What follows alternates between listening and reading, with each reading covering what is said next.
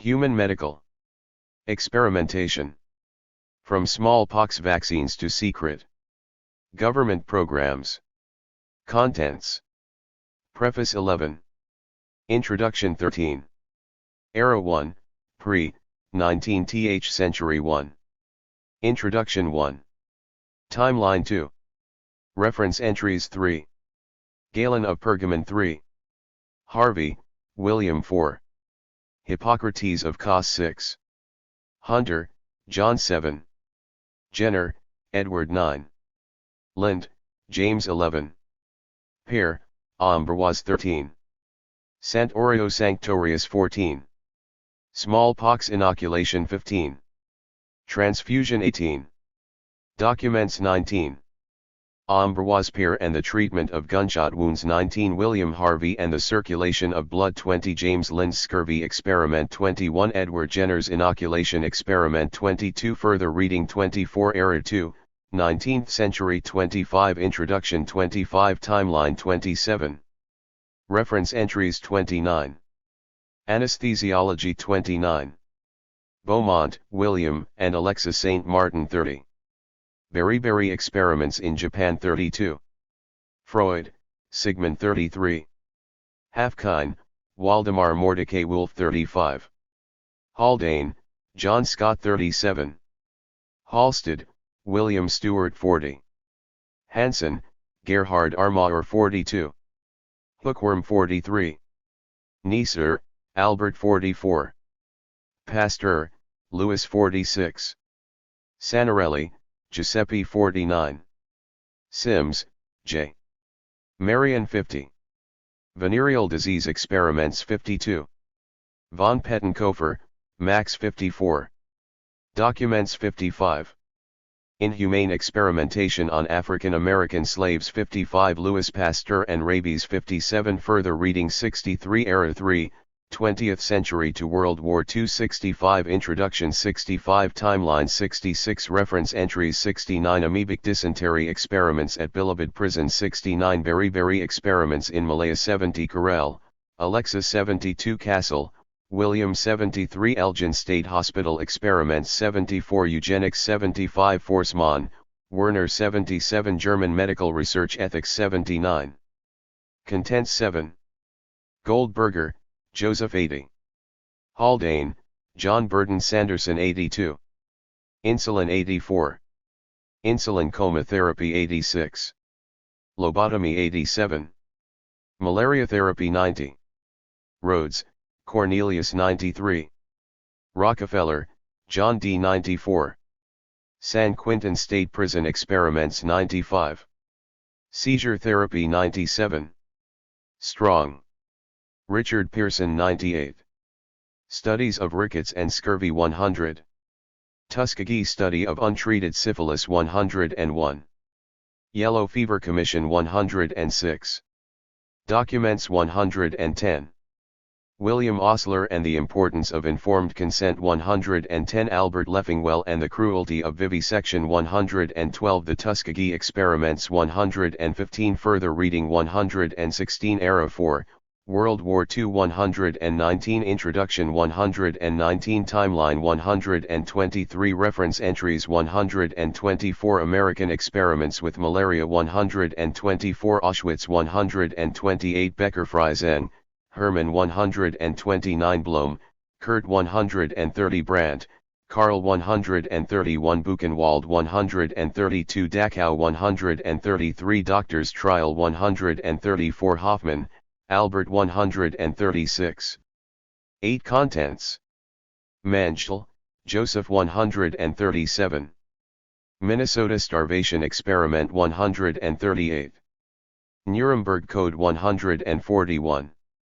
Nutrition Research in Canada's Aboriginal Communities 142. Oberhuser, Herda 143. Ravensbrück 144. Stateville Penitentiary Malaria Experiments 145. Unit 731 148. Documents 149. The activities of Unit 731 149. The Nuremberg Code 151. Further reading 153. Era 5, Cold War 155. Introduction 155. Timeline 159. Reference entries 163. American bacterial attacks on U.S.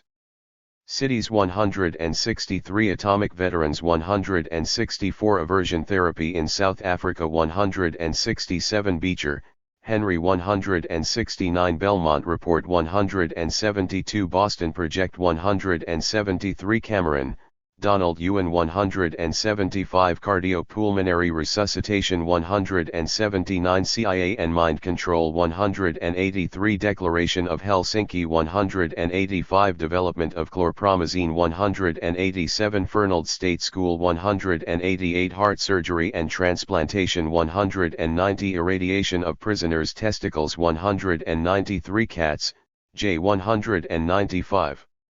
Kliegman, Albert 197. Lawrence, Ernest, and John 200. Leary, Timothy 201. Lexington Narcotic Farm 203.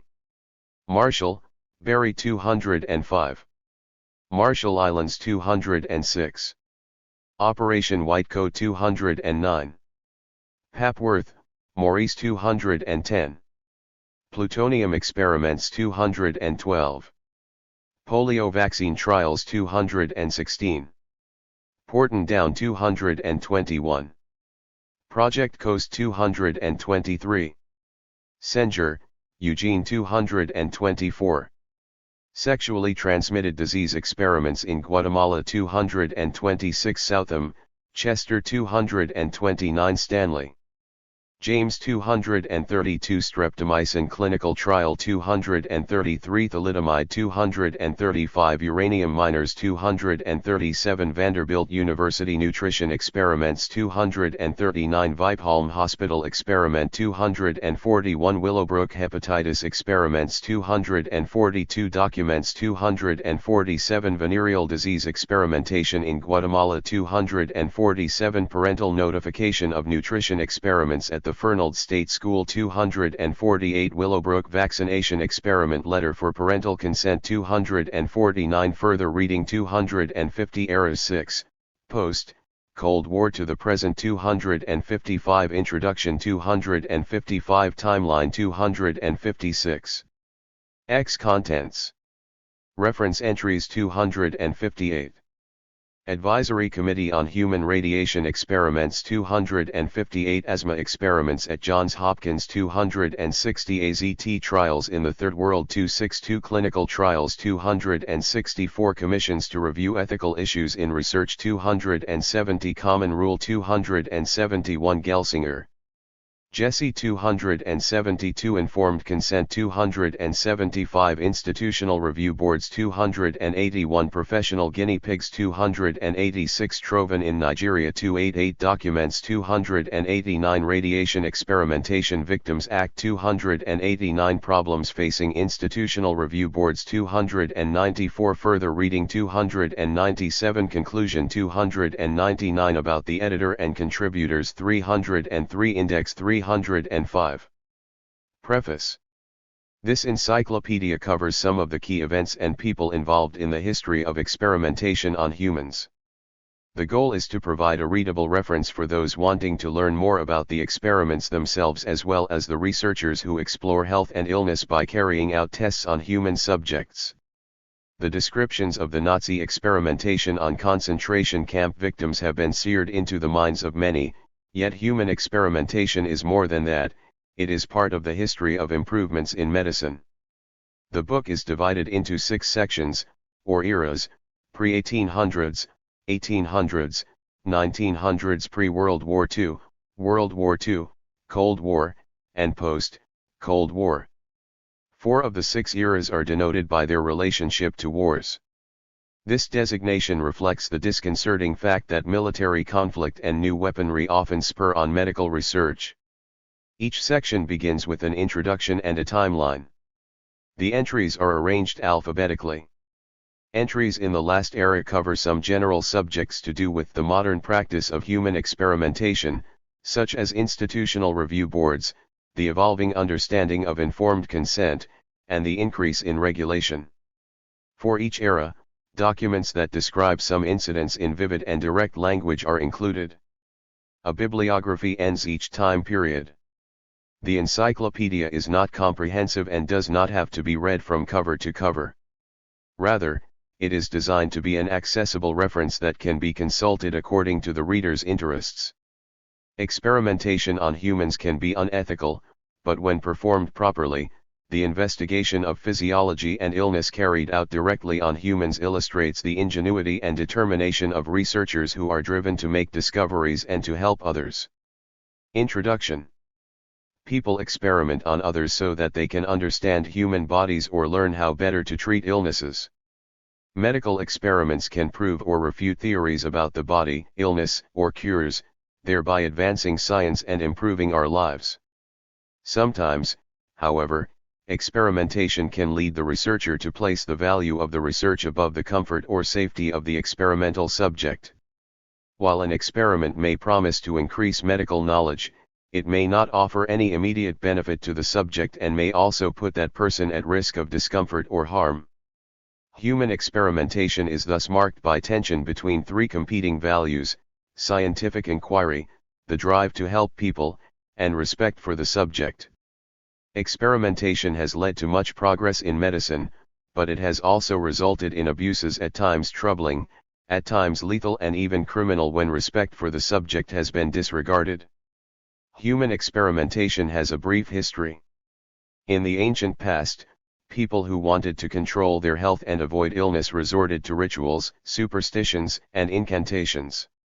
It was not until people had acquired some understanding of human biology that they became able and willing to experiment on themselves or others. The experimenters. Those who have performed medical experiments throughout history have usually been young, intelligent, curious, educated, wealthy, and mostly male. They have not always been scientists or physicians. For example, in 1660, a small group of men from a variety of occupations began meeting at Gresham College in London and formed the Royal Society to promote experimental knowledge. Christopher Wren, the architect who designed St. Paul's Cathedral, was one of the founders of the society and performed the first successful injection of laudanum into a blood vessel in a hind leg of a dog in 1665. The goal of the society was to spread knowledge so that people could benefit from the advances of others. One example was the work by the first American colonial to be elected to the society, Cotton Mather, the Puritan preacher of Massachusetts. Mather read a letter that Emmanuel Timonius, a physician from Constantinople, had sent to the society, in which he described inoculation against smallpox. Then Mather's Garamantes slave told him about the same practice in Africa. Mather used this information to promote inoculations against smallpox, an early experiment in preventive medicine. 14. Introduction. Sometimes, however, important discoveries are not so easily disseminated and require the intervention of others who recognize their importance. One such instance was the cure for scurvy, which was discovered through what is now one of the best-known experiments in medicine. The experimenter was British Navy physician James Lind, and the subjects were sailors who had a restricted diet. Lind described his discovery that citrus fruits could cure scurvy in an opaque way in a lengthy book. His cure would not have been known about were it not for another physician, Gilbert Blaine, who read Lind's book and understood the importance of Lind's work better than Lind did himself. Although it seems obvious that an experimenter should transmit what he has learned so that others can build on his work, occasionally a modicum of ignorance can be helpful. Frederick Banting, the Canadian Cody's coverer of insulin, knew little about others performing similar experiments in diabetes when he began his Nobel Prize-winning work, and this may have been helpful in that he underestimated how difficult his work would be. Walton Lillehei, the great cardiac surgeon of Minnesota, advised his students not to read the works of others so that they would not repeat their mistakes. Ambition and rivalry. Experimentation can be fueled by ambition and rivalry. The French scientist Louis Pasteur and the German physician and bacteriologist Robert Koch, founders of microbiology, were bitter rivals. Each detested the country of the other. Pasteur performed a risky experiment with a relatively untested rabies vaccine on an 8-year-old boy. He did so out a desire to help the boy, but his interest in proving the superiority of France may have also played a part. Max von Pettenkofer, a respected German physician, experimented on himself when he drank a vial of live cholera bacilli to try to prove Koch his countryman but rival wrong in his theory that cholera bacilli caused cholera. Another great rivalry existed between Jonas Salk, Albert Sabin, and Hilary Koprowski, each of whom wanted to be the first virologist to design an effective polio vaccine. Carrying out experiments and trials on institutionalized children, their own children, prisoners, and huge numbers of school children and people in Europe and the Belgian Congo, each introduced an effective polio vaccine to the world. The discovery of anesthesia, one of the greatest boons to suffering humanity, is the story of 4 Americans performing experiments on themselves and others in a spirit of competition that brought out the worst in some of them. They wanted to abolish dental and surgical pain, but they also wanted public and financial recognition. The urge to be the first to come up with a procedure or treatment can lead to desperate experiments that can exacerbate pain and suffering. The clearest such examples may come from psychiatry. Until the 1950s, there was no treatment for 15. Schizophrenia. In efforts to help people with this devastating illness, an amazing number of therapies were tried, from the benign, such as moral therapy, to the harmful, such as removal of teeth or other organs at the hands of psychiatrist Henry Cotton, or to repetitive or regressive electroconvulsive therapies designed to make patients forget their psychotic symptoms. These patients became incontinent and so confused that they could not feed themselves. But these therapies were less harmful than lobotomies, in which physicians, intent on curing the patient, cut into the frontal lobes of the brain. Military conflicts and medicine. Many have noted the paradox that the understanding of wound healing, nutritional deficiencies, and infectious diseases has often been helped by military conflicts. Indeed, Hippocrates advised those who wanted to learn surgery to follow armies. In 1537, while on the battlefields of Turin in the Italian Piedmont, Ambroise Paré, a young and inexperienced French barber surgeon, devised new ways of treating wounds. At that time, the standard treatment included pouring boiling oil over wounds. When the supply of boiling oil was exhausted, Paré experimented anxiously with gentler methods and advanced the art of wound healing. Other medical experiments arising from wars have in turn influenced the course of world events. James Lind, mentioned above, discovered the cure for scurvy while working with the British Navy as they fought the French. His 1747 discovery and Gilbert Blaine's later appreciation of it improved the health of the English sailor and may have thus protected Britain from Napoleon's invasion. The experiments of U.S. Army physician Walter Reed with yellow fever resulted from the 1898 Spanish-American War and the American acquisition of Cuba. The United States was determined to prevent yellow fever, rampant in Cuba, from sickening American troops and spreading northward. Reed's experiments showed that the mosquito transmitted the viral illness. A few years before Reed's work, French diplomat Ferdinand de Lesseps, having carved out the 105-mile Suez Canal between the Red Sea and the Mediterranean Sea in 1869, began to build a canal through Panama. 25,000 men died in the French attempt to build this canal, many because of malaria or yellow fever. In 1905, the United States succeeded in building the canal, largely because William Gorgas, an American physician who was the chief sanitary officer for the American Canal Project, appreciated the importance of Reed's yellow fever experiments in Cuba. Gorgas undertook a huge project to eradicate mosquitoes. Mosquito brigades drained pools and swamps, cut brush and grass, oiled wet areas, spread larvicides, and screened openings. This effort required trains, earth movers, geologists, surveyors, and the determination of U.S. President Theodore Roosevelt, but without the work of Gorgas, the canal could not have been built. Humans are ingenious in devising ways of hurting others, and emperors, generals, and physicians alike have been fascinated by biological warfare. Spreading infections to the enemy is a venerable practice, going back at least to 1155, when Emperor Barbarossa poisoned Italian water wells with corpses. In Japan, Shiro Ishii, a physician, organized and put into practice a massive and clandestine program in biological warfare.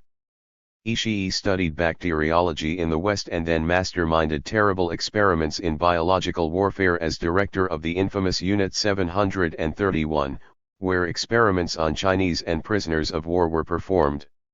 He poisoned water wells in China with cholera and typhus microbes and dispersed infectious microorganisms.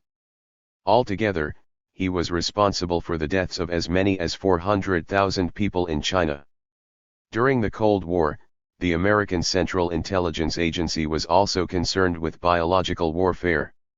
To understand the dispersion of microbes, they sprayed San Francisco with bacteria. In a similar way, British researchers at Porton Down sprayed the English countryside with zinc cadmium sulfide. Chemical warfare also has a long history. In the 5th century BCE, the Spartans burned wood that had been soaked in pitch and sulfur so that the smoke would poison the Athenians.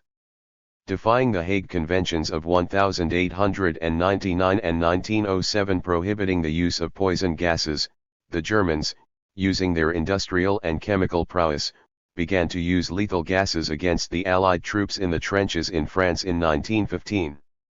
Scottish physiologist and physician John Scott Haldane and his son, John Burton Sanderson Haldane, a British scientist and geneticist, experimented on themselves to investigate the toxicity and identity of these gases and then to construct better gas masks. The atomic bombs used during World War II unleashed a new set of weapons and with them an astounding series of experiments in the United States. At that time, the medical effects of exposure to radiation and elements such as plutonium and uranium were unknown, and this uncertainty led to many experiments. Between 1945 and 1947, researchers injected 18 American patients with plutonium without their knowledge. In one case, a patient was injected with plutonium and then asked to collect his urine and feces for the next 20 years so that his excreta could be measured for radioactivity. Soldiers in Nevada were exposed to atomic explosions. Many other people, from pregnant women in Nashville to patients dying from brain tumors at the Massachusetts General Hospital, were also exposed to radiation. The CIA jumped with alacrity onto yet another form of warfare: mind-controlling drugs. During the Cold War, an operation called Gultra was involved with exposing the CIA's own agents to lysergic acid diethylamide. There is a shameful history of psychiatrists, partly paid by the CIA, who experimented on their own patients in the United States and Canada with psychoactive drugs or other treatments, often causing irreversible harm. War, or the threat of war, with its high passions and demonization of the enemy, has also been the background for experimentation that was as much about cruelty 17 as discovery. The clearest examples of this are, of course, the Nazis' cruel experiments on prisoners of concentration camps and other individuals that they deemed less than human, and the activities of the Japanese Unit 731 in the years preceding and during World War II. As one of the principles of warfare or hostility between countries is secrecy, undoubtedly there are medical experiments that took place of which we know very little. This may be particularly true for countries without autonomy of the professions or a free press, such as Stalinist Russia or present-day North Korea. In some cases, the interest of the researchers in making medical discoveries to help their own compatriots is complemented by their sadism, and experimentation becomes torture. The subjects of experiments and the difference between therapeutic and non-therapeutic experiments. A key component of the human experiment is, of course, the person undergoing the experiment. Subjects are chosen or volunteer for a variety of reasons, often because they are ill and hope to receive a possible benefit from an experimental treatment.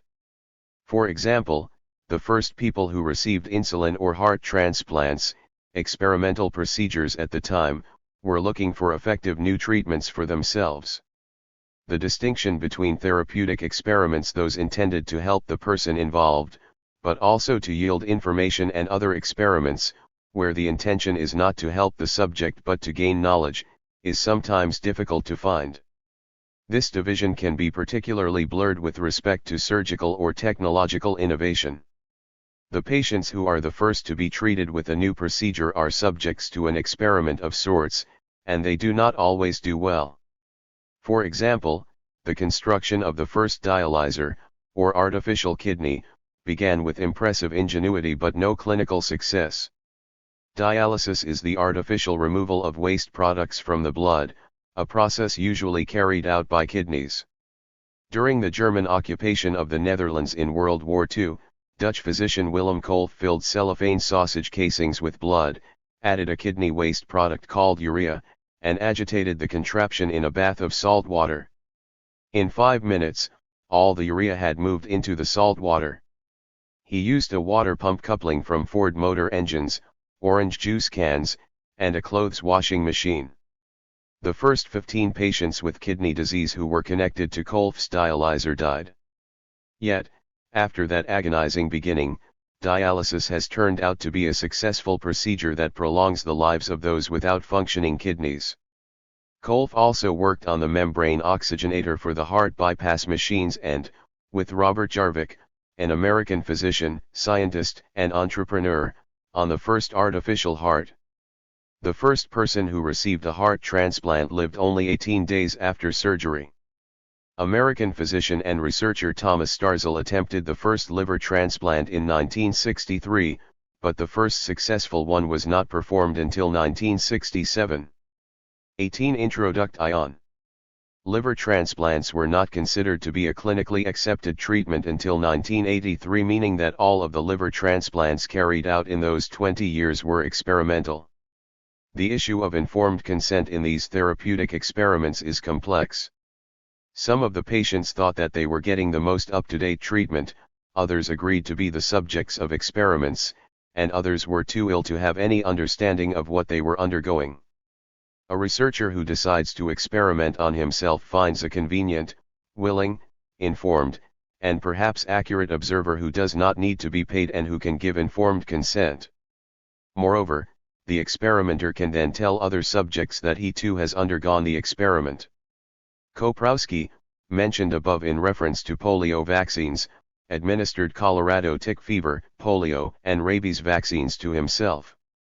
Waldemar Hafkine, a physician and microbiologist, experimented with plague and cholera vaccines, using himself as the first subject in each case. Similarly, the researcher may use an extension of himself family members. Some vaccine developers, for example, gave their own children their newly developed vaccines as a way of both testing them and assuring an anxious public that they were sure of the safety of the vaccine. Presumably, the children assented, and their parents, the experimenting father, gave implicit consent. Jonas Salk, John Commer, and others first vaccinated their own children to test the safety of their vaccines. The Haldane father and son team in Great Britain, mentioned earlier, are an example of researchers who experimented on themselves, their family, and their friends. The father, J.S. Haldane, experimented on himself to understand the mechanisms involved in breathing and gas exchange in the lungs. He recruited colleagues and also his 2 children to help him in these experiments, sometimes putting his young son at some risk. This son, J.B.S. Haldane, also grew up to experiment on himself and on colleagues, including a former Spanish premier and a wife-to-be. The Haldanes investigated the effects of extreme environmental stresses and in so doing made advances in a number of scientific fields and improved the safety of those working in mines, on submarines, at high altitudes, and those exposed to poisonous gases. William Halsted, a medical and surgical pioneer, transfused his sister who was hemorrhaging after giving birth in what has been called one of the first emergency transfusions. A few months later, he removed his mother's gallstones, one of the first times that this had ever been done. These therapeutic experiments contributed to the greater body of medical knowledge. Some of the self-experimentation was in the areas of physiology. German physician Werner Forssmann catheterized his own heart in 1929 and received the Nobel Prize in Physiology or Medicine for this experiment in 1956. In contrast to these examples of researchers experimenting upon themselves, there is a long and dispiriting list of vulnerable populations that have been experimented upon. Researchers cannot always resist the idea of using captive groups 19 of people, such as prisoners, Aboriginal people, children, and the ill, because they are easy to control, monitor, and follow. These groups have often been subjected to experiments without their consent. Prisoners have sometimes been rewarded for their participation in experiments. British and American researchers in the Philippines took advantage of the huge Bilibid prison in Manila to perform a number of experiments. The prisoners who signed consent for the amoebic dysentery experiments received nothing, but in other Bilibid experiments involving beriberi, tropical medicine researcher Richard Strong and B.C. Crowell paid prisoners with cigars and cigarettes. In the United States, Mississippi prisoners who volunteered for pellagra experiments were promised pardons. Prisoners were subjected to many medical procedures by Leo Stanley, chief surgeon at San Quentin Prison, between 1913 and 1951. Without, it seems, any checks on what he was doing, he carried out experiments in an attempt to forestall the aging process by implanting testicles from executed prisoners or animals into some of the living inmates. Experimentation on prisoners is now viewed with disfavor. But some note that prisoners enjoyed the sense of altruism and argue that they should be allowed to participate in experiments if they desire. Nathan Leopold, the infamous murderer, was proud that he volunteered for malaria experiments while a prisoner at Stateville Penitentiary in Illinois. Another vulnerable population subjected to human experimentation was the poor black sharecroppers in Macon County, Alabama, who were enrolled in the Tuskegee study of untreated syphilis without being told that they had syphilis. They received no or inadequate treatment. In another case, Canadian nutritionists deliberately maintained some Aboriginal school children on vitamin-deficient diets. Mentally ill people who cannot give consent have often been the subjects of experimentation. A mentally ill man brought by the Rome police to two Italian psychiatrists, Ugo Cerletti and Lucio Bini, in 1938 was the first person to undergo electroconvulsive therapy. He did not give consent, but he did make a complete recovery. Nutrition scientists from beriberi researchers in Kuala Lumpur to pellagra researchers in Mississippi to vitamin researchers at Elgin State Hospital in Ohio have manipulated the diets of the mentally ill to establish our basic nutritional requirements. Researchers used institutionalized children in experiments involving vaccines, from polio to hepatitis. Young boys at the Fernald State School in Massachusetts were given radioisotopes in their oatmeal, and their parents were sent a letter telling them that if they didn't object the experimenters will assume consent. Koprowski was criticized for called mentally retarded children volunteers. English physician and gadfly Maurice Papworth wrote a book in 1967 detailing disturbing experiments, many of them on ill children, that were performed by English physicians in a cavalier way. As was the case with the mentally ill and sailors, researchers have also used children in orphanages to establish some of our nutritional needs. For example, American physician and epidemiologist Joseph XX Introduction Goldberger advanced our understanding of the role of niacin deficiency in pellagra by manipulating diets of orphanages in Jackson, Mississippi. In vitamin D experiments that took place in Berlin, Kurt Huldskinski used mercury vapor lamps on orphans to cure their rickets. Harriet Chick showed that either vitamin D or sunlight could treat rickets in children in Viennese orphanages. Alfred Hess induced scurvy and rickets in orphans in New York in the early 20th century. Pharmaceutical companies tested new drugs on prisoners until the 1970s. Now they often test new drugs in third-world countries, where the populations may be desperate for medical attention and may be relatively unsophisticated when it comes to taking new medicine or trusting people in white coats. Trials of antibiotics in Nigeria to treat meningitis and attempts in Zimbabwe to slow down the spread of HIV from pregnant women to their children have been controversial. Some of these experiments on the vulnerable were done in secret, such as the ones in Nazi Germany and, even more so, those in World War II, era Japan. But most of the other experiments were not. Indeed, one of the purposes of many experiments is to produce publications. For example, The 13 publications stemming from the Tuskegee study unapologetically referred to the study as one of untreated syphilis in American Negroes. Today, some people volunteer to participate in experiments or clinical trials and, depending on the unpleasantness, inconvenience, or dangerousness of the experiment, these professional guinea pigs can make thousands of dollars. Others who have the illness being studied appreciate the opportunity to get the newest treatment and volunteer to be subjects.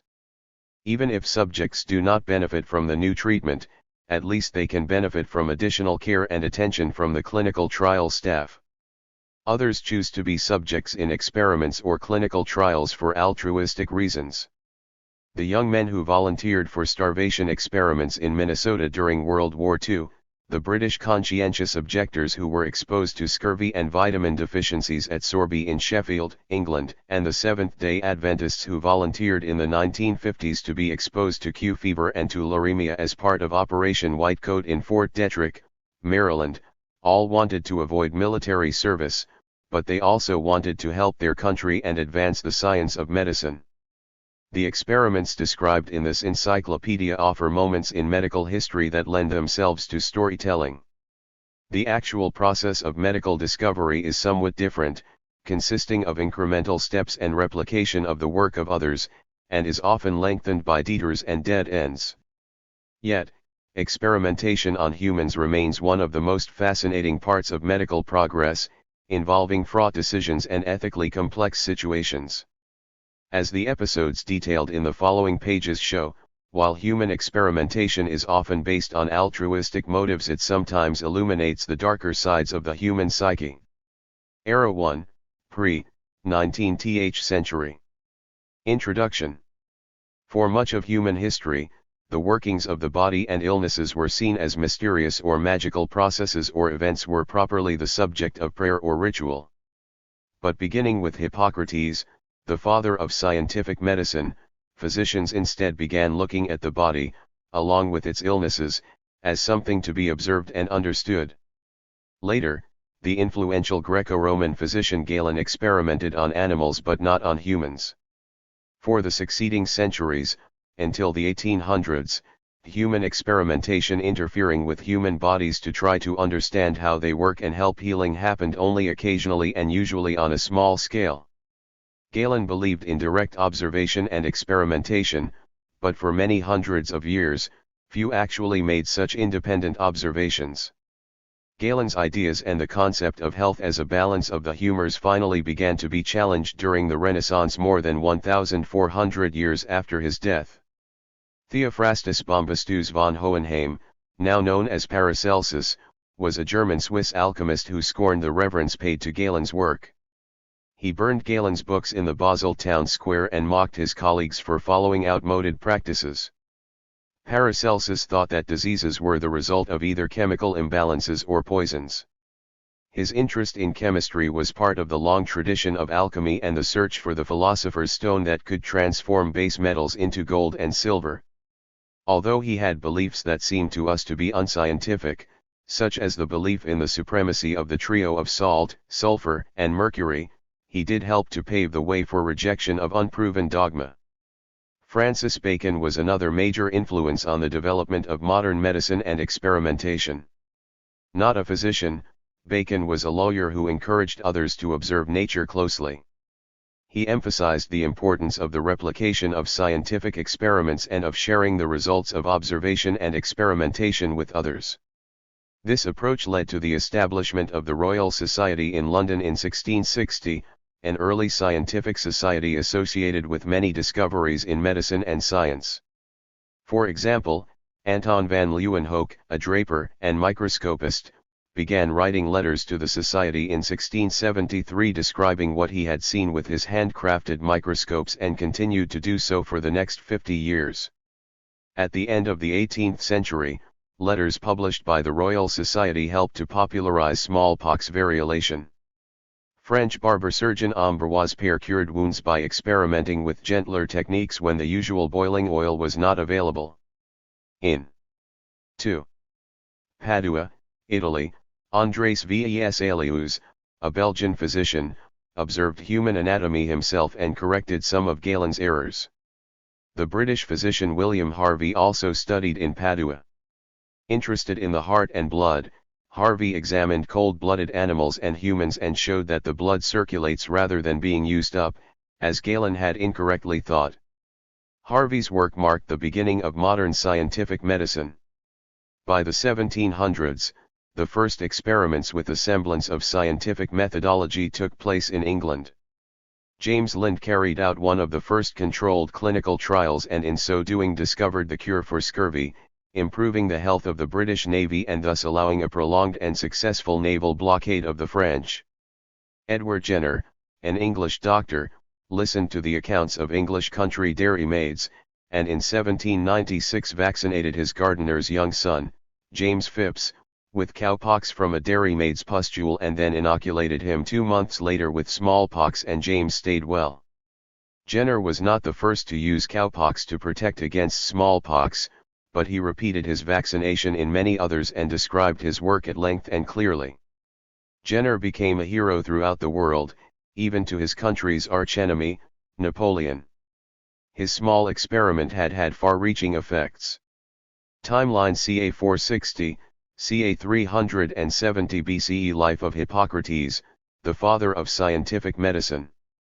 Ca 131, ca 201 CE Life of Galen of Pergamum, an influential Greco-Roman physician who dissects humans and experiments on animals. 1510–1590 Life of Ambroise Père, the gentle surgeon who experiments with the treatment of wounds. 1561–1636 Life of Sant'Oreo Sanctorius, an Italian physician who experiments on himself to study insensible perspiration. 1628 William Harvey publishes De Motu Cordis, the first widely accepted and correct account of the circulation of the blood. June 1667 in France, Jean-Baptiste Denis transfuses blood from sheep to a 15-year-old boy.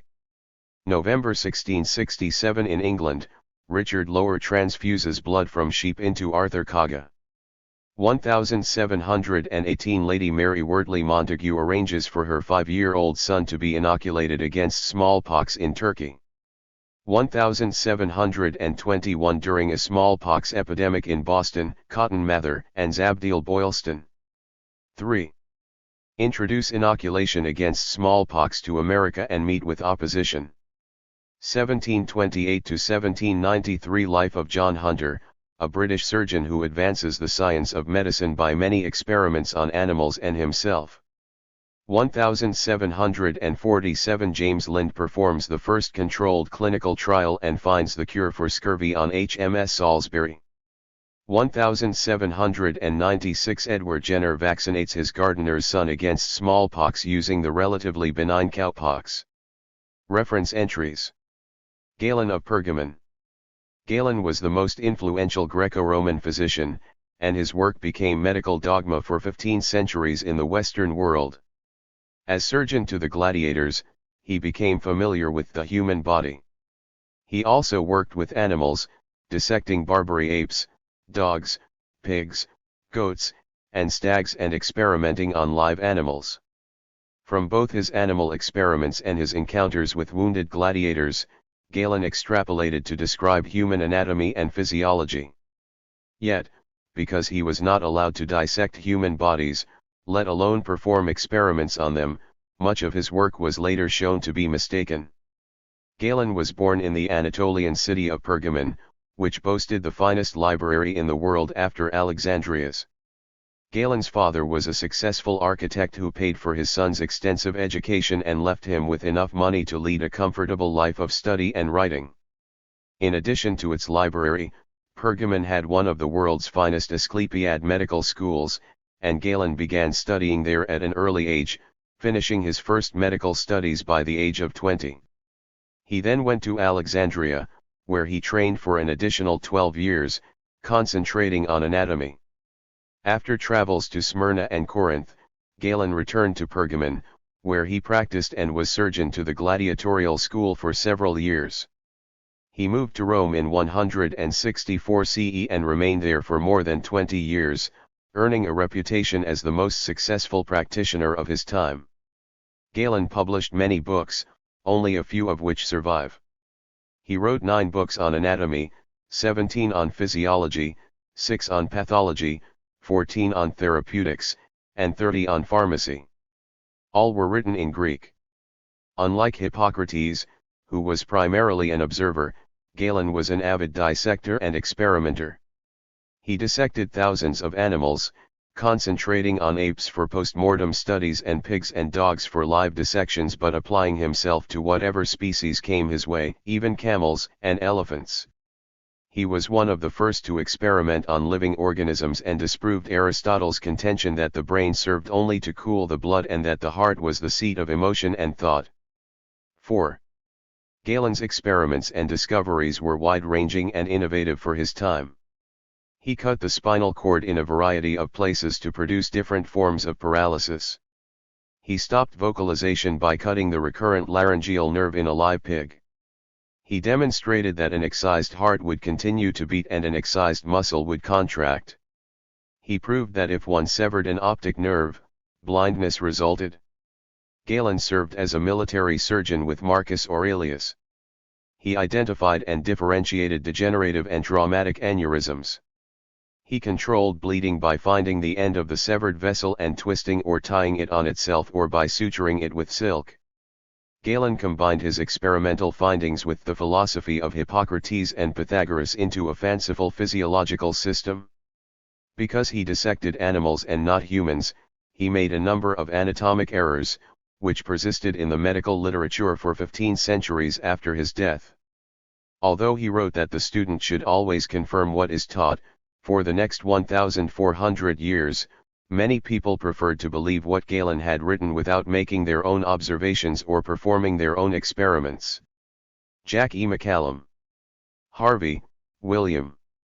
William Harvey, a 17th-century English physician who performed many simple and safe experiments on humans, overthrew 1,400 years of mistaken theories about the heart and circulation based on the writings of the Greco-Roman physician Galen. He elucidated the true nature of the cardiovascular system, and his work ushered in the beginning of modern scientific medicine. Harvey, born in Kent, England, was the oldest of 7 children. He graduated from Cambridge at the age of 20 and from 1599 to 1602 studied with Fabrizio di Acquapendente at the renowned medical school in Padua, Italy. After his studies, he returned to England and lectured and cared for patients at St. Bartholomew's Hospital in London for the next 30 years. For some years, he was physician to King James I. Harvey's greatest accomplishment was his discovery of the circulation of blood, which overturned many beliefs that had held for the previous 1,400 years. Galen had taught that blood was continuously formed in the liver and that veins carried the nutrient-dense blood to the tissues. He thought that the blood ebbed and flowed in the veins and was used up in the tissues, while the arteries, in contrast, carried a different substance, a vital spirit, to the tissues. Harvey's work corrected many of these errors. One of the reasons it took so long to understand the circulatory system was that warm-blooded animals' hearts beat rapidly, which made circulation of the blood difficult to study. Harvey overcame this problem by examining cold-blooded animals, particularly snakes, whose hearts beat more slowly. He also examined the 5. hearts of dying animals because the heart slows down as an animal approaches death. Harvey saw that the left ventricle of the heart pumped blood out through the aorta and into the arteries to all parts of the body and that the blood traveled through the veins back to the right ventricle. The right ventricle then pumped the blood into the lungs and back to the left ventricle. By showing that more blood left the heart than could possibly be generated by the liver or absorbed by the rest of the body, he argued that the blood was not used up, it was endlessly circulated. He could not ascertain how the blood moved from arteries through the body tissue to the veins, but even so, he was certain that the blood circulated. An important part of Harvey's discovery was his comprehension of the purpose of valves in veins, which was aided by some simple human experiments. D. Acquapendente had described valves in the walls of veins but had not understood their function. Harvey tied ligatures of varying pressure on people's arms. Tightly tied ligatures stopped the flow of arterial blood to the arm. A ligature tied less tightly allowed arterial blood to flow into the arm, but prevented venous blood, under lesser pressure, from flowing out of the arm. The veins in the arm would become engorged with blood, and this allowed for easy bloodletting. The blood in the veins can be milked toward the heart and away from the valves. The valves prevent the blood from flowing back from the heart. In other words, blood in the veins is always flowing toward the heart. The illustrations derived from these experiments demonstrate the function of the valves and the direction of the blood flow in the veins. Harvey's experiments must have been mildly and briefly painful, but otherwise their impact on the subject would have been trivial. Harvey did not perform any experiments on human hearts or human circulatory systems, other than the simple maneuvers described above. Nonetheless, these maneuvers and his examination of the circulatory systems of many cold-blooded animals allowed him to draw the correct conclusions about the human heart and circulation. Harvey published his findings in 1628 in a short monograph, written in Latin, published in Frankfurt, and dedicated to King Charles I of England. This book, Exercitatio Anatomica de motu cordis et sanguinis in animalibus, often referred to as de motu cordis, is one of the most important books in the history of medicine. Harvey's application of physical principles to a biological problem was the beginning of modern scientific medicine, and his work helped to end the 1,400-year-long dependence on Galenic medicine. Galen had urged people to experiment. Harvey did just that, and his work showed that Galen's conclusions could be challenged. Harvey's last years were plagued by gout and kidney stones. He died following a stroke at age 79. 6. Hippocrates of Kos. Hippocrates was the father of scientific medicine. He is credited with separating physicians and the practice of medicine from priests and religion. He did not conduct experiments, but his observational approach was the foundation for future experimentation. Little is actually known of Hippocrates, although multiple admiring references from his Athenian contemporaries survive and leave no doubt that he played a key role in the development of Greek medicine. He was born on the island of Kos and was said to have been the son of Heraclides, a Choan physician who legend said was descended in a direct line of 18 generations from Aesculapius, the ancient Greco-Roman god of medicine. Hippocrates' mother was Phaneronte, who was said to be descended through 19 generations from Hercules. Hippocrates was educated by his father, his uncle Gorgias the sophist, and the philosopher Democritus. After completing his education, Hippocrates traveled widely before coming to Athens, where he was a contemporary and acquaintance of Sophocles, Socrates, Plato, Euripides, Aristophanes, Herodotus, and Thucydides. He treated patients during the Great Plague of Athens. He later served as court physician to Persian Emperor Artaxerxes before returning to Thessaly, where he died between 85 and 104 years of age. The oath bearing his name is the oldest and most durable statement of medical ethics, but probably originated in the Pythagorean school of southern Italy. The Hippocratic Corpus, the authorship of which is not clear, organizes Greek medical knowledge, which had previously been largely aphoristic, and provides vivid case descriptions and detailed instructions for caring for specific illnesses and injuries. Later scholars' enthusiasm for 5th century BCE Greek civilization enhanced Hippocrates' reputation. Hippocrates' descriptions of surgery, particularly of wounds and orthopedic injuries, were the best available before those of Aulus Cornelius Celsus. He recommended trepanation to relieve pressure from head injury, knew how to align clavicle fractures, and provided excellent descriptions of reducing dislocations and fixing long bone fractures. Many of the wounds he saw were inflicted in battle. In fact, Hippocrates said the only appropriate training for a surgeon was to find an army and follow it. Hippocrates' observations, recommendations, and diagnoses were many. He recognized the physical manifestations of liver injury and dehydration. He described opposite-side paralysis from a brain injury, thought that fevers were often beneficial, associated the wasting of syphilitic tabs with sexual activity, and provided the first descriptions of human anthrax. Hippocrates recommended irrigating wounds with wine and clean water and insisted that physicians wash their hands with hot water and work only with the best available natural or artificial light, preferably. 7. With trained assistants in a room dedicated to surgical procedures. These descriptions and treatments continued to be referred to well into the 17th century and are valuable as primary examples of observation and clinical diagnosis rather than as works in experimental medicine. Hippocrates was an unusually honest observer who considered the ability to predict an outcome at least as important as effecting a cure. Unlike the descriptive and surgical works, the theoretical portions of the Hippocratic corpus were based on error and persisted for centuries. Illness and response to trauma were assumed to be a function of imbalance among the four humors, black bile, yellow bile, blood, and phlegm, based on the four essential elements. Treatments designed to restore balance, such as bleeding and purging, continued well into the 19th century. Hippocrates' fame is due to his independence from religious beliefs and his dependence on observation. He recommended that the physician pay attention to the whole person, his or her diet, occupation, travel, and so on. He did not believe that prayer, visions, miracles, or rituals affected physical health.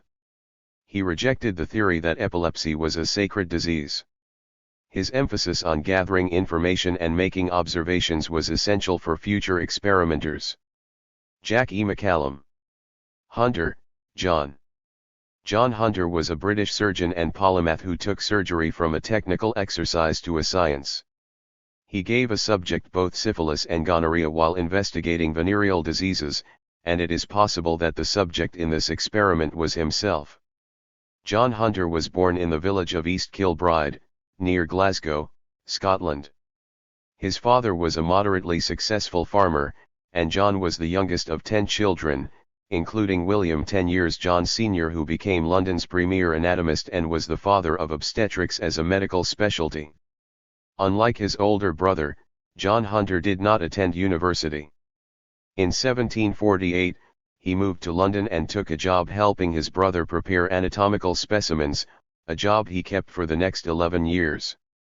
He worked with the grave snatchers, or body robbers, of the day to obtain corpses for dissection. He first studied surgery in the summer of 1749 under William Ches Eldon, a prominent surgeon famous for the speed of his procedures. Hunter also studied for short periods at Chelsea Hospital, St. Bartholomew's Hospital, and St. George's Hospital, where he became house surgeon in 1756. Throughout that time, he continued to teach anatomy with his brother. Hunter served as a staff surgeon in the British Army from 1760 to 1763 and participated in the invasion and occupation of Belle Isle in 1761. The British suffered a large number of casualties, and because Hunter was one of only 3 surgeons in the force, he acquired a unique expertise in treating gunshot wounds. Barber surgeon Ambroise Pare's recommendation that such wounds be opened widely and 8. The projectile removed seemed to Hunter to cause more harm than benefit, and he recommended that no gunshot wound be enlarged except as needed to manage an associated injury. To the horror of his colleagues and the ultimate benefit of his patients, he left most wounds unexplored, later publishing his experience in the monumental treatise on the blood, inflammation, and gunshot wounds published in 1794. He accompanied the British Army to Portugal and then returned to London and private practice in 1763. Hunter was knowledgeable in many other areas. He was an avid naturalist, and his extensive publications resulted in his being elected Fellow of the Royal Society in 1767. He wrote about geology, embryology, and comparative anatomy. His medical career progressed also, and in 1768, he became a member of the Corporation of Surgeons and attending surgeon to St. George's Hospital. He wrote extensively on medical problems, including transplantation of teeth, tendon repair, the pathology of shock, artificial feeding through a flexible tube, forced respiration, and treatment of arterial aneurysm by high ligation of the feeding vessel.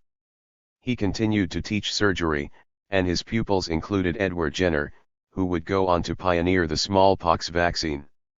His reputation continued to grow, and in 1776, he was named Surgeon Extraordinary to King George III and, in 1790, Inspector of Hospitals and Surgeon General of the British Army.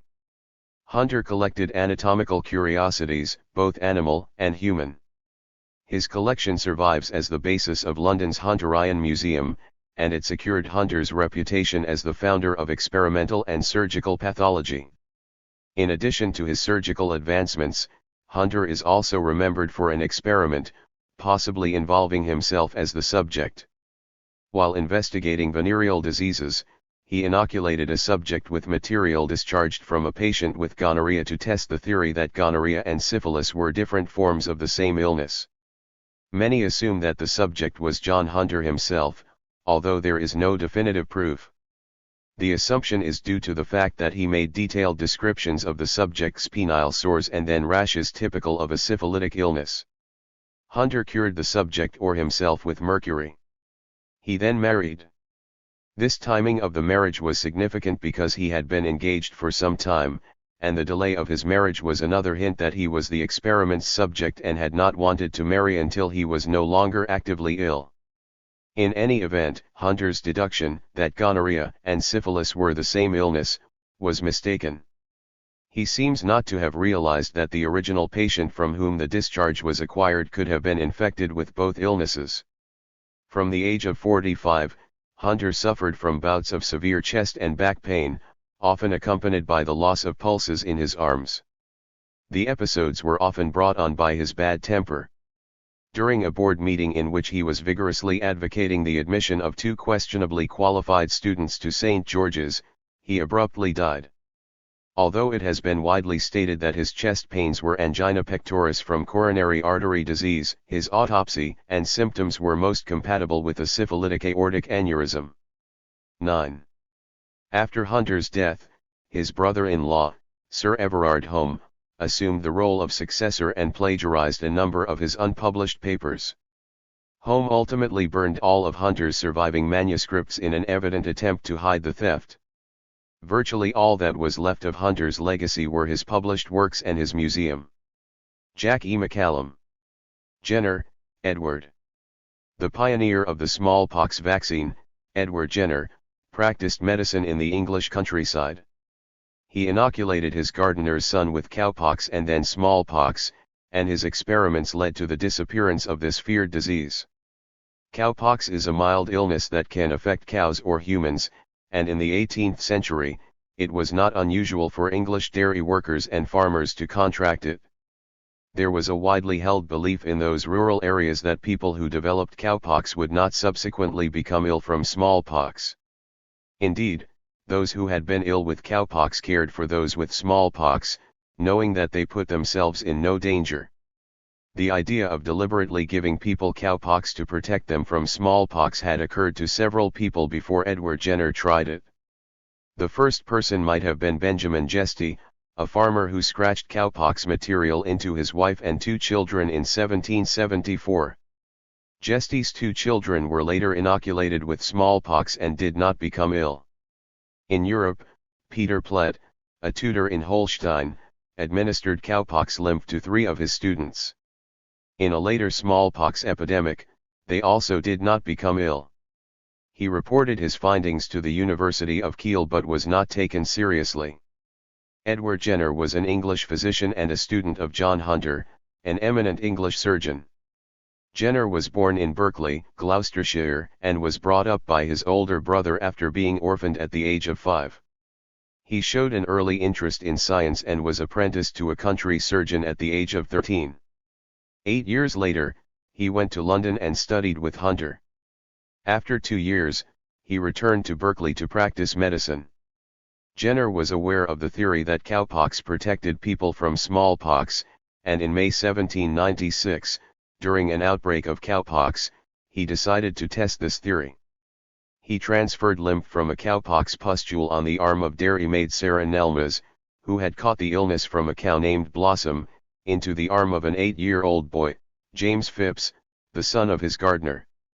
The boy became mildly ill for a day or so. 6 weeks later, Jenner deliberately exposed Phipps to smallpox via variolation. He did not become ill. Jenner's results demonstrated the safety of cowpox, its efficacy against smallpox, and also that cowpox could be transmitted from cow to person, and then from person to person. In 1798, Jenner privately published a pamphlet, An Inquiry into 10. The causes and effects of the variolae vaccinae, a disease discovered in some of the western counties of England, particularly Gloucestershire, and known by the name of cowpox. In this pamphlet, Jenner described the successful vaccinations of Phipps and others. Jenner has been celebrated not so much for his observation and experiment, neither of which was unique, but for his clear-eyed appreciation of the importance of his experiment on James Phipps. Following Phipps's vaccination, Jenner spent decades publicizing, explaining, and facilitating vaccinations. He was helped in this work by his position as a physician, his connection with Hunter, and his conviction of its importance. He provided the vaccine to anyone who requested it. Jenner used the word vaccine, coming from the Latin vaccinus, meaning of or from the cow. As we now know, the vaccination of people or animals means that they are exposed to the microbe that causes the illness, another substance related to the illness, such as a toxin, or a microbe that leads to a similar illness. This exposure leads to the development of protective antibodies. Jenner's discovery was met with excitement and relief. The advantage of vaccination over variolation was that it did not lead to smallpox and was therefore safer. Variolation was outlawed in 1840, and vaccination against smallpox became compulsory in England as of 1853. Jenner was acclaimed even by England's enemy Napoleon. His discovery was also met with disbelief and mockery. Cartoonists of the time drew cows growing out of the arms of people who had been vaccinated. An anti-vaccine movement still strong today was born. At the time, it was difficult to ensure the purity or strength of the early vaccines. In some cases, children became septic or, in one terrible episode, syphilitic because of contaminated vaccines. These complications strengthened the anti-vaccine movement. Benjamin Waterhouse, a physician and Harvard professor, was the first American to perform a vaccination. He vaccinated his 5-year-old son, Daniel, in 1800 and then persuaded President Thomas Jefferson of the values of this practice. The nature of the vaccinia virus, the microorganism in the smallpox vaccine, remains mysterious, as genetic testing shows that it is distinct from the organisms that cause cowpox and smallpox. Nonetheless, there is little doubt that vaccination against smallpox with the vaccinia virus is successful. Indeed, the use of the smallpox vaccine throughout the world led to an impressive accomplishment, the elimination of the disease. In 1977, a man in Somalia became the last recorded natural case of smallpox. He had worked as a vaccinator and became ill with the disease. He had been reluctant to be vaccinated himself, fearing the pain of the procedure. In 1978, a laboratory accident led to one fatal case of smallpox in England. In 1980, the World Health Organization declared smallpox to be eradicated. This is one of the few contagious illnesses, perhaps the only one, which might 11. Have been conquered. However, the existence of smallpox stocks in some countries tempers our hope that smallpox has been eradicated. Lind, James. One of the most celebrated experiments in the history of Western medicine was one performed by James Lind in 1747, in which he showed that citrus fruits cured scurvy. Scurvy is an illness caused by insufficient vitamin C, or ascorbic acid, which leads to fatigue, rashes, and swollen and bleeding gums. James Lind, the man associated with discovering the cure for scurvy, was born in Edinburgh, Scotland, and trained there at the College of Surgeons. He became a physician in the British Royal Navy in 1739. In the 1700s, because the English Navy was an integral part of the defense of England against France and Spain, the health of the English seamen became a matter of national importance. In 1747, Lind was serving as naval surgeon on the HMS Salisbury.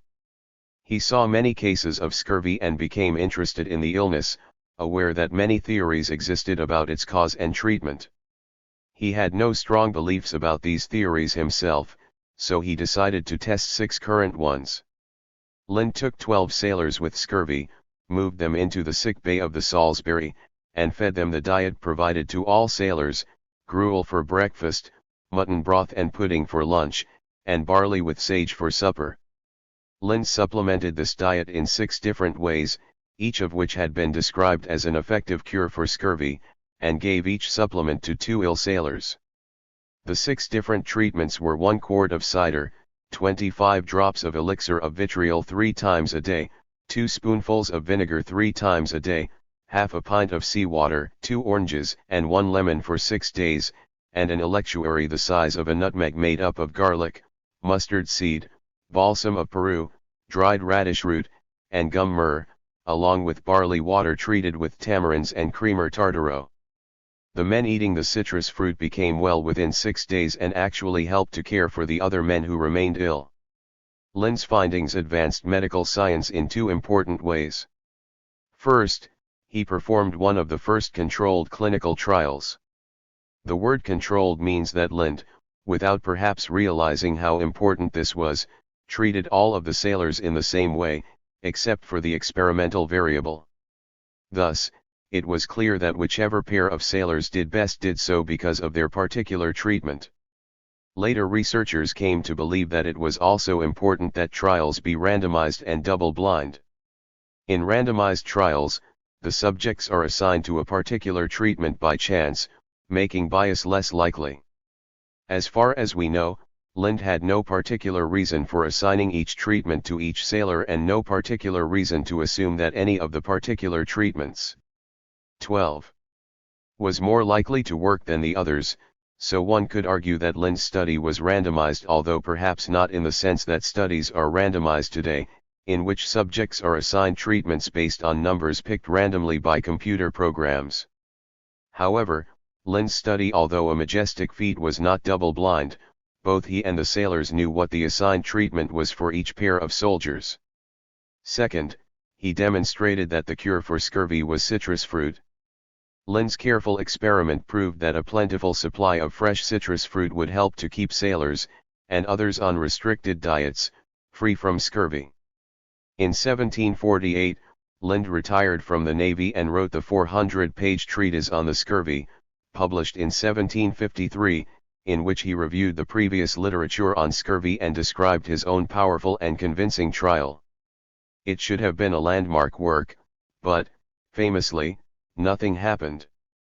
Why did the publication of this book cause so little stir? The problem was that he had produced a massive tome that was impossible to read, and what was worse, he hid the description of his experiment in 5 paragraphs in the middle of the book. Lind did not, out of modesty or uncertainty, highlight his own simple and convincing trial. And he only suggested hesitantly and with much qualification that the Navy use rob, a heated and condensed form of citrus juice, to treat scurvy. Scientists are sometimes accused of improving their results or making too much of them.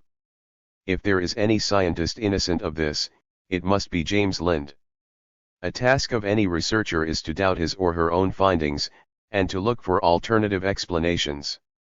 James Lind would certainly go on to do this. In 1758, Lind was put in charge of the large naval hospital at Haslar, Portsmouth, and was responsible for the care of thousands of scurvy patients. In 1772, Lind produced a 3rd edition of the treatise in which he reported on his experience at Haslar. He was confused and overwhelmed as he reviewed his own work. He became convinced that scurvy was due to putrefaction and then the blocking of perspiration. He recommended that lemon juice be mixed with wine and sugar.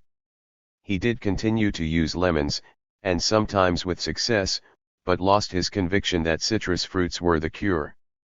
Some have suggested that the 6 sailors at Haslar knew that citrus fruits would help them, so all of Lind's Haslar experiments were ruined by sailors managing to get hold of citrus fruit.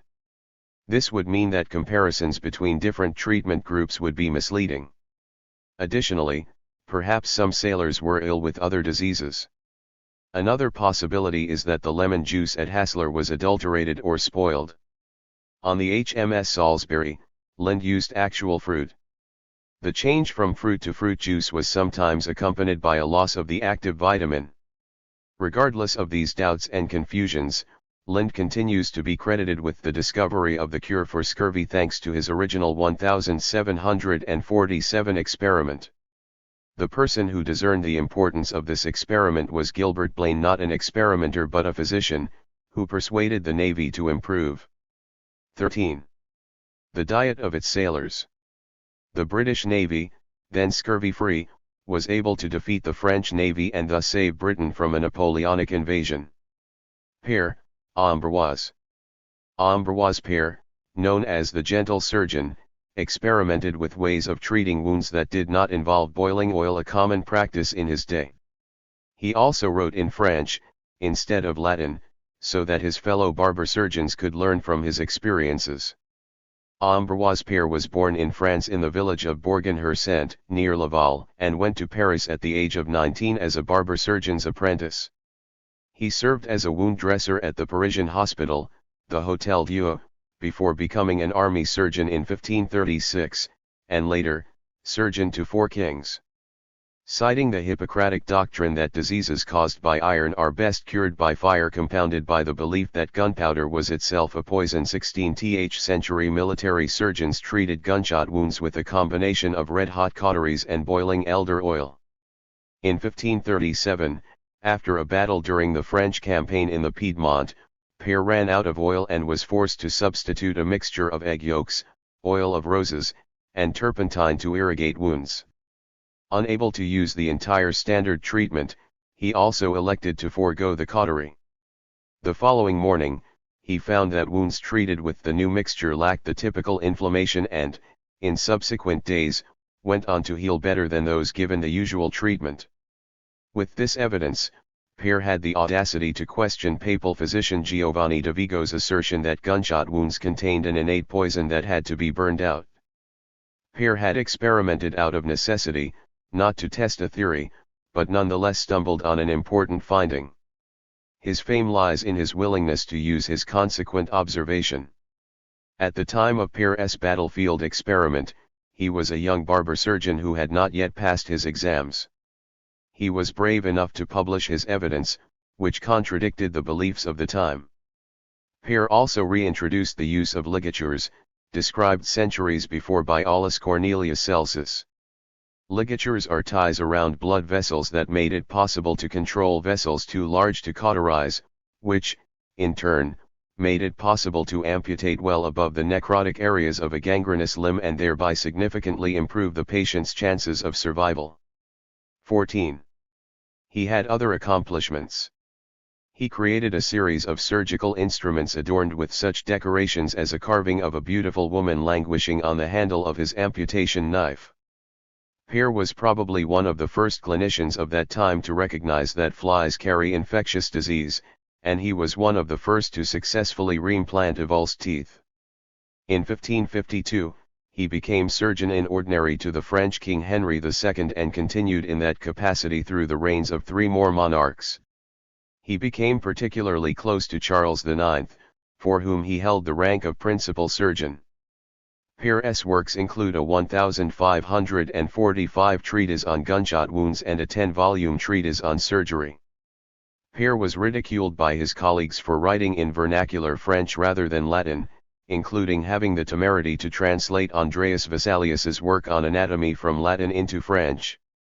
But the fact that Père did know Latin and chose instead to write in French meant that he helped to disseminate medical knowledge to the community of barber surgeons.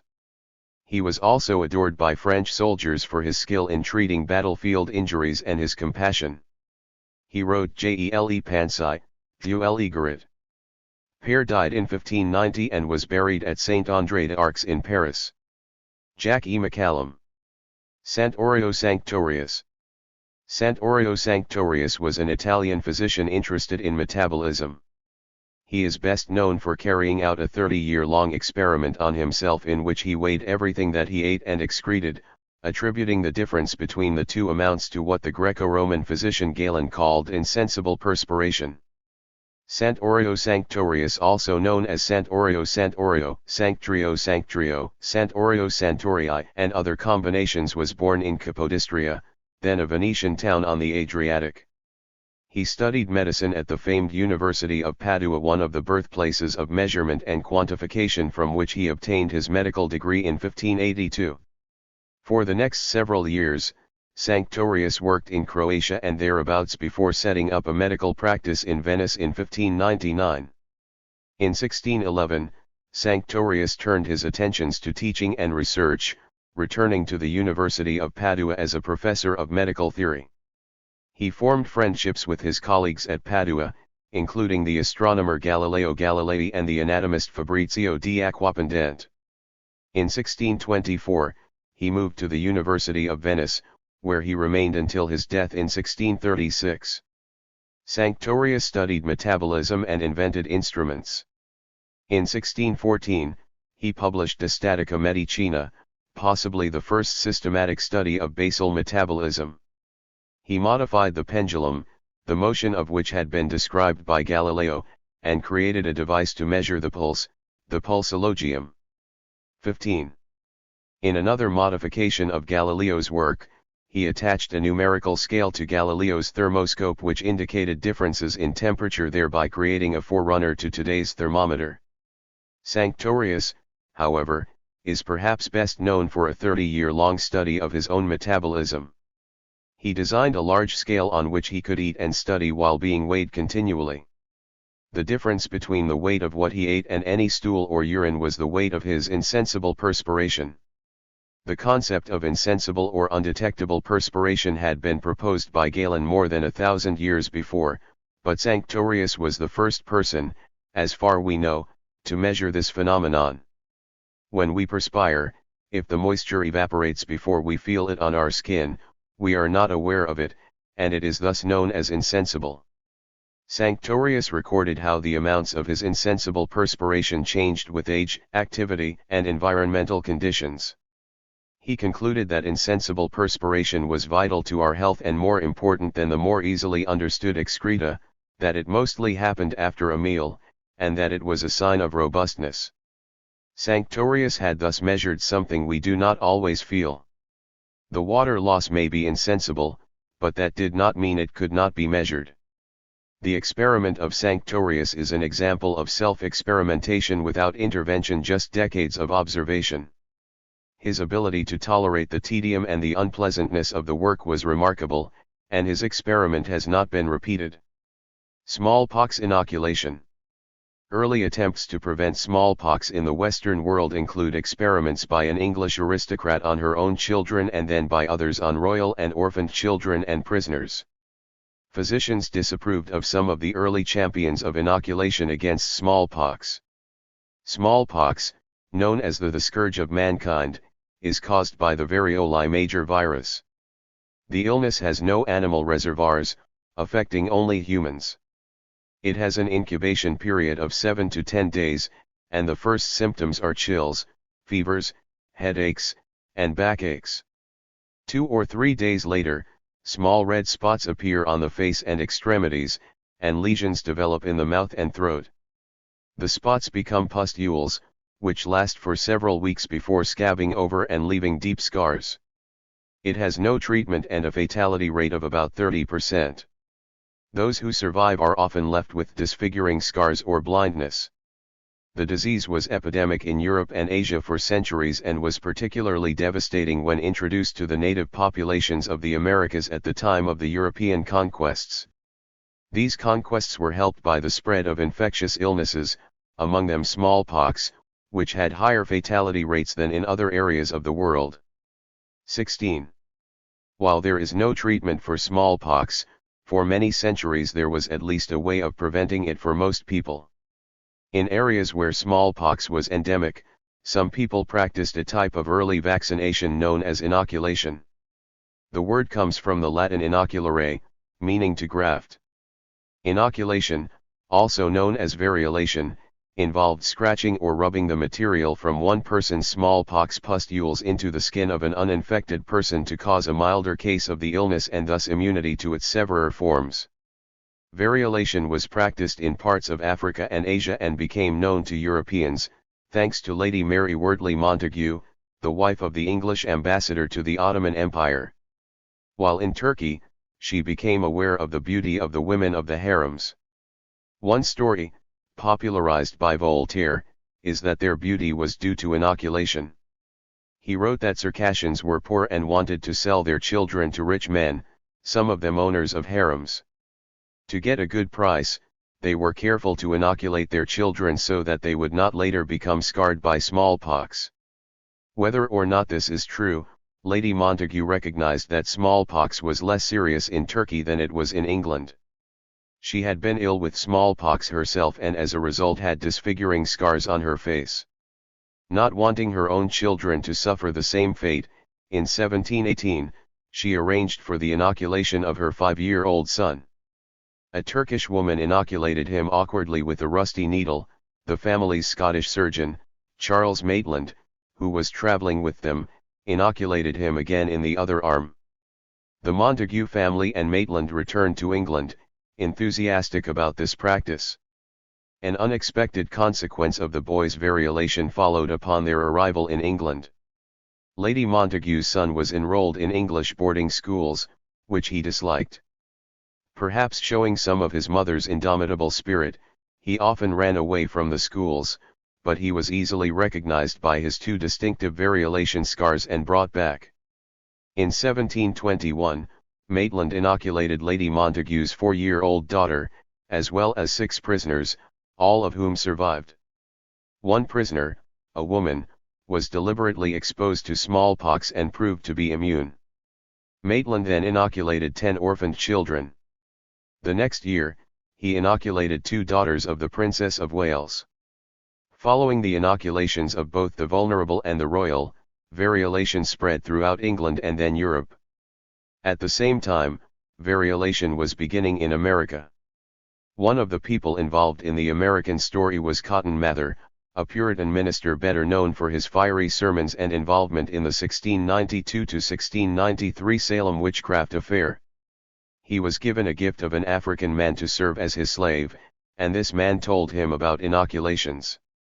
After reading a report about inoculations by physician Emanuel Timonius in Turkey, Mather wrote, "Many months before I met with any intimations of treating the smallpox with the method of inoculation, anywhere in Europe, I had from a servant of my own, an 17.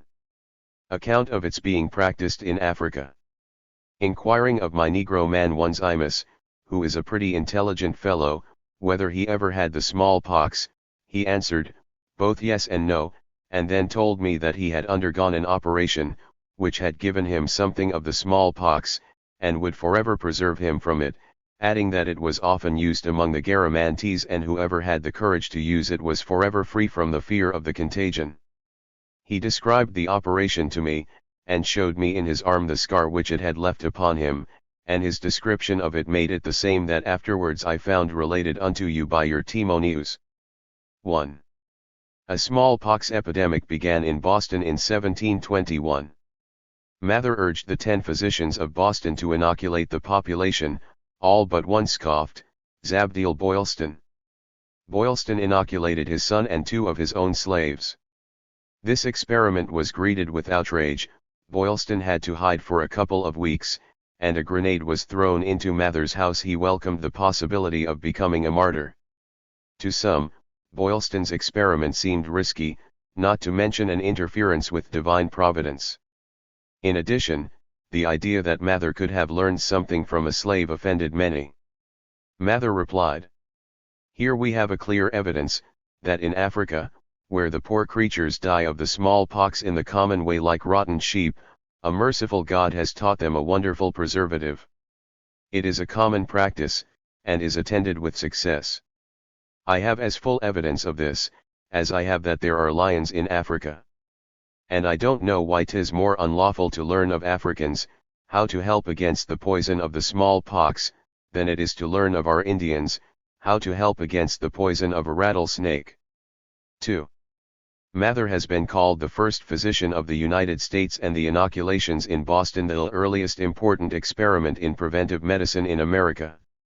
3 observers noted that fatality of natural smallpox was about 8 times greater than the mortality of smallpox following inoculation. Nonetheless, Inoculation was not without risk, as it did sometimes lead to smallpox itself and had about a 2% fatality rate. It also could introduce smallpox into a community that otherwise might not have experienced this illness. In 1724, Boylston published a book, an historical account of the smallpox inoculated in New England upon all sorts of persons, whites, blacks, and of all ages and constitutions. Variolation became accepted but disappeared once the safer practice of vaccination was developed. References 1. Boylston, The Origins of Inoculation, 310. 2. Brown, The African Connection, 2248. 3. Blake, The Inoculation Controversy in Boston, 489. 18. Transfusion. Experiments with blood transfusions began in the 1600s, after one notable failed experiment on the Pope in 1492. The mere fact that transfusions were being performed in the 1600s was extraordinary because scientists and physicians did not yet understand the origin or function of blood. They knew that blood had an obvious connection with life itself, as the loss of large quantities of blood so quickly led to death, but they didn't know why blood was so essential to life. They also didn't know, for example, about the existence of oxygen or hemoglobin, the pigment that carries oxygen. There was no way of quantifying blood volume, measuring red blood cells, or storing blood. The danger of incompatible blood types was not recognized, and the process of coagulation was not understood. Given this lack of knowledge, it is not surprising perhaps that these early and dangerous experiments, although they caused a flurry of excitement, did not actually lead to medical progress. In fact, transfusions did not become safe and viable until the early 20th century. The earliest reference to blood transfusion involves Pope Innocent VIII in 1492. He was debilitated from a recent stroke, and 3 young clerics volunteered to have blood removed and given to him. It is likely that the Pope actually drank the blood rather than receiving it intravenously. Neither he nor his donors survived the experiment. Transfusion in the modern sense became possible thanks to work by English physician William Harvey. He demonstrated that blood circulated from the heart to the arteries and then back to the heart through the veins. In 1665, English surgeon John Wilkins and, shortly thereafter, Richard Lower, a physician, successfully transfused blood collected from one dog into the vein of another. It was the French physician Jean-Baptiste Denis who carried out the first blood transfusions from animal to human in 4 men. The transfusions were somewhere between experimental and therapeutic.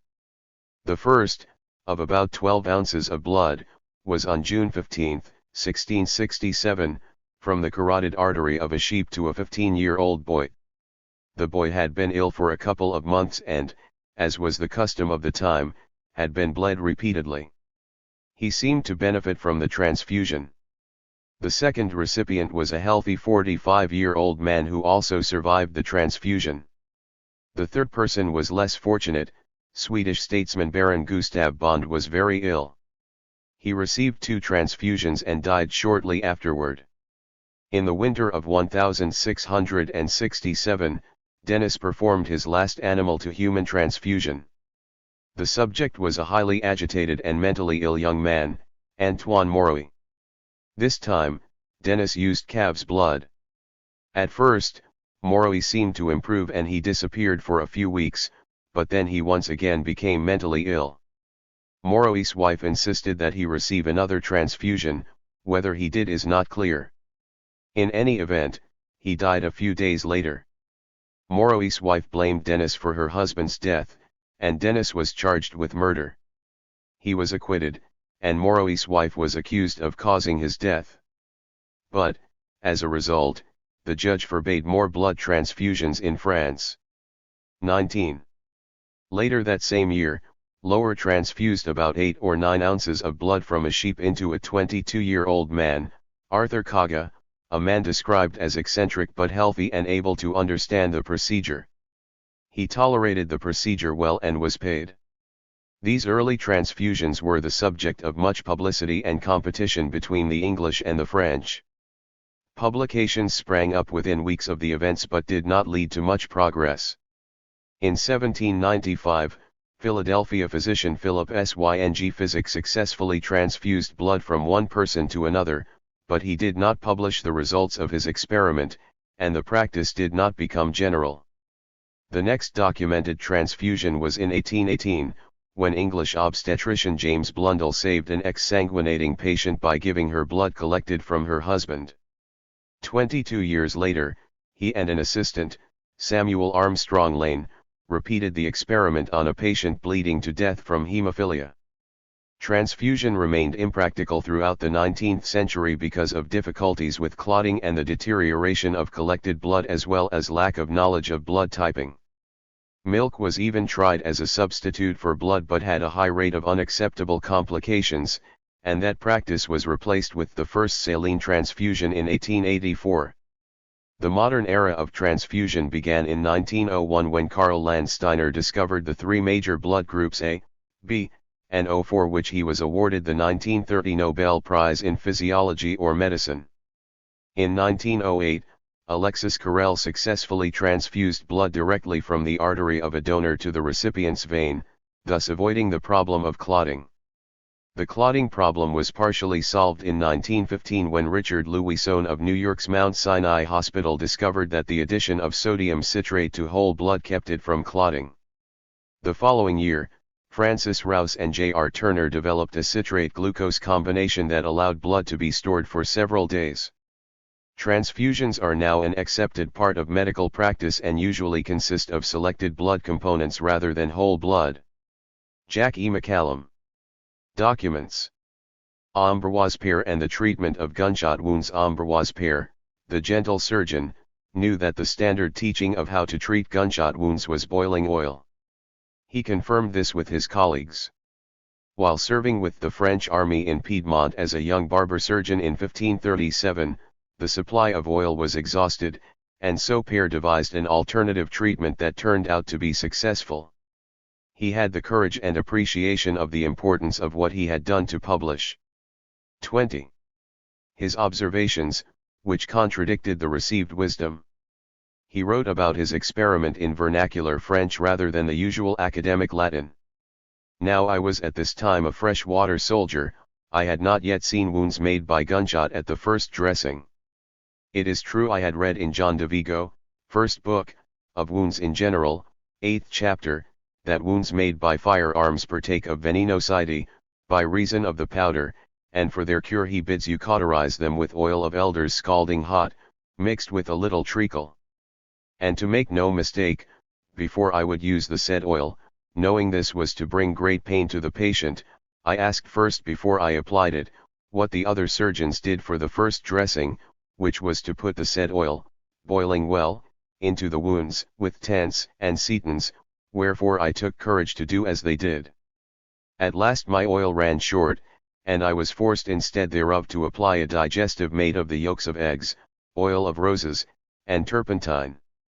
In the night I could not sleep in quiet, fearing some default in not cauterizing, that I should find the wounded to whom I had not used the said oil dead from the poison of their wounds, which made me rise very early to visit them, where beyond my expectation I found that those to whom I had applied my digestive medicament had but little pain, and their wounds without inflammation or swelling, having rested fairly well that night.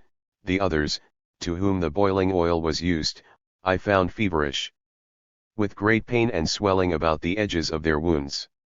Then I resolved never more to burn thus cruelly poor men with gunshot wounds. Source: Stephen Paget, Ambroise Paré and His Times, 1510–1590, 33–34.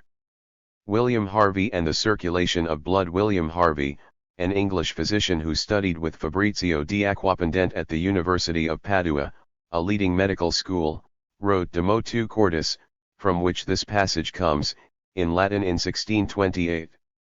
This description of the heart as a muscular pump perhaps seems obvious to the modern reader.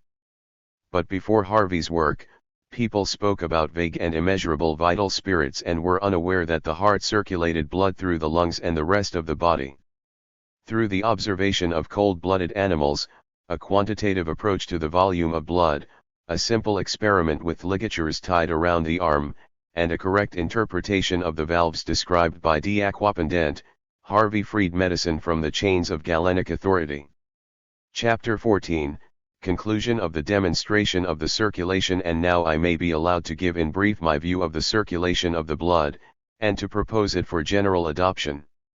Since all things, both argument and ocular demonstration, show that the blood passes through the lungs and heart by the force of the ventricles, and is sent for distribution to all parts of the body, where it makes its way into the veins and 21. Porosities of the flesh, and then flows by the veins from the circumference on every side to the center, from the lesser to the greater veins, and is by them finally discharged into the vena cava and right auricle of the heart, and this in such a quantity or in such a flux and reflux thither by the arteries, hither by the veins, as cannot possibly be supplied by the ingesta, and is much greater than can be required for mere purposes of nutrition.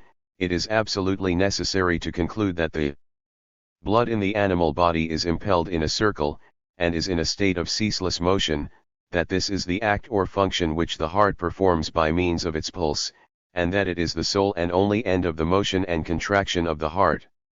Source: Scientific Papers, Physiology, Medicine, Surgery, Geology, with introductions, notes, and illustrations, The Harvard Classics, Volume 38. James Lind's Scurvy Experiment.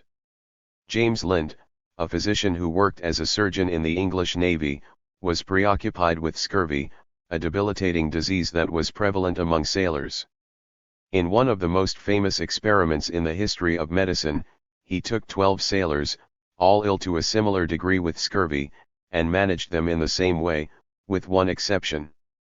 He varied only the experimental treatment, thus creating a controlled trial. Citrus fruits cured the scurvy. Lind was both modest and perhaps not entirely aware of the importance of his finding. He wrote about his remarkable discovery in a slightly convoluted passage in the middle of a long book, so it would have been easy for most readers to miss. The following are the experiments. On the May 20, 1747, I selected 12 patients in the scurvy, on board the Salisbury at sea. Their cases were as similar as I could have them. They all in general had putrid gums, the spots, and lassitude, with weakness of their knees.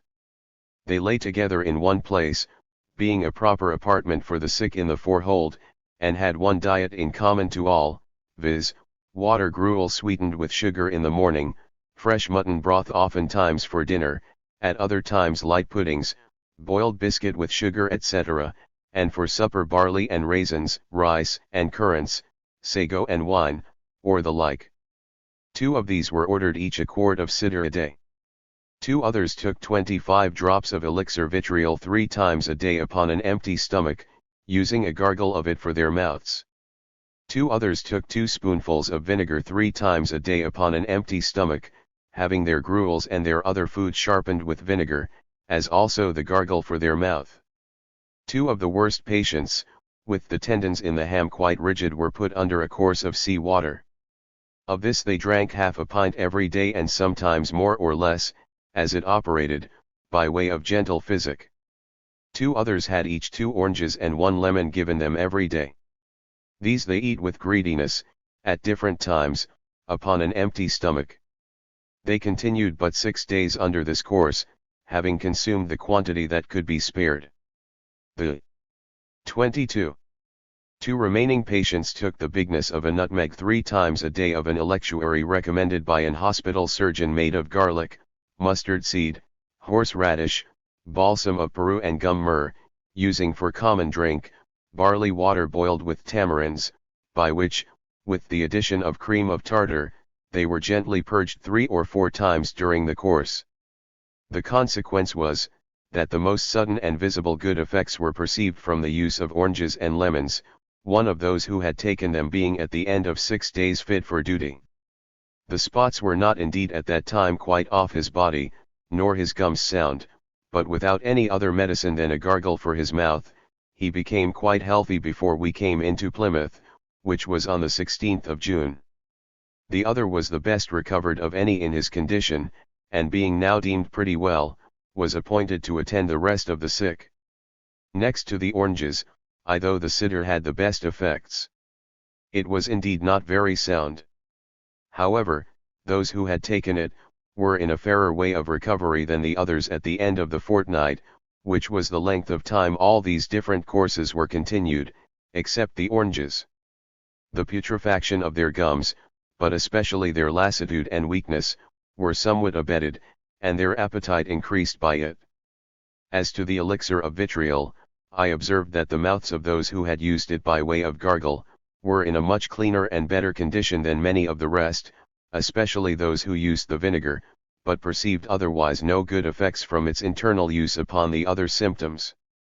I indeed never had a great opinion of the efficacy of this medicine in the scurvy, since our longest cruise in the Salisbury, from the 10th of August to the 28th of October 1746, when we had but one patient in the scurvy, a marine, who, after recovering from a quotidian ague in the latter end of September, had taken the elixir vitriol by way of restorative for 3 weeks, and yet at length contracted the disease, while under a course of a medicine recommended for its prevention.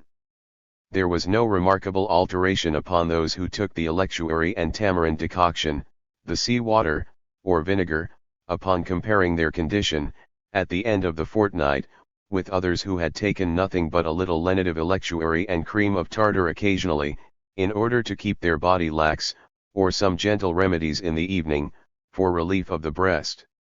Edward Jenner's inoculation experiment. Edward Jenner, a physician who studied in London but lived in a rural area of England, was familiar with the folk belief that those ill with cowpox, a mild illness, did not become ill with smallpox, a far more severe disease.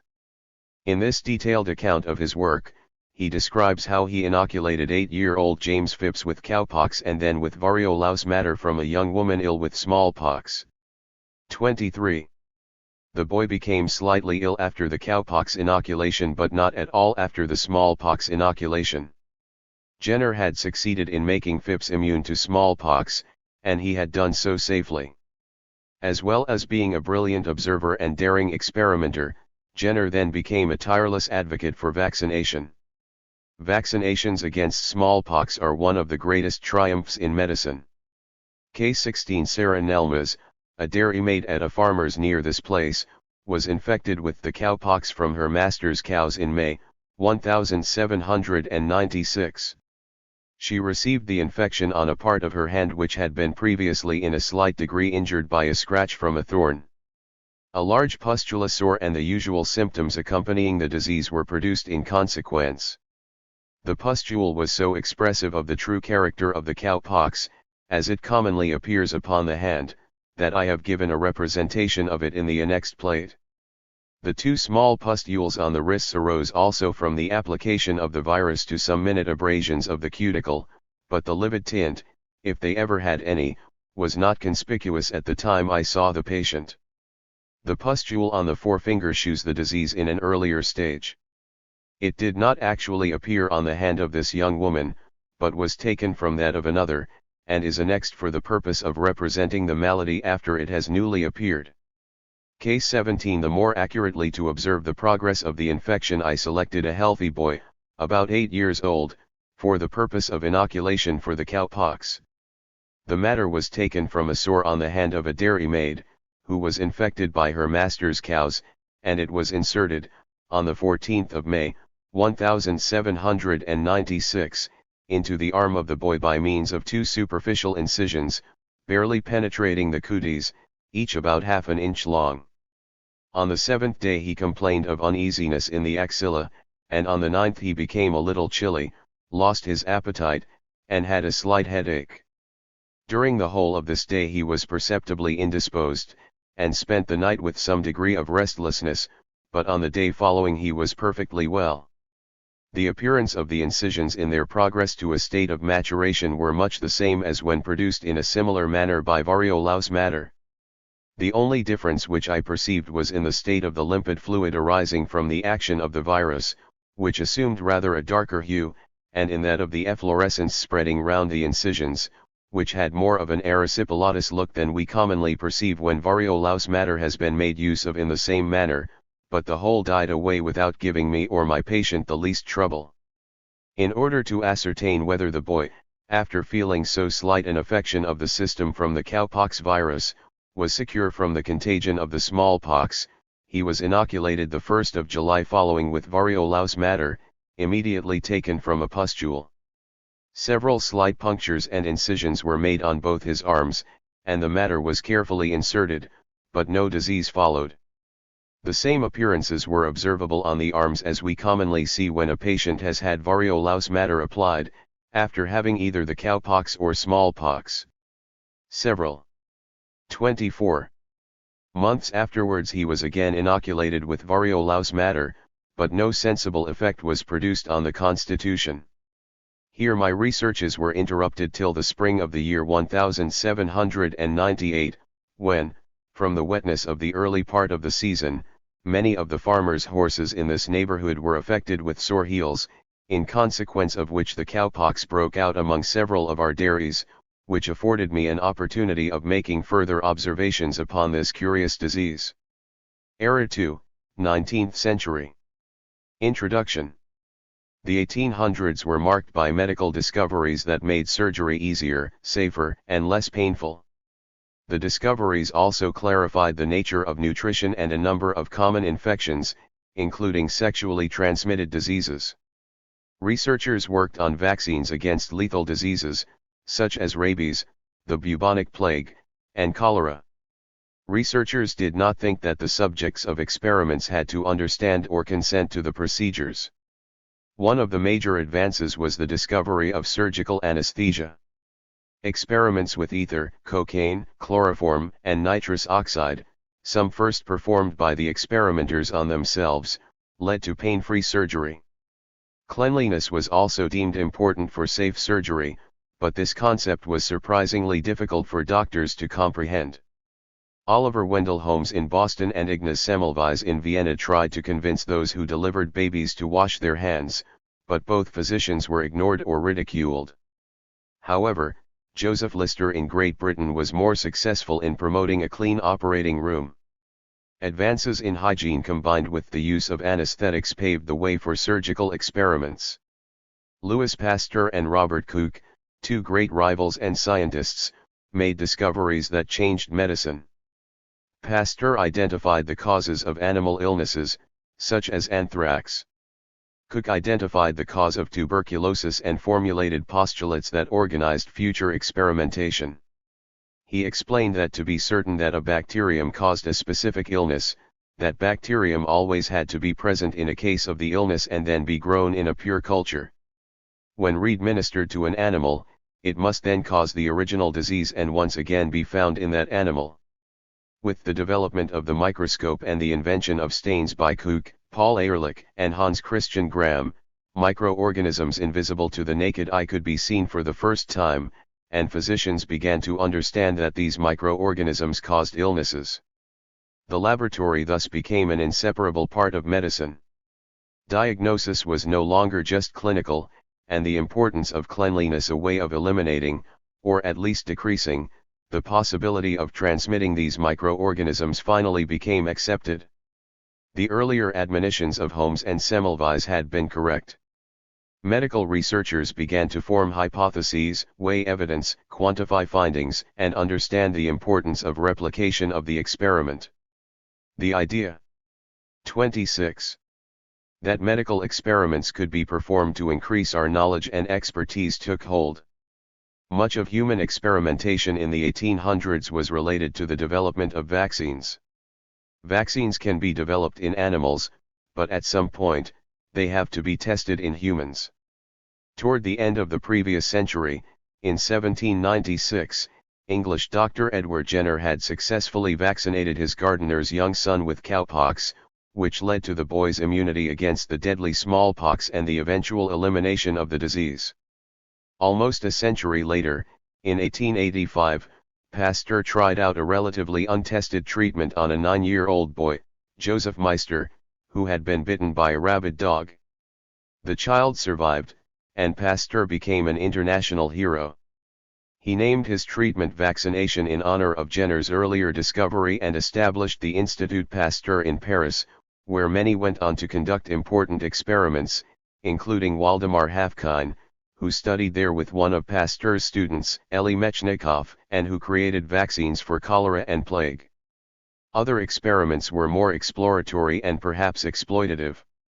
In 1822, French-Canadian fur trapper Alexis Saint Martin was shot in the stomach. William Beaumont, an American Army surgeon, tended to his wounds. Saint Martin survived, but he developed a fistula, an abnormal connection between his stomach and skin. The fistula did not heal, and Beaumont, seizing the opportunity, studied digestion by dropping food on bits of string into Saint Martin's stomach through the fistula, pulling out the food and examining it to try to understand the digestive processes. Years of experiments followed. Beaumont paid Saint Martin and housed him and his family for many years. Yet, Saint Martin sometimes fled, and after his death, his relatives buried him as deeply as possible to protect him from further experimentation. In the 1840s, in Alabama, J. Marion Sims repeatedly operated on 3 black slave women who, after long labors, had developed fistulas between the vagina and bladder or vagina and bowel. Sims housed and supported these women, as Beaumont had done for Saint Martin. For decades, Sims was celebrated as the father of gynecology, thanks in part to the surgical advances he made while experimenting on these women. He was elected president of the American Medical Association in 1876, and a statue of him was erected in New York. Some have criticized him because of these early anesthesia-free operations on 3 vulnerable women. Others have noted that anesthesia was not available at the time and that he was operating on these women to help them. During this century, many experiments were carried out to better understand how disease is transmitted. Contagious matter, such as pus or discharge, was transferred from patient to patient in attempts to grasp the nature of illness.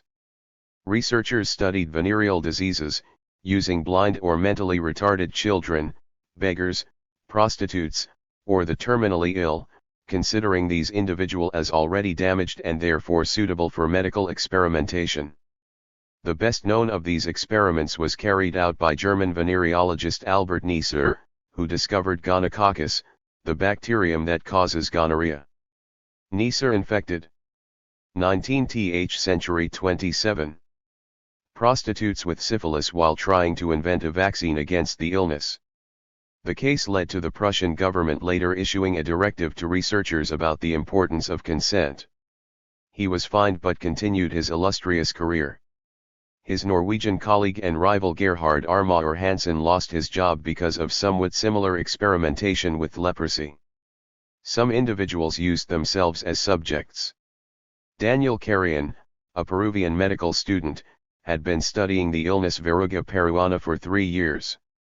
This illness, endemic in Peru, is marked by large wart-like lesions. He asked a friend to inoculate him with blood from the wart of a young boy with that illness. He developed Oroya fever, a serious illness marked by fever, enlarged spleen and liver, and anemia, and died. He had proved the connection between these 2 illnesses. Oroya fever and Verruga peruana are both caused by the bacterium Bartonella bacilliformis. Researchers used themselves or family members in other types of experiments. Sigmund Freud, the neurologist better known for his creation of psychoanalysis, took cocaine and then measured its effect on his arm strength.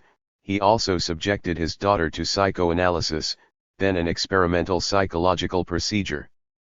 Scottish physician and physiologist John Scott Haldane breathed such noxious gases as carbon monoxide and chlorine to determine their effects. He also used his son in some experiments. American surgeon William Stewart Halsted, who had experimented on himself with cocaine to explore its analgesic properties, also performed quasi-experimental operations or procedures on his sister and mother. James Simpson, Carl Kohler, and Horace Wells all experimented on themselves with anesthetic agents. As the 19th century drew to a close, medical experiments began to seem like magnificent achievements, thanks largely to Pasteur's development of a safe rabies vaccine. Illnesses were finally beginning to be understood, but very few cases could yet be safely or effectively treated. Such advances, which we now take for granted, would not come until the 20th century. Timeline 1818 James Blundell successfully transfuses blood from husband to wife after she bleeds heavily during childbirth. 1825 to 1833 William Beaumont performs experiments on Alexa St. Martin, who had sustained a fistula in his stomach after a gunshot wound. 1845 to 1849 J. Marion Sims performs experimental gynecological operations on black women and is later criticized, perhaps unfairly, for not using anesthesia. 1846 William Morton, a dentist, uses ether to anesthetize a patient at Massachusetts General Hospital. 28. 1847 Sir James Simpson, a Scottish obstetrician, experiments on himself and two friends and discovers the anesthetic properties of chloroform. 1860 to 1936 Life of John Scott Haldane, who experiments on himself and others to make discoveries regarding breathing to improve safe working conditions for miners and divers. 1879 Gerhard Armauer Hansen, Norwegian physician and discoverer of the cause of leprosy, injects leprosy matter into two patients who are ill with a different type of leprosy and is censured for this. 1882 to 1884 Kanehiro Takeki, a Japanese naval physician, changes the usual diet on a Japanese training ship and lowers the incidence of beriberi. 1884 Karl Kohler, an Austrian ophthalmologist, applies cocaine to his eye as well as a colleague's and proves its anesthetic properties. 1884 Sigmund Freud suggests that his friend and fellow physician Ernst von Flachelmarksau try cocaine to see whether it will help with his opiate addiction. 1885 Louis Pasteur vaccinates a 9-year-old boy against rabies using a vaccine that was not thoroughly tested, but it is nonetheless effective. 1892 Waldemar Hafkine inoculates himself and friends with a vaccine against cholera and bubonic plague. 1892 Albert Neisser, German physician and discoverer of gonococcus, the organism that causes gonorrhea, begins his experiments with inoculations of syphilitic serum into subjects without their consent. 1892 Max von Pettenkofer drinks a flask of cholera bacilli, to disprove the theory that cholera is a contagious disease, and develops mild diarrhea. 1897 Giuseppe Sanarelli announces, mistakenly, that he has discovered the cause of yellow fever after injecting people with what he thinks is yellow fever toxin. 1898 Neisser publishes the results of his studies of syphilis injections into young women, which leads to outrage. 19th century 29. Reference entries. Anesthesiology. Anesthesiology is the physiologic and pharmacologic management of patients during surgery. The discovery of anesthetic drugs made surgery tolerable, and some of the drugs were discovered by researchers experimenting on themselves. The use of drugs to relieve the pain and anxiety of surgery dates back to prehistory. Seeds of the opium poppy have been found in the ruins of Swiss lakeside villages occupied in the 3rd millennium BCE, and the Egyptians were using opium extracted from those seeds around 1300 BCE. In the 1st century CE, Roman physicians used such drugs as mandragora bark, hyoscyamus seed, and extract of opium poppies to induce sleep or relieve pain. By the 13th century, other substances, such as mulberry, flax, hemlock, lopathum, ivy, and lettuce seed, were sometimes used as well. The path to the synthesis and use of modern anesthetic agents was long. Valerius Cardus, a German botanist, pharmacist, and physician, synthesized ether in 1540, but it was not used in anesthesia in any organized manner for the next 300 years. Joseph Priestley, the English philosopher and chemist, discovered nitrous oxide in 1772. English chemist Humphrey Davy experimented with it on animals and humans, including himself, and suggested it could be used in surgery. However, it remained for Hartford, Connecticut, dentist Horace Wells to actually use it for that purpose in 1845. In 1859, Albert Niemann, a young German chemist, isolated cocaine from the Peruvian coca leaf. Many noticed that it had local numbing effects.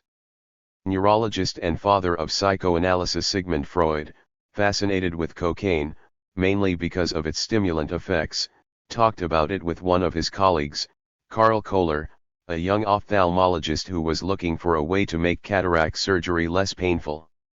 Inspired by his discussions with Freud, Kohler applied cocaine to one eye of a frog but not the other and showed that the cocainized eye was indeed numb. In 1884, Kohler tried the same experiment on himself and a colleague, cocainizing their own eyes. They found that they could press on their corneas and push pinheads into them painlessly. As a result, cataract surgery became less terrifying. Building on Kohler's work, American surgeon William Halsted pioneered the use of cocaine as a regional anesthetic agent, injecting it directly into the nerves instead of just applying it topically. True surgical anesthesia began in 1842 when Georgia physician Crawford W. Long, who had participated in ether frolics as a medical student, used the gas on surgical patients. He did not, however, publish his findings, claiming he had been too busy practicing to write journal articles. Horace Wells had his own tooth extracted painlessly under the influence of nitrous oxide. Emboldened by this success, he arranged for it to be used during 30. Another surgical extraction at the Massachusetts General Hospital, but it did not sufficiently anesthetize the patient, who cried out in pain. On October 16, 1846, Wells's partner, William Morton, an American medical student and dentist, was involved in the first successful operation using general anesthesia at MGH. Morton applied ether to a patient who had a large tumor on his neck, and the man lost consciousness. The surgeon, John Collins Warren, removed the tumor. The patient regained consciousness, and Warren famously announced, "Gentlemen, this is no humbug." The demonstration was a stunning success, and ether anesthesia became a surgical standard in the United States and Europe within months. James Young Simpson, a Scottish obstetrician, however, was dissatisfied with ether's side effects, which included nausea, and experimented with many other agents. After first experimenting with chloroform on himself and friends, he began to use the new drug with his patients, and it became popular in England. It was widely used in obstetric practice after Queen Victoria delivered her 8th child in 1853 with its assistance. Church officials objected to its use and said that relieving pain during childbirth violated the will of God. Jack E. McCallum, Beaumont, William, and Alexis St. Martin. The names of William Beaumont and Alexis St. Martin will forever be joined in the history of medicine. Beaumont saved St. Martin's life after he was shot in his stomach. The wound healed, but St. Martin developed a fistula. Beaumont took advantage of this development by binding St. Martin to himself through a contract and carrying out over 200 medical experiments on him over the next 8 years.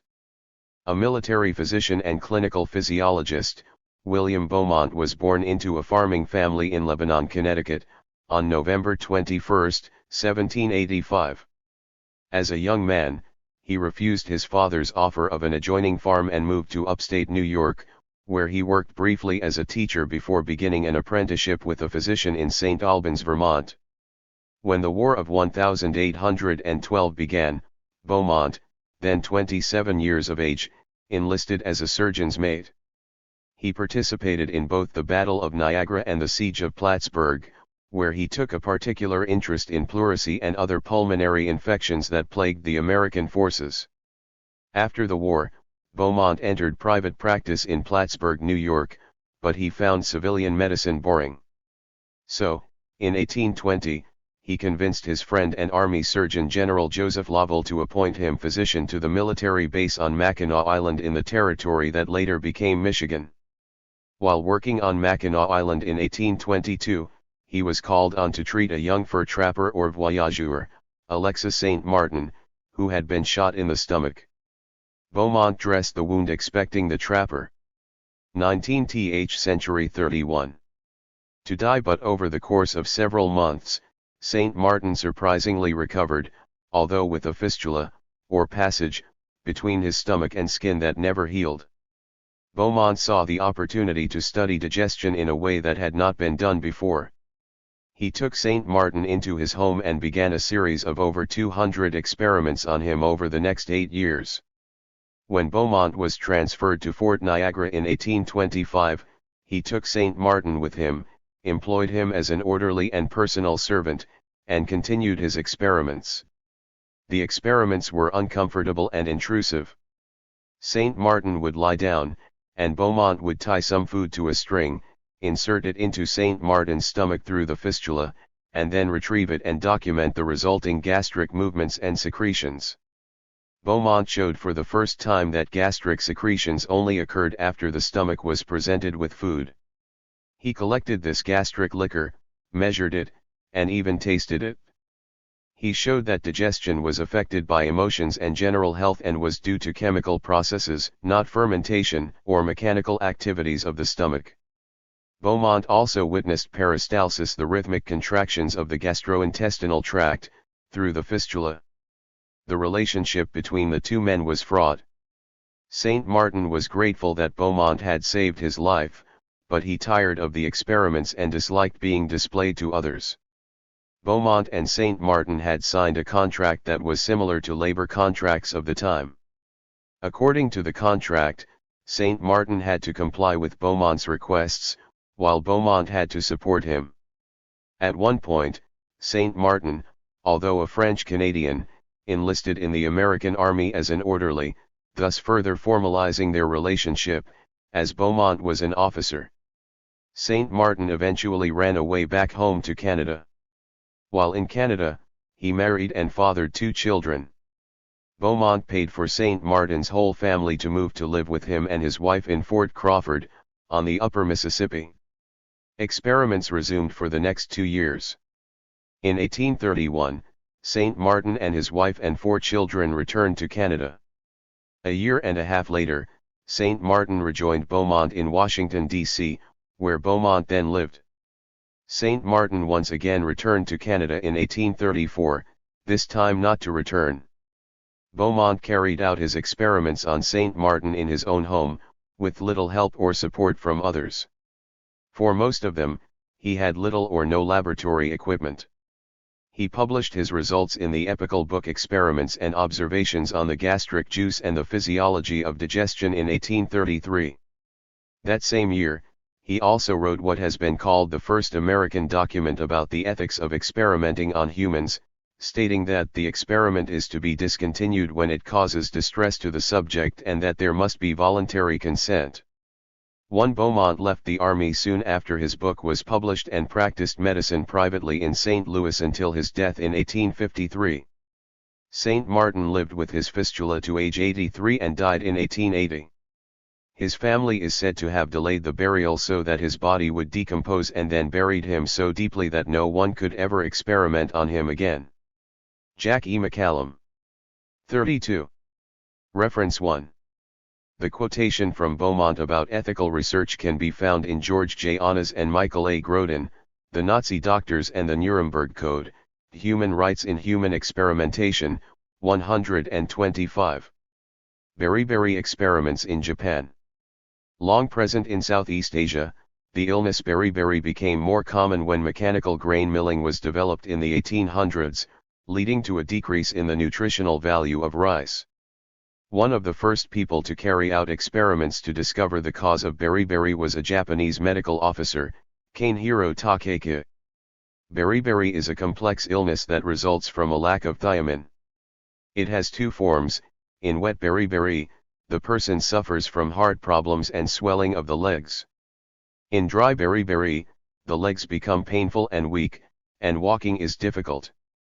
If the person is alcoholic or has lost weight quickly, dry beriberi can sometimes also be accompanied by confusion and memory loss. Both forms of the disease are associated with diets that consist mostly of rice. Beriberi had existed for centuries in Southeast Asia among people whose diet was mainly rice, but it became more widespread in the 19th century with the advent of mechanized grain milling. Until that point, rice was milled by hand to remove the indigestible husk. This kind of milling was done in small quantities on a daily basis, and not all of the skin or pericarp was removed. Rice prepared this way retained moderate amounts of thiamine. Around 1870, however, steel rollers for milling all types of grain were invented, and there were many immediate benefits. Using these rollers, the outer layers of grain were removed more thoroughly, easily, and efficiently than milling by hand. The mechanized mills also did a better job of removing dirt, insects, and some of the grain fats, making the grain less likely to rot or become rancid during storage. The milled grains therefore had a longer shelf life. Most people preferred the appearance, taste, and texture of machine-milled grains, and so this type of grain became associated with wealth and refinement. This new technology was widely and quickly adopted, but it came with a price. In the case of milled, or white, rice, even less thiamine remained than after hand milling, so as the new mills spread, so did beriberi. Kanehiro Takeka was a medical officer in the Japanese Imperial Navy and one of the earliest people to experiment with finding a nutritional link to beriberi.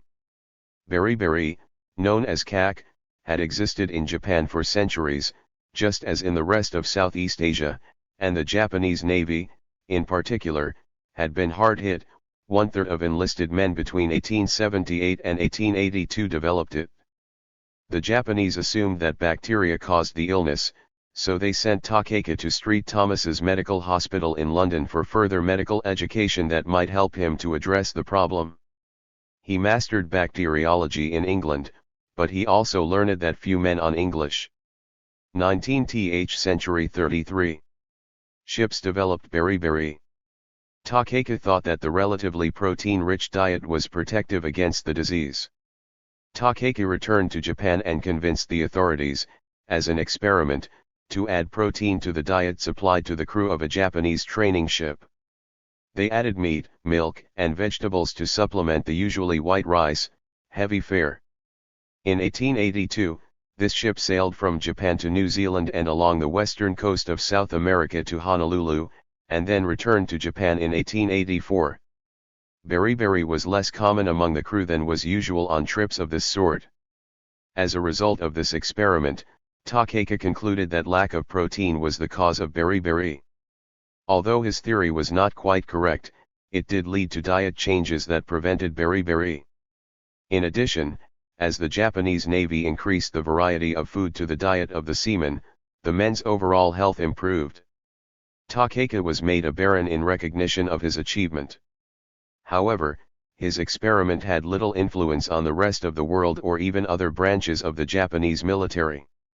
Freud, Sigmund. Sigmund Freud, the neurologist better known for inventing psychoanalysis, was in his younger days a medical researcher of a different sort. He was one of the first Europeans to experiment with cocaine. Sigmund Freud was born in Moravia in 1856 to a Jewish middle-class family. At the age of 17, he began to study medicine at the University of Vienna, and by the age of 26, he was a physician.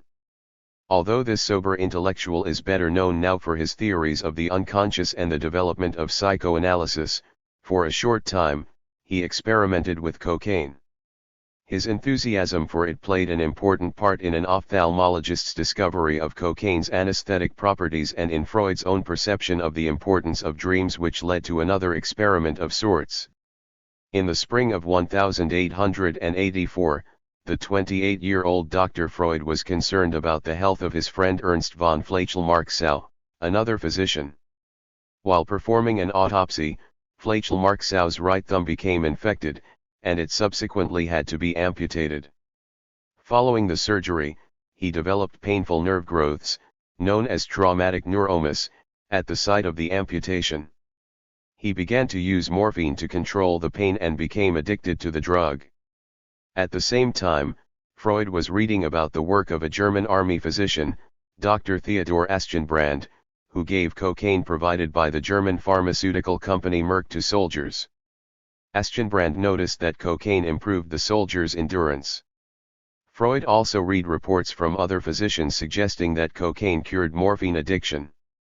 In April 1884, Freud encouraged Flechelmarksau to try cocaine both to build up his strength and to fight the morphine addiction. 34. Freud also bought some cocaine from Merck and began to experiment with it himself, taking it by mouth. It energized him and lifted his spirits. He performed laboratory experiments with a dynamometer to try to determine whether cocaine increased muscular strength or decreased reaction time. He reviewed the work of many scientists, most now forgotten, who had also experimented with cocaine, and he was most impressed by the descriptions of its mild stimulant and antidepressant effects. He recommended cocaine as a treatment for morphine or alcohol addiction. In the final paragraph of a review, he noted its possible use as a local anesthetic, but this seemed to be an afterthought, as he did not emphasize it or develop the idea. In September 1884, one of his colleagues, ophthalmologist Karl Kohler, with whom Freud had talked about cocaine, used the drug to first anesthetize the eyes of animals and then his own and his colleagues' eyes. As a result of these successful experiments, Kohler developed painless cocaine-assisted cataract surgery and was celebrated internationally for his achievement.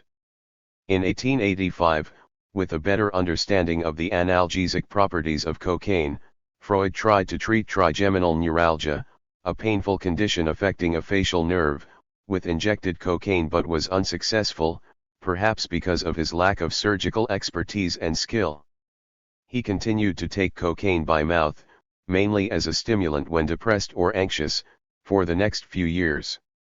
Freud had hoped that the cocaine would help Flechelmarksau stop using morphine, but Flechelmarksau continued to use it along with cocaine.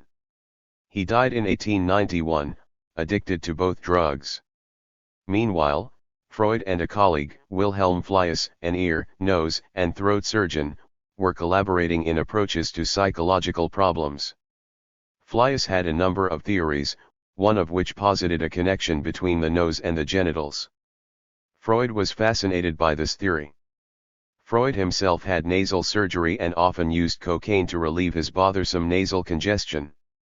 Freud asked Fliess to see one of his patients, Emma Eckstein, to whom he may have earlier recommended cocaine. Fliess recommended surgery to remove a bone from her nose to treat some of her psychological problems. The surgery went badly. This surgery could be considered to have been a therapeutic experiment that failed. Perhaps bothered by this case, Freud had a complicated dream about cocaine and the nose. Freud reviewed his dream from multiple angles. He realized that the dream was not an accurate replication of any particular event, and he wondered about the reasons for the differences between the dream and his memory. He examined all of the differences and thought about the meanings of the words of the dream and each particular incident. By going over and over this dream, or, in other words, by analyzing it, he had found the royal road to the unconscious. Each difference had psychological significance. This dream became the second chapter in one of his early masterpieces, The Interpretation of Dreams, published in 1900. By analyzing this cocaine-related dream, Freud had just created psychoanalysis. One of the first people that he subjected to the process was himself. He also, 19th century 35, analyzed his daughter, Anna, who grew up to become a psychoanalyst herself and created the field of child psychoanalysis. Psychoanalysis is a painstaking process during which a person talks freely with an analyst for several days a week in an attempt to find patterns and causes of some feelings and behaviors. It is perhaps stretching the word experiment to label each analysis so, as the findings, such as they are difficult to replicate. The process is not scientific because the psychoanalytic concepts are impossible to measure or quantify. But Freud had invented a new form of psychological treatment that seemed scientific to him. Freud's experiments with cocaine led indirectly to its use as a helpful anesthetic agent for surgical procedures, but certainly not as a treatment for depression or anxiety. Perhaps his invention of psychoanalysis and his analysis of himself and his daughter could be considered psychological experiments, but despite their immense cultural influence, they have not been seen as scientific or as part of medicine. Freud later developed cancer of his jaw and palate. He became unable to tolerate the pain, and in 1939, At his request, his doctor administered a lethal overdose of morphine. Haffkine, Waldemar Mordecai Wolff. Waldemar Mordecai Wolff Haffkine developed and used vaccines against cholera and bubonic plague, which he tested on himself, prisoners, and many thousands of people in India. Waldemar Mordecai Wolff Haffkine was born in Odessa, at that time ruled by Russia. He studied at the Department of Natural Sciences at the University of Odessa, where he came under the influence of microbiologist and future Nobel Prize winner Elie Mechnikov. In 1889, Mechnikov, who was working with Louis Pasteur, a chemist and microbiologist, at the Pasteur Institute in Paris, offered Haffkine the only vacant position, that of librarian. By 1890, Haffkine had become assistant to the director of the institute, Émile Roux, the French bacteriologist who worked closely with Pasteur and had helped to develop the diphtheria vaccine. At the time that Haffkine was beginning his career, one of the 5 great cholera pandemics of the 19th century was raging through Asia and Europe. Cholera is a devastating and often fatal diarrheal illness caused by the bacterium Cholera vibrio. Haffkine focused his research on creating a vaccine for it. He developed a strain of Cholera vibrio by passing it through the peritoneal cavity of guinea pigs, thus producing a culture of live cholera bacilli that had fixed virulence, meaning that the potency of this preparation would not change over time. This kind of culture was known as an exalted strain. He also produced an attenuated, or weakened, form of the bacterium by exposing it to blasts of hot air. 36. Haffkine inoculated guinea pigs, rabbits, and pigeons with the attenuated culture and then with the exalted strain. The animals did not become ill.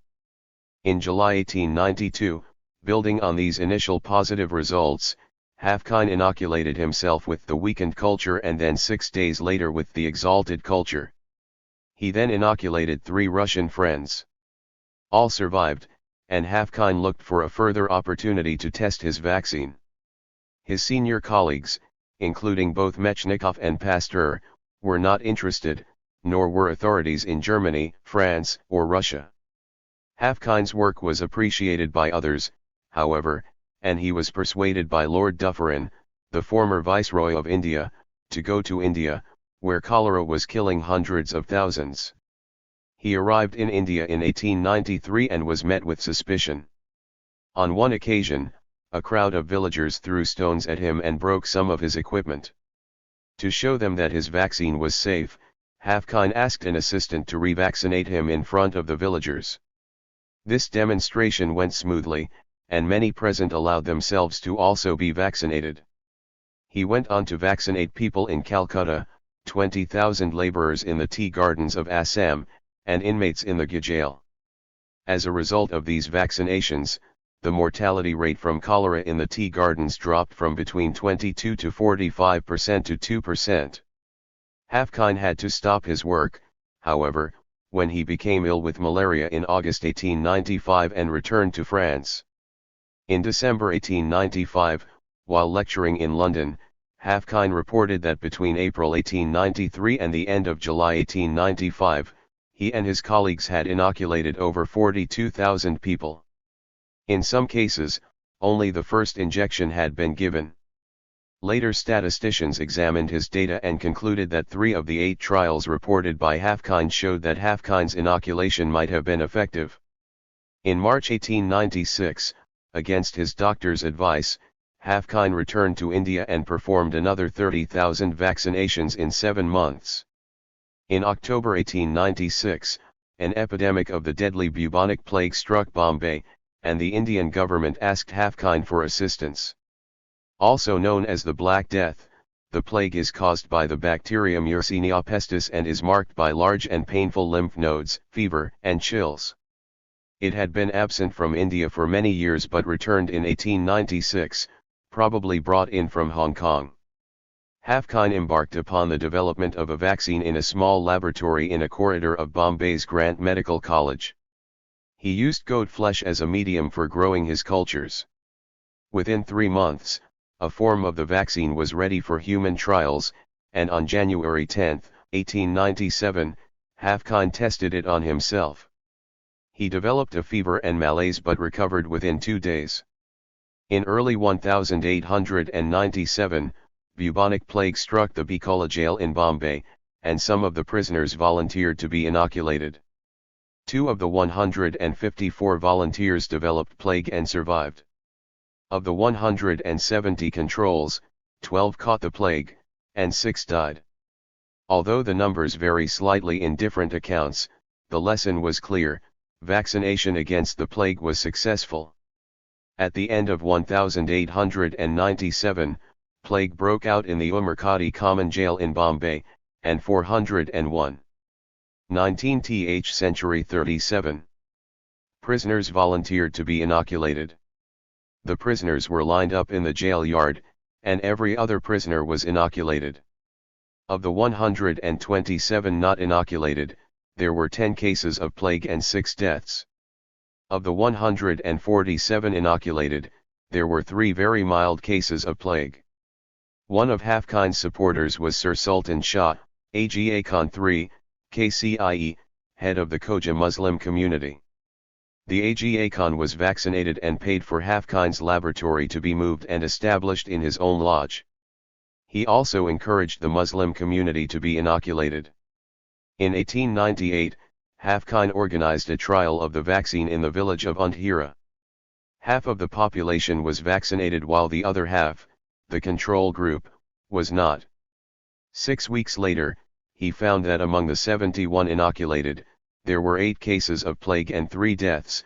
Among the 64 controls, there were 27 cases and 26 deaths.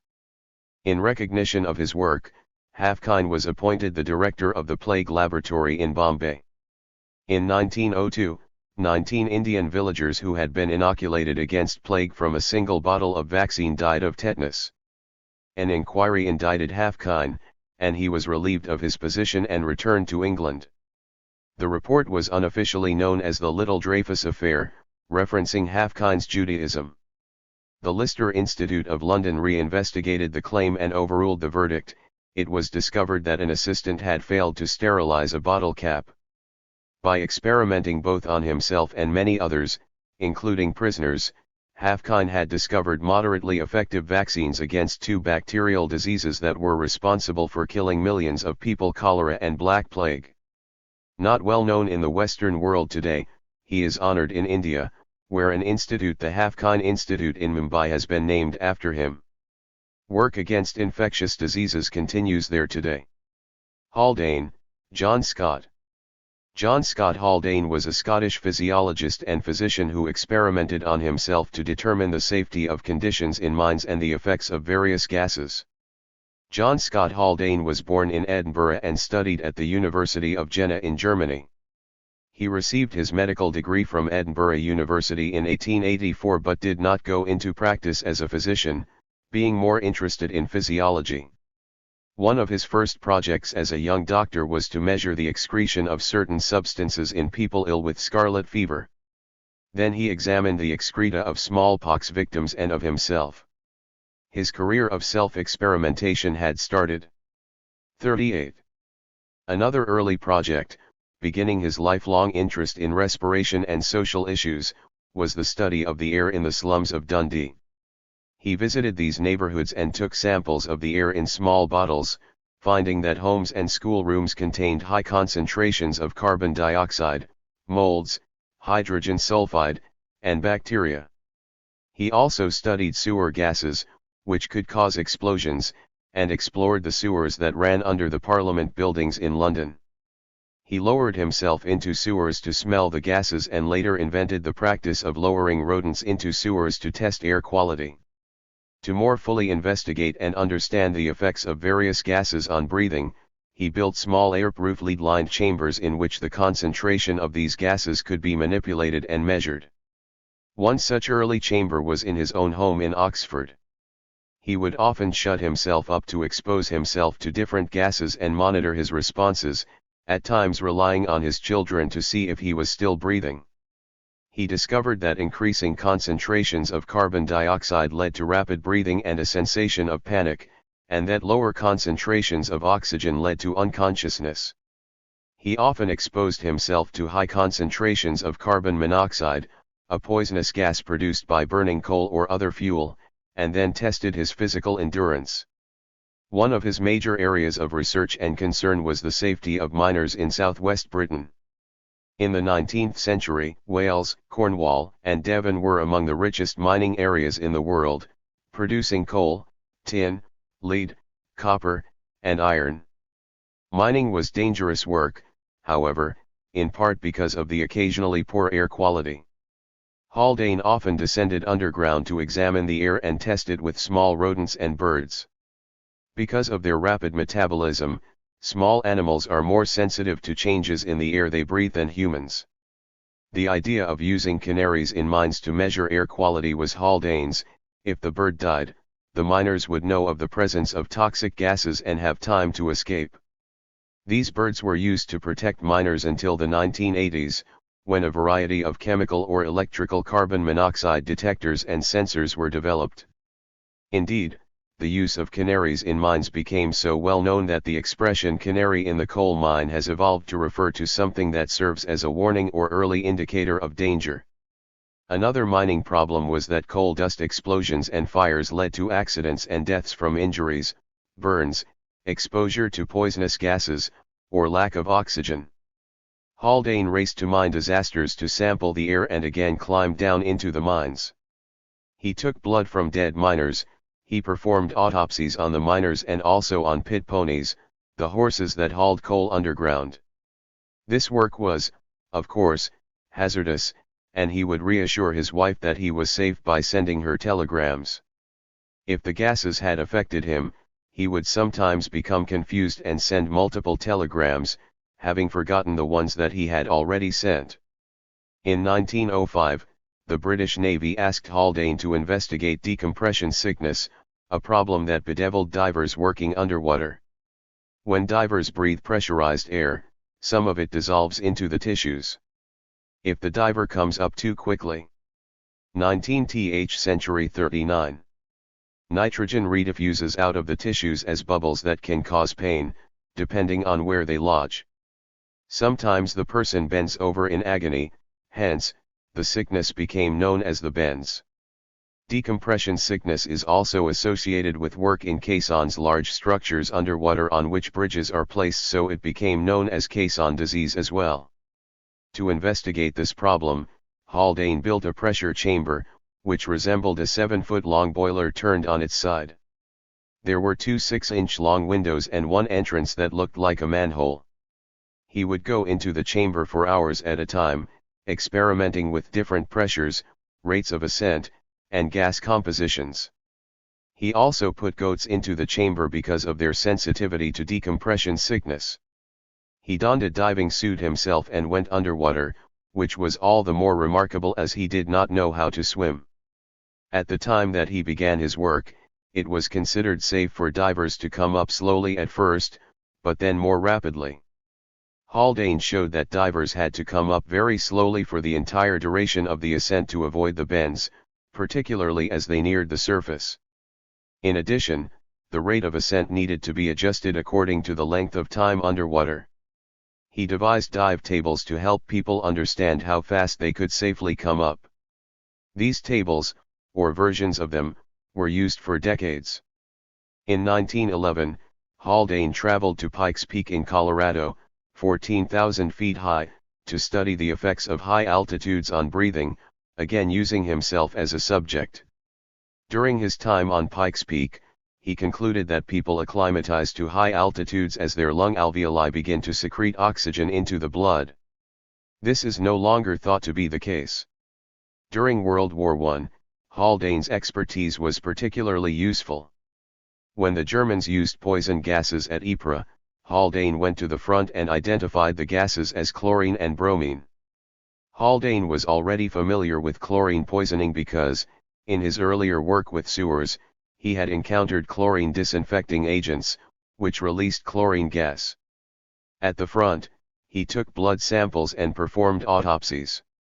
After his return to Oxford, Haldane repeatedly sealed himself and a colleague in his airproof chamber, exposing the two of them to chlorine gas to work out its toxicity and methods of protection against it. He had done similar work 20 years earlier with carbon monoxide. With the help of his son, by then a soldier, he was able to improve gas masks for the British forces. In addition to his discoveries and inventions that led to safer mining, submarining, and more effective gas masks, Haldane made significant advances in the physiology of respiration. As is clear from his work, Haldane believed in experimentation on himself and also that one should never subject animals to experiments before experimenting on oneself. He was not fanatical about this, however. He did come up with the idea of the canary in the mine, and he did use goats in diving chambers. He would also sometimes experiment on his own son, who, in his own career, would carry on his father's work in respiration and self-experimentation. 40. In 1936, Haldane went to Persia to investigate cases of heat stroke in the oil refineries. He died later that year in Oxford, shortly after his return to England. Halsted, William Stewart. William Stewart Halsted, one of the most important figures in the history of American surgery, experimented with cocaine as an anesthetic agent and devised regional, or local, anesthesia, a way of numbing a body part during surgery without interfering with consciousness. He experimented on 2 family members, invented new surgical procedures and techniques, and improved surgical education. William Stewart Halsted was born in New York City to a wealthy family, the oldest of 4 children. He had a privileged education, attending Phillips Academy in Andover, Massachusetts, and then Yale College. He obtained his medical degree from Columbia University in New York in 1877, though such a degree was not then what it is today. In the late 1800s, medical education and practice were quite backward throughout the United States, particularly when compared to Europe. In many American medical schools, students did not even have to be high school graduates. They were not expected to attend lectures, dissect cadavers, or examine patients. Aware of the inadequacies of his medical education, Halsted traveled to Austria and Germany to further his studies. In 1880, he returned to New York, where he became a successful physician. He was hard-working and ambitious and became adept at dissections and a master of anatomy. He also formed an important friendship with William Welch, a pathologist who would later help to create the Johns Hopkins School of Medicine. Halsted was an adventurous and fearless surgeon with such self-confidence that he was willing to treat his own family members in ways that were innovative and practically unheard of at the time. In 1881, his sister bled heavily after delivering a baby, and he performed one of the first emergency blood transfusions, transfusing his own blood into her.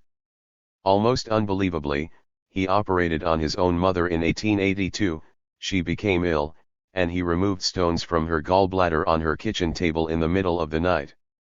This was one of the first times such a surgery had been performed in the United States.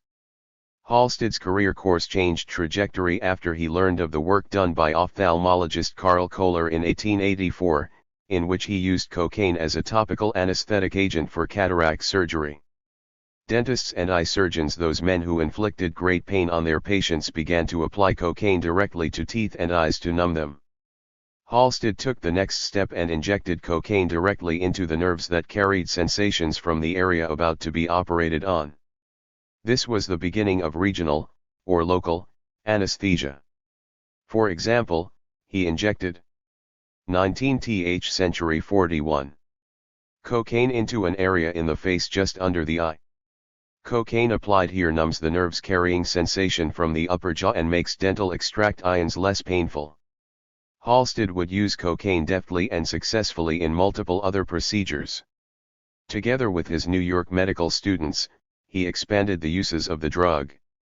Halsted's experimental work increased the number of operations, both dental and otherwise, that could be performed with local anesthesia. Halsted also showed that cocaine interfered with the transmission of sensation but not with the control of muscles. The patient who received an injection of cocaine was conscious, could follow any instructions of the surgical team, and felt no pain. Halsted could not have known it at the time, but injected or snorted cocaine is different from cocaine consumed by mouth because of its quick onset of action. Halsted, with some of his colleagues and students, began to sniff cocaine powder. Many of these young doctors, including Halsted, became addicted. Halsted probably for the rest of his life. Later, in an attempt to overcome his cocaine use, he began to use morphine, which only resulted in his becoming addicted to both drugs. Meanwhile, Halsted's friend Welch was becoming more involved with a new institution in Baltimore, Maryland, the Johns Hopkins Hospital and School of Medicine. Welch, too, had studied in Germany and was determined to create a medical school and hospital to rival German institutions. He recruited Halsted in 1886 to join him in the newly formed pathology laboratory. The other two physicians who made up the Big Four founding members of Johns Hopkins were William Osler and Howard Kelly. Within a few years, most of the advances in American medicine were coming out of Baltimore.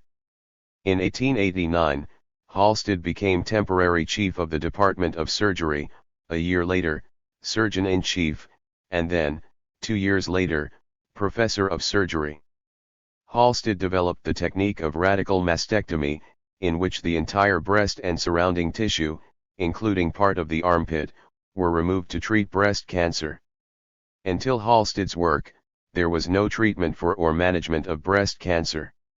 Women often did not seek medical attention until the cancer involved the whole breast, at which point doctors could do little to help. Using his formidable knowledge of anatomy and attention to detail, Halsted was able to safely remove the entire breast and associated tissue and at least make the woman more comfortable for some time. Halsted introduced the use of rubber gloves in surgery, initially to help an operating room nurse who had developed dermatitis, probably due to her exposure to mercuric chloride, which was then used as an antiseptic agent. He improved hernia and thyroid surgeries and propagated the art and science of safe surgery by scrupulous aseptic technique, gentle handling of the tissues, and attention to stopping blood loss. A pioneer in medical education, he started the first formal surgical residency training program in the United States and developed the concept of surgical residencies in which residents took on more responsibility as they matured. 42. Halsted had immense self-confidence, which allowed him to experiment with new treatments and to operate on his sister and mother, possibly saving their lives. On the other hand, his self-experimentation with cocaine imperiled his health and career. Despite his addictions, Halsted made major contributions to surgery, perhaps the most important of which was the establishment of experimental laboratories at Hopkins and his encouragement of students to experiment and find new ways of treating surgical problems. Hansen, Gerhard Armauer. Gerhard Armauer Hansen was the Norwegian Cody's coverer of the leprosy bacillus, the bacterium that causes leprosy. His experiments on leprosy patients without their consent led to his losing his position in a leprosy hospital.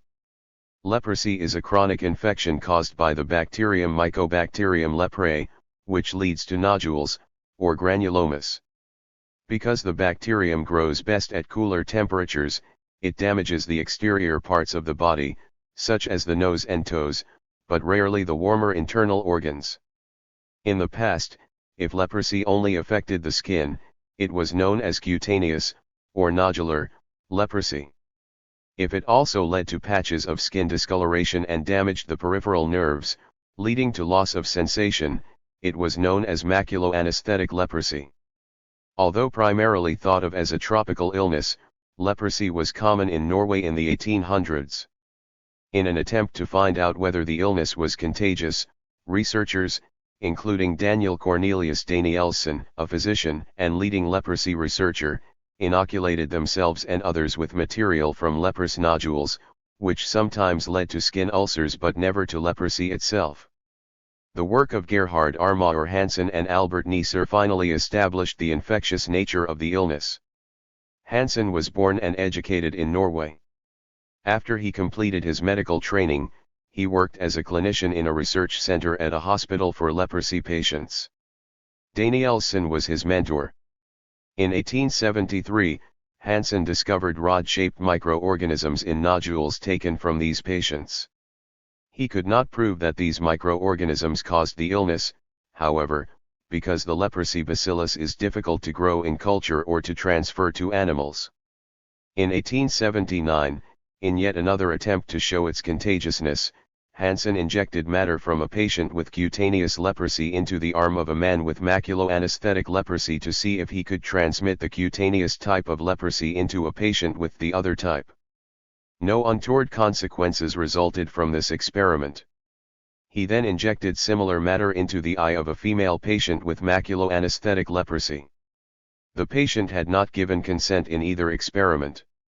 The woman claimed that her eye was inflamed and painful for 7 weeks after. 19th century 43. Hansen's injection, and she initiated court proceedings against him. In 1880, the city of Bergen law courts found Hansen guilty, and he lost his position in the leprosy hospital. The scientific community, on the other hand, did not think that the sentence was warranted. Hansen continued his work with leprosy. Indeed, leprosy is sometimes known as Hansen's disease. Meanwhile, in 1879, Neisser visited Hansen, who gave him some specimens and unstained slide preparations. Neisser was a skilled microscopist who had studied with physician and microbiologist Robert Koch and had access both to the superior Fuchsin and gentian violet stains and a Zeiss microscope. He visualized the bacteria more clearly than Hansen was able to. In 1880, Neisser announced that he had discovered the bacterium that caused leprosy. Conflict ensued between the two. Later research has shown that leprosy is not highly infectious and that most people are not susceptible to developing the illness, thus explaining the failures of the earlier person-to-person transmission experiments. Hookworm. Hookworm infestation, which causes severe anemia, is common in places with warm and damp weather and poor sanitation. A parasitologist discovered how it was transmitted when he spilled some hookworm larvae onto his own hands, first by accident and then on purpose. The hookworm, Ankyloma duodenale, or Necator americanus, is a parasite that can attach to the human intestine. Infestation is common in tropical climates and causes anemia. It was also common in Europe throughout the 1800s among miners and construction workers who worked in humid conditions. The disease it caused was therefore sometimes known as miners', or bricklayers', anemia. It was investigated by John Scott Haldane, who was better known for his experiments involving gases and respiration but who was also concerned about illnesses in Cornish miners. Hookworm eggs could be found in human feces, and it was assumed that transmission was via the fecal-oral route. Arthur Luss was a German zoologist and parasitologist who studied various parasitic illnesses in Egypt. In 1896, he accidentally spilled some larval cultures of hookworm onto his hand while dropping them into the mouths of guinea pigs. He saw that his skin became irritated, and he wondered if the parasites had passed through the skin. Later, after examining his feces for evidence of infestation with another parasite, he saw hookworm eggs. He repeated the cutaneous exposure to larval hookworm eggs, this time on purpose. He then examined a sample of his skin under a microscope and saw that the larvae had disappeared. They had penetrated into the skin. 44. Luss repeated this experiment on a young boy whose leg was about to be amputated. An hour before the surgery, he applied hookworm larvae to the boy's leg. After amputation, he examined the leg and saw that most of the larvae had entered it through the hair follicles. Luss had shown that hookworms do not necessarily use the fecal-oral route to infect humans, but rather can infect humans through the skin. In 1904, Fritz Schaudin, the great German zoologist who discovered Treponema pallidum, the causative agent of syphilis, and who had distinguished between the pathogenic and non-pathogenic forms of entamoeba, confirmed these findings. Hookworms usually enter the body through the feet. Walking barefoot in areas contaminated with human fecal matter, either by unsanitary privies or the use of human waste as fertilizer, rapidly spreads the parasite. The hookworm larvae enter the skin of the foot and then the blood or lymphatic circulation and travel to the lungs. From the lungs, they either travel up to the throat themselves or are coughed up and then swallowed. Once in the human intestine, the larvae hook onto the small intestine and feed on the individual's blood. Persons infested with hookworms become sluggish and listless because of the iron deficiency anemia. What was often seen as laziness and personality flaws in many people who lived in tropical areas is now thought to be a consequence of hookworm-caused anemia. In 1931, hematologist William Castle and pathologist Cornelius Rhodes conducted a several-month-long study for the Rockefeller Anemia Commission as part of the Rockefeller Foundation's work in trying to combat hookworm in Puerto Rico. Most of the population in Puerto Rico was infested with hookworms. Castle emphasized the importance of replacing the lost iron with supplemental iron. Once that was done and the anemic population became healthier and stronger, medication to eliminate the worms became more effective, and it was easier to encourage the population to build better latrines and wear shoes. Luce's discovery of the ability of the hookworm larvae to penetrate the skin explained how anemia could be so common and debilitating in some areas of the world and focused attention on proper disposal of feces and the importance of wearing shoes. Neisser, Albert. Albert Neisser was a German physician who discovered the bacterium Neisseria gonorrhoeae, which causes gonorrhea. His later experiments with syphilis were performed without the consent of his subjects and led to Prussian guidelines about human experimentation, in which such activity was forbidden. Albert Neisser was a German physician who studied microbiology. He had a special interest in venereal diseases, those diseases spread by sexual. 19th century 45. Contact. At that time, the details regarding the transmission of these diseases were not entirely understood, and there was no particularly effective or safe treatment. While still a resident in the combined specialty of dermatology and venereology, Neisser made the discovery for which he is most famous. Gonorrhea is a contagious disease that is usually spread through sexual contact. An infected woman can also spread the infection during childbirth, leading to ophthalmia in the newborn child. Not all people with gonorrhea have symptoms though, and people without symptoms can still spread it. In 1879, at the age of 24, Neisser found the same microorganism present in over 20 adults with gonorrhea and in several infants and adults with ophthalmia. He stained the bacterium with methyl violet and examined it with the newly devised Zeiss microscope and Abbe condenser. He described a new species of coccus that appeared in pairs, which he identified as the cause of gonorrhea. His colleague Paul Ehrlich named the new bacterium gonococcus. The microorganism is now known as Neisseria gonorrhoeae, Neisseria deriving, of course, from Neisser's own name. He then turned his attention to the other main venereal disease, syphilis, a complicated illness with primary, secondary, latent, and tertiary forms caused by Treponema pallidum. In 1892, during tests of a vaccine against syphilis, he administered a subcutaneous injection of cell-free serum from syphilitic patients into 4 young females, one of whom had gonorrhea, hoping that this would serve as a kind of vaccination. They did not develop syphilis. Emboldened by this success, he then injected syphilitic serum into the veins of 4 prostitutes between the ages of 17 and 20. All subsequently developed syphilis. These women had not given consent, and the public was outraged. Neisser claimed that the prostitutes had developed syphilis in another normal way. The case was sufficiently notorious that it reached the Prussian parliament and led to a 1900 directive regulating experimentation, forbidding experiments on individuals without their express consent. Most physicians of the time supported Neisser. Neisser also became involved in a conflict about the discovery of the cause of leprosy. In 1879, the same year that he identified N. gonorrhoeae, Neisser made advances in the staining of the bacillus that causes leprosy. That year he visited the Norwegian physician Gerhard Armauer Hansen and took some tissue samples of Hansen's leprous patients back to Germany.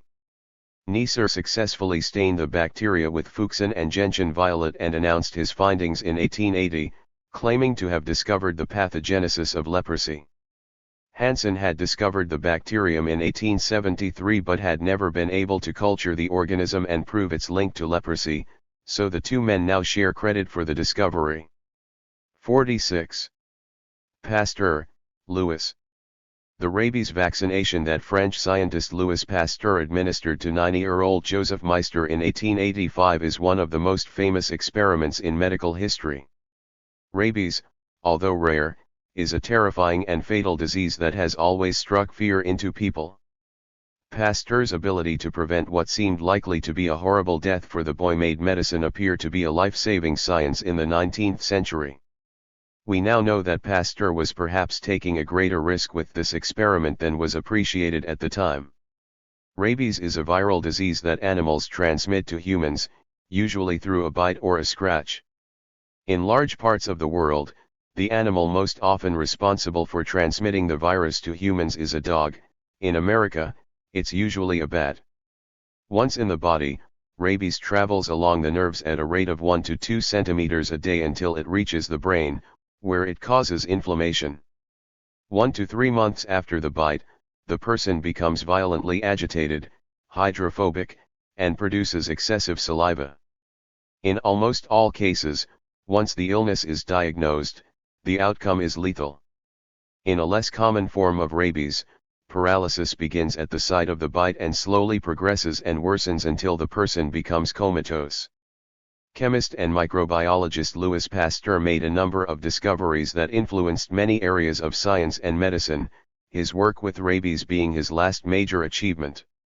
Much of his work, including that with rabies, was controversial, perhaps because of its newness. Pasteur's first discoveries had to do with the handedness of some molecules or crystals.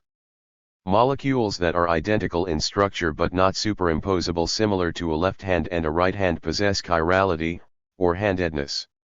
This is characteristic of organic, rather than inorganic, molecules. Most amino acids, for example, are left-handed, while most sugars are right-handed. Pasteur did some of the early work establishing this understanding of chirality, using the fact that the handedness of a molecule is reflected in the way in which it polarizes light. Pasteur then became fascinated by the world of microorganisms. He proved that the transformation of grape juice to wine and dough to bread is due to fermentation that is carried out by a live organism, the single-celled fungus called yeast. In the early 1860s, Pasteur disproved the then popular theory of spontaneous generation, the idea that living organisms could arise from non-living matter. For example, broth that had been boiled so that any living organisms were killed was known to become moldy. Many believed that it became moldy due to spontaneous generation. To test this theory, Pasteur boiled broth in a flask with a crooked neck. This neck, also known as a swan's neck, prevented the introduction of air into the flask. Nothing grew in the broth. Pasteur had proved that living microorganisms did not spontaneously arise from the broth but are present in the air, and it is those airborne microorganisms that cause the mold. Later, in what may have been the first time that a microorganism was identified as the cause of a disease, Pasteur studied a disease that was devastating the French silk industry and showed that microorganisms were infecting silkworms. 19th century 47. These and other experiments allowed Pasteur, along with other scientists such as his rival, bacteriologist Robert Koch, to develop the germ theory of illness. Pasteur and Koch showed that diseases such as anthrax, cholera, and rabies were indeed caused by microorganisms. The idea that specific microorganisms, so small that they could not be seen by the naked eye, could lead to illness in man and other animals was revolutionary. Famously, Pasteur discovered that heat could kill microbes. This was a way of controlling unwanted microorganisms in the production of wine. The process, known today as pasteurization, was named after him and is now used to keep many other foods, such as milk and juices, safe from disease-causing bacteria. In the 1870s, Pasteur developed a vaccine against chicken cholera, and in May 1881, he conquered the problem of anthrax in sheep by vaccinating half a herd and then exposing the entire herd to anthrax. Only the vaccinated sheep survived. This was done in public in Port-le-Fort, on the southern outskirts of Paris. In both cases, the vaccine, consisting of a live but weakened, or attenuated, culture of the microbes, led to a mild illness that protected the animal from a more severe form of the illness. This was similar to the observations that a mild case of smallpox or a case of cowpox prevented the person from developing a more severe form of smallpox. Pasteur called his methods vaccinations in honor of Edward Jenner's invention of the smallpox vaccine. In 1880, Pasteur began to work on the problem of rabies.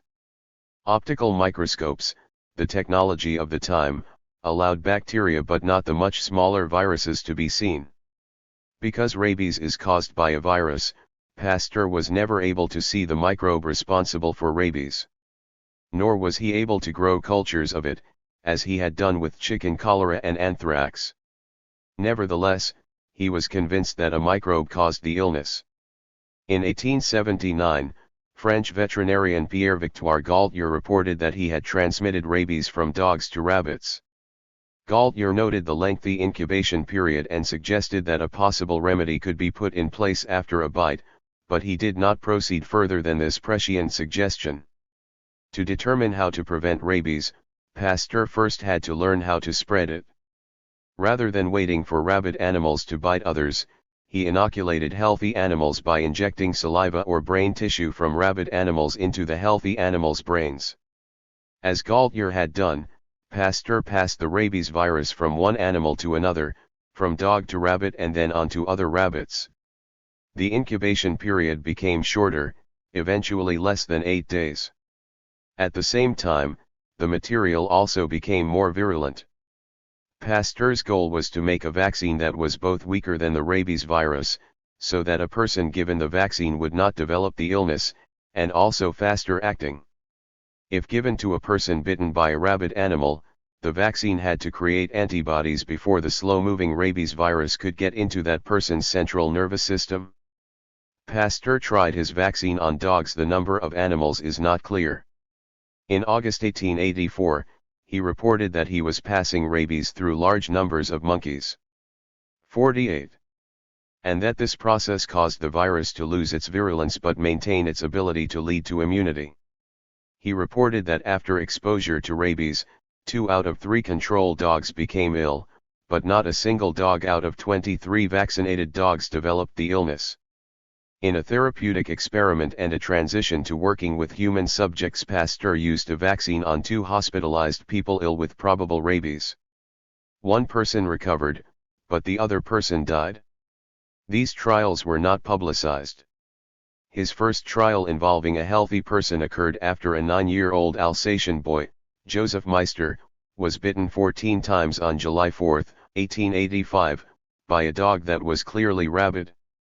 His local physician had heard about Pasteur's promising work with rabies in dogs and told Meister's parents to take their son to Pasteur in Paris to ask him for his help.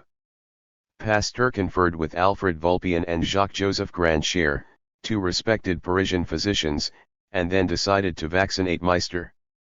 This was a terrifying step because the boy was still healthy and had not yet developed any symptoms of rabies.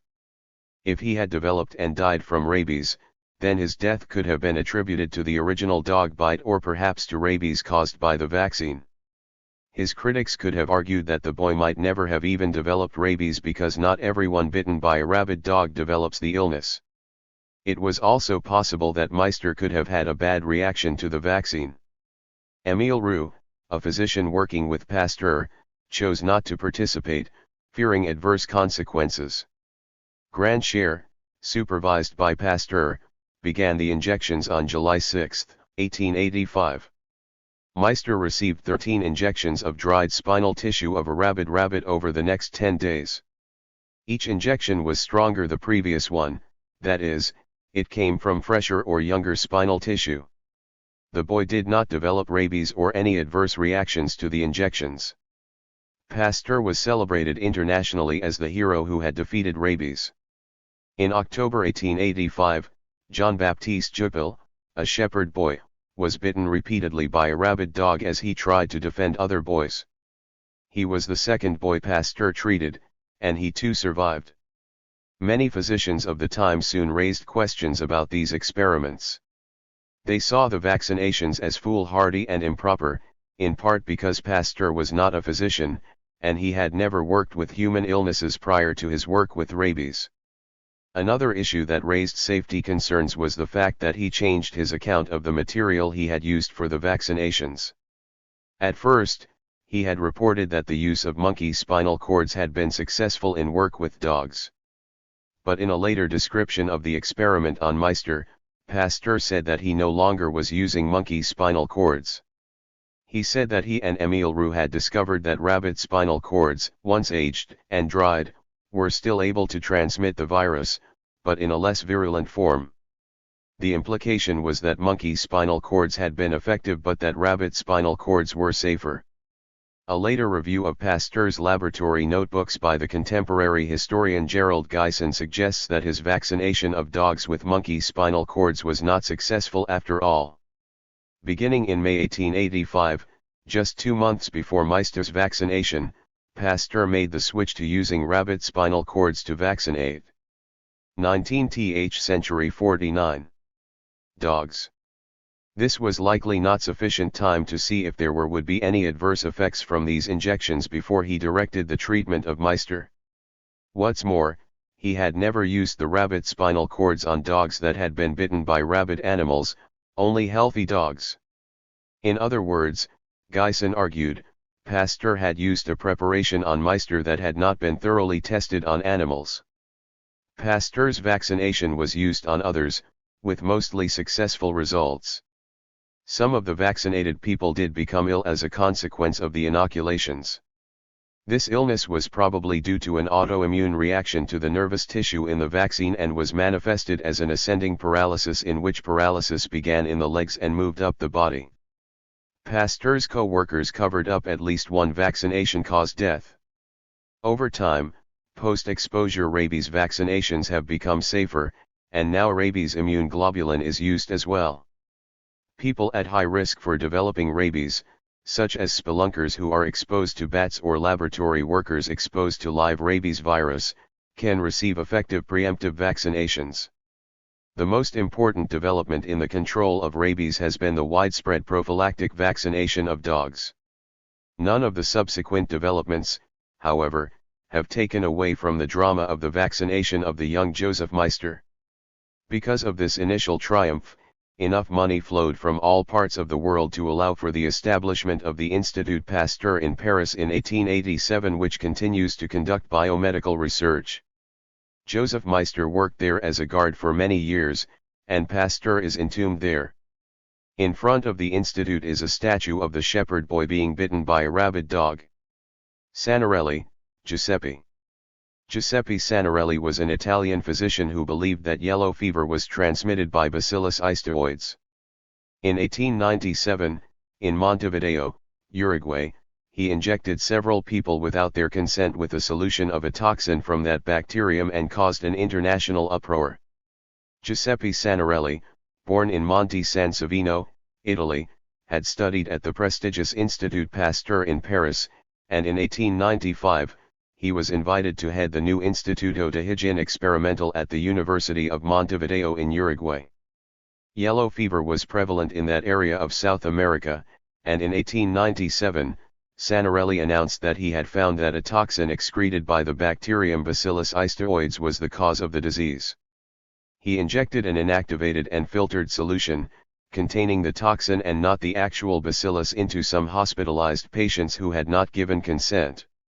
2 people received subcutaneous injections and became mildly ill. 3 people received intravenous injections, and 2 of the 3 became very ill. Sanarelli performed liver and kidney biopsies on some of the subjects, looking for complications of yellow fever. Sanarelli said that the 50 patients developed yellow fever, but that is almost certainly not the case. There were, fortunately, no deaths. Some mistaken reports of this experiment mentioned that Sanarelli had injected the live bacterium into patients, causing yellow fever and 3 deaths. These reports alarmed many, of course. At a conference where Sanarelli's work was discussed, a physician described his experiment as ridiculous. Sir William Osler, the preeminent clinician of the time, said about this comment and about Sanarelli's work, to deliberately inject a poison of known high degree of virulency into a human being, unless you obtain that man's sanction, is not ridiculous, it is criminal. 1. This has become an oft-quoted warning about the dangers of research and the importance of obtaining consent. Walter Reed and James Carroll, researchers in Cuba working for the Yellow Fever Commission in Quemados, Cuba, investigated Santarelli's claim about Bacillus istoioides. They examined patients with yellow fever but were unable to find the bacillus. By 1902, Santarelli's theory had been discredited. His microorganism had been shown to cause not yellow fever but hog cholera. Yellow fever was later shown to be caused by a mosquito-borne virus. An important consequence of Santarelli's work was greater care with respect to consent. George Sternberg, director of the Yellow Fever Commission, knew of the controversy surrounding Santarelli and was determined not to be so reckless in his own work with yellow fever. Indeed, one of the achievements of his commission was the requirement of informed consent from all of subjects. Reference 1. Osler, Discussion of G. M. Sternberg, 71. Sims, J. Marion. J. Marion Sims was the first surgeon to successfully operate within the peritoneal cavity and is generally considered the father of surgical gynecology.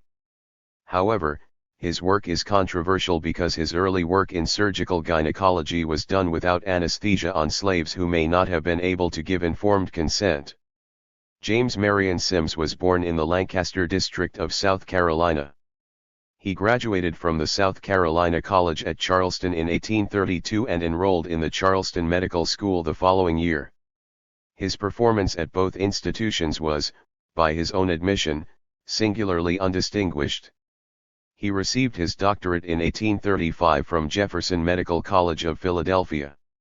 Sims began his career in his home county, but extending the lack of success he had begun in college, his practice faltered and he moved to Alabama. In his new 19th century 51 home, he became skilled at repairing birth-related tears between the vagina and bladder or the vagina and bowel. That success was partly due to his use of wire sutures, which he first created from the wire springs used to give suspenders elasticity before India rubber became available.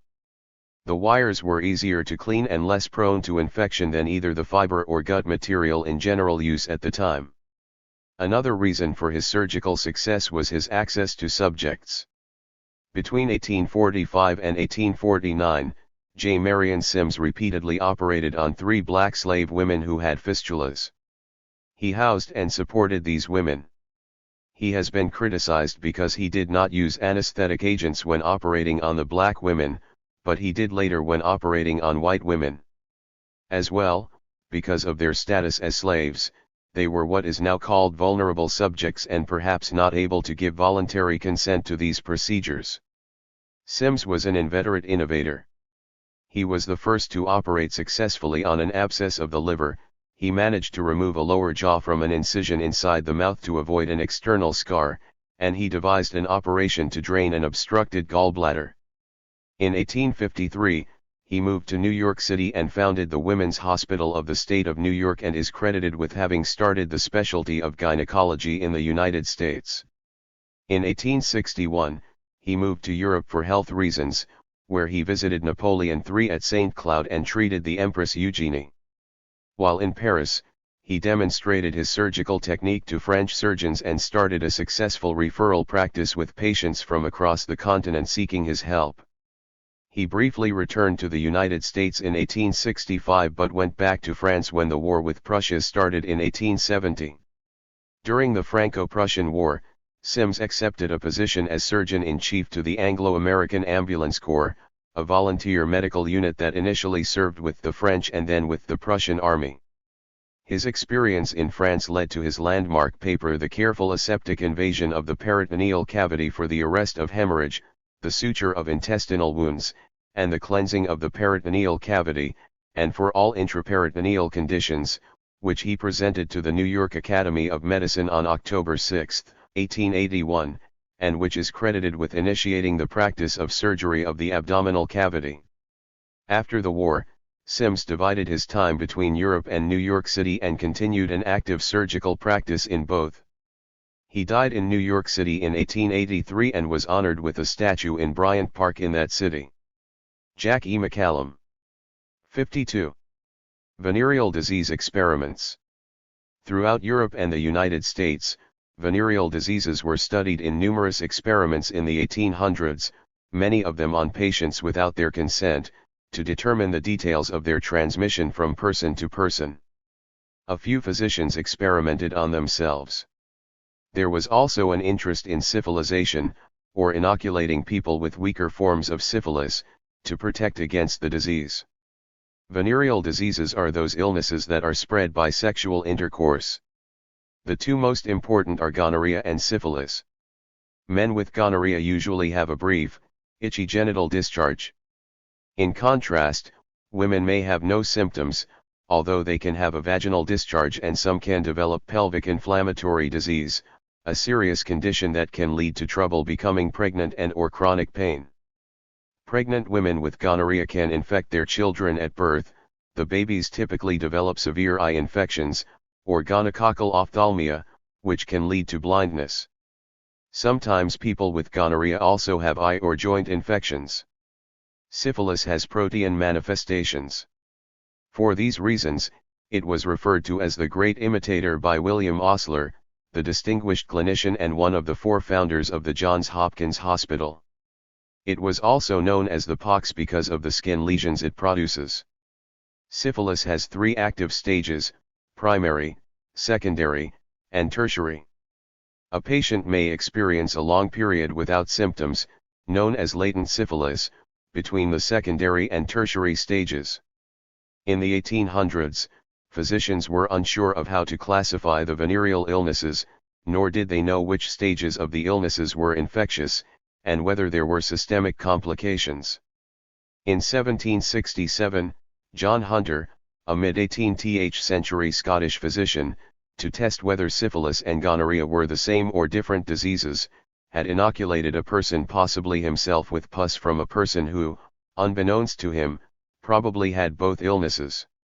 This misadventure led to much confusion about the difference between the two illnesses, until the 1800s, when Philippe Ricord, the great French venereologist, experimented on people with venereal illnesses, inoculating them with pus from their own lesions. Eventually, he established that syphilis and gonorrhea are indeed distinct infections. Ricord believed that the lesions of secondary syphilis were not contagious. Several physicians documented cases of infection arising from exposure to people with secondary syphilis.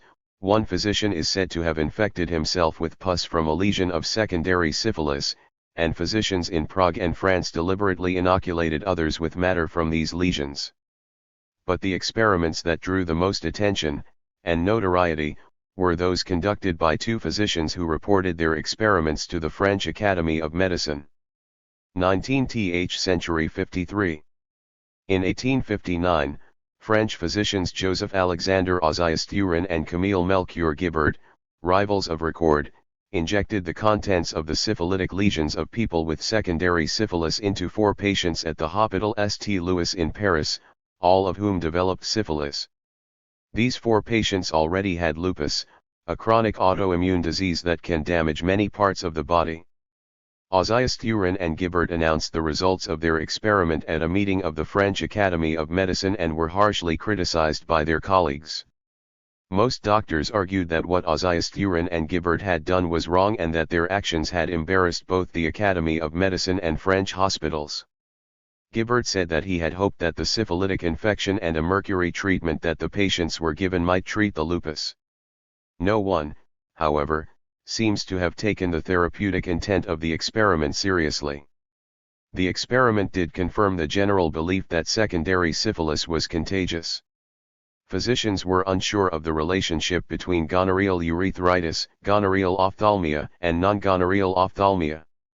There was also confusion between gonorrhea and trachoma, a bacterial disease of the eye that leads to the formation of a pannus or membrane on the eye. Some physicians believed that inoculation of an eye afflicted by pannus with material from a person ill with gonorrhea could eliminate the pannus. To study and parse these confusing infections, physicians performed a series of experiments, many of them odd and or ethically questionable. In 1855, a physician accidentally infected his own eye while treating an infant with an eye infection and then transferred pus from his eye into a patient's atrophic eye.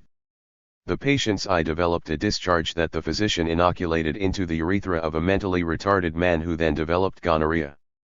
Discharge from this man's urethra was then put into the urethras of 2 other people, and then the discharge from one of these people was transferred into the non-functioning eye of yet another person who developed a discharge.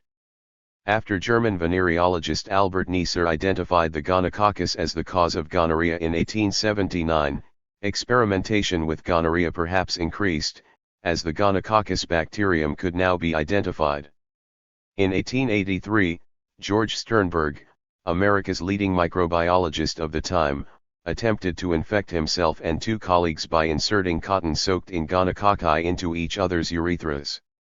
In Austria, dermatologist Ernest Finger, along with colleagues in Vienna, infected 6 men who had recovered from gonorrhea with gonococci to see if they had developed immunity to the illness, but they had not. The Viennese doctors also infected 7 dying and febrile men with gonococci to see if high temperatures protected them from infection. The findings were inconclusive. 54. In Italy, in 1894, Guido Bordoni Ufaraduzzi cultured pus from the ankle of a young woman with gonorrhea and then inserted the matter into the urethra of a young man who subsequently developed gonorrhea. Neisser also experimented with syphilis. In 1892, during tests of a vaccine against syphilis, he administered a subcutaneous injection of cell-free serum from syphilitic patients into 4 young females, one of whom had gonorrhea, hoping that this would serve as a kind of vaccination and prevent them from becoming ill. They did not develop syphilis. Emboldened by the success, he injected syphilitic serum into 4 prostitutes between the ages of 17 and 20. All subsequently became ill with syphilis. Unlike the experiments of Ozias Thurin and Gibbard, however, this experiment did lead to change. The public outrage at what Neisser had done is credited with the passage in 1900 of Prussian legislation regulating experimentation on humans. In 1905, German zoologist Fritz Schaudin and German dermatologist Erich Hoffmann identified the spirochete Treponema pallidum as the cause of syphilis. Just 1 year later, German bacteriologist August Paul von Wassermann invented an immunological medical test to detect the presence of a certain antibody in a patient's serum. This test, now known as the Wassermann test, allowed the diagnosis of syphilis to be made in the laboratory. Thanks to the development of the Wassermann test, experiments of the type done by Hunter and Ricord no longer needed to be performed, and the identification of venereal diseases became more accurate and reliable. In general, human experiments similar to those described above became less common, perhaps both because of a better understanding of the infections and the legislative action taken by the Prussian government. Von Pettenkofer, Max. Max von Pettenkofer was a respected German physician and a pioneer in public health who is famous for swallowing live cholera bacilli to prove that the great bacteriologist Robert Koch was wrong in emphasizing the microorganism as the sole cause of the illness. The experiment was brave but misleading. Cholera is an infectious illness that causes a rapid onset of severe vomiting and diarrhea. It is often lethal because of the dehydration it causes. In the 1800s, there were 5 cholera pandemics in Asia and Europe. Some physicians thought mistakenly that cholera was caused by a miasma, or unhealthy smells or vapors. Bacteriologist Robert Koch traveled to Egypt and India to study the disease, and in 1883 discovered the Kama bacillus, or Vibrio cholera, that causes the illness. In London, physician and epidemiologist John Snow then showed in 1855 that water contaminated by feces from cholera victims was the principal mode of transmission. 19th century 55. Meanwhile, Max von Pettenkofer, a German physician, believed that several factors usually had to combine for illness to occur and that the illness was not as simple as exposure to a microbe. From his review of 10 cholera outbreaks, he concluded that the following 4 conditions were needed: the organism itself, certain types of subsoil that allow the fermentation of organic material and then the release of the cholera germ, the correct seasonal conditions, and individual susceptibilities. Von Pettenkofer thought that the emphasis on the bacterium or clean water, to the exclusion of other factors, was mistaken. However, he did recognize the importance of clean water. Indeed, he developed the first large city pure water system in Munich. In 1892, at the age of 74, he declared that cholera was not solely a contagious disease and that Koch was wrong.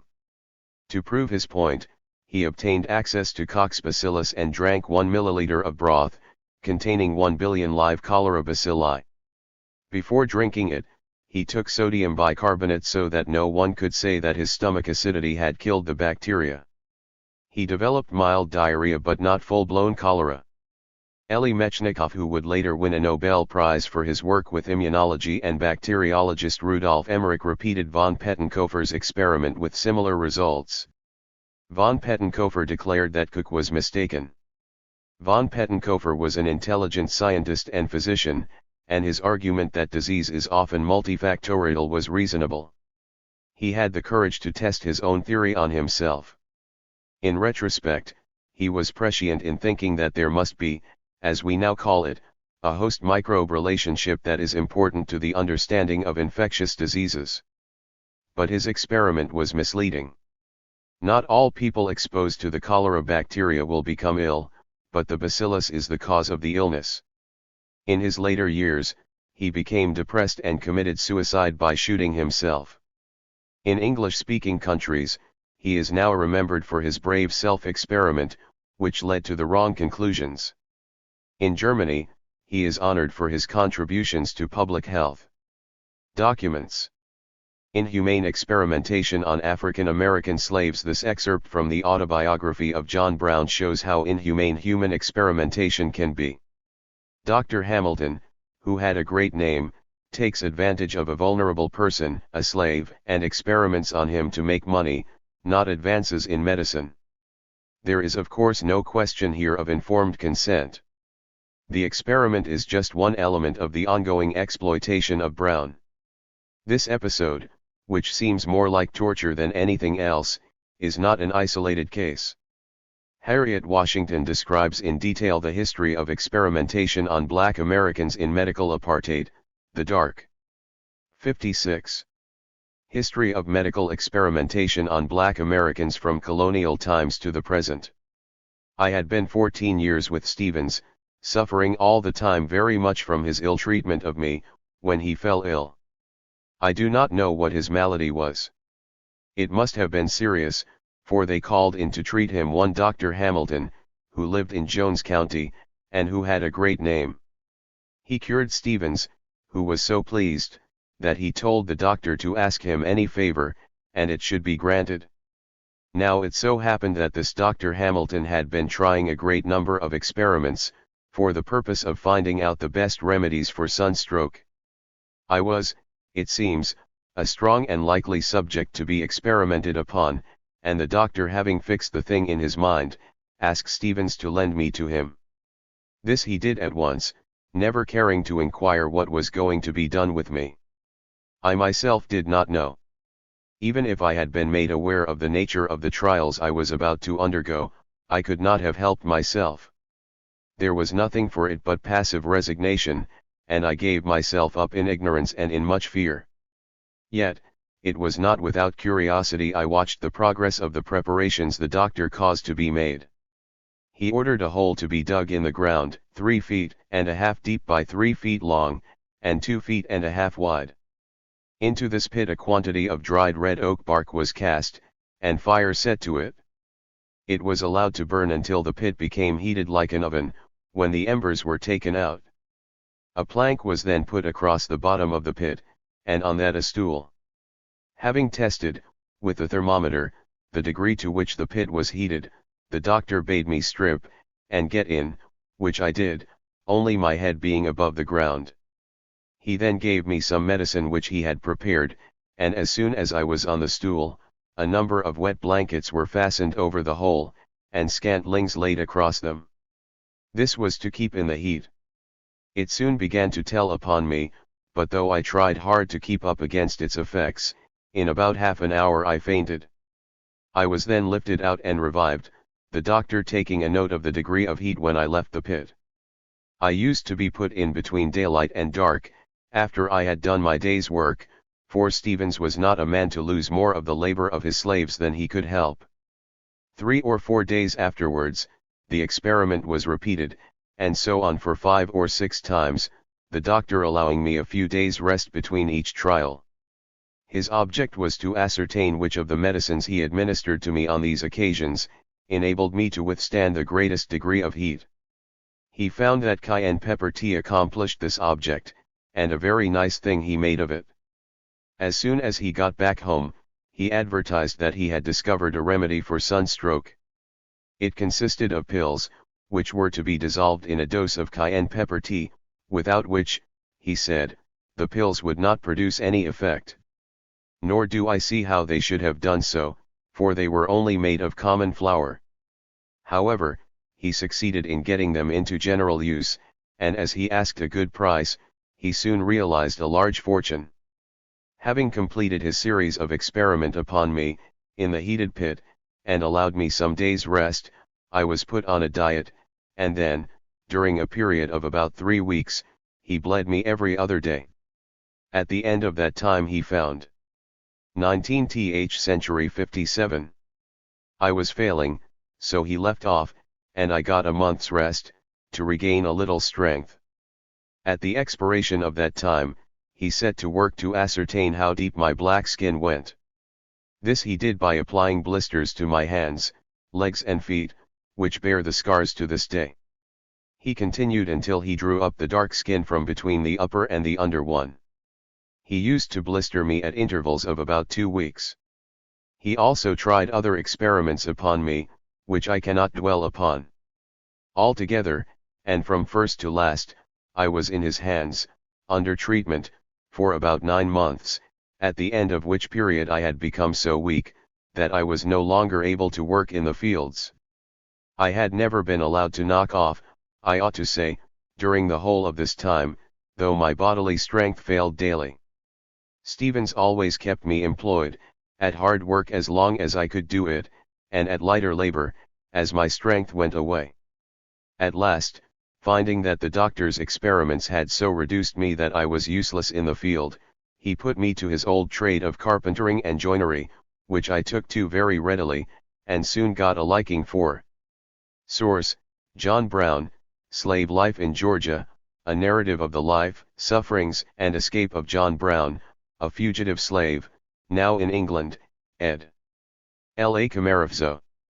Louis Pasteur and rabies.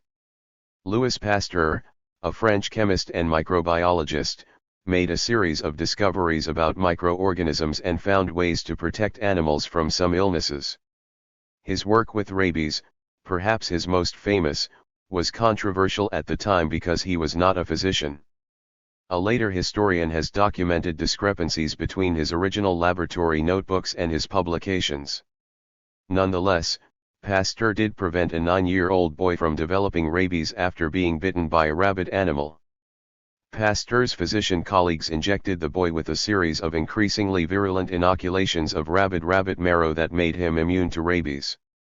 They went on to save a young shepherd who was bitten by a rabid dog while protecting others. Pasteur has been a medical hero ever since. October 26, 1885. A method for the prevention of rabies after the bite of a rabid animal. The prophylaxis of rabies such as I exposed it in my own name and in the name of my fellow workers in my preceding notes certainly constituted a real progress in the study of that disease. But the progress realized was more scientific than practical. In application it exposed to various accidents. Not more than 15 or 16 dogs in 20 could be made refractory to rabies with certainty.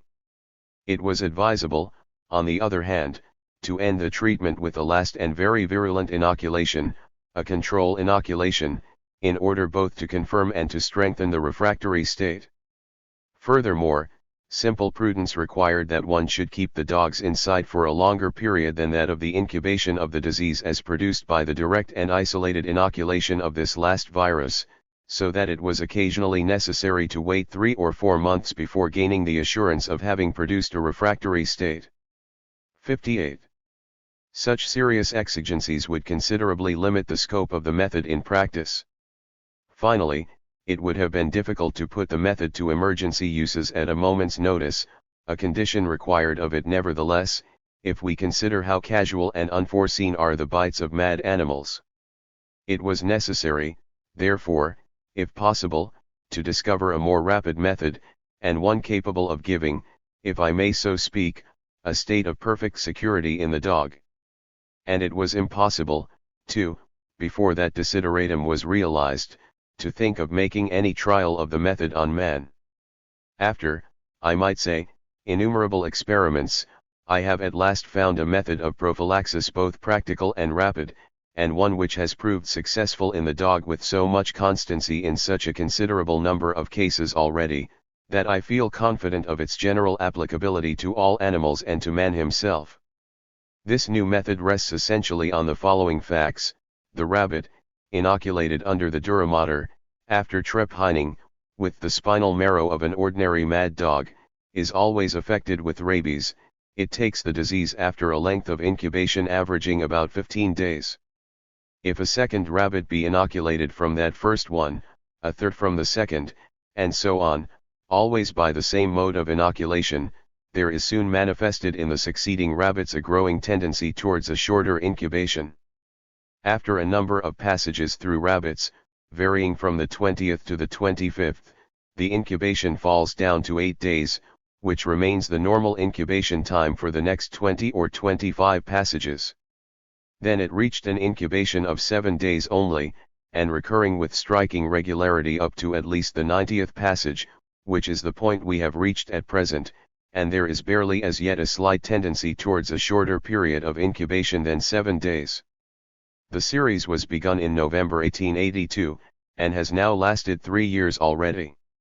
It has never once been interrupted, and never has it been necessary to have recourse to any other than the virus of rabbits of the same series which had previously died of rabies.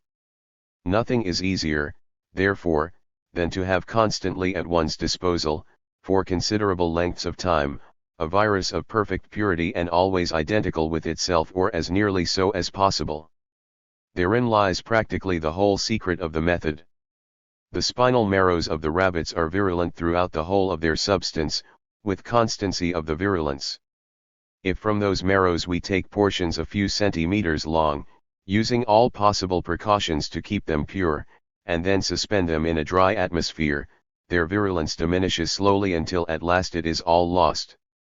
The time that the virulence takes to disappear entirely varies somewhat with the thickness of the marrows, but most of all with the outside temperature. The lower the temperature, the longer is the virulence preserved. These points constitute the scientific part of the method. After those preliminary explanations, here is the process for rendering dogs refractory to rabies in a relatively short time. 19th century 59. In a series of flasks, the air inside which is kept dry by dropping pieces of caustic potash into it, suspend every day a portion of fresh spinal marrow taken from a rabbit which has died of rabies of 7 days incubation. Every day also inject under the skin of the dog to be made refractory a full Provaz hypodermic syringe of stereo yeast broth in which has previously been triturated a small piece of one of the drying marrows. Begin with a marrow old enough to make sure that it is not at all virulent. Previous experimentation will already have settled that point. On the succeeding days proceed in the same manner with fresher marrows, and use those of every second day, until finally we inoculate a last and very virulent one which has been drying only 1 or 2 days. The dog has now become refractory to rabies, and will not take it anyhow inoculated, under the skin or on the surface of the brain. Making use of this method, I had already rendered 50 dogs of all ages and of all races refractory to rabies, without having met with a single failure when, unawares, on Monday, July 6 last, 3 persons coming from Alsace presented themselves at my laboratory. They were Theodor Vohn, a grocer from Meisengat, near Skulstad, bitten on the arm on July 4 by his own dog, which had become mad. Joseph Meister, 9 years old, bitten also on July 4 at 8 o'clock in the morning, and by the same dog. This child had been thrown down by the dog and had received numerous bites on the hand, the legs and thighs, some of them so deep that he could scarcely walk. The principal wounds had been cauterized with carbolic acid by Dr. Weber, of Ville, on July 4, at 8 o'clock in the evening, 12 hours only after the accident. The third person was the mother of little Joseph Meister, and had not been bitten.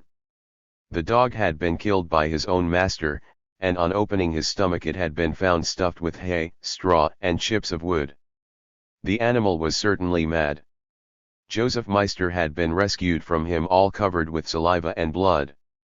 Mr. Vaughan had been severely contused on the arms, but he assured me that his shirt had not been traversed by the fangs of the dog. I told him there was nothing to fear, and that he could go home that same day, which he did. But I kept with me little Meister and his mother. The weekly meeting of the Académie des Sciences was held on that same day, July 6. I saw there our colleague Dr. Vulpian, to whom I related what had occurred. Dr. Vulpian, joined by Dr. Grandshare, professor at the School of Medicine, kindly consented to come at once and see the state and the number of the wounds of little Joseph Meister. He had been bitten in 14 different places.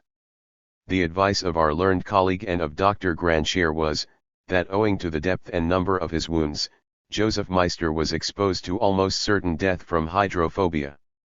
I then communicated to Drs. Vulpian and Grandshare the new results I had obtained in my studies of rabies since the time of my lecture in Copenhagen a year before. 60. The child, being apparently doomed to inevitable death, I resolved, not without feelings of utmost anxiety, as may well be imagined, to apply to him the method of prophylaxis which had never failed me in dogs. My set of 50 dogs, indeed, had not been bitten before they were made refractory to rabies, but that objection had no share in my preoccupations, for I had already, in the course of other experiments, rendered a large number of dogs refractory after they had been bitten. I had that same year invited the members of the Commission on Rabies to witness that new and important progress. On July 6, then, at 8 o'clock in the evening, 60 hours after the bites of the 4th, and in the presence of Drs. Vulpian and Grandshare, we inoculated into the right hypochondrium of little Meister, under a fold made in his skin, the half of a Prevost hypodermic syringe containing the marrow of a rabbit which had died rabid on June 21 previous. Since that date the marrow had been kept in dry air, suspended in a bottle 15 days altogether. On the following days the inoculations were renewed, always in the hypochondria and in the manner indicated in the following table. July 7 at 9 a.m. Marrow of June 23, i.e. 14 days old, July 7 at 6 p.m. June 25, i.e. 12 days old, July 8 at 9 a.m. June 27, i.e. 11 days old, July 8 at 6 a.m. June 29, i.e. 9 days old, July 9 at 11 a.m. July 1, i.e. 8 days old, July 10 at 11 a.m. July 3, i.e. 7 days old, July 11 at 11 a.m. July 5, i.e. 6 days old, July 12 at 11 a.m. July 7, i.e. 5 days old, July 13 at 11 a.m. July 9, i.e. 4 days old, July 14 at 11 a.m. July 11, i.e. 3 days old, July 15 at 11 a.m. July 13, i.e. 2 days old, July 16 at 11 a.m. July 15, i.e. 1 days old. The treatment, therefore, lasted 10 days, and the total number of the inoculations was 13. I shall say later on that a smaller number of inoculations might have sufficed, but in this first case I had necessarily to act with peculiar circumspection. 2 fresh live rabbits were also inoculated on the brain with every one of the marrows used, in order to follow their degrees of virulence. The observation of those rabbits brought out the following points: the marrows of July 6, 7, 8, 9, 10 were not virulent, for the rabbits inoculated with them did not become mad. The marrows of July 11, 12, 14, 15, 16 were all virulent, in ascending progression. The rabbits inoculated from the marrows of July 15 and 16 took rabies after 7 days incubation, those inoculated from the marrows of the 12th and 14th after 8 days, those from July 11 after 15 days. I had, therefore, in the last days of the treatment, inoculated Joseph Meister with the most powerful rabies virus, namely, the virus of the ordinary mad dog.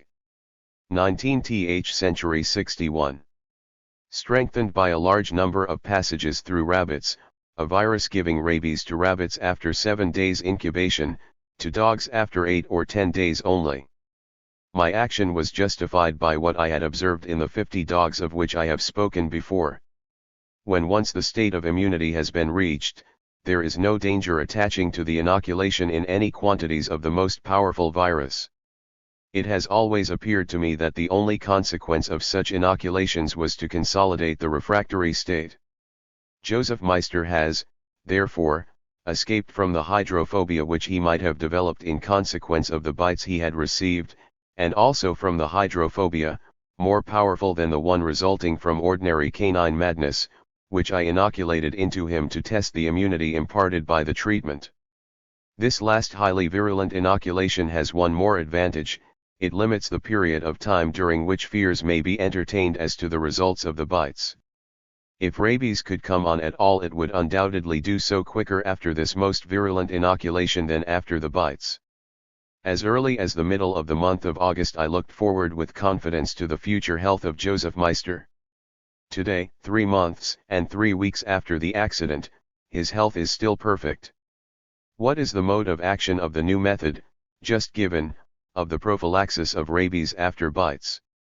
I do not purpose to deal fully with the question today, but shall content myself with a few preliminary remarks, which will help to explain the meaning of the experiments which I am still carrying on for the purpose of giving us a clear idea as to the best possible interpretation.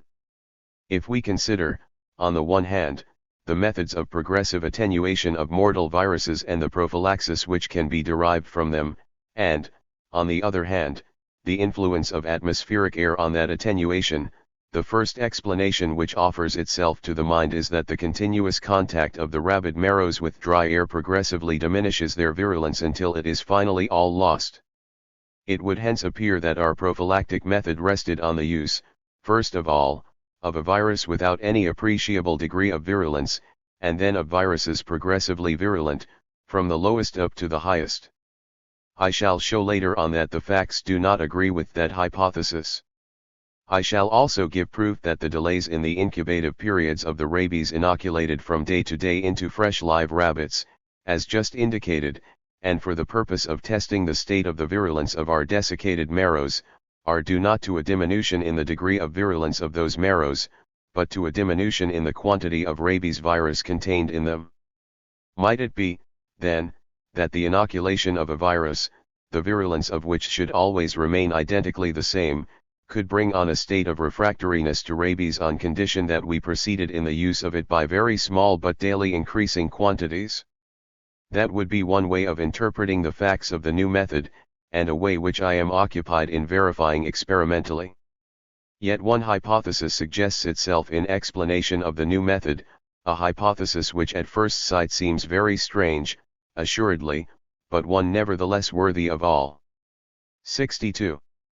Consideration, for it is in keeping with certain known facts of the vital phenomena observed in several of the lower beings, and, in particular, in certain pathogenic microorganisms. A large number of microorganisms apparently give rise, in the media where they grow, to substances which have the property of opposing their own growth. As early as the year 1880 I had initiated some researches having for their object to detect some such poison produced by the foul cholera microorganism and toxic to that same microorganism. I have not been able, as yet, to demonstrate the presence of such a substance, but I am of opinion today that those studies ought to be taken up anew, and I shall not fail to do so myself, taking care to cultivate the microorganism in an atmosphere of pure carbonic acid gas. The microbe of swine plague thrives in broths of very varying composition, but it is so rapidly stopped in its development, and the weight of it formed is so small, that it is occasionally barely possible to tell the presence of a crop of it by noticing the slender silky bands undulating in the nutrient medium. It looks as if at once had been produced a substance which had stopped the growth of the little being, whether sown in presence of air or in vacuo. M. Rollin, once my assistant, and now a professor in the Faculty of Lyons, showed, in the very remarkable thesis which he presented in Paris on March 22, 1870, that the Aspergillus niger develops during growth a substance which stops, to some extent, the further production of that mold whenever the nutrient medium does not contain iron salts.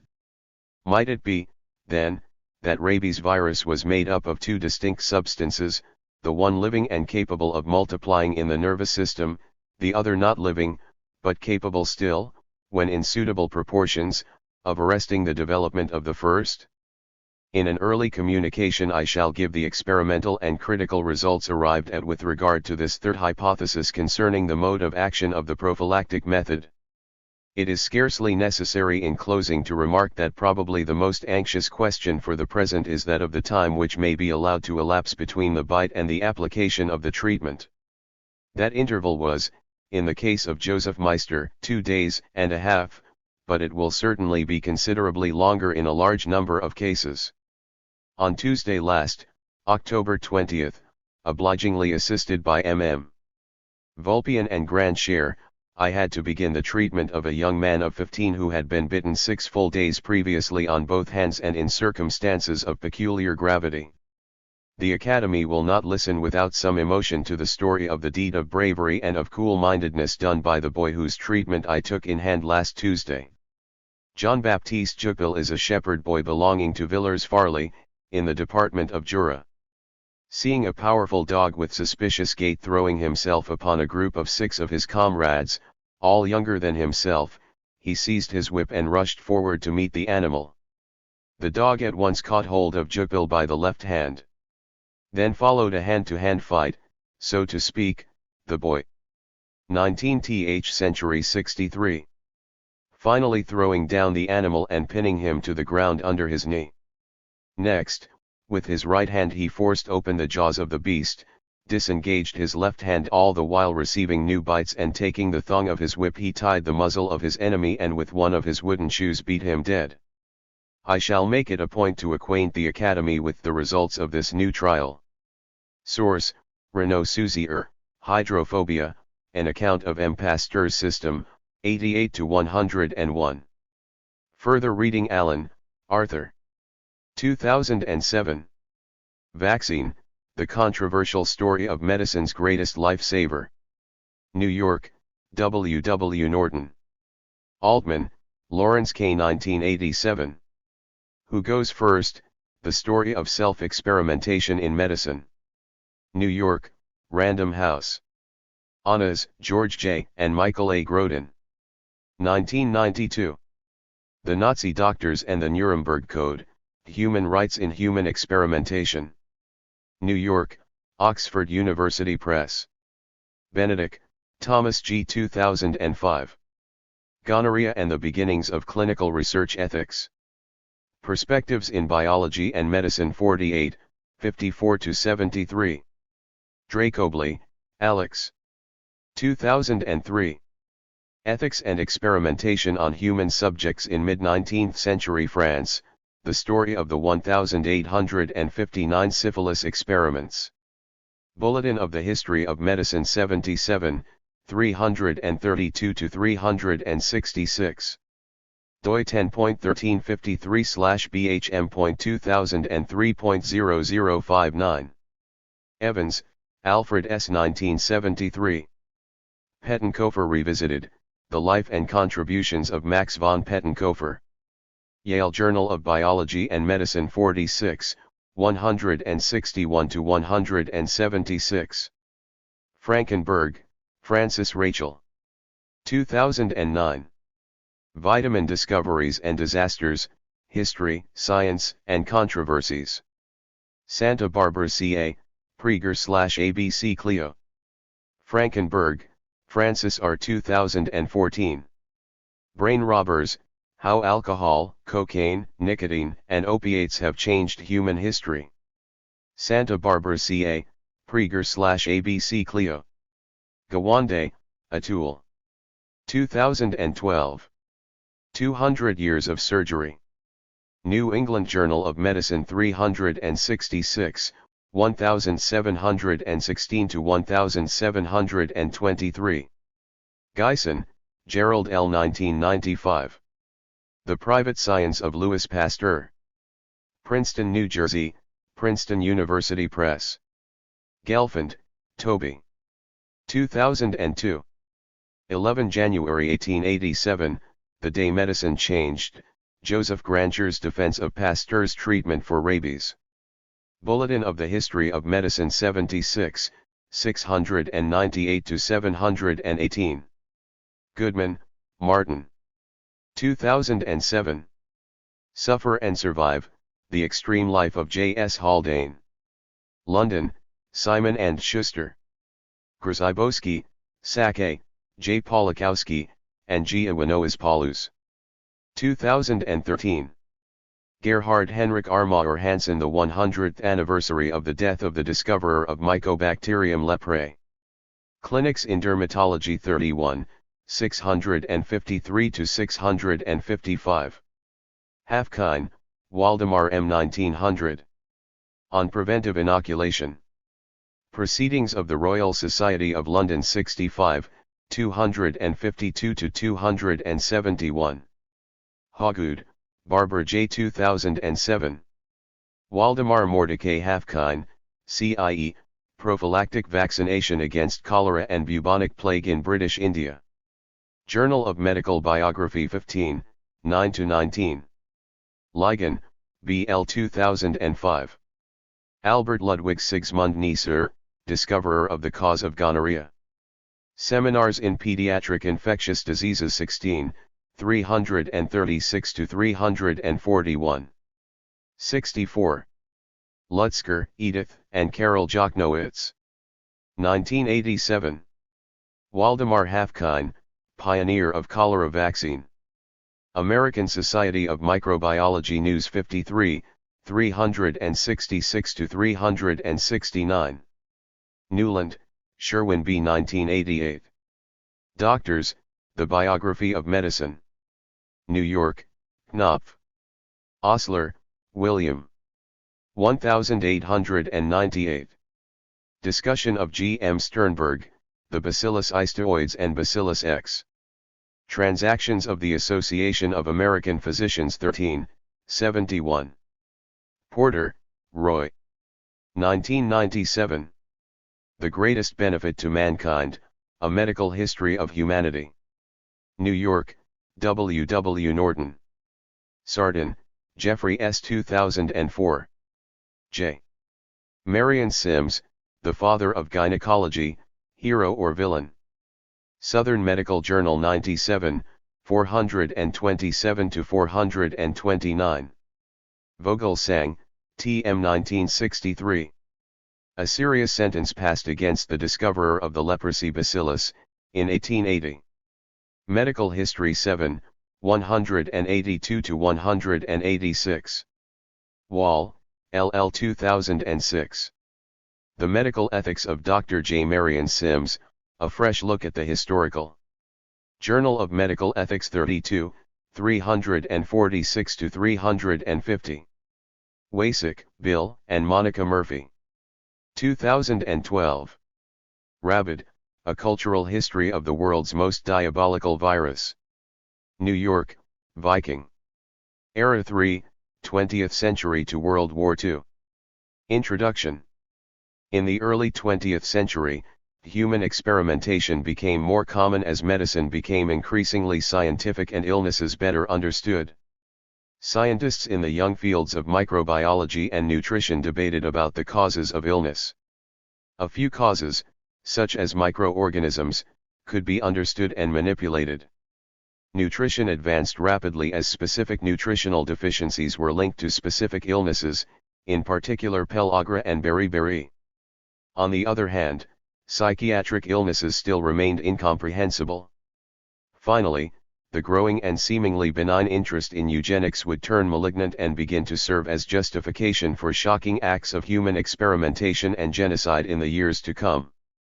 Human medical experiments in this era were often performed on convenient populations, with convenient being synonymous with vulnerable. Experiments with pellagra, for instance, were carried out on prisoners and orphans, and experiments with beriberi on inmates of an asylum. In the United States, in one of the most infamous and controversial studies in American medicine, physicians working for the U.S. Public Health Service began a 40-year longitudinal study of untreated or undertreated syphilis in poor black American men in Macon County, Alabama, without telling the men that they were participating in a study. Some researchers had subjects who were desperate to participate in experiments. There was no cure for diabetes mellitus until Toronto researchers first administered insulin to patients who were grateful to receive an experimental therapy. In the field of psychiatry, where effective treatments were still absent, neuropsychiatrist Julius Wagner-Jauregg came up with an odd treatment for tertiary syphilis, the stage of syphilis associated with psychiatric symptoms. He infected these patients with malaria, and some got better. In the 1930s, experimental treatments for psychiatric illnesses, all based on serendipitous findings or mistakes, were also introduced. Manfred Sakel, a Viennese physician, accidentally overdosed some morphine addicts with insulin and then developed insulin coma as a new therapy for psychosis.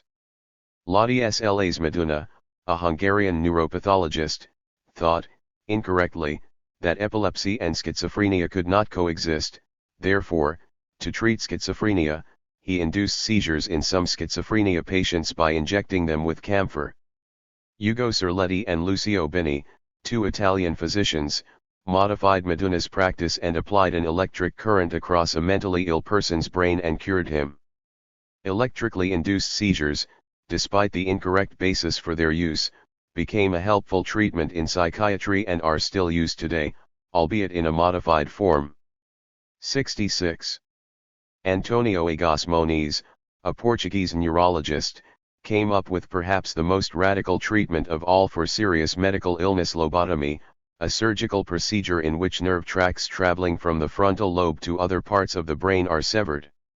This procedure was enthusiastically adopted by the neurologist Walter Freeman in the United States, and lobotomies were used for several decades. Eugenics, or the study of how to improve the population by improving the gene pool, seemed a benign field of research at first.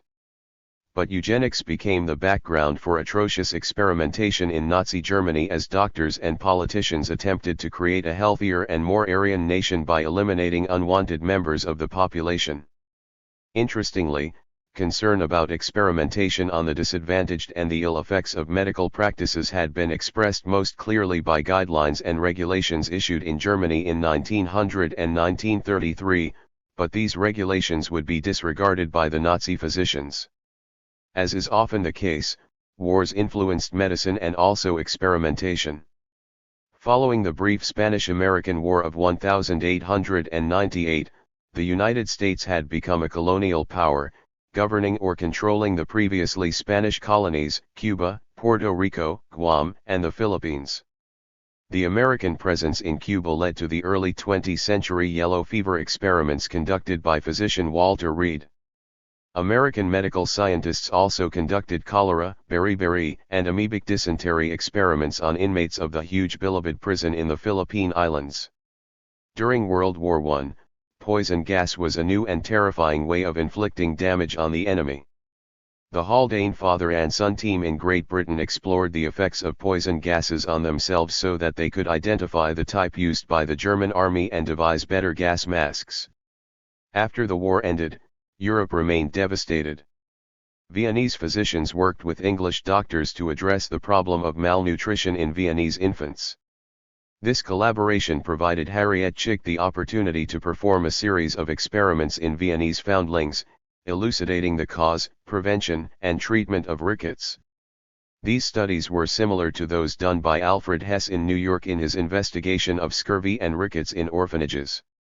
Rickets had been a poorly understood illness until its connection to sunlight and vitamin deficiency was shown. The experimentation of this time yielded results that would lead to better medications and treatments. But the methods used by the researchers often reflected, from a 21st century viewpoint, insensitivity to the autonomy or the well-being of the subjects. Timeline 1900. The Minister for Religious, Educational, and Medical Affairs in Prussia prohibits medical research on humans without consent. 67. 1900 to 1901. Army Surgeon General George Sternberg establishes the United States Army Yellow Fever Commission in Cuba and puts Walter Reed in charge, who then proves that the Anopheline mosquito is the vector of yellow fever. The subjects sign consent. 1901. John D. Rockefeller Sr. founds the Rockefeller Institute for Medical Research. In 1965, it becomes the Rockefeller University. 1905. William Fletcher shows that patients in an asylum in Kuala Lumpur who eat polished rice are more likely to develop beriberi than those who eat unpolished rice. 1906. While developing a cholera vaccine, Richard Strong gives prison inmates in the Philippines the bubonic plague by mistake. 1907. Henry Fraser and Thomas Stanton ask Javanese road builders, isolated in work camps, to choose which kind of rice to eat. Those who eat white rice rather than parboiled rice are more likely to develop beriberi. 1909. Rockefeller creates the Rockefeller Sanitary Commission to eradicate hookworm in the South. It ends in 1914. 1912. Strong experiments with beriberi at Bilibid Prison, in the Philippines. Inmates who sign consent are given cigarettes. 1913. Ernest Linwood Walker and Andrew Walker Sellards feed prisoners at Bilibid with entamoeba histolytica cysts and find the cause of amoebic dysentery. The prisoners sign consent forms. 1913. Rockefeller establishes the Rockefeller Foundation that funds much medical research and continues the work of the Sanitary Commission. 1915. Joseph Goldberger puts prisoners at the Rankin Prison Farm on a diet typical among the poor in the South and proves that pellagra is a nutritional illness. 1917. Julius Wagner Jauregg begins to treat neurosyphilis with malaria. 1918 to 1922. Leo Stanley transplants testicular tissue from executed prisoners to elderly prisoners at San Quentin State Prison in an effort to stop the aging process. 68. 1927. The Kaiser Wilhelm Institute for Anthropology, Human Heredity, and Eugenics is established in Berlin, partially funded by the Rockefeller Foundation. 1927. Manfred Sakel begins to treat mental illness with insulin. 1929. Werner Forsman catheterizes his own heart. Until this self-experiment, the procedure had been considered too dangerous to attempt. 1931. The German Minister of Interior requires consent from patients and subjects before procedures or experiments and only after they are fully informed of the nature of the treatment or research.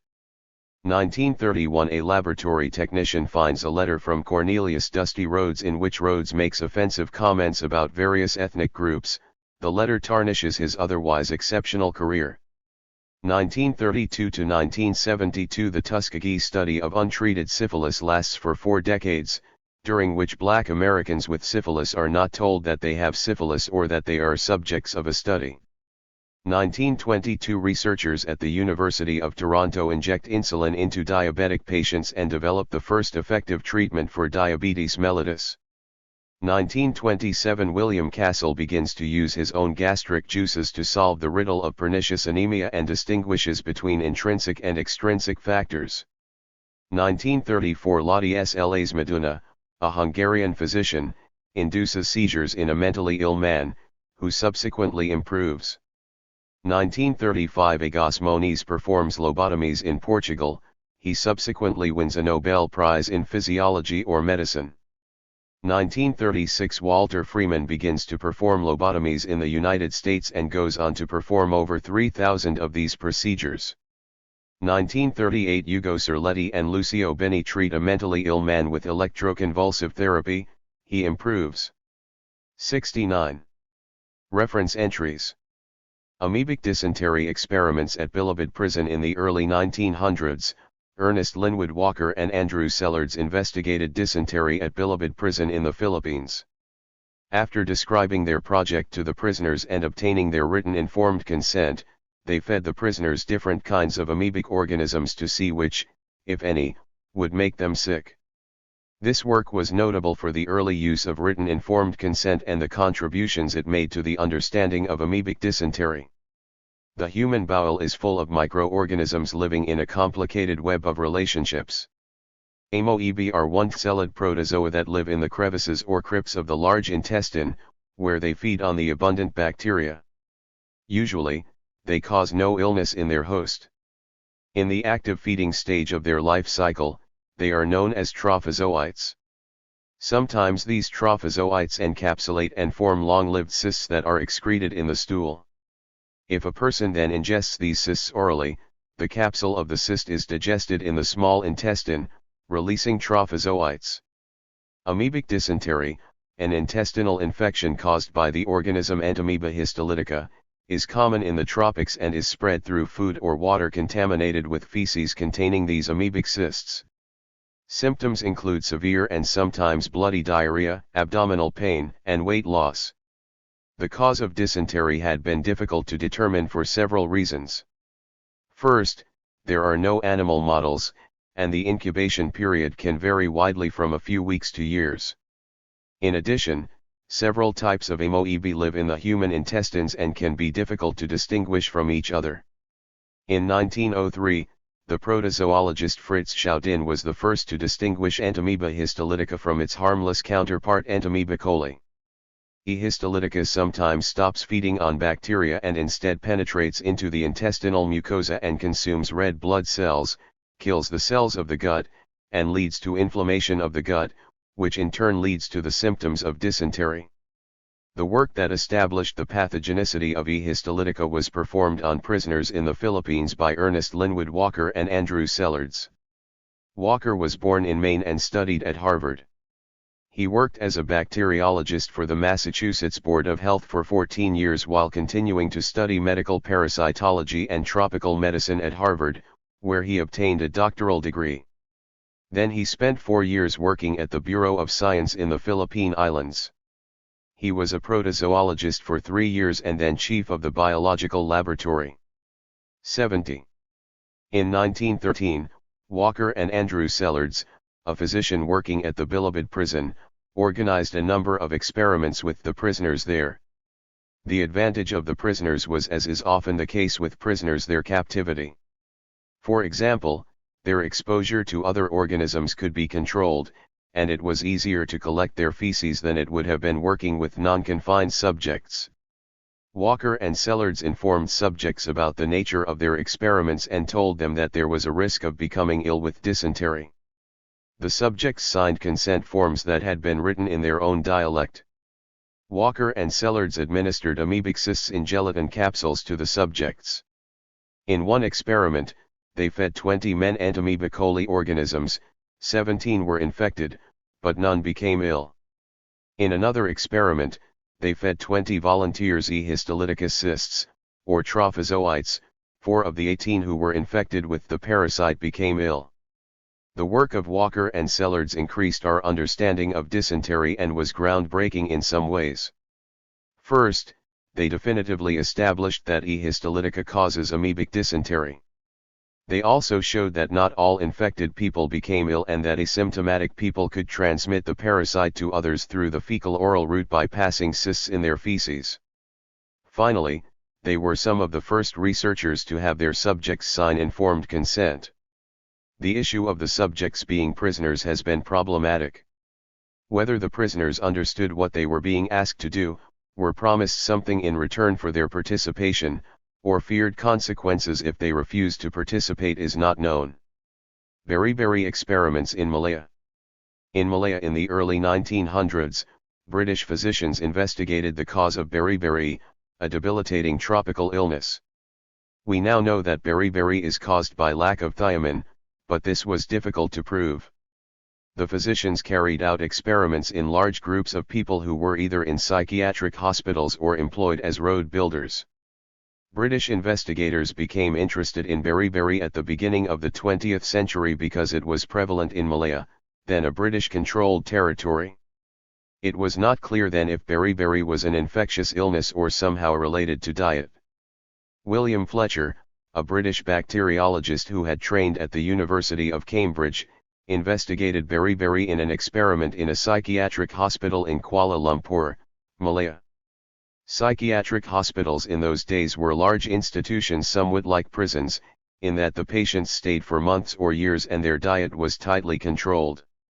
In 1905, there was an outbreak of beriberi in this Kuala Lumpur hospital. Fletcher organized a trial to try to disprove the suggestion that parboiled rice was superior to white rice in preventing beriberi. All of the patients were lined up and numbered. Patients were then assigned to one of two wards, depending on whether they had been given an even or odd number. One ward was supplied with white rice and one with parboiled rice.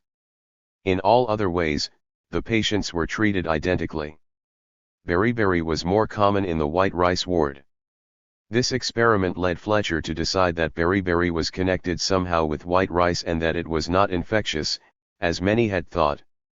Yet he was unsure as to what the exact cause could be and what it was about the parboiled rice that might have prevented beriberi.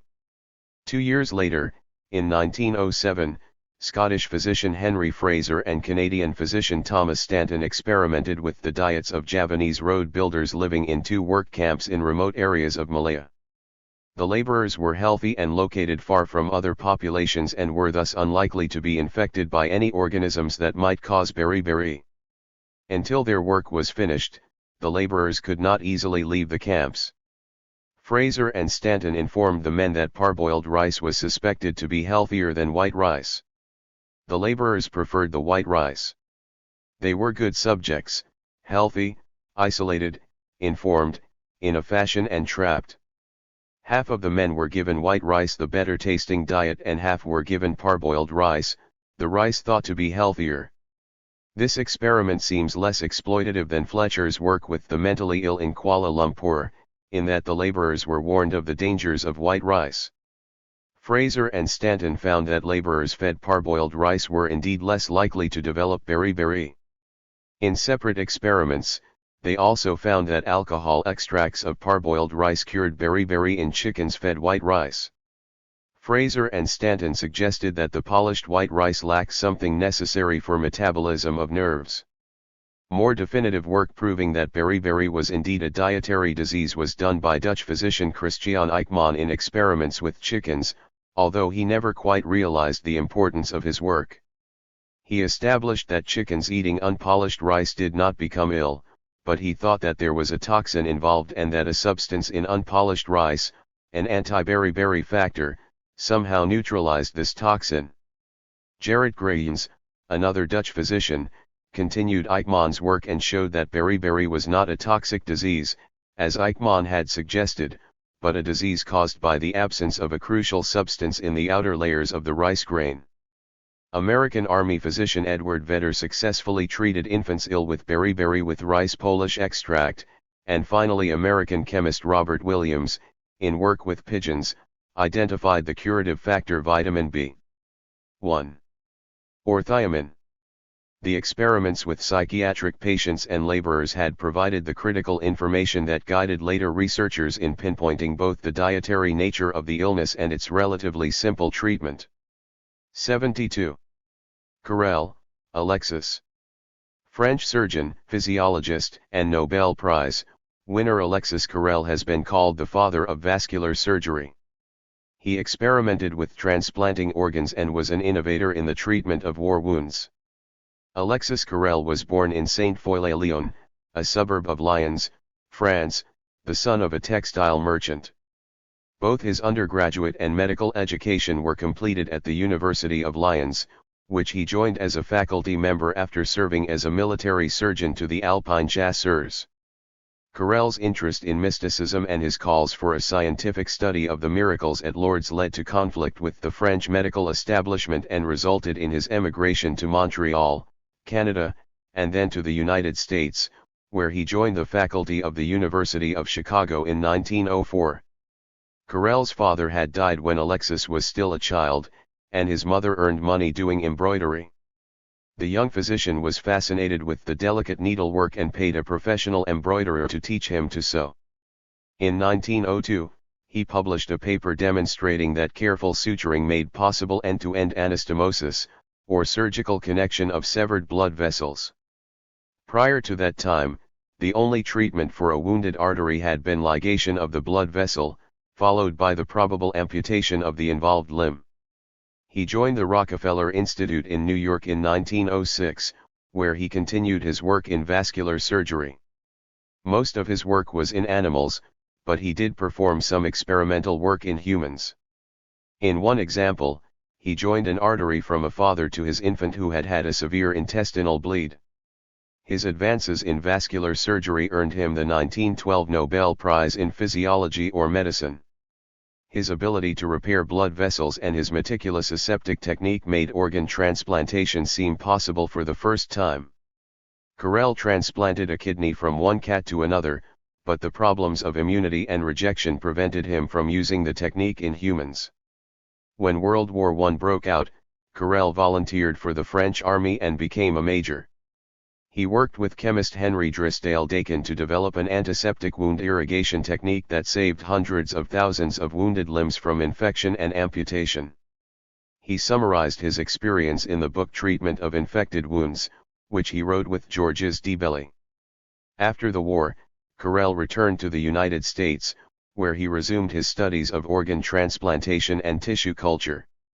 He collaborated with aviator Charles Lindbergh to develop an extracorporeal perfusion pump that could be sterilized and used in open heart surgery and organ transplantation. He and Lindbergh also shared an interest in eugenics and a conviction that Caucasians were superior to other races. When World War II started, Carrel returned to France and became director of the Carrel Foundation for the Study of Human Problems under Philippe Pétain's Vichy government. That association led to accusations of collaboration with 73. France's Nazi occupiers, and it is likely that he would have been prosecuted after the war had he not died of heart disease in November 1944. Jack E. McCallum. Castle, William.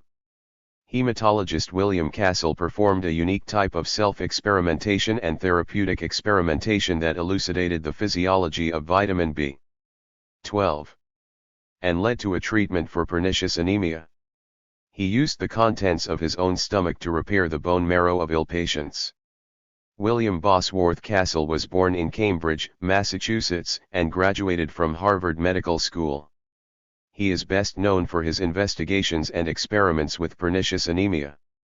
Pernicious anemia, first described by Thomas Addison in England in the 1850s, is a rare autoimmune illness in which a person cannot absorb vitamin B12, which is necessary for the production of red blood cells and neurological functioning. Symptoms include weakness, fatigue, rapid heartbeat, and neurological symptoms, including paresthesias and abnormal gait. Untreated, the illness is fatal. Work done by American physicians George Hoyt Whipple, William Murphy, and George Minot had shown that there was a dietary component to pernicious anemia and that patients with it could survive if they could eat 300 grams of raw or lightly cooked liver every day, an unpleasantly large amount that was difficult to consume. Castle and his colleagues at the Thorndike Memorial Laboratory at Boston City Hospital also knew that patients with pernicious anemia had shrunken stomachs and produced stomach juice with little acid. Replacement of an ill person's stomach juices with those from a well person was ineffective in treating the disease. In 1927, Castle put these findings together and concluded that there must be two factors present to prevent pernicious anemia, one present in healthy stomach juice, which he called intrinsic factor, and one present in some foods, which he called extrinsic factor. He suspected an interaction between these two factors. Large amounts of extrinsic factor found in liver were able to compensate for the ill person's lack of intrinsic factor. Castle performed a series of experiments to demonstrate the existence of these two factors and the relationship between them. He ate Hamburg steak and then extracted his own stomach contents. He poured the contents into the stomach of an anemic patient through a stomach tube. The patient improved. The timing was important. In other experiments, Castle had already shown that replacement of stomach juice alone had no effect. The stomach juice and steak had to be present together. Something had to happen between the factor in the stomach juice and the factor in the Hamburg steak. The experiment worked well. The bone marrow of 74. The patient began to make red blood cells. Castle's work showed, in a compelling manner, a clear connection between the stomach and the bone marrow. Castle went on to perform the same experiment for another 60 patients. The patients were not told the origin of the substance in the flexible stomach tube. It is difficult to know how to classify this experiment. In a sense it was self-experimentation, in that Castle removed his own stomach contents. But Castle administered the results of his self-experiment to ill patients, particularly uninformed ill patients, in an attempt to treat their illness. Castle's experiment could not be done today because, among other reasons, of the element of deception or, at least, the withholding of information. Nor is it clear that this was exactly a therapeutic experiment, in that it was not used in actual practice. Castle and others were eventually able to prepare concentrated extracts of liver that patients found less odious to eat. They also discovered that injections of this extract worked even better than taking it by mouth. It took another 20 years of work to define the nature of the substance in Hamburg steak and liver that cured the anemia. This substance, Castle's extrinsic factor, turned out to be cobalamin, otherwise known as vitamin B12. The intrinsic factor, as it continues to be known today, is a large protein that is secreted by the stomach. Vitamin B12 in the diet is usually bound to proteins. Stomach acids and enzymes break the B12 apart from the proteins, and then B12 is bound to other proteins. The protein B12 compound travels to the duodenum, where the compounds are broken apart, and the B12 then binds with the intrinsic factor. It is this compound that is absorbed into the body. Castle did other important work in medicine, but he is best known for this work that involved self-experimentation, laboratory investigation, and clinical observations. Elgin State Hospital experiments. Experiments on mentally ill patients at the Elgin State Hospital in Illinois included radioactive injections and a series of nutritional experiments. These ethically questionable studies led to much of our current understanding about the importance of vitamins in the diet. The Elgin State Hospital, also known as the Illinois Northern Hospital for the Insane, and today known as the Elgin Mental Health Center, was the location for a number of important but controversial human medical experiments in the early to mid-20th century. Between 1931 and 1933, Elgin patients were injected with radium-266. There are two accounts given for the supposed purpose of the radium studies. One is that patients with schizophrenia were injected with radium to see if the element could 75. Treat the disorder. The other is that the patients were administered radium not for therapeutic reasons but for researchers to study how the body handles radioactivity. Little more is known about the radium injections. Another set of experiments dealt with a seemingly more benign interest, nutrition. One of the leading nutritional researchers of the time was Max Kenneth Horwit. Horwit was born in New York City in 1908 and educated at Dartmouth and Yale. He was the founding director of the L.B. Mendel Research Laboratory at the Elgin State Hospital in Illinois and worked there from 1935 to 1968. He and his colleagues manipulated the diets of the long-term patients, those who stayed in the hospital for months to years, producing a number of important vitamin studies in the 1940s. These studies were performed with the knowledge and advice of the Food and Nutrition Board of the National Academy of Science and with input from the leading nutritional researchers of the time. Because the patients lived at the hospital for so long, the researchers had a unique opportunity to study vitamin E. Vitamin E is stored in the body's fat, and to study the effects of its depletion in otherwise well-nourished people, it is necessary to perform the studies over several years. In one study, they fed subjects a diet deficient in vitamin E for 5 years. Vitamin E blood levels fell and the lifespan of red blood cells shortened, but there were no reports that the patients became ill in any way. Other studies examined the effects of B vitamin deficiency. The researchers fed subjects a diet deficient in vitamin B2 for several months, and many developed skin lesions. In a more disturbing experiment, the group fed schizophrenic and demented men diets deficient in vitamins B1 and B2 for over 2 years. The men became lethargic and lost interest in activities, some became violent. After vitamin B administration was resumed, the patients improved. Hewitt and his colleagues also followed 36 male patients of the Elgin Hospital, who received diets low in vitamin B1 for up to 3 years. During this time, the researchers took multiple blood samples to measure, for example, blood glucose, pyruvic acid, and lactic acid when the patients were fasting, resting, or exercising. The Elgin projects continued for over 20 years, well until the 1960s, and much of what we know today about our nutritional needs for vitamins came from this research.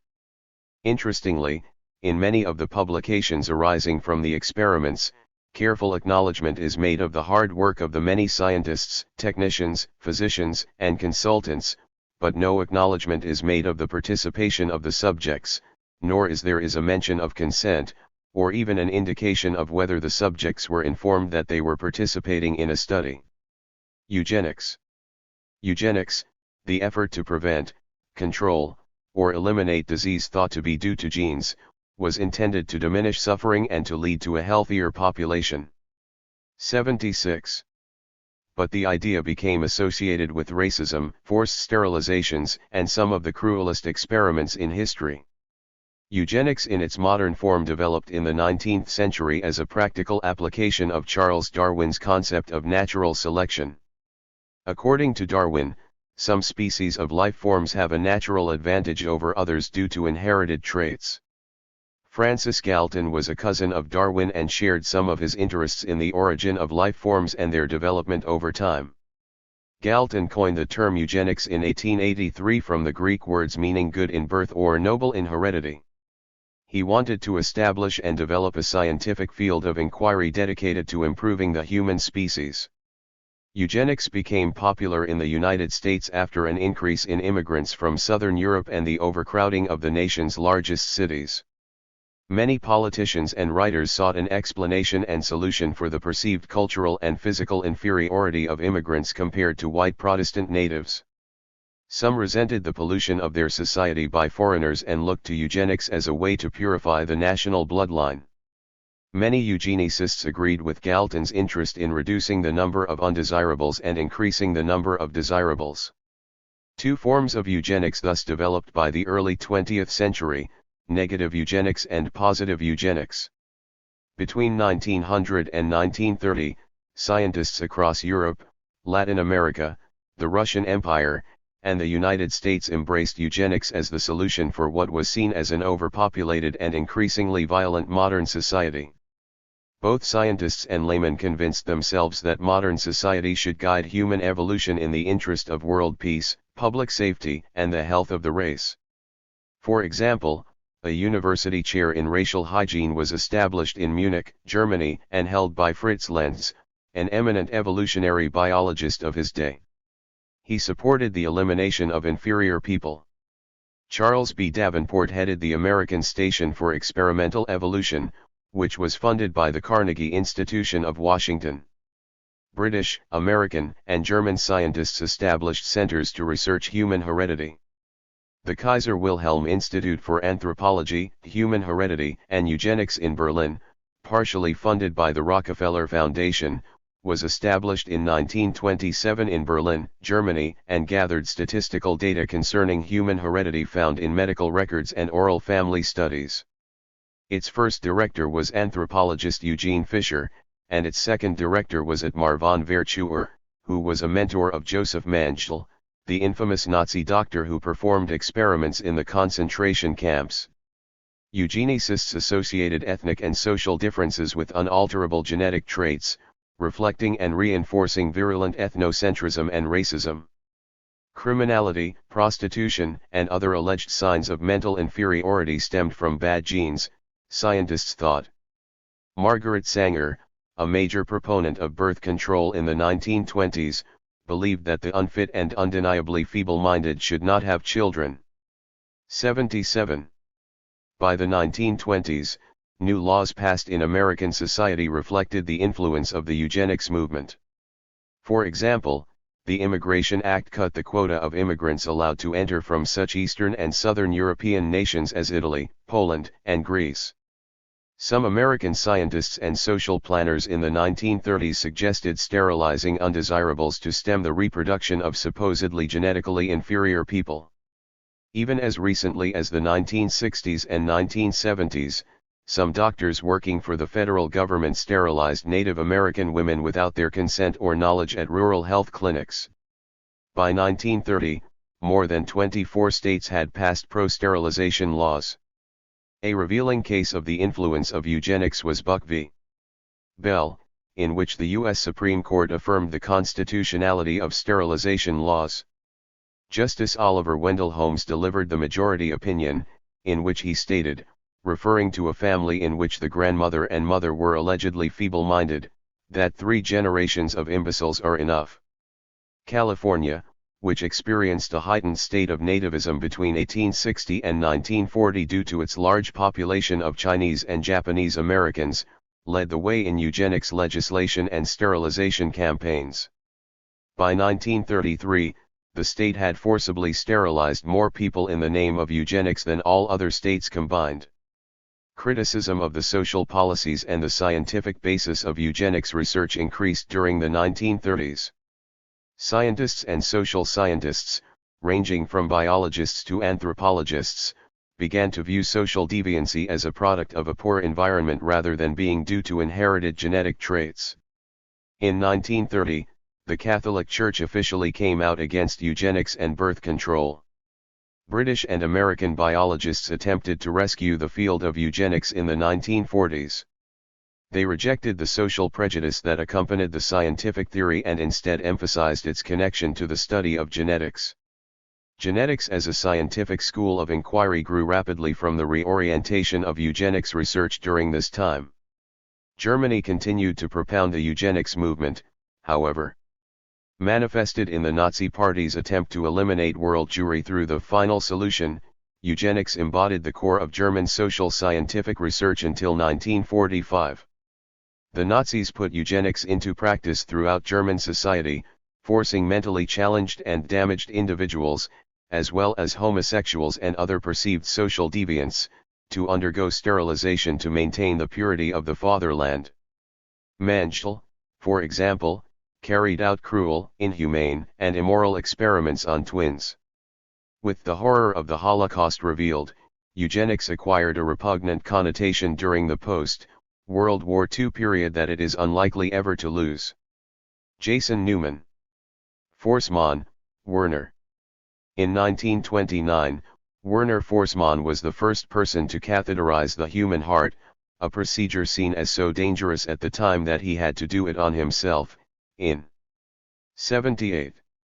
Secret, and by deceiving his co-adventurer. After this feat of courage and dexterity, he worked in obscurity as a urologist for some decades, until he was awarded the Nobel Prize in 1956. Werner Forssmann graduated from the University of Berlin Medical School in 1929.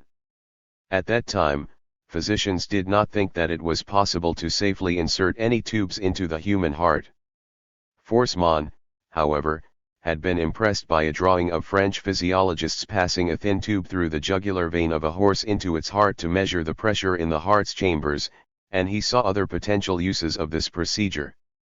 In addition to recording pressures, Forssmann foresaw that a tube inserted into the human heart could take blood samples and also directly deliver medication. Instead of inserting a tube through the neck, as in the horse experiment, he decided that the antecubital vein in the arm would be more acceptable for human catheterizations. The advantages of catheterization, however, were not so obvious to Forssmann's supervisor, who refused to allow Forssmann to try it. So, in 1929, Forssmann decided to proceed in secret. He befriended a nurse who had access to ureteral catheters, which were long and thin enough to be threaded into the heart, and she agreed to be the first person to undergo this experimental procedure. She obtained the catheter and operating room and prepared for the catheter's insertion. Forssmann inserted the catheter into his own left arm instead.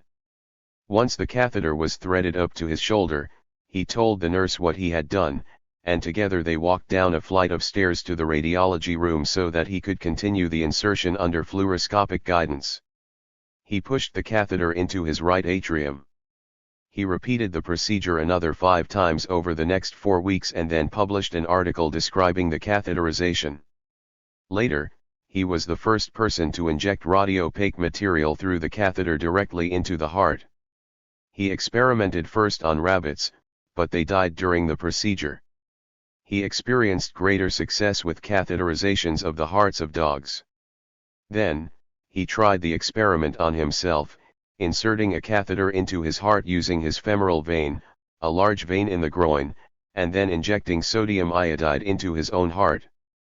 The resulting pictures were not very clear, but they were the first images of a radiopaque substance injected into a living human heart. He catheterized his own heart another 9 times. In 1932, Forssmann joined the Nazi Party at the urging of a colleague. However, when offered human subjects for experimentation by Karl Gebhardt, Forssmann rejected the opportunity, feeling that it was wrong. Instead, he served as a physician in the German army and was captured by the Russians. He escaped and was then taken prisoner by the Americans. Eventually released, he resumed his medical career, but his career foundered because of his membership in the Nazi Party. Physicians André Cournand and Dickinson Richards, working together at Columbia University, used Forssmann's technique to catheterize patients and then further developed it so that they could take blood. 79. Samples from the right atrium and pulmonary vein. This technique allowed them to describe with more exactness than had hitherto been possible the relationships between blood flow, blood pressure, and oxygenation in the pulmonary circulation. In 1956, while working as a urologist, not as a researcher or a cardiologist, in a small town in Germany, Forssmann was astonished to be awarded the Nobel Prize in Physiology or Medicine for his work on catheterization, along with Cournand and Richards. German medical research ethics. One of the arguments the Nazi physicians used to justify their cruel, unethical, and often lethal experiments on humans was that there were no internationally accepted medical research guidelines. But pre-World War II Germany had more advanced research ethics than other countries of the time. The Nazi physicians had many excuses for their horrific human medical experiments, arguing that no code of research ethics existed and that they were therefore breaking no laws. Of course, a code of ethics is not needed to condemn the sadism of their experiments and their intent to murder their subjects. But they were incorrect in stating that there were no codes of ethics. In fact, there were 2 earlier published German codes of research guidelines related to human experimentation. German physician Albert Neisser's inoculation of syphilis into people without their consent in the late 1800s was sufficiently notorious that it was discussed in the Prussian parliament. A panel composed of leading German clinicians, including pathologist Rudolf Virchow, reviewed the case, as did lawyers. Based on these reviews, in 1900, the Minister for Religious, Educational, and Medical Affairs issued a directive to all hospitals and clinics, sometimes known as the Berlin Code, stating that medical interventions other than for diagnosis and treatment were forbidden under all circumstances if the subject was a minor, not competent, or had not given clear consent after having the procedure, including any adverse consequences, explained to him or her. The fulfillment of these requirements had to be carefully documented. All research interventions could be performed only by the medical director of the facility or with his or her authorization. The directive was not legally binding, but it was the first example of a modern government issuing regulations concerning medical experimentation. It applied to most of the northern part of the German Reich and most of the German population. 3 decades later, in 1930, there was once again a flurry of public concern about medical activities after 72 children died in Lübeck from tuberculosis when they received a contaminated Bacillus calmette-Guerin vaccine. As a result, in 1931, the Reich Minister of the Interior issued a circular titled Guidelines for New Therapy and Human Experimentation. It was an elaboration of the guidelines included in the 1980 directive. The patient was to make his or her own decisions after the procedure had been clearly described. A written report was required for each clinical trial. Once again, the medical director of each institution was responsible for all clinical research. The regulations differed from the earlier ones in that they did allow experimentation on children if the risk was minimal. Experiments on dying persons were considered impermissible. Finally, the minister recommended that all physicians should be educated about these issues. These guidelines were now binding law. Medical research ethics in pre-World War II Germany may have been more codified or advanced than in other countries, but, tragically, the guidelines were not followed by the later Nazi physicians. Goldberger, Joseph. Joseph Goldberger performed experiments on himself, his family and colleagues, and prisoners to prove the nutritional basis of pellagra, an illness that affected poor people. Pellagra is a disease caused by a deficiency of niacin in the diet. It is known as the illness of the 4Ds, dermatitis, diarrhea, dementia, and death. The skin lesions begin as an erythematous rash, which then becomes rough and scaly. The lesions are symmetrical and found over the hands, face, neck, elbows, and knees. A variety of neurological problems, not just dementia, can develop. Patients complain of dizziness, weakness, depression, and paresthesias. They can become confused. If severe, pellagra can be fatal. Pellagra affected poor people in parts of Europe, Africa, and the southern United States. Joseph Goldberger carried out many of the experiments that established the cause of pellagra. He was born in Hungary and came to the United States at the age of 7. He graduated from Bellevue Hospital Medical College, joined the United States Public Health Service, and worked with infectious illnesses, including yellow fever, dengue, typhus, hookworm, and diphtheria. He traveled to Mexico and Cuba to study yellow fever and became ill with this terrible disease. He developed dengue in Brownsville, Texas, in 1907. 3 years later, he fell ill with typhus in Mexico City. Goldberger was asked to investigate pellagra, then thought to be an infectious illness and a serious problem in the South. For example, in the Georgia State Sanitarium in Milledgeville, Georgia, pellagra was the most common cause of death by 1909, overtaking tuberculosis. Pellagra was diagnosed in other parts of the country also, particularly in poor areas. In 1914, Goldberger went to the South and quickly became convinced that pellagra was not like the other infectious illnesses he had encountered. Nurses and physicians treating it rarely became ill themselves. He noted that they had a better diet than the patients. Goldberger arranged for improved diets to be given to children in 2 orphanages in Jackson, Mississippi, and to patients at the Georgia State Sanitarium, and 81. The incidence of pellagra decreased. This was an experiment of sorts and an early example of successful dietary intervention for the prevention of disease.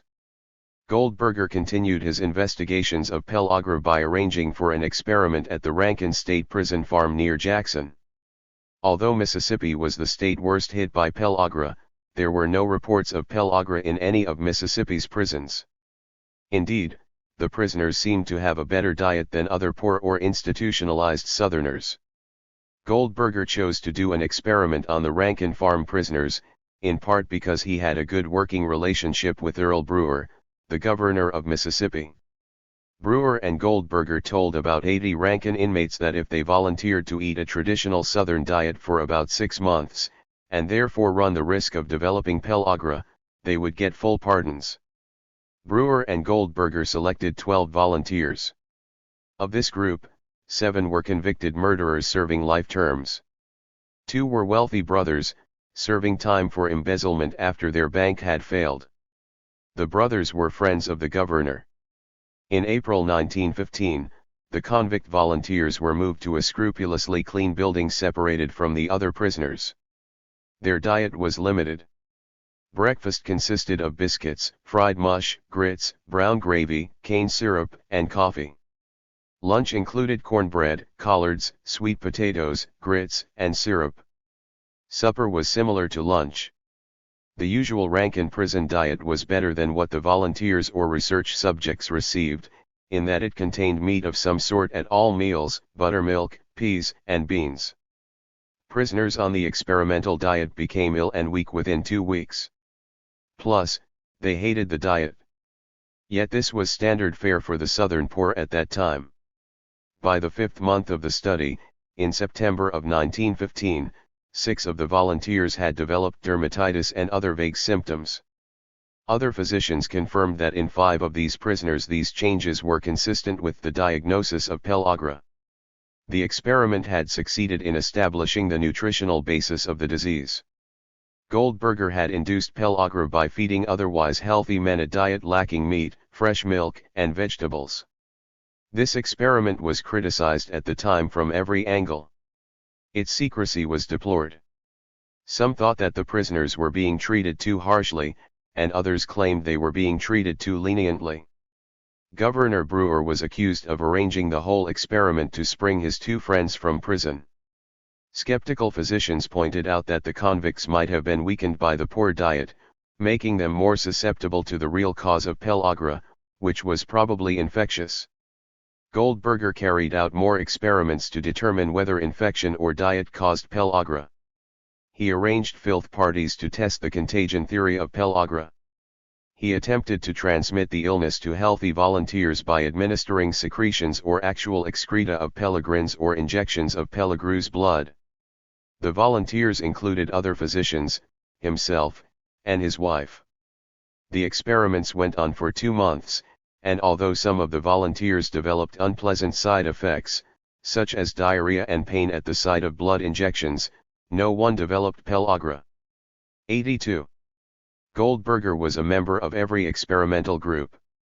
He swallowed sodium bicarbonate with the capsule so that no one could say that his stomach acid had killed the putative infectious agent. The inclusion of his wife among the volunteers was unusual, and Goldberger was one of the few physicians to have his wife be a subject in experiments.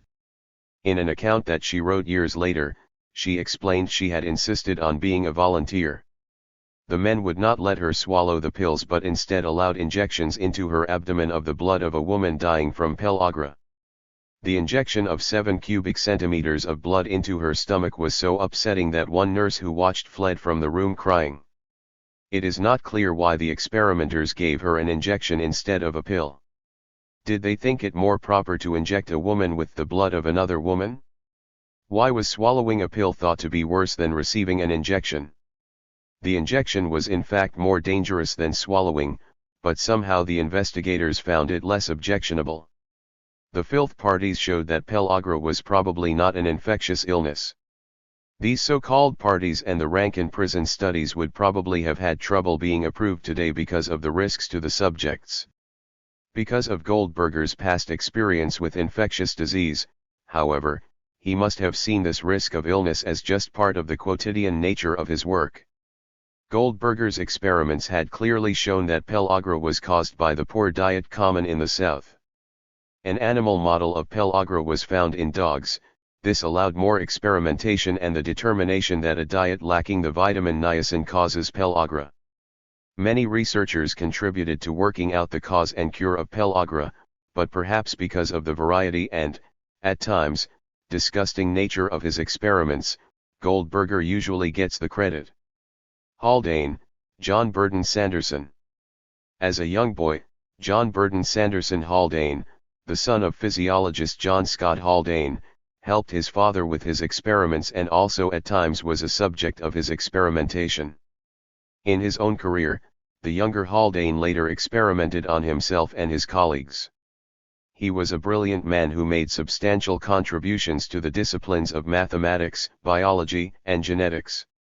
John Jack Burton Sanderson Haldane was born in Oxford, England, and later studied at Oxford University.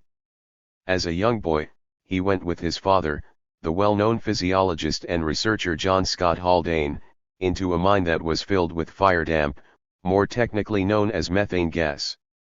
His father asked him to recite the famous Friends, Romans, Countrymen speech of Mark Antony from Shakespeare's Julius Caesar until his legs buckled and he collapsed.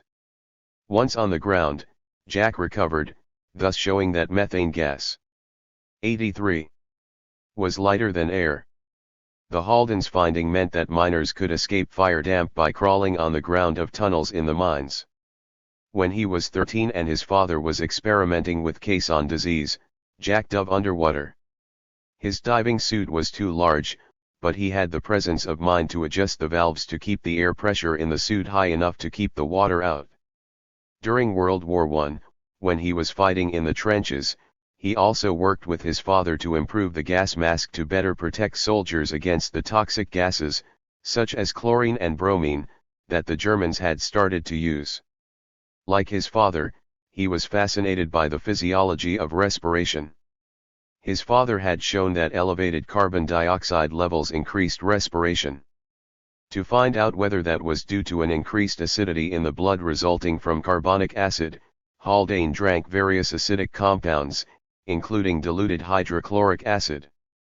At other times, he exposed himself to high concentrations of carbon dioxide. He also subjected himself to low atmospheric pressures in decompression chambers. In 1939, the submarine HMS Thetis of the British Royal Navy sank off Liverpool. 99 men died. Haldane was asked to investigate. He conducted a series of experiments, one in which he and 4 colleagues sealed themselves into a small steel chamber and investigated whether a gradual rise in carbon dioxide would have the same effect as a rapid rise. During some of these experiments, Haldane vomited and had severe headaches. Some of his colleagues were incapacitated.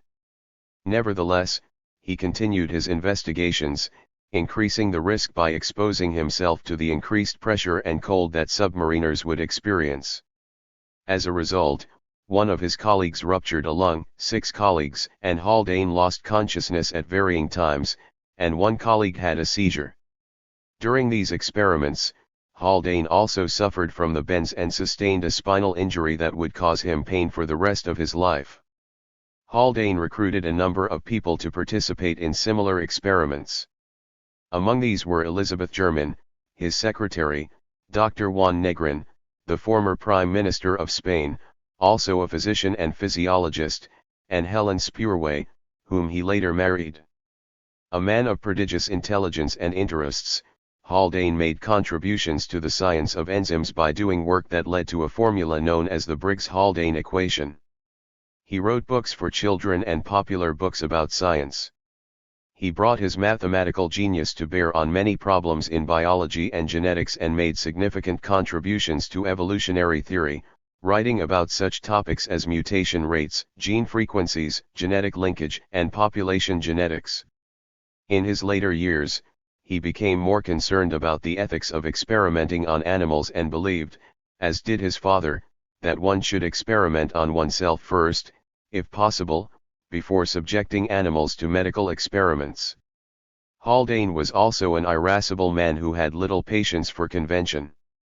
He left England in 1956 and moved to Calcutta, where he briefly worked at the Indian Statistical Institute. After quarreling with his colleagues there, he moved 84 to Orissa. True to his principles, he requested at the time of his death that his body be used for medical studies.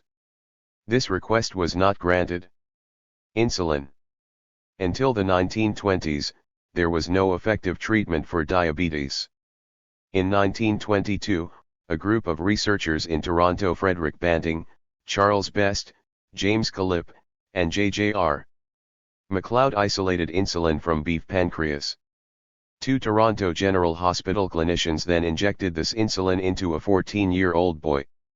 This successful therapeutic experiment meant that diabetes became a treatable illness.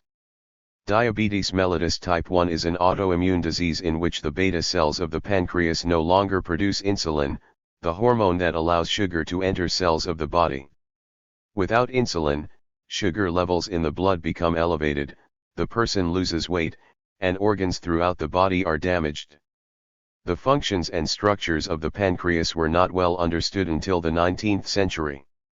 French physiologist Claude Bernard showed that the pancreas produces enzymes that are delivered to the gastrointestinal tract through the pancreatic duct and aid in digestion, and a German medical student, Paul Langerhans, discovered the presence of clusters, or islands, of clear cells within the pancreas.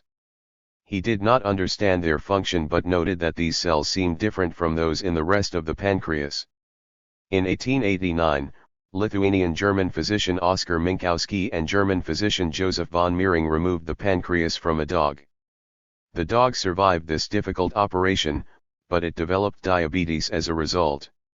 Minkowski and von Mering demonstrated that there was indeed a connection between the pancreas and diabetes, but they were not able to elucidate the nature of that connection. Ligation of the pancreatic duct through which the pancreatic products presumably flowed did not lead to diabetes. The pancreas was thus proved to have at least two products, one that prevented diabetes and one involved in digestion that was secreted through the pancreatic duct. Later, researchers began to suspect that the clusters of clear cells later called, after the medical student, islets of Langerhans were involved in the regulation of sugar levels in the body and might be the key to understanding diabetes. In 1916, Romanian physiologist Nicolae Paulescu prepared pancreatic extracts using saline that lowered the blood sugar of dogs. He published his findings in 1921, but as he wrote in French and lived in Romania, few people outside France or Romania were aware of his work. He did not test his extracts on humans. Other researchers used pancreatic extracts to lower blood sugar in animals, but the extracts always led to toxic reactions. The solution to the problem of diabetes seemed to lie in the product of the clear cells of the pancreas, but pancreatic extracts were considered too dangerous to try on humans because of their harmful constituents. 85. Meanwhile, Frederick Banting was a young Canadian surgeon living in Toronto, trying to forge a medical career after distinguished service in the trenches in World War I. He read a paper by physician Moses Barron about the ligation of the pancreatic duct and had the idea that if he ligated the pancreatic ducts of dogs that this would lead to the death of the pancreatic cells that synthesized the digestive enzymes. This in turn would make the recovery of the anti-diabetes product of the pancreas, what we now call insulin, easier by protecting the anti-diabetic substance from digestion by the pancreatic enzymes. Banting convinced J.J.R. MacLeod, an older and well-established Scottish physiologist who was the director of the University of Toronto Physiology Lab at the time, to give him some research space. A young medical student named Charles Best was recruited to help Banting with the work. Banting and Best were young, enthusiastic, hard-working, and unencumbered by other responsibilities or the understanding of how difficult their job would be. In May of 1921, Banting and Best began their experiments, at first with dogs. They ligated the dog's pancreatic ducts and, after a few weeks, removed the pancreas and prepared a pancreatic extract. Then they removed the entire pancreas from other dogs, thus making the dogs diabetic. They administered the pancreatic extract to the newly diabetic dogs and sometimes succeeded in lowering the dog's blood sugar. These experiments were difficult and time-consuming. In November 1921, they began to use the pancreases of fetal calves because the pancreases of these fetuses were richer in islets than in the cells that produced the digestive enzymes. MacLeod asked chemist James Bertram Calip to help them purify the pancreatic extract. Banting and Best used Calip's improved extracts on rabbits. Calip had produced a pure extract that lowered the sugar in diabetic dogs and healthy rabbits without leading to the same toxic reactions that had hindered the work of other researchers. Calip's extracts seemed safe enough to be tried on humans. According to some accounts, Banting and Best injected the extract into themselves, with no adverse effects other than some dizziness. They were not allowed to inject it into patients, as they were not authorized to provide patient care. Then, on January 11, 1922, an intern at Toronto General Hospital working with Walter Campbell, head of the diabetes service, injected 7.5 cubic centimeters of insulin into each buttock of a 14-year-old diabetic boy, Leonard Thompson. Thompson was so malnourished from his untreated diabetes mellitus that he barely weighed 65 pounds. He was lethargic and being kept alive only by following the treatment of the time a very restricted diet. Following the injection, Thompson's blood sugar decreased a little, but he developed a sterile abscess in his buttocks, suggesting that the extract was not yet pure enough. Kalip continued to work with pancreatic extracts and finally discovered that if he dissolved the extract in a solution of 90% alcohol, the active principle precipitated out of the solution into a powder.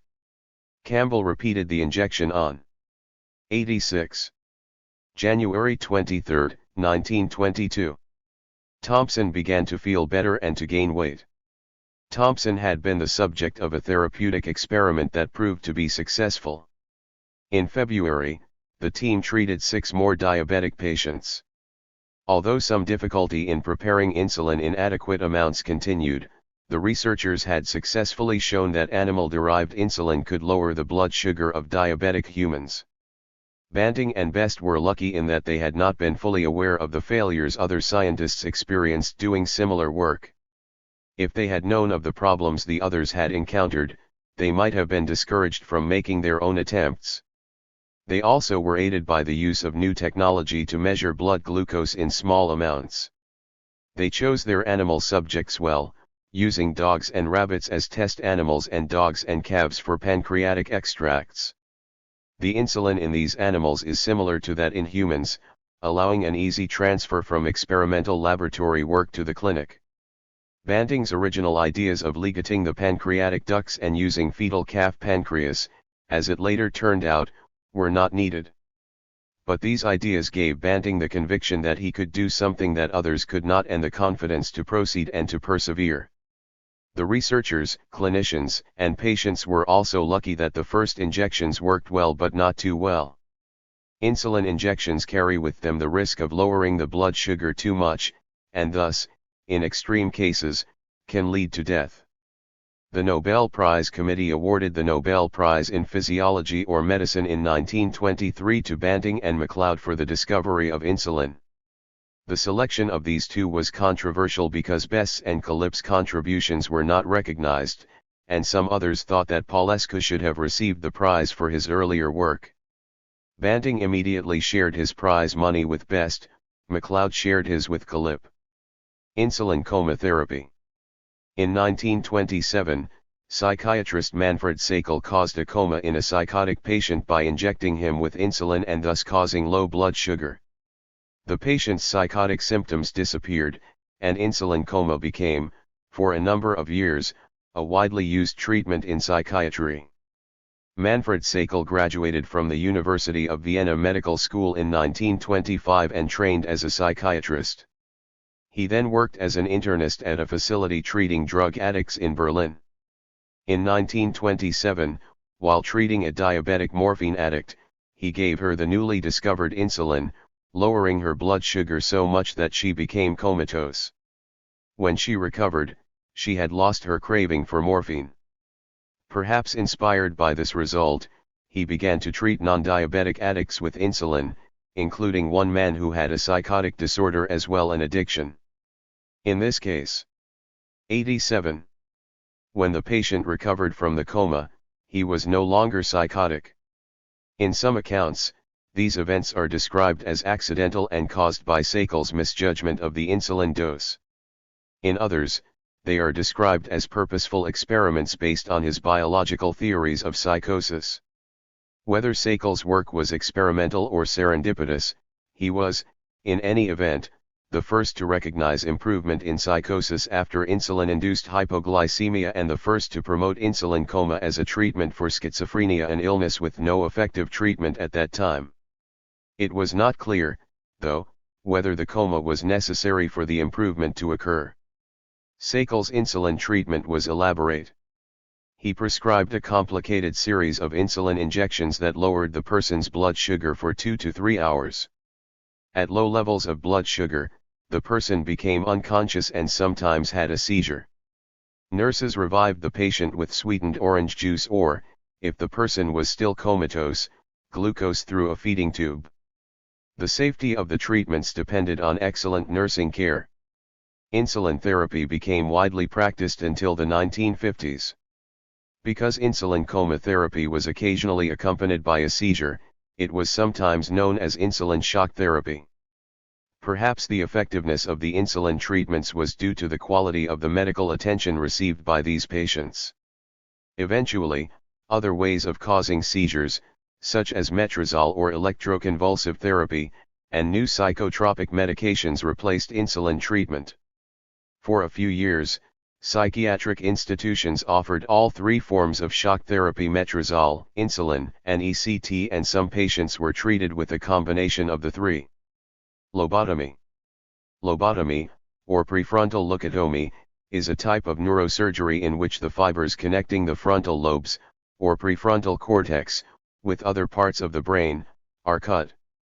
Early animal experiments led to therapeutic experiments in agitated patients who became calmer after the procedure. For several decades, lobotomies were widely used in patients for whom no other treatment seemed helpful. Lobotomies are now a byword for cruelty and psychiatric incompetence. Beginning in the 1800s, there were some indications that surgery on the brain, formerly thought to be dangerous, could be safe. For example, people who suffered brain injuries sometimes survived their wounds. In one famous case in 1848, Phineas Gage, a 25-year-old railroad foreman, was tamping black powder into a blast hole when the powder ignited and sent a 3-foot-long metal rod straight through his head. He remained conscious, and a physician removed the rod from 88. Gage's skull and brain. Gage recovered but became withdrawn, short-tempered, and childlike.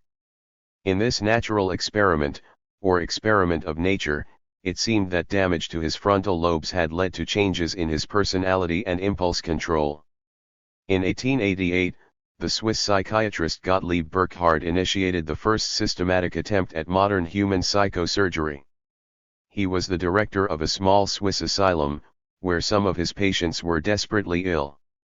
Beginning in December 1888, he operated on 6 patients, removing sections of their cerebral cortex, hoping to modify their behavior. 2 patients experienced no change, 2 became quieter, 1 experienced convulsions and died a few days after the operation, and 1 improved. The response from his medical peers was hostile, and he did no further operations. As far as we know, there were no similar operations for the next 40 years. In the early 1900s, progress was being made in neurology and surgery. Researchers were intrigued by the fact that the frontal lobes occupied a larger part of the human brain than they did in the brains of other animals. Injuries suffered by soldiers in World War I and neurosurgeries performed to remove tumors or seizure foci showed that this part of the brain could withstand a surprising amount of surgery. John Fulton, a leading American neurophysiologist, had created the first primate research laboratory in the United States. In 1933, he and psychologist Carlyle Jacobson, in one famous set of experiments, removed half of the frontal lobes of 2 chimpanzees and noted that one of them, Becky, became calmer. Antonio Egas Moniz, a neurologist at the University of Lisbon, who was well known for his advances in cerebral angiography, saw Fulton present his work at a conference in 1935.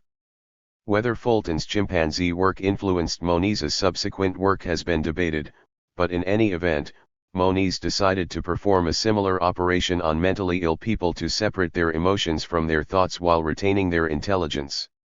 In Portugal, in 1935, Moniz and his colleague Almeida Lima drilled holes in the skull of a patient and injected the connecting fibers of the brain with alcohol to destroy them. Later, Moniz used a tool called a leucotome to remove cores of white matter, the connecting fibers of the brain, under general anesthesia. Moniz claimed that his patients became calmer after the surgery. This procedure was known as a prefrontal lobotomy and led to the field of psychosurgery. A year later, neurologist Walter Freeman and James Watts, a neurosurgeon and protege of John Fulton, began to perform lobotomies in the United States. For the first few years, Fulton encouraged Freeman and Watts in their work. Their therapeutic experiments had some scientific backing from Fulton's animal experiments. In turn, it was easier for Fulton to obtain support for his animal research by pointing to the clinical work that it had inspired. For over a decade, lobotomies were widely performed in the United States. They were thought to be most useful for those suffering from agitated depression and 89. At first were carried out in private hospitals.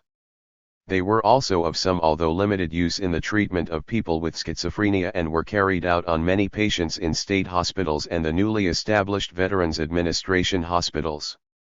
Many hospitals reported that previously out-of-control patients improved with lobotomies and that a few were able to go home and resume their previous lives. In 1946, copying the work of Italian neurosurgeon Amaro Fiamberti, Freeman decided to approach the prefrontal cortex through the eye sockets instead of going through the top or side of the skull. He practiced on cadavers, and by using an ice pick and hammer, he entered the brain by breaking through the thin layer of bone above the eyeball. Freeman performed transorbital lobotomies on patients using a leucotome that resembled an ice pick. After going through the top of the eye socket under the eyelid and entering the brain, Freeman rotated the tool to cut through the brain fibers and then repeated this on the other side. The transorbital lobotomy took 10 minutes or less. This procedure was done by first rendering the patient unconscious with electroconvulsive shock. No anesthetist was needed. Freeman also claimed that the procedure was so simple and safe that it could be done by non-surgeons. As most mental hospitals did not have operating rooms or surgeons on staff, this new method made the procedure easier to arrange. Eventually, Freeman performed transorbital lobotomies as outpatient procedures in his office, in addition to doing them in mental hospitals and teaching other doctors how to do them. Freeman became a sort of evangelist and traveled around the country performing and promoting these procedures. Freeman did follow-up visits on his patients and convinced himself that these procedures were, for the most part, helpful and safe. Freeman described successful procedures on physicians, a violinist, and an engineer and claimed that all of these professionals were able to perform their challenging jobs after the procedure. Freeman repeated his travels around the country to see how his patients were doing. He maintained files with information about them, their jobs, and their friends and family members so that he could find them. He sent them Christmas cards to maintain contact. Much of his reporting about his patients was personal, though, and no independent assessments were carried out. Watts and Fulton were uneasy about Freeman's transition to transorbital lobotomies. Watts refused to have anything to do with these procedures, and in 1947, Fulton wrote to Freeman, "What are these terrible things I hear about you doing lobotomies in your office with an ice pick? Why not use a shotgun? It would be quicker." One in the United States between 1936 and 1951, about 20,000 patients were lobotomized, with Freeman himself performing between 3,500 and 5,000 of the procedures. Freeman, and other doctors who performed lobotomies, believed that the procedures relieved suffering caused by schizophrenia, depression, and other problems. Descriptions of people suffering from agitated depression with psychotic symptoms, or severe and terrifying hallucinations and delusions who improved. 90. After the procedure, make it clear that lobotomies in a sense therapeutic experiments as there was no clear proof of their usefulness were not necessarily cruel or reckless. Lobotomies have been harshly criticized. Some lobotomies may have been done too quickly or at the behest of family members upset by a relative's behavior, which may not necessarily have been due to a psychiatric illness. Many people suffered hemorrhages or seizures following the lobotomy. Others had a loss of spontaneity, self-control, and self-awareness after the procedure. Some people became easier to manage at home or in the hospital, but at the cost of loss of spontaneity and initiative. In 1949, Agos Moniz was awarded the Nobel Prize in Physiology or Medicine for his discovery of the therapeutic value of leucotomy in certain psychoses. With the discovery of chlorpromazine and other antipsychotic medications in the 1950s, lobotomies became less popular. Some specifically targeted forms of psychosurgery are still performed for severe pain, intractable depression, or obsessive-compulsive disorder, but lobotomies in general are now regarded as an embarrassing episode in the history of psychiatry. Reference 1. Pressman, Last Resort, 342. Malaria therapy. The venereal illness syphilis has many manifestations, one of which, neurosyphilis, is associated with neurological problems and psychosis. In the early 20th century, Julius Wagner-Jauregg, a Viennese neuropsychiatrist, experimented with malaria as a treatment for neurosyphilis. Malaria therapy became an accepted if unproven treatment for the illness, and Wagner-Jauregg received a Nobel Prize in Physiology or Medicine in 1927 for this work. Wagner-Jauregg's work was used by later experimenters who were interested in malaria itself. Syphilis, a venereal illness caused by the spirochete Treponema pallidum, has a primary, secondary, latent, and tertiary phase. The tertiary phase, known as neurosyphilis or general paresis of the insane, can develop anywhere from 5 to 20 years after the initial infection. Complications in this final phase can include psychosis, dementia, pain, cardiovascular problems, and loss of control over a variety of bodily functions. Syphilis became increasingly common in Europe and North America in the 19th century, and by the early 20th century, as many as 20% of patients in American and European asylums were there because of the psychosis and dementia caused by tertiary neurosyphilis. Physicians since the time of Hippocrates had noticed that fever seemed to lead to an improvement in some illnesses. Julius Wagner-Jauregg. 91. A Viennese neuropsychiatrist, along with other physicians, began to treat psychotic patients by inducing fever. Wagner-Jauregg initially used typhus vaccines and injections of tuberculin.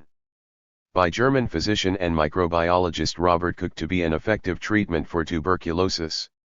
It is now used in smaller doses to test for exposure to tuberculosis. Wagner-Jauregg saw that tuberculin induced fevers in patients and that the patients who responded the best in terms of becoming less psychotic were those who had both the most severe reaction to the tuberculin and the ones who were ill with neurosyphilis. However, the symptoms of neurosyphilis often returned, and he looked for a more effective treatment. Wagner-Jauregg had noticed that patients with neurosyphilis seemed to improve the most when they had an actual infection, not just a fever induced by a foreign substance. So, in 1917, Wagner-Jauregg began to experiment with malaria as a treatment for neurosyphilis because this infection is associated with episodic high fevers. Malaria did not occur naturally in Austria, but an Austrian soldier had returned from the Balkans ill with benign tertian malaria caused by Plasmodium vivax. In 1917, Wagner-Jauregg took blood from this soldier and injected or rubbed it into the skin of syphilitic patients. The patients developed high fevers that lasted 5 or 6 hours and recurred every 48 hours. They went through this 2-day cycle several times and then were given quinine to treat the malaria and neosalvarsan to treat the syphilis. He reported some success in 6 of the first 9 patients he treated. In fact, 3 patients recovered completely, returned home, and were able to work. By using Plasmodium vivax he caused a mild form of malaria that was easily treated with quinine. In the absence of Anopheline mosquitoes, the usual vectors of malaria, Wagner-Jauregg needed to maintain his supply of the parasite. He would sometimes inject blood from a syphilitic patient who had been given malaria into another syphilitic patient so that the supply of malarial blood would be replenished. In one incident, however, he inadvertently used Plasmodium falciparum, a species of the parasite that causes a more severe form of the disease, and 3 patients died. Malaria therapy was accepted quickly and with enthusiasm as an effective treatment for the hitherto difficult-to-treat neurosyphilis. Contemporary psychiatrists, patients, and their families were convinced of its value. Other methods of heating patients continued to be tried, such as hot baths, placement in heated cabinets, and so on, but none seemed as safe or as effective as malaria therapy. This experiment brought hope to patients and doctors. Perhaps the complications and intricacies of this treatment had a therapeutic effect, or at least added to it. However, the injection of one individual's blood into another person was dangerous because it could transmit other illnesses or lead to a transfusion reaction. The injection of blood was therefore replaced by the use of infected mosquitoes. Colonies of Anopheline mosquitoes were established so that malaria therapy could be used even in places without a natural supply of them. 92. Malaria was used to treat neurosyphilis throughout Europe and the United States until the early 1950s, when the use of penicillin, more effective than neosalvarsan in treating neurosyphilis, became widespread. Whether malaria therapy was effective is difficult to determine, in part because it was reserved for less seriously ill patients who were more likely to tolerate infection with malaria, and partly because neurosyphilis typically varies in severity over time. When malaria therapy was introduced, the concept of controlled clinical trials that might have addressed the question of effectiveness had not yet become a standard of experimental therapeutics. Moreover, the mechanisms by which malaria therapy might have been useful, if it indeed was, remain unclear. One theory is that T. pallidum is sensitive to heat. Other theories are that perhaps malaria increases the antigenic properties of T. pallidum or in some other way increases the body's immune response to it. Wagner Jauregg was a complicated man. Although he was not Jewish himself, his first wife was Jewish, and he had many Jewish friends. However, he was known for telling anti-Semitic jokes and became increasingly anti-Semitic as he developed sympathy for the growing Nazi movement in Austria. He was protective of his ill patients, yet also supported the idea of sterilizing them. He was nominated for the Nobel Prize for his work with neurosyphilis. But a member of the Nobel Prize Committee could not agree that a physician who inoculated people with malaria deserved a Nobel Prize. After this person retired from the committee, the Nobel Prize in Physiology or Medicine was awarded to Wagner Jauregg in 1927 for his work on malaria therapy. Wagner Jauregg's work fostered more research into malaria. In 1925, a mosquito colony, or insectary, was established in a large psychiatric hospital in Horton, England, and became the center of malaria therapy in the United Kingdom. The laboratory maintained 7 separate strains of malaria in the blood of psychiatric patients because the Plasmodium parasite could not be kept alive in culture. A number of discoveries about malaria resulted from the experiences gained in the Horton laboratory. During the World War II effort to conquer malaria, many experts continued Wagner Jauregg's practice of giving malaria to neurosyphilis patients or, indeed, to any patients with serious psychiatric illnesses, as a way of maintaining the Plasmodia strains. In the United States, malariologists used psychiatric patients at the Florida State Hospital in Tallahassee, the South Carolina State Hospital in Columbia, Manhattan State Hospital in New York, and St. Elizabeth Hospital in Washington, D.C., for the same purpose. The effects on the patients are difficult to judge because so much of the work was secret. The secrecy was due both to some unease about using psychiatric patients as hosts for malaria and the importance of keeping medical advances from the enemy. While most of these patients would never have become ill from malaria without this work, it is possible that some patients with neurosyphilis did benefit. Other patients, who may not have had neurosyphilis or may not have benefited from malaria, did receive extra attention and care that the malaria research brought to these often underfunded and overcrowded hospitals. 93. G. Robert Coatney, a parasitologist, had been working at a National Institutes of Health laboratory at the South Carolina State Hospital, where he learned about the use of malaria in treating neurosyphilis. During World War II, he moved to Washington, D.C., and developed the NIH's anti-malarial clinical testing programs there at St. Elizabeth Hospital. Coatney and his colleagues experimented with new anti-malarial drugs in patients undergoing malarial treatment for neurosyphilis. The patient was infected with malaria and then administered the new drugs after they had been febrile for a suitable time. One strain of P. vivax became known, after the supposed location of the patients in whom it was grown, as the St. Elizabeth strain.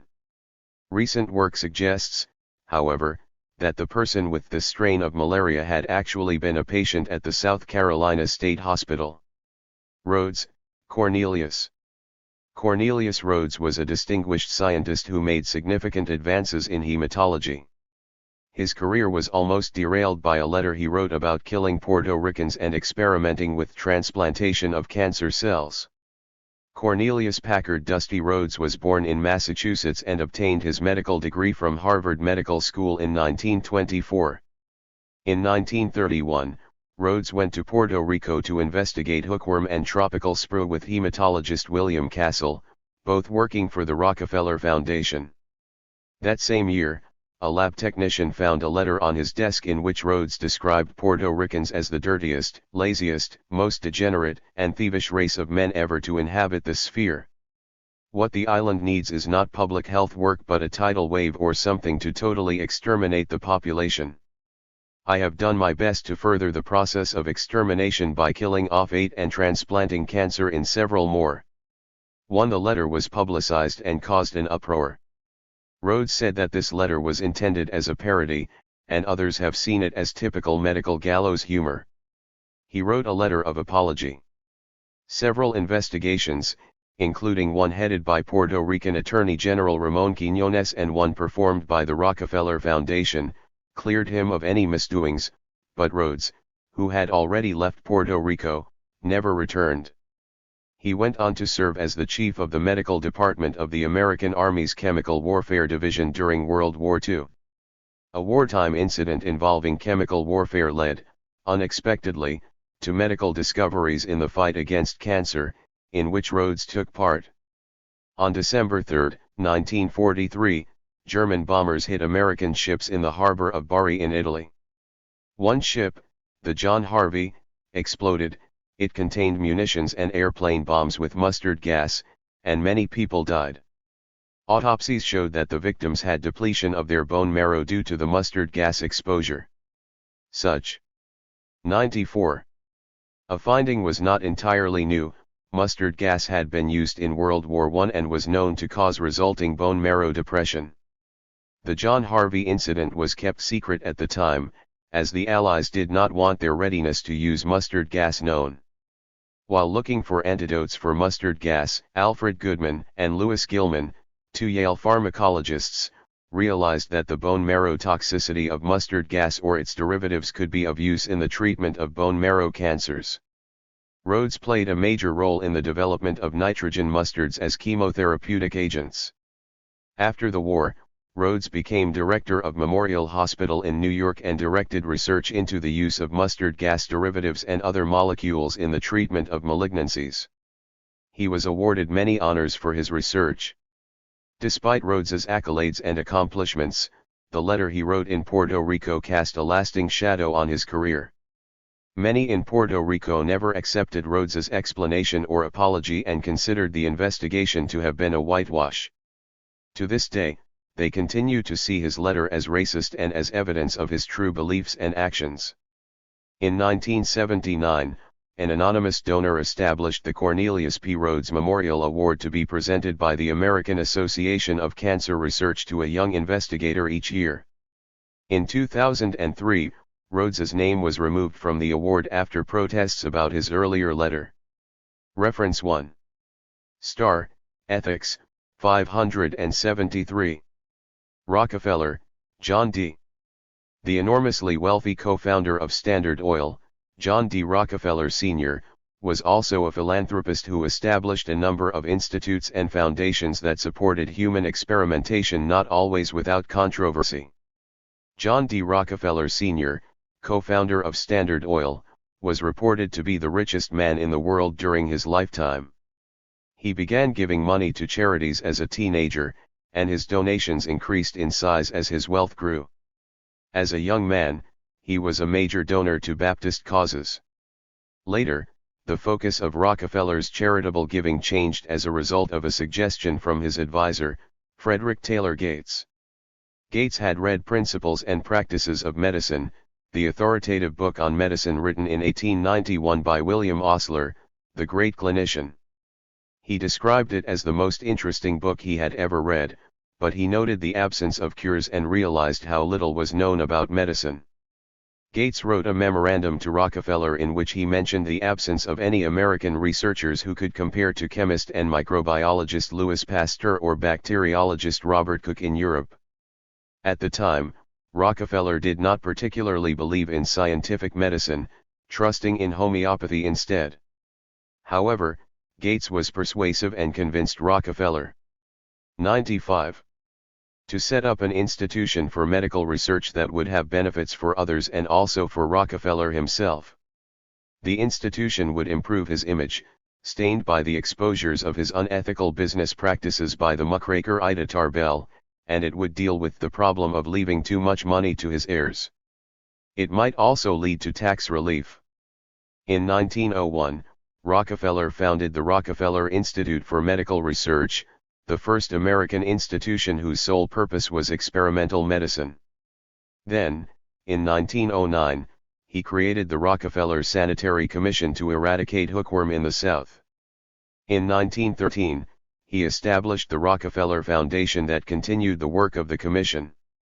The foundation went on to endow many medical research institutions and educational centers around the world, including the London School of Hygiene and Tropical Medicine, the Johns Hopkins and Harvard Schools of Public Health, and the School of Hygiene at the University of Toronto.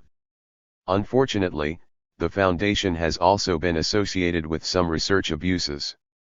In 1929, it funded German eugenics programs and supported the establishment of the Kaiser Wilhelm Institute of Anthropology, Human Heredity and Eugenics in Berlin. This institute included the laboratory of Ottmar Freiherr von Virchow, where Joseph Mengele, the notorious Nazi physician, had worked as a researcher before he began his inhumane experimentation at Auschwitz. The foundation also supported the Vanderbilt radio-iron studies, in which radioisotopes were administered to schoolboys and pregnant women, which have been criticized for their lack of consent. In the 21st century, the Rockefeller Foundation continues to be a major granting agency that funds projects that aim at improving the well-being of people worldwide. San Quentin State Prison Experiments. Between 1918 and 1927, prisoners at San Quentin State Prison in California were subjected to many experiments, including testicular implants and vasectomies, by the chief surgeon, Leo Stanley, who was looking for a way to stop the aging process. The desire to stop or reverse the aging process is a perennial one. During the 19th and 20th centuries, some physicians had the idea that male aging could be slowed by injecting men with testicular tissue from animals or other humans. One such doctor was Charles Edouard Brown-Séquard, a distinguished physiologist and neurologist from Mauritius, who made many important contributions to endocrinology. At the age of 70, dismayed by the evidence of his own aging, he injected pulverized dog or guinea pig testes into himself over a period of about 3 weeks and claimed that it increased his physical and mental powers. 96. Later, French surgeon Serge Abrahamovich Voronov would do somewhat similar experiments on himself and others. Voronov, who had studied with Alexis Carrel, a Nobel Prize-winning surgeon and physiologist, grafted monkey testicular tissue onto human testicles in the 1920s and 1930s. He also followed the example of Brown-Séquard by injecting himself with ground-up dog and guinea pig testicles, and he experimented with transplanting chimpanzee and baboon testicular tissue into a human scrotum. He believed that his grafting surgery could rejuvenate people, and his monkey gland grafts became popular among the wealthy in the 1920s. Leo Stanley was chief surgeon at the San Quentin prison between 1913 and 1951. He was innovative, for example, in being the first West Coast physician to use spinal anesthesia. He also performed plastic surgery on some inmates, hoping that they would have better lives if they had an improved physical appearance. The San Quentin convicts, in some ways, received better medical care than convicts in other prisons.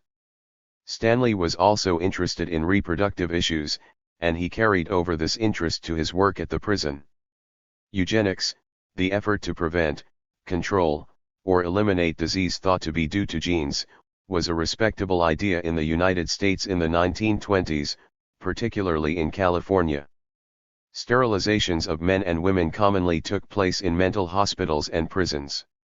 Stanley supported the idea of eugenics and argued that sterilization will do much to stamp out crime. It was no surprise then that he encouraged many of the inmates to have vasectomies and told those who volunteered that he would speak on their behalf at parole board hearings.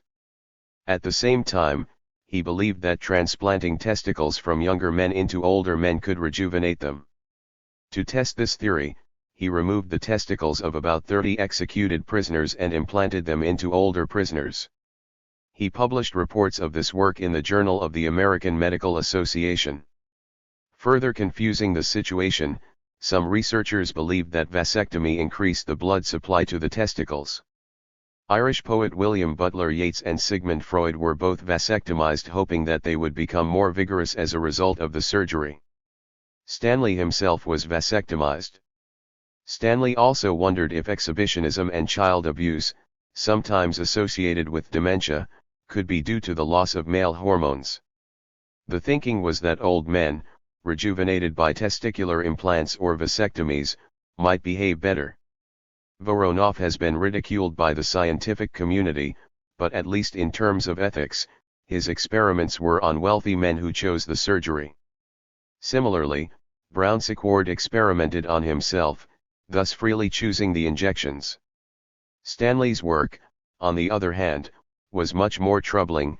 He felt free to experiment on a vulnerable population, and, as far as we know, never obtained informed consent, had a control group, or conducted follow-ups. 97. Seizure therapy. In 1934, Lottie Sla's Meduna induced seizures in a young man who had refused to eat for 4 years. 4 years later, Ugo Cerletti and Lucio Bini sent an electric current through a subject's head.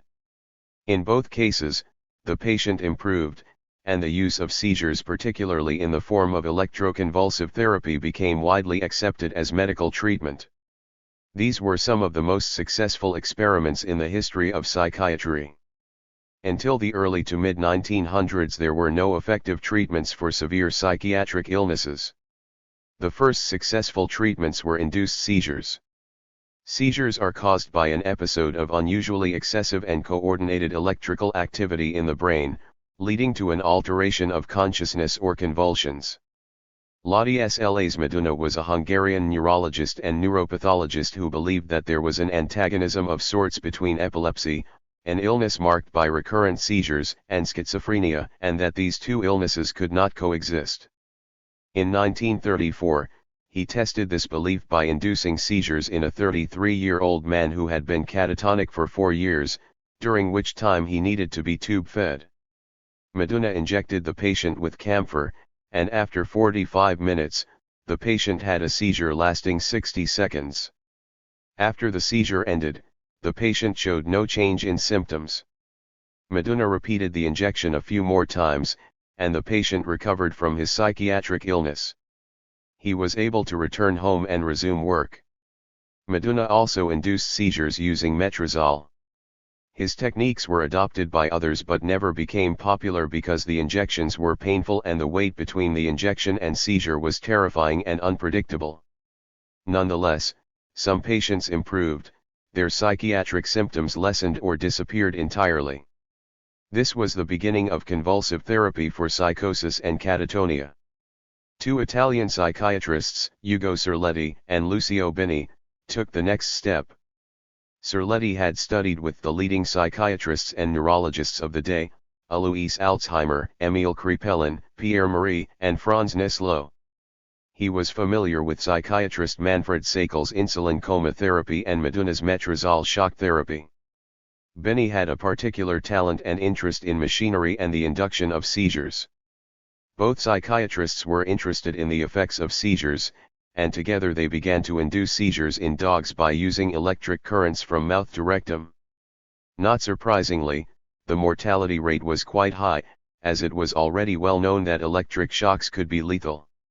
However, when the 2 researchers applied the current through the dog's head alone, the dog did not die.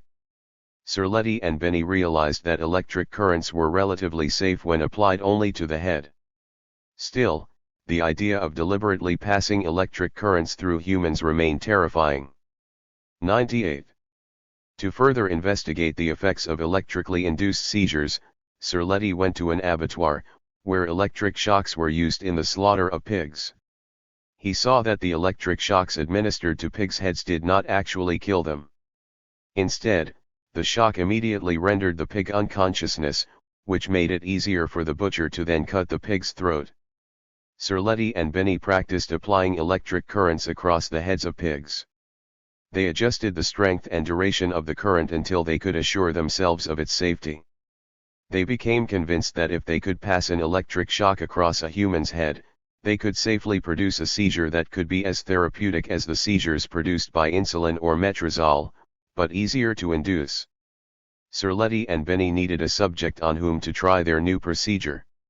In 1938, the police found an incoherent and seemingly homeless person wandering around the Rome train station. The police took this man to the hospital where Serletti and Benny worked, and the researchers decided to use him as a subject. Some of their colleagues gathered to witness the procedure.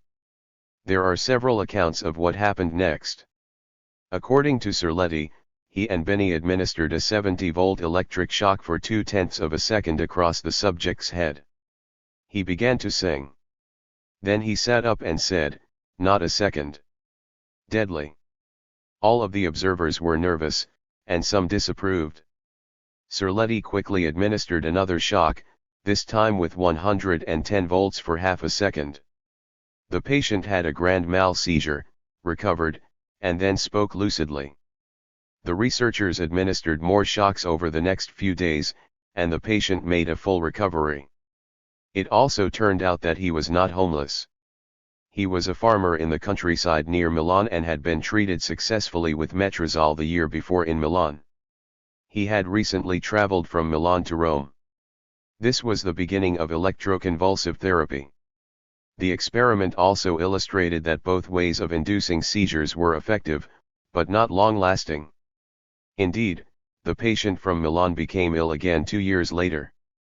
Whether insulin shock therapy worked as well as electricity, metrazole, or camphor was never quite clear.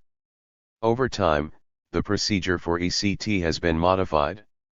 Now the patient receives short-acting anesthesia and is unaware either of the passage of a brief electric current through his or her head or the subsequent seizure.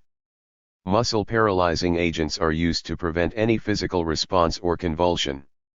ECT is the safest and quickest treatment for severe depression and catatonia, although it does cause some memory loss, which is usually temporary. The mechanism by which it works is still not known. Meduna's theory that epilepsy and schizophrenia do not coexist has since been shown to be incorrect. Strong, Richard Pearson. Americans became drawn into beriberi research in the early 20th century because of their colonization of the Philippines. In what was one of the first human medical 99 experiments to involve written signed consent, physician Richard Pearson Strong organized a nutritional trial involving prisoners in the Bilibid prison in Manila. This relatively advanced approach to consent came as a consequence of a terrible and fatal accident in which prisoners were accidentally exposed to bubonic plague as part of a cholera vaccine test. Richard Pearson Strong, an American physician, graduated from the first medical class at Johns Hopkins in 1897, a class imbued with the importance of experimental work. To further his education, he went to Germany to study at the Berlin Institute for Infectious Diseases. He became director of the biological laboratory of the Philippine Bureau of Science and inoculated many subjects, including himself, with experimental vaccines. Because Manila experienced cholera epidemics, he was interested in vaccines against that illness. In 1906, he was responsible for a medical experiment on prisoners that went horribly wrong. Strong inoculated 24 prisoners at the large Bilibid prison with what he thought was cholera vaccine, not to protect the prisoners from cholera, but to assess the side effects associated with this particular vaccine. No one explained to the Filipino prisoners the purpose of the experiment or asked their permission. Somehow, this cholera vaccine had been contaminated by active bubonic plague. All of the subjects became ill, and 13 of the 24 prisoners died from bubonic plague. The resulting investigation was unable to determine how exactly the error had happened. The investigators did not find Strong criminally negligent but did raise questions about his use of prisoners.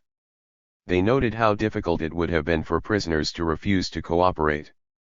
No official action was taken against Strong.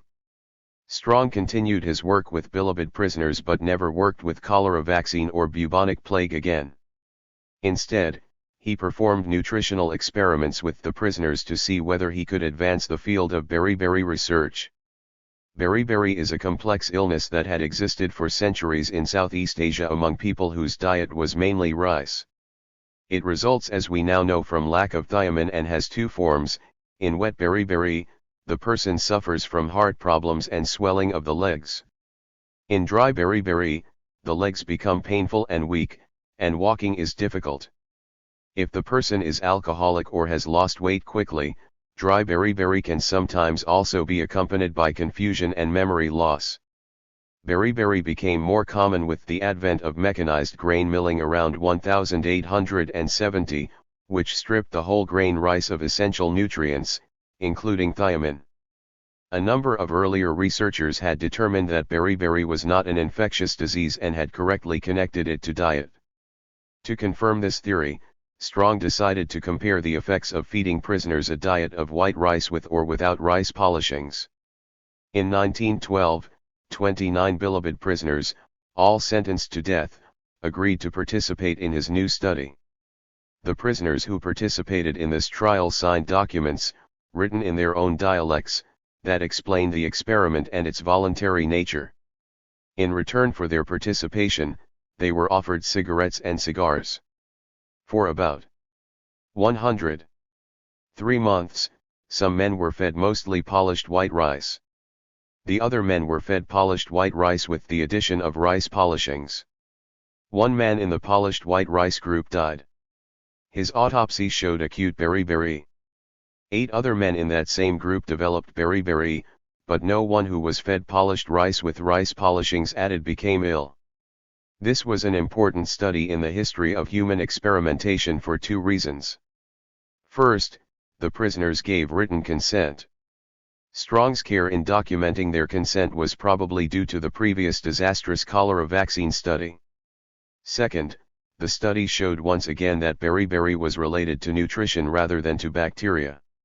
In 1917, Strong returned to the United States and became professor of tropical medicine at Harvard University. Studies of rickets and scurvy. Nutritional studies are difficult to do because they usually need to be carried out over long periods of time. As well, experimental diets are often monotonous or unpalatable. In the early 1900s, one solution to these problems was to study institutionalized infants on strictly controlled diets, who, because of their rapid growth and small body mass, can develop deficiency disorders quickly. Supervision of the diets of infants is also much easier than it is for adults. Experimentation on institutionalized infants by Harriet Chick and Alfred Hess was helpful in elucidating the causes of 2 vitamin deficiency illnesses, rickets and scurvy. Harriet Chick was an English scientist who, early in her career, was involved in experiments with plague transmission. As a young woman, she experimented on herself by letting a particular species of flea bite her to show that this species could indeed bite humans and thus transmit bubonic plague.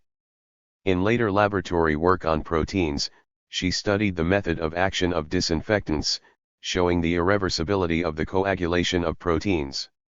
Her interests then turned to nutrition, and in 1922, she led a team from London's Lister Institute of Preventive Medicine to post-World War I Vienna to address the problems of childhood malnutrition, one of which was rickets.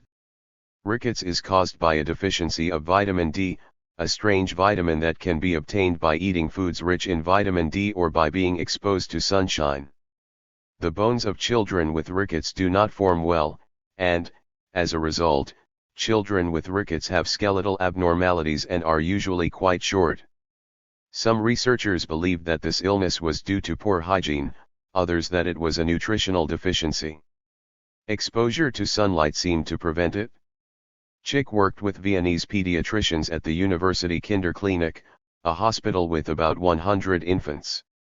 She and colleagues established research units housing about 60 of those infants. Some developed rickets despite good hygiene. 101. And general care. Chick's team experimented with various treatment methods. Some of the ill children were placed in the sun, some were exposed to a mercury vapor quartz light, and some had their diets supplemented with cod liver oil. Each of these treatments was effective in treating rickets. Chick did not generate the hypotheses that she tested, but she was the first to test them in a methodical and well-controlled manner in large numbers of infants and to show that the curative effects of light and cod liver oil were the same. Alfred Hess was an American pediatrician also interested in, among many other topics, nutritional deficiency diseases in children. Some of his work was done on orphans at the New York Home for Hebrew Infants and involved the investigation of scurvy, a disease caused by vitamin C deficiency. The symptoms of scurvy include lethargy, gum disease, muscle aches, poor wound healing, and easy bleeding. In a series of studies, he and his colleagues studied infants after orange juice had been withheld from their diet. The orange juice had been eliminated because it was thought that if milk was pasteurized at a lower degree, milk would retain its vitamin C content, and the children wouldn't need the addition of juice. However, this was not so, and some children given moderately pasteurized milk and no orange juice developed scurvy. Hess and his colleagues were particularly interested in the petechiae, small bleeding spots that occur with scurvy. Thinking that the problem might be the coagulability of their blood, Hess needed to test samples of the infant's blood. To get sufficient quantities, he took blood from the jugular vein of the infants. Later, assuming that the problem could be due to capillary wall weakness, Hess and his colleagues tested capillary wall strength by using an inflated blood pressure cuff to stop the return of venous blood, leading to petechiae as blood seeped through the capillaries. Hess was criticized for using orphans for these studies, but he was exonerated by his peers. As far as can be seen, no infants were seriously harmed by these experiments, and infants in control groups who did develop scurvy or rickets were always eventually treated. The work of Chick and Hess clarified the nature of these illnesses. Nonetheless, the idea of studying disadvantaged young children is disconcerting. The researchers did not mention consent in their papers. Tuskegee study of untreated syphilis. One of the most controversial studies in the history of American medicine is the Tuskegee study of untreated syphilis, which lasted from 1932 to 1972. In this study, 400 black Americans with syphilis were followed for up to 4 decades without being told that they had the illness and with little treatment being provided. Effective treatment was blocked. In this observational study, inadequate treatment was the experiment. 102. Syphilis is a sexually transmitted illness caused by the bacterium Treponema pallidum. It has several phases. In the primary stage, a chancre appears. In the secondary stage, there is a rash on the palms and soles. Latent syphilis has no symptoms, but in almost a third of those with latent syphilis, tertiary syphilis, which damages the heart and nervous system, can develop. The origins of the Tuskegee study of untreated syphilis were benign. Sears President Julius Rosenwald established the Julius Rosenwald Fund for the Well-Being of Mankind, in 1917. The fund supported many causes, including those to do with the health of black Americans.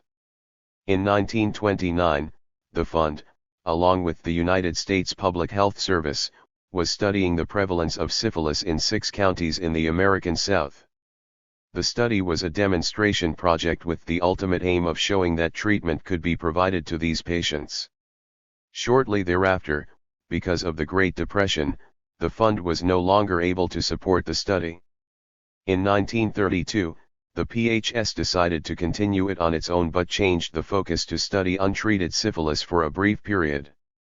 Macon County, Alabama, was chosen as the site for the study because of the prevalence of syphilis in the area. Most of the inhabitants were cotton-growing sharecroppers who were black and poor. The study was named after the Tuskegee Institute, a prestigious medical institution founded by Booker T. Washington and located in the Alabama town of the same name. One of the goals of the THUS was to compare untreated syphilis in Black Americans and Norwegians. In a comparable long-term study in Oslo, 2,000 Norwegian men and women with untreated syphilis were followed from 1890 until 1910. The Tuskegee study wanted to test the theory that syphilis had a different course in black people than it did in white people and that complications in black people were more likely to be cardiovascular than neurological. Another goal, which was not widely known, was to collect blood from the subjects to allow for the evaluation and standardization of diagnostic blood tests for syphilis. The key difference between the THUS and the Oslo study, however, was that the Norwegians with syphilis did not receive treatment because their physicians correctly understood that the various treatments then available were ineffective, whereas by the time of the THUS, treatment, although difficult to administer and tolerate, was available but intentionally withheld.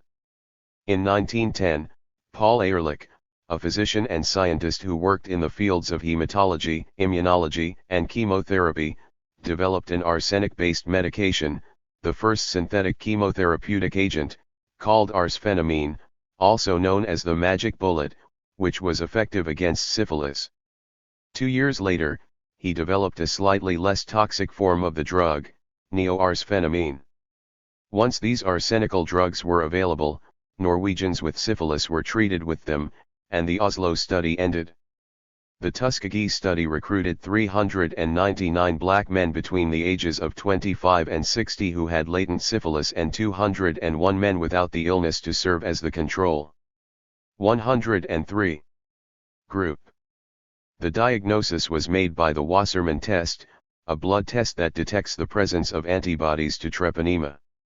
According to some accounts, men with acute syphilis or syphilis for fewer than 5 years were not included. A few men with newly diagnosed syphilis were later added to the study. The men were not told that they would be part of a study, nor that they had syphilis. Rather, they were told that they had bad blood and that they would be getting treatment for it. PHS doctors performed physical exams every few years and in some cases lumbar punctures.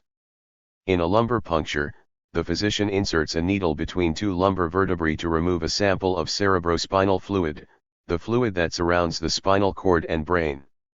It is a safe and relatively minor procedure, but it is unpleasant and can result in a headache lasting a few hours or days. Physicians did provide some treatment for the men with syphilis at the beginning of the study, but it consisted of inadequate courses of mercurial ointment and neo-arsphenamine, mostly as an enticement to convince the men to participate and also, perhaps, to prevent infection of their partners. Later, they were treated with spring tonics or aspirin. The 201 controls were also told that they were ill and given aspirin. The study continued as the doctors realized the opportunity they had to study untreated syphilis over a number of years. The word untreated is inaccurate, as the men were provided with some, albeit inadequate, treatment, but it was used in the description of the study in publications arising from THUS. The PHS physicians also realized that they might make their most interesting findings by examining their untreated subjects at autopsy. The subjects were thus promised $50 to help with funeral expenses on condition that an autopsy was performed. In 1943, a little more than 10 years after the THUS began, penicillin became available to treat syphilis. It was more effective, easier to administer, and less toxic than salvarsan or neosalvarsan. It was not, however, provided to the men in the study. Some subjects did get penicillin from physicians not connected with the THUS, but many did not. One of the key people who worked with the study for 40 years was a black nurse, Eunice Rivers Laurie, who had trained at the John Andrews Hospital at the Tuskegee Institute. She was respected by both the subjects and staff and was the first author on one of the medical journal articles connected with the THUS. She was perhaps the only person who was involved in the study from beginning to end. She knew the subjects well and spent much time with them. For example, she drove them to their hospital appointments and demanded that the PHS physicians respect the subjects. She thought that the men benefited from the study in that they received medical attention that they would not otherwise have received. The true nature of the study was known in the local medical community. Physicians in Macon County, the Alabama Health Department, the Tuskegee Institute, local hospitals, and the Veterans Administration Hospital in the area supported the study. The physicians were asked not to 104. Treat the syphilis of the TSUS subjects, and they agreed. At the beginning of American involvement in World War II, the Army drafted some of the younger men in the study. Per Army protocol, these men should have been tested for syphilis and treated. However, the study personnel intervened, sending a list of 256 subjects to the draft board, and asked the board that should these men be drafted that they not be treated with penicillin. The board cooperated. How many of these subjects were still drafted is not clear. The study was no secret in the medical community at large either. 13 reports about it, most describing the subjects as untreated, were published between 1936 and 1973. Indeed, the American Medical Association and the National Medical Association supported the TSUS. In 1969, an ad hoc committee of the National Communicable Disease Center, now known as the Centers for Disease Control and Prevention, reviewed the study in a 3-hour meeting. The reviewers were impressed by the TSUS's length and uniqueness, and they discussed the possibility of treating the subjects. Several members said that treatment should be provided to those with active disease, while other members said it would not be helpful, presumably because of the length of the time that the subjects had been ill. The question of treatment was not further pursued, nor was the deceptive nature of the study discussed. The committee did agree, however, that such a study could never be done again. A reasonable step, at this juncture, would have been to tell each subject the nature of his disease and to arrange consultation and treatment if indicated. But no one suggested this, and the committee allowed the study to continue. Peter Buxton, a venereal disease investigator for the PHS, found out about the study while working at the PHS and protested. His protests were ignored for 7 years. He finally told Jean Heller, a journalist, and the story she wrote about it appeared on the front page of the New York Times on July 26, 1972. Medical professionals saw nothing wrong with the study, but the public did. Responding to the negative publicity, the Department of Health and Welfare formed a 9-member panel that ended the study in 1972. From a scientific point of view, the study was poorly designed. Indeed, there was never even a written protocol. The division of the subjects into 2 groups, the infected and the controls, was not clear, because if people from the control group became infected with syphilis, they were simply moved into the infected group. There is doubt as to the correctness of the diagnosis in some cases. It's also thought that some of the control subjects who became infected were treated, at least after 1939, although this is difficult to determine with certainty. As noted, many of the people in the infected group were treated to some extent, so they were really not untreated, just partially treated. What was the effect of not providing those with syphilis with a full course of treatment? That is impossible to determine because so many did receive treatment of some sort. By 1946, 25% of those with syphilis had died, but only 14% of the controls had died. In papers written about the TSUS, the increased 105. Mortality and morbidity in the untreated group were openly acknowledged. Another possible effect is that the patients might have infected their partners and caused babies to be born with congenital syphilis. There was little justification for not treating people with syphilis with a full course of treatment in 1932. By this point, arsphenamine, or neo-arsphenamine, had been available for approximately 2 decades, and medical opinion, although not unanimous, supported their use for either acute or latent syphilis in conjunction with a heavy metal, such as bismuth or mercury. The arsenical compounds and heavy metals were toxic and difficult to administer. Not all patients finished the course of treatment because it was so unpleasant. Some have argued that this treatment was so difficult and Macon County was so poor that many subjects would not have received or complied with it anyway. However, the fact that the study personnel made efforts to stop their subjects from getting treatment suggests that many physicians of the time would indeed have treated the men and that they would have cooperated with the treatment. The Oslo study had ended with the availability of arsenical drugs, suggesting that Norwegian physicians believed that these agents worked. Any possibility that treatment was too difficult disappeared when penicillin became available at mid-century.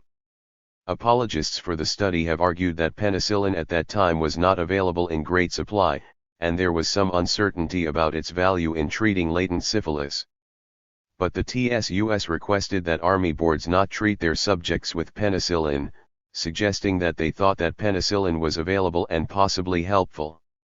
If the PHS genuinely believed, as the apologists for the study claim, that treatment for syphilis, especially latent syphilis, was not effective, then they could have followed the subjects with syphilis, treated or not, and compared them to men without syphilis and informed all subjects of the nature of the study. It seems clear that the PHS doctors did distinguish between treated and untreated syphilis. That was the important point of the study, because treatment worked. Otherwise there would have been no interest in an observational study of the untreated. It bears repeating that the men were never informed that they were in a study or that they had syphilis, and they were told that they were getting treatment. The physicians deceived the subjects about treatment in a number of ways. For example, they wanted to perform lumbar punctures on the subjects. The physicians sent a letter to the subjects requesting them to agree to a special examination. They did not say that they were asking permission to do a lumbar puncture. Instead, they used the phrases special examination and free treatment interchangeably, as though the lumbar puncture was itself a free treatment. The low-dose treatments received at the beginning of the study were designed to get the cooperation of the subjects, not to truly treat their syphilis in any effective way. In other words, the basis for this study was deception and withholding of treatment that the researchers knew the subjects wanted and that could have been helpful. The TSUS has now become a byword for racism and has exacerbated the distrust felt by many blacks toward white doctors and toward the idea of medical research. 106. Or experimentation. The involvement of black healthcare professionals and the Tuskegee Institute is another tragic and complicated part of this experiment. As a reaction to the TSUS, in 1974, the United States Congress passed the National Research Act, mandating the establishment of institutional review boards whenever facilities received federal grants. The act also established the National Commission for the Protection of Human Subjects of Biomedical and Behavioral Research. In 1979, this commission produced the Belmont Report, emphasizing that the foundations for ethical human experimentations are the respect for persons requiring informed consent, the respect of privacy, and sensitivity to the existence of some vulnerable populations, beneficence not harming the subject, and justice ensuring the equitable sharing of burdens and benefits of research. The Tuskegee study had not honored any of these principles. One of the many lessons of the TSUS is that perspectives on medical experimentation evolve. Enthusiasts carrying out a study to answer a question they and their colleagues found interesting were unable to appreciate how wrong the study would seem to later generations. The lack of education and poverty of the Tuskegee men made them vulnerable. But at the time of the study, they seemed like an ideal research population captive by nature of these very characteristics. Their lack of mobility and trust in nurse rivers and government people made a deceptive longitudinal study relatively easy to organize and to continue. Litigation was inevitable. Lawyers suing on behalf of the subjects faced many legal difficulties, such as how to sue the government for misbehavior with respect to medical experimentation, the statute of limitations, and sorting out liabilities between state and federal agencies. The legal action was settled in 1974, with money being paid out to the survivors and medical care being provided for the survivors and their families. Yellow Fever Commission. In the wake of the Spanish-American War, physician Walter Reed headed a commission investigating yellow fever. Reed and his colleagues proved that the mosquito transmitted the illness, and this knowledge made prevention easier. During this work, Reed used written consent forms, perhaps for the first time. Yellow fever is an acute hemorrhagic illness caused by the yellow fever virus, which is transmitted from one ill human to another by a bite of a mosquito, Aedes aegypti. In some cases of the illness, the liver is affected so badly that the person becomes jaundiced. There can also be such severe bleeding in the gastrointestinal tract that the infected person vomits blood. Because the vomitus appears black, the disease was then known to the Spanish-speaking world as vomito negro, or black vomit. The mortality rate ranges from 3% to 50%.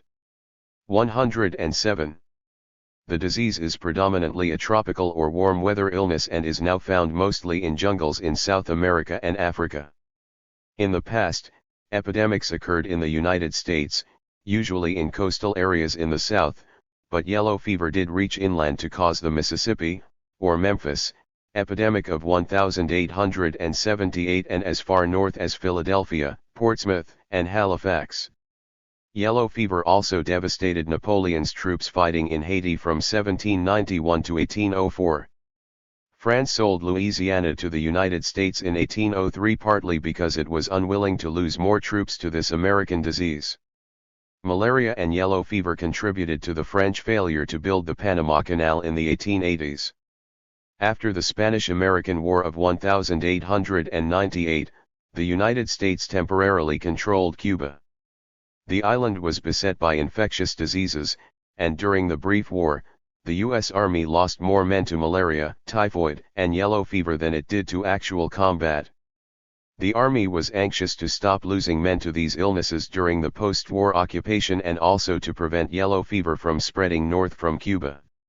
George Miller Sternberg, a bacteriologist and the U.S. Army Surgeon General between 1893 and 1902, and Leonard Wood, a physician and military governor of Cuba between 1899 and 1902, believed that the removal of garbage and sewage from the streets of Havana would control yellow fever. Similar measures had been successful in eliminating typhoid fever. Havana streets were cleaned, but yellow fever did not disappear. So Sternberg appointed Walter Reed as head of a commission to investigate it. Walter Reed was a graduate of the University of Virginia School of Medicine and the Bellevue Hospital Medical College and had joined the United States Army Medical Corps in 1875. He had been assigned to positions in Arizona, Nebraska, and Alabama. When he was assigned to Fort McHenry in Baltimore, he took the opportunity to work with William Welch, a pathologist at Johns Hopkins, and studied typhoid fever, the hog cholera bacillus, smallpox, and malaria. In 1898, Reed was appointed as head of the War Department's Typhoid Board, with the job of studying the disease and making recommendations for controlling it. It was this work that drew Sternberg's attention, and Reed led the United States Army Yellow Fever Commission of 1900 to 1901, the fourth such commission. Reed's colleagues were three other U.S. Army physicians with experience in bacteriology: James Carroll, an English-born Canadian, Aristides Agramonte, a Cuban, and Jesse Lazier, an American. Beginning in the 1800s, researchers had suggested that mosquitoes were involved in the transmission of yellow fever. The role of mosquitoes in transmitting other illnesses was also beginning to be appreciated. Scottish physician Sir Patrick Manson had shown in 1877 that the mosquito could transmit filariasis, a parasitic illness in which there is swelling or tissue thickening throughout the body. In India, in 1898, British physician Ronald Ross showed that Plasmodium, the parasite that causes malaria, could be transmitted by mosquitoes. But the transmission of yellow fever by mosquitoes was difficult to prove because, as it turned out, only one type, 108, of mosquito carries it. Carlos Finlay, a Cuban physician, had suggested in 1881 that the Aedes aegypti mosquito was the vector. He spent 20 years trying to prove it but was never able to do so. The newly appointed commission gathered together in Havana in June of 1900. The team first investigated the theory of Italian physician Giuseppe Sanarelli that Bacillus istoioides transmitted the illness. They failed to find the bacterium in blood or intestinal flora of patients with yellow fever and so disproved Sanarelli's theory. They then turned to Finlay's theory. Because of the lack of animal models, the men agreed that they would have to experiment on humans and that they would begin with themselves. Agramonte was not eligible because he had been born in Cuba and might have been exposed to yellow fever and become immune. They took Aedes aegypti mosquito eggs harvested by Finlay and raised mosquitoes from them. While Reed was away in Washington, Carroll and Lazier exposed themselves and 9 volunteers to infected mosquitoes. At first, none showed any symptoms. But then Carroll and another volunteer, Private William Dean, became ill with yellow fever. Both recovered. Lazier noted that in these cases the mosquitoes had bitten an infected person very early in the illness and that there had been a period of at least 10 days before the mosquito bit the next person. After 2 separate exposures, perhaps accidental, Lazier became ill with yellow fever. He died on September 25, 1900. Lazier's death and the illnesses of Carroll and Dean were suggestive, but not proof, that mosquitoes had transmitted the illness. In none of these cases had the men avoided other mosquitoes or people ill with yellow fever. Reed returned from Washington to Cuba to organize some more careful experiments. Reed and his colleagues decided to test the then prevailing theory that yellow fever was spread by contact with an ill person or fomites.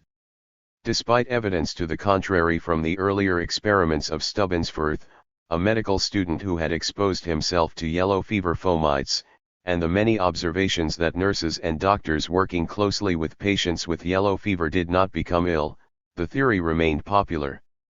Reed obtained support from military and civilian authorities, including the Spanish consul to Cuba.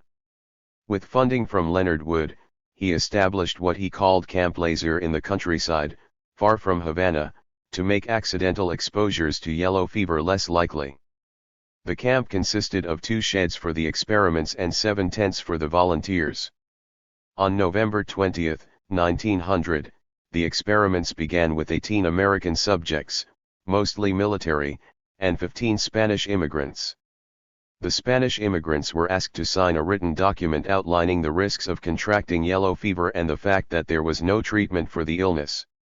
They were promised $100 for participating and an extra $100 if they became ill. They were also told that there was a good chance that they might become ill with yellow fever even if they did not participate in the experiment. They agreed to remain at Camp Lazier for the duration of the experiments. There may have been consent forms for the American participants, but none remain. 109. In one shed, the infected clothing building, the furnishings included trunks and boxes of freshly soiled linens used by people ill with yellow fever at local hospitals. The stench of this material was at times overpowering. In 3 trials lasting 20 days at a time, subjects slept in sheets filthy with vomit, urine, and feces. One subject slept on a towel soaked in the blood of a man who had died from yellow fever. None of the 7 volunteers developed the illness. In the other shed, the infected mosquito building, another set of complicated experiments was undertaken to further explore the mosquito theory. Men were exposed to mosquitoes at varying times after the mosquitoes had become infected. The subjects assigned to this shed thought that they were luckier because the shed was clean, the furnishings were steam sterilized, and there was good ventilation. However, within 1 week, 4 cases of yellow fever developed. In subsequent experiments, subjects were injected subcutaneously with blood from patients ill with yellow fever. 4 of the volunteers became ill. The conclusion was clear. Cleanliness and sanitation, although important in the control of other illnesses, had little to do with controlling yellow fever. Mosquitoes transmitted the illness by transferring infected blood from an ill person to a healthy person. The confusing element of the relationship, the time between the original mosquito bite and the transmission of the illness, was clarified. The delay between exposure to ill people and the development of illness had been described by an epidemiologist, Henry Rose Carter, in his observations of the natural course of yellow fever, but he had not blamed the mosquito. Finlay, who knew that the mosquito was involved, had never quite understood the timing. Reed's mosquito experiments showed that, first, the mosquito had to bite an infected person while that person was in the early stages of the illness. Then, there had to be an incubation period of 10 to 14 days before the mosquito could transmit the illness. The mosquito could bite and infect multiple people for up to 71 days after the initial bite. After a person was bitten by an infected mosquito, there was a period of a few days before the person became ill. In February 1901, Reed returned to Washington, and Carroll finished the experiments. In August 1901, he inoculated at least 3 subjects at Los Animas Hospital using blood injections. He filtered the blood first, which would have eliminated any bacteria. 1 subject became ill. Because the filtered blood was still infectious, it seemed likely that the microbe involved was a virus and not a bacterium. Jesse Laser, the 14 volunteers who became ill with yellow fever, and Walter Reed himself have all been regarded as medical heroes. The combination of self-experimentation, the death of Laser, the ingenuity of the experiments, and the repeated exposure to mosquito bites and to disgusting matter caught the attention of the public. The method of yellow fever transmission was now clear, so there was no longer any need to fear catching the illness from yellow fever patients, plus, the transmission of the illness could now be stopped. American military medicine had made a huge advance. The key to yellow fever control was mosquito control. Reed has been lionized for his work. A Broadway play, a Hollywood film, and a painting in a series of pioneers of American medicine memorialized his work. 110. A large military hospital in Washington, D.C., is named after him. However, it is important to put Reed's role in perspective. He had no theories of his own and had not risked his own life by exposing himself to mosquitoes. He was in Washington at the time of the first bites. He was older than the other members of the commission and perhaps more cautious because of that. But what he had done was organize well thought out experiments with volunteers and rapidly establish the vector and incubation times involved. He collaborated effectively with multiple authorities, both civilian and military, and with Spanish immigrants. One of Reed's greatest accomplishments may have been his early, perhaps the earliest, use of written informed consent. In the consent form, many of the principles that apply to experimentation today are evident: the respect for autonomy, the emphasis on voluntariness, the outlining of risks and benefits, and compensation. The insistence that the volunteer be over the age of 25 is different from consents of today, as is the part forbidding the subject to leave the camp during the experiment. Perhaps this latter point can be understood as not wanting to put the subject and others at risk should the subject leave while ill. More experiments followed after the Reed Yellow Fever Commission left Havana. Major William Gorgas, a physician and the chief sanitary officer of Havana, and Cuban physician Juan Gutierrez began to inoculate volunteers at Los Animas Hospital in Havana, hoping that an infection by a mosquito that had bitten a person with a mild case of yellow fever would lead to immunity. Reed, who had left Cuba by then, advised against this experiment. In the spring of 1901, the Army offered volunteers $100 to participate in this study. Clara Moss, a young nurse from New Jersey, was the only woman and the only American of 19 volunteers. She was bitten several times. She was bitten on August 14, 1901, became extremely ill, and died on August 24, at the age of 25. 2 Spanish subjects also died. The deaths shocked many, and further experimentation was stopped. Documents. William Osler and the importance of informed consent. William Osler, the preeminent clinician of his time and one of the Big Four founding physicians of the Johns Hopkins Hospital, was not himself a researcher, but he respected research and experimentation. Indeed, one of the missions of Johns Hopkins has always been to foster independent and original research. Osler celebrated the work of Walter Reed, who had studied at Johns Hopkins University Hospital Pathology Laboratory, and had discovered that the mosquito transmitted yellow fever. Reed carefully obtained consent from subjects in his experiments. Osler insisted on safety and full consent when 111 physicians experimented.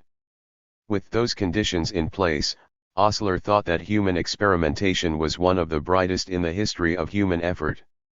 To each one of us life is an experiment in nature's laboratory, and she tests and tries us in 1,000 ways, using and improving us if we serve her turn, ruthlessly dispensing with us if we do not. Disease is an experiment, and the earthly machine is a culture medium, a test tube and a retort, the external agents, the medium, and the reaction constituting the factors. We constantly experiment with ourselves in food and drink, and the expression so often on our lips, "Does it agree with you?" signifies how tentative are many of our daily actions. The treatment of disease has always been experimental, and started indeed in those haphazard endeavors of friends and relatives to try something to help the sufferer. Each dose of medicine given is an experiment, as it is impossible to predict in every instance what the result may be. Thousands of 5-grain doses of iodide of potassium may be given without ill effect, and then conditions are met with in which the patient reacts with an outbreak of purpura, or a fatal result may follow. A deviation from what we had regarded as a settled rule, a break in a sequence thought to be invariable, emphasizes the impossibility of framing general rules for the body of the same rigid applicability as in physics and mechanics. The limits of justifiable experimentation upon our fellow creatures are well and clearly defined. The final test of every new procedure, medical or surgical, must be made on man, but never before it has been tried on animals. There are those who look upon this as unlawful, but in no other way is progress possible, nor could we have had many of our most useful but very powerful drugs if animal experimentation had been forbidden. For man, absolute safety and full consent are the conditions which make such tests allowable. We have no right to use patients entrusted to our care for the purpose of experimentation unless direct benefit to the individual is likely to follow. Once this limit is transgressed, the sacred cord which binds physician and patient snaps instantly. Risk to the individual may be taken with his consent and full knowledge of the circumstances, as has been done in scores of cases, and we cannot honor too highly the bravery of such men as the soldiers who voluntarily submitted to the experiments on yellow fever in Cuba under the direction of Reed and Carroll. The history of our profession is starred with the heroism of its members who have sacrificed health and sometimes life itself in endeavors to benefit their fellow creatures. Enthusiasm for science has, in a few instances, led to regrettable transgressions of the rule I have mentioned, but these are mere specks which in no wise blur the brightness of the picture, one of the brightest in the history of human effort, which portrays the incalculable benefits to man from the introduction of experimentation into the art of medicine. Albert Leffingwell and the cruelty of vivisection. Physician Albert Leffingwell was a vivisection reformer. In the late 1800s and early 1900s, the word vivisection referred to experimentation on both animals and humans. For over 3 decades, Leffingwell protested experimentation on animals and humans when it was carried out in secrecy and with cruelty. Leffingwell sparred with W. W. Keene, a leading surgeon, who claimed that vivisection was usually properly done and was necessary for progress in medicine. In this dramatic passage, Leffingwell writes about a physician who took advantage of a vulnerable patient who had already been severely injured. This physician went on to become a professor and a dean of a medical faculty. The description of the suffering of this young girl constitutes a powerful plea for physicians to act with more decency. Chapter 18. The final phase, experimentation on man.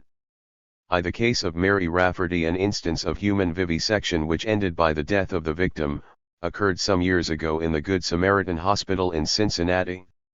It would be difficult to suggest a name for a hospital more suggestive of kindly consideration for the sick and unfortunate, and to this charitable institution, there came one day a poor Irish servant girl by the name of Mary Rafferty. She was not strong, either mentally or physically. Some years before, when a child, she had fallen into an open fire, and in some way had severely burned her scalp. In the scar tissue an eroding ulcer, possibly of the nature of cancer, had appeared, and it had progressed so far that the covering of the brain substance had been laid bare. No cure could be expected, but with care and attention she might possibly have lived for several months. We are told that she made no complaint of headache or dizziness, that she seemed cheerful in manner, and that she smiled easily and frequently, doubtless with the confidence of a child who without apprehension of evil, feels it is among friends. The accident, however, had made her good material. She offered opportunity for experimentation of a kind hitherto made only upon animals. It is obvious, says the vivisector, that it is exceedingly desirable to ascertain how far the results of experiments on the brain of animals may be employed to elucidate the functions of the human brain. At the outset the experiments seem to have been somewhat cautiously made. Nobody knew exactly what would be the result. The experiments began by inserting into Mary Rafferty's brain, thus exposed by disease, needle electrodes of various lengths, and connecting them a battery. As a result, her arm was thrown out, the fingers extended, but in the brain substance no pain was felt. Presently, as the experimenter grew bolder, other phenomena appeared. The vivisector shall tell the story in his own words. The needle was now withdrawn from the left lobe, and passed in the same way into the substance of the right. When the needle entered the brain. 113. Substance, she complained of acute pain in the neck. In order to develop more decided reactions, the strength of the current was increased by drawing out the wooden cylinder 1 inch. When communication was made with the needles, her countenance exhibited great distress, and she began to cry. Very soon, the left hand was extended as if in the act of taking hold of some object in front of her. The arm presently was agitated with colic spasms, her eyes became fixed with pupils widely dilated, lips were blue, and she frothed at the mouth, her breathing became stertorous, she lost consciousness and was violently convulsed. The convulsion lasted 5 minutes, and was succeeded by coma. She returned to consciousness in 20 minutes from the beginning of the attack. The experiment was a success. Upon the body of the poor servant girl, the distinguished vivisector had produced the violent epileptiform convulsion which Fritsch and Hitzig and Ferrier had induced in animals, by the same method of experimentation. There are those who feel that further vivisecting should have then ceased, and that Mary Rafferty should have been allowed to die in peace. Such views, however, were not permitted by the experimenter to interfere with his zeal for scientific research. Other observations were made, and the needles were again passed into the brain evoking almost the same phenomena. The final experiments were thus described by the vivisector. 2 days subsequent to observation number 4, Mary was brought into the electrical room with the intention to subject the posterior lobes to galvanic excitation. The proposed experiment was abandoned. She was pale and depressed, her lips were blue, and she had evident difficulty in locomotion. She complained greatly of numbness. On further examination, there was found to be decided paresis and rigidity of the muscles of the right side. She became very pale, her eyes closed, and she was about to pass into unconsciousness, when we placed her in the recumbent posture, and Drive S gave her, at my request, chloroform by inhalation. The day after observation number 5, Mary was decidedly worse. She remained in bed, was stupid and incoherent. In the evening she had a convulsive seizure.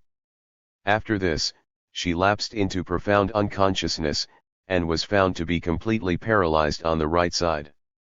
The pupils were dilated and motionless. When did death come to her release? We do not know, the omission is significant, it may have been within a few moments. The next sentence in the report is headed by the ominous word, autopsy. The brain was taken out, and the track of the needles traced therein. One needle had penetrated 1.5 inches. There was evidence of intense vascular congestion. In cases like this, the investigation of a coroner apparently is not required. The experimenter himself was the physician to the hospital. He tells us of course that Mary's death was due to an extension of the disease, for the relief of which she had been led to the Good Samaritan Hospital. Of the real cause of death, there was apparently but little doubt among scientific men. An English vivisector, Dr. David Ferrier, whose experiments upon monkeys had perhaps first suggested 114. Their repetition on a living human brain, questioned somewhat the propriety of the American experiments.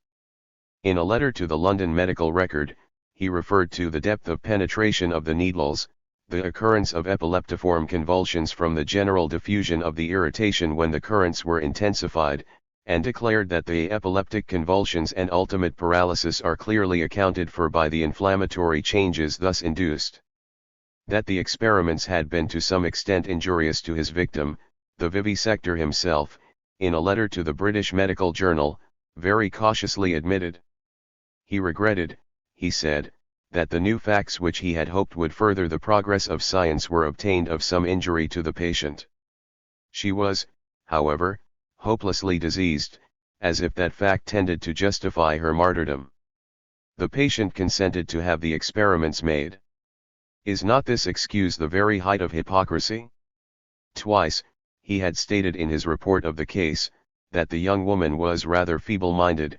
He suggests that this poor, ignorant, feeble-minded servant girl was mentally capable of giving an intelligent consent to repeated experiments upon her brain, the possible result of which even he could not foresee. Who made these experiments? It was Dr. Roberts Bartholow, at that time the physician of the Good Samaritan Hospital in Cincinnati. His biographer says that he gained no credit for his candor in reporting the whole affair, a hint, the significance of which for future experimenters, it is not very difficult to perceive. Yet his treatment of Mary Rafferty was no bar to his professional advancement. Not long after his victim was in her grave, one of the oldest medical schools in the country, Jefferson Medical College of Philadelphia, offered him a professor's chair, and for several years he was dean of the medical faculty of that institution. It might seem impossible that any physician of the present day would care to come forward in defense of this experiment. Yet 40 years after the deed was perpetrated, such justification was apparently attempted in an American journal, and republished in a pamphlet issued by the American Medical Association. It would seem at the outset that only by suppression of the worst facts relating to the case, could any defense be essayed. Was there any such suppression of material facts? Let us see. Did any injury to Mary Rafferty result from these experiments upon her brain? Bartholow himself admits some injury. He says that to repeat the experiments would be in the highest degree criminal. The modern apologist, however, will have it otherwise. At the beginning of the experiment, she smiled as amused, and this, he tells us, shows that she did not object, that the pain was not severe, and that no harm was done her. Is this a fair summary of the symptoms elicited during these experiments upon the brain? Why did the apologist mention only the smile, and neglect altogether to mention the other symptoms reported by Dr. Bartholow? Why does he pass in silence her complaint of acute pain in the neck, the great distress exhibited, the arm agitated with clonic spasm, the fixed eyes, the widely dilated pupils, the blue lips, the frothing at the mouth, the stertorous breathing, the violent convulsion lasting for 5 minutes and the succeeding unconsciousness lasting for 20 minutes? Why does the apologist 115. Leave unmentioned the symptoms following the subsequent experiments, the pallor and depression, the blue lips, the difficult in locomotion, the decided paresis and rigidity of muscles, the profound unconsciousness, the final paralysis? Do omissions like these suggest an ardent desire to present the whole truth of the matter for the information of the public?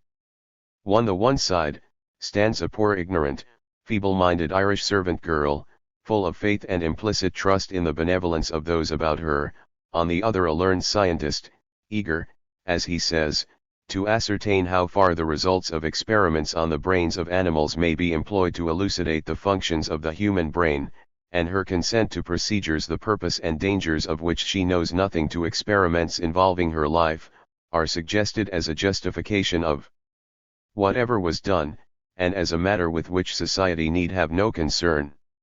Source: A Leffingwell, An Ethical Problem, or Sidelights upon Scientific Experimentation on Man and Animals, 2nd edition. Note: some of the misspellings of the original document have been corrected to allow the excerpt to be read more easily. The Tuskegee Experiments. Between 1932 and 1972, the United States Public Health Service organized the Tuskegee study of untreated syphilis in Black Americans, without their informed consent. In this letter, the researchers asked the subjects to come into the Tuskegee Hospital for a lumbar puncture. They have the audacity to tell the subjects that they will be getting this exam and treatment without cost.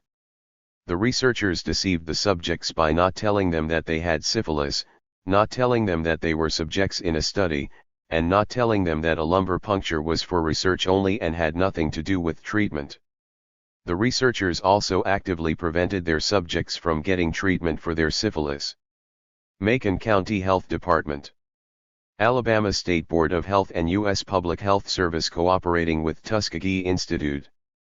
Dear Sir, some time ago you were given a thorough examination, and since that time we hope you have gotten a great deal of treatment for bad blood. You will now be given your last chance to get a second examination. This examination is a very special one, and after it is finished you will be given a special treatment if it is believed you are in a condition to stand it. If you want this special examination and treatment, you must meet the nurse at ________________________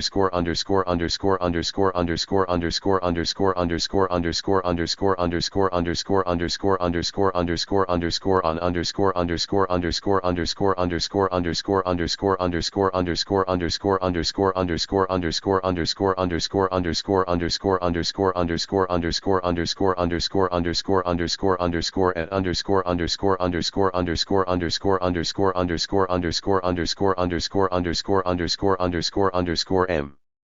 She. 116.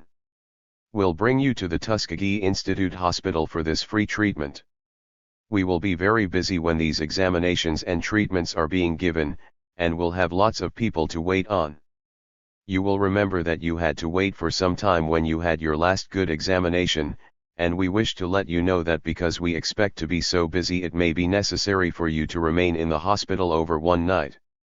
If this is necessary, you will be furnished your meal and a bed, as well as the examination and treatment without cost. Remember, this is your last chance for special free treatment. Be sure to meet the nurse. Era 4, World War II. Introduction. Human experimentation for many people now means the criminal acts carried out by Nazi physicians in World War II concentration camps. In 1933, the Nazi Party came to power in Germany, and in July of that year, the Nazis passed the law for the prevention of genetically defective progeny, making it legal to sterilize people with supposedly hereditary illnesses such as weak-mindedness, schizophrenia, alcoholism, deafness, and physical deformities. At the same time, the persecution of groups of people, such as Jews, Roma, homosexuals, and those with disabilities, increased. The Nazis thought that these groups should not be allowed to reproduce, or indeed to live, unless they could work as slaves. Within a few years, mass extermination began. Heinrich Himmler, an architect of the Holocaust and chief of German police, was the leader of the Schutzstaffel, a paramilitary unit. The SS was responsible for most of the Nazi war crimes and was an initiator of the medical experiments. Many of the people who served as administrators of the mass sterilizations and exterminations were physicians, including Ernst Grawitz and Joachim Rogowski.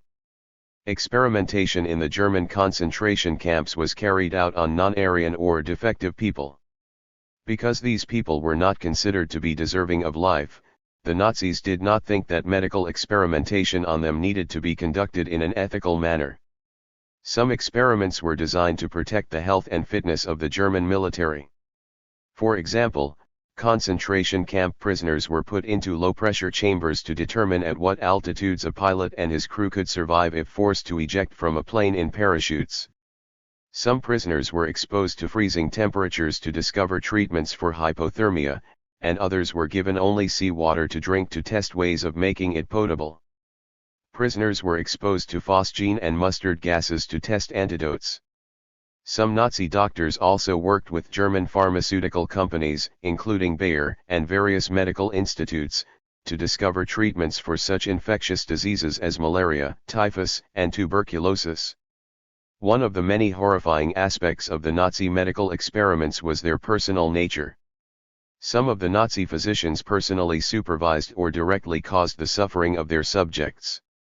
German soldiers, in contrast, were disturbed 120 by their massacre of populations. The military leadership was aware of this, and the soldiers' reluctance was, in part, a reason why the gas chambers were created, so that the German soldiers would not have to be so directly involved with the deaths of civilians.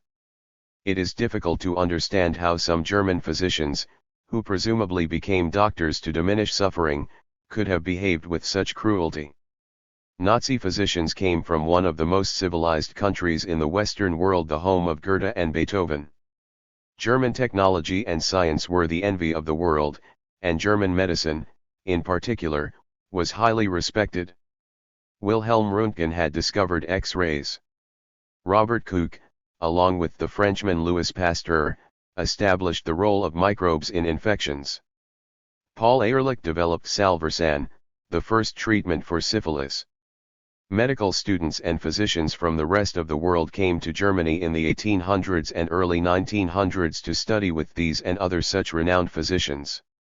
The Nazi physicians could not claim that they did not know about medical ethics. Indeed, in 1900, the Prussian Ministry of Religion, Education, and Medical Affairs issued regulations stating that consent is needed in research procedures and that research could not be carried out on vulnerable patients.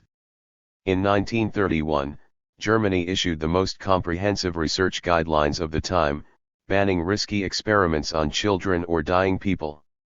The Nazis, interested in preventive medicine and health, conducted the first research in the world into the cancer-causing properties of cigarettes, asbestos, and X-rays. But their interest extended only to the health of the Aryan nation.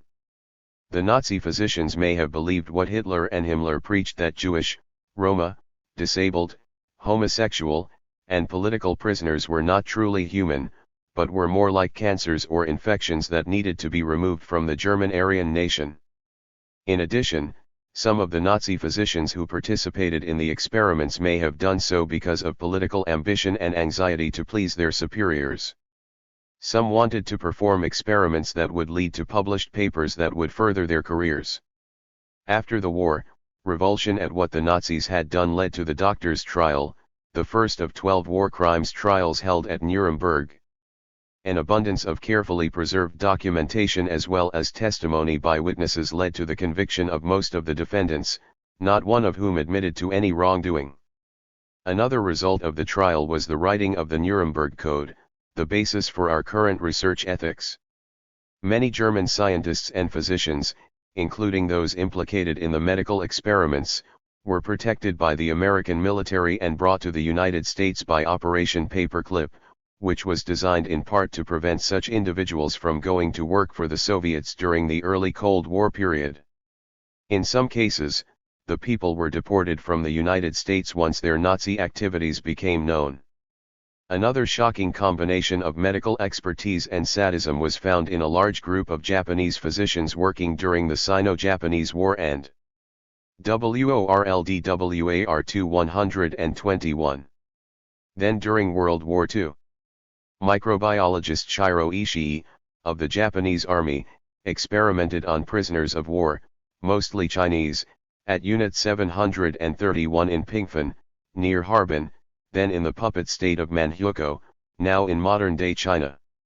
He and his colleagues performed operations on victims without anesthesia and killed several thousand people in the cruelest ways imaginable. Ishii used plain bombs and other techniques to spread smallpox, cholera, and plague in China, perhaps killing as many as 400,000 Chinese. We know less about Unit 731 than we do about the German concentration camps for several reasons.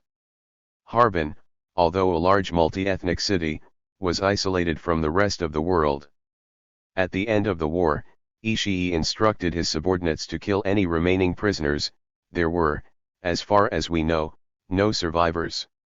Also, the hundreds of thousands of Chinese killed by plague and other infectious diseases may not have known that they were dying because of the actions of the Japanese. Because of the Japanese skill at biological warfare, the United States, represented by General Douglas MacArthur, granted immunity to many of those responsible for Unit 731 so that the Americans, and not the Russians, could gain from Ishii's expertise in this area. The Americans working with the Japanese Unit 731 physicians were not, therefore, interested in discovering, examining, or publicizing the details of the Japanese war crimes. Indeed, the Americans discounted the subsequent Russian Khabarovsk trials of some of the Unit 731 participants as communist propaganda. The cruelty of the Japanese physicians of Unit 731 has been attributed to their reverence for the emperor, personal ambition, conviction of the superiority of the Japanese to other ethnicities, or fear of losing face. Some of the Japanese physicians went on to have successful careers after the war, apparently unhampered by their criminal activities of the past. The Allied countries also carried out large medical experiments as part of the war effort, and in the United States, conscientious objectors volunteered to participate in some of them. These experiments, however, were different from those described above. In the Minnesota semi-starvation experiment, which was carried out to work out how best to refeed starving soldiers and civilians in Europe, volunteers were enthusiastic about their involvement, grateful to be able to help the war effort, and fully informed. Psychiatric patients, soldiers, prisoners, Quechua Indians, conscientious objectors, and medical students also participated in studies of anti-malarial drugs carried out by the Allies. The best known of these studies took place at the Stateville Penitentiary in Illinois. Defenders of the Nazi physicians claimed that this latter group of experiments was similar to those carried out by the Nazis. But the Stateville prisoners were informed about the risks and benefits of the research and volunteered their involvement. During World War II, the foundation for much Cold War experimentation was laid. Research into vaccines flourished. Franklin Delano Roosevelt appealed for 122 donations to the National Foundation for Infantile Paralysis by comparing the fight against polio to the fight against the enemy abroad. One of the consequences of the Manhattan Project, which was established to develop nuclear bombs before the Germans could, was a large body of research that explored the health consequences of radiation and the use of radiation as a tool to explore human physiology and treat disease. Medicine became more sophisticated. Some advances came from a tragedy unrelated to the war. A 1942 fire in Coconut Grove, a Boston nightclub, was one of the worst in U.S. history, killing 492 people and injuring about the same number. Oliver Cope and Francis Moore used new techniques in fluid resuscitation and burn care as well as a new antibiotic, penicillin, to treat some of the burn patients that were sent to the Massachusetts General Hospital. The patients treated with experimental techniques healed better than those treated with conventional techniques at other hospitals. Moore made other improvements in the care of patients with severe burns. He developed the practice of measuring body fluids and electrolytes so that they could be replaced accurately. He was also one of the first physicians to use radioactive dyes to locate abscesses and tumors in patients. The new technology as well as the experiments on both animals and humans, some in the laboratory and some in the trenches, revolutionized both burn care and surgery. Moore later became a leader in the field of liver transplants. Work done during the World War II era also paved the way for heart surgery. For example, military surgeon Dwight Harkin removed shrapnel from the hearts of wounded soldiers. Until then, surgery on the heart was thought to be too dangerous. In 1944, at Johns Hopkins in Baltimore, Alfred Blaylock, Helen B. Taussig, and Vivian Thomas operated on a blue baby suffering from heart defects. By using the newly developed Blaylock-Thomas-Taussig shunt, they redirected the blood flow so that unoxygenated blood traveled through the lungs and became oxygenated, thus allowing the formerly cyanotic, or blue, baby to become healthy and pink. Researchers during these years did not always heed the welfare or autonomy of the subjects. Nutrition experts in Canada began studies of the diets of the Aboriginal people in Canada, but, in their experimental zeal, sometimes worsened the diet of those studied. In mid-20th century, American studies of vaccines, children and inmates in institutions were exposed to vaccines without their consent. These exposures seem questionable now, but usually did not harm the subjects and were not done in an atmosphere of depravity and willingness to cause injury and death. The activities that stand out as the worst, and those that still taint the concept of medical experimentation, are those carried out by the Nazis and Unit 731 physicians. Their experiments, often lethal, were performed by respected members of the medical establishment. They had a high mortality rate. The indifference of the physicians in the Nazi concentration camps and Unit 731 to the suffering. WORLDWAR 123 of the subjects, and indeed their deliberate sadism, set these experiments apart from the others described in this book. Timeline: 1933 – The Nazi Party comes to power in Germany. 1933 – The first concentration camp is built in Dachau, Germany, the site of later medical experimentation, such as the exposure of inmates to freezing temperatures and conditions mimicking high altitudes. 1936 to 1945 in Japan, Unit 731, experiments in cruel ways on thousands of Chinese and prisoners of war. 1941 medical experimentation begins in the Buchenwald concentration camp, including many trials of typhus vaccines. 1942 after a fire at a Boston nightclub, the Coconut Grove, Francis Moore and Oliver Cope experiment with new treatments for burns. 1942 to 1952 Canadian nutrition researchers maintain Aboriginal communities on deficient diets. 1943 Albert Hofmann of Sandoz Pharmaceuticals synthesizes and takes lysergic acid diethylamide and describes vivid visual hallucinations. 1944 Malaria experiments begin at the Stateville Penitentiary in Illinois using convicts as the subjects. 1944 to 1945 36 conscientious objectors volunteer to live on a low-calorie diet in the Minnesota starvation experiment run by Ansel Keys. 1944 at Johns Hopkins in Baltimore, Alfred Blaylock, Helen B. Taussig, and Vivian Thomas operate on a blue baby suffering from heart defects and redirect blood flow to the lungs using the Blaylock-Thomas-Taussig shunt. 1945 school children in Nashville, Tennessee, are given lemonade containing radioactive iron in experiments designed to explore the absorption of iron. 1946 to 1947 at the doctors' trial in Nuremberg, 23 doctors and administrators are put on trial for medical atrocities.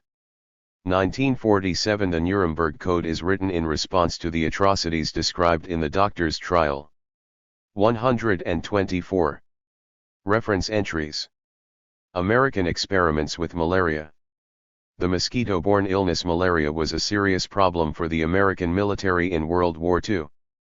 In the quest for anti-malarial drugs, American researchers and their international colleagues experimented on psychiatric patients, prisoners, conscientious objectors, soldiers, Arab villagers in Tunisia, medical students, and Quechua Indians in Peru. Malaria is caused by one of several species of the parasite Plasmodium, P. falciparum, P. vivax, P. ovale, or P. malariae. These parasites have a complicated life cycle, involving stages in the Anopheline mosquito and the human and sexual and asexual forms. If a female Anopheline mosquito carrying this parasite bites a person, Plasmodium sporozoites, which are the immature, infective, spore-like forms of the parasite, can be transmitted to that person. The sporozoites travel to the liver, where some stay dormant and some multiply to form merozoites, the next stage in the development of the parasite. The merozoites infect red blood cells, and some of them multiply in an asexual manner. The cells then burst, causing cycles of anemia, fevers, and chills in the human host. Other merozoites within the red cells develop into sexual forms known as gametocytes. A female Anopheline, looking for a blood meal, bites an infected person and ingests the blood cells containing the gametocytes. In the mosquito gut, the gametocytes burst out of the human red blood cells and fuse with each other, forming zygotes that then develop into sporozoites. The sporozoites travel to the mosquito's salivary glands and infect the next person that the mosquito bites. P. falciparum and P. vivax are the commonest causes of malaria in humans. Falciparum malaria is the more severe strain and can be fatal. Vivax malaria is less severe, but because it can be dormant in the liver for long periods of time, it can be difficult to eradicate. Malaria has played a key role in military battles throughout history. The environmental damage that results from warfare, such as destruction of forests and degradation of the landscape, as well as the contact of troops without prior exposure to malaria to indigenous malarious populations, often led to a large number of malaria cases in armies. In Macedonia during World War I, for example, malaria immobilized French, British, and German armies for 3 years. World War II was no exception. During this period, malaria continued to be problematic, as much of the fighting took place in malarious areas in Europe and the South Pacific. Quinine, a natural substance obtained from the cinchona tree, was the only anti-malarial drug then available, but in 1942, supplies became limited after Japan conquered Java, home of cinchona plantations and the largest quinine factory in the world.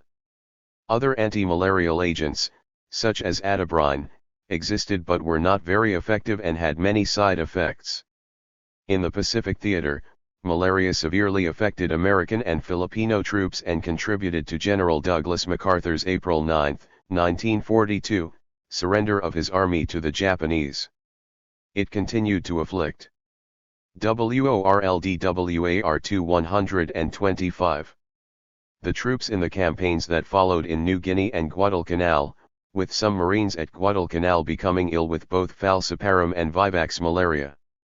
Because the men had multiple attacks of malaria, the annual malaria rate was calculated at nearly 3,000 illnesses for every 1,000 soldiers. In May 1943, MacArthur famously said, "This will be a long war if for every division I have facing the enemy I must count on a 2nd division in hospital with malaria and a 3rd division convalescing from this debilitating disease." During the Sicilian campaign in the summer and fall of 1943, malaria was also prevalent. When the German army retreated northward, they blew up drainage ditches and flooded the Pontine marshes south of Rome, thus creating swamps, natural homes for mosquitoes, and making malaria far more common than would have been typical in this part of Italy.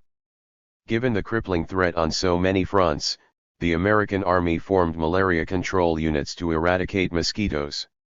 Because mosquito eggs hatch in stagnant water, one technique they used was to drain swamps and eliminate incidental containers of water, such as buckets or discarded tires. Once mosquito eggs have hatched into larvae, the larvae then become pupae that live in the water but need oxygen to live. So another step in malaria control was to spray water surfaces with kerosene. The kerosene deters mosquitoes from laying their eggs on the water, interferes with the access to oxygen of the larvae and pupae already there, and also may be directly toxic to the mosquitoes. Several other chemical insecticides were also used. One was called copper acetate triarsenate, also known as Paris green. Bug bombs using the chrysanthemum-derived insecticide pyrethrum and freon as an aerosolizing agent were helpful. Then, once it became available in 1943, dichlorodiphenyl trichloroethane was very effective in lowering mosquito numbers. In addition to the efforts to eliminate mosquitoes, there was also an educational campaign to help prevent or slow the spread of the disease. Soldiers were encouraged to wear long pants and long-sleeved shirts, not to go out at night when the mosquitoes were most active, to use bed nets, and to apply insect repellent to exposed skin. At the same time, medical researchers were looking for new and more effective treatments for malaria. Currently available drugs had questionable efficacy and extremely unpleasant side effects.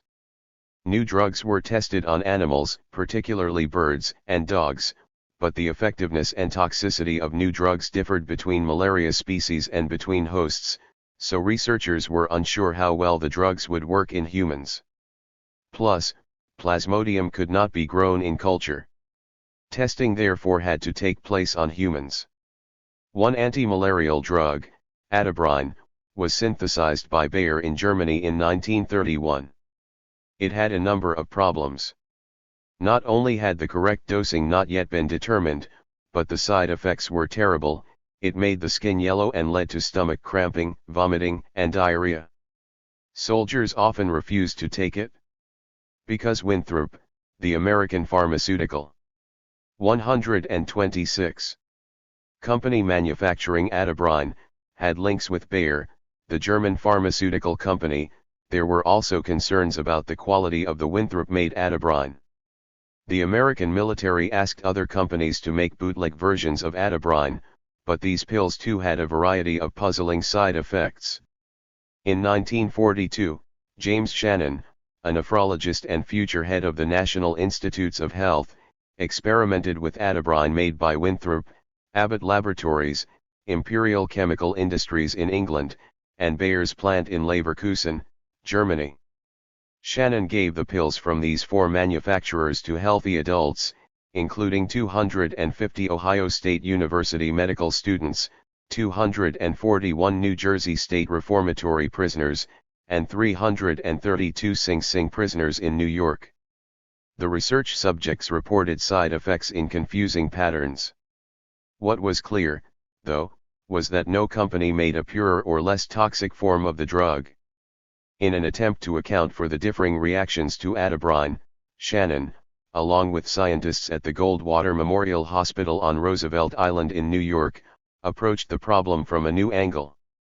Using a new technique of measuring drug levels with a fluorometer, they found that absorption of atabrine differed between individuals and that effectiveness against the parasite was related to the blood level, not the dose.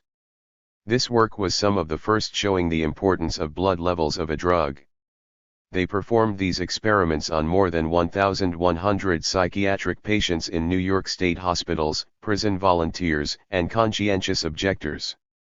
Many other scientists were simultaneously working with atabrine and investigating possible new anti-malarial drugs. G. Robert Coatney, a parasitologist, had been working at an NIH laboratory at the South Carolina State Hospital, where he learned about using malaria to treat neurosyphilis. Coatney moved to Washington, D.C., and developed the NIH's anti-malarial clinical testing programs at a large psychiatric facility, St. Elizabeth Hospital. He also worked with a federal penitentiary in Atlanta, Georgia, that was close to the South Carolina State Hospital and another malaria research facility in Milledgeville, Georgia, so that he had a ready supply of malarial blood from patients with neurosyphilis who were being treated with malaria. He promised the convicts medical care, $50, a certificate signed by the Surgeon General, and 6 months taken off their sentence if they volunteered for his studies, which involved being infected with malaria and then treated with new anti-malarial drugs. He told them that he would begin with high doses of atabrine so that he could understand just how bad the side effects could be and that they would have to stay in the study for up to 6 months. 500 convicts signed consent. During the war, Australian soldiers developed malaria at high rates while fighting in the Pacific. Brigadier Neil Fairley, Director of Medicine for the Australian Army, established a research unit in Cairns, Queensland, to experiment with malaria treatments, in close conjunction with his American counterparts. Major Mabel Josephine McArras, an Australian zoologist, directed a number of research experiments in which Anopheles pupae from Papua New WORLDWAR2 Guinea were collected and then grown in cairns. Servicemen carrying P. falciparum or P. vivax gametocytes were exposed to these mosquitoes, which then infected malaria-free volunteers.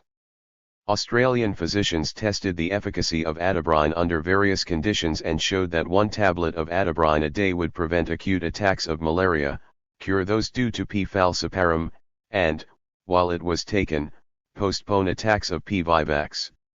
The Australians also tested atabrine, along with other drugs such as quinine and plasmoquine, on military volunteers exercising at high altitudes to test the effectiveness of drugs in possible combat situations. The leading pharmaceutical chemists of the time worked in Germany. In the early 1930s, German scientists had found a promising drug, Rizakan, which they thought was too toxic to use. They altered the molecule, changing it to a substance that they named Suntican. A French doctor, Jean Schneider, working in Tunisia under the Vichy regime, organized a 3-month experiment with Suntican and atabrine in 7 northern Tunisian villages. In one village, he instructed the inhabitants to take a weekly dose of atabrine. In 4 villages, he distributed varying doses of Suntican, and in the remaining 2 villages, he didn't issue either drug. In May 1943, after Tunis fell to the Allies, he turned over the results of his experiment, which showed the usefulness of Suntican along with several thousand Suntican tablets, to the Americans. American scientists altered the molecule and turned it back into Rizacan, the drug originally thought by the Germans to be too toxic to use. They renamed the drug chloroquine and began more tests. In 1945, Rockefeller Foundation scientists tested the toxicity of chloroquine on Quechua Indians who lived and worked on an 18,000-acre sugar plantation in Peru in an almost feudal arrangement. The Quechua were told that they must take the drug. Indeed, field workers were not paid unless they took the weekly pill.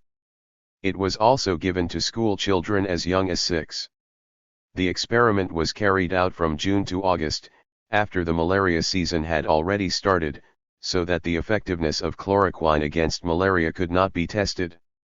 80% of the school children did become very ill from the drug, but they recovered when the dose, originally given at an adult strength, was lowered. The conclusion was that the toxicity of chloroquine was minimal and reversible. Chloroquine was also tested on prisoners at Stateville, Illinois, and patients at the Boston Psychopathic Hospital who had all been deliberately infected with malaria. Its toxicity was tested on conscientious objectors at the Massachusetts General Hospital and then on Australian soldier volunteers by Fairley's group. In all of these groups, the toxicity of chloroquine was again found to be low. As a result of these experiments, chloroquine became widely used as both a prophylactic and therapeutic agent for the treatment of malaria. It was cheap, effective, and unlike what the German scientists originally thought, well tolerated. Unfortunately, P. falciparum and, to a lesser extent, P. vivax have developed resistance against this drug. 128. Malaria research during World War II was a large-scale scientific effort that involved thousands of experimental compounds and research subjects, as well as collaboration between universities, hospitals, federal agencies, and pharmaceutical companies. This was the beginning of the industrialization of medical research. However, during those wartime years, it was not a pressing question as to whether prisoners, soldiers, or psychiatric patients could give informed consent to participate in such research. Reference 1. Russell, Paul F. Malaria, 2. Auschwitz. Over 1 million people were killed during World War II at Auschwitz, a network of concentration camps located in modern-day Poland. Some of the prisoners were used as slave labor and others as subjects in medical experiments, such as sterilization by physicians Karl Klauberg and Horst Schumann. Bayer, the German pharmaceutical company, used prisoners as research subjects. Auschwitz was also the site of Joseph Mengel's infamous experiments on twins and dwarfs. Auschwitz was a group of concentration camps in southern Poland, situated some 37 miles west of Krakow. There were 3 separate concentration camps at the site: Auschwitz I, Birkenau, and Monowitz. The largest of the 3, Birkenau, was built to alleviate overcrowding at Auschwitz I. Construction began in October 1941. Birkenau's provisional gas chamber, where prisoners were killed, was operational by early 1942. A second, larger gas chamber was constructed and became operational by June 1943. Prisoners were killed with a gas derived from prussic acid, but known by its brand name Zyklon B.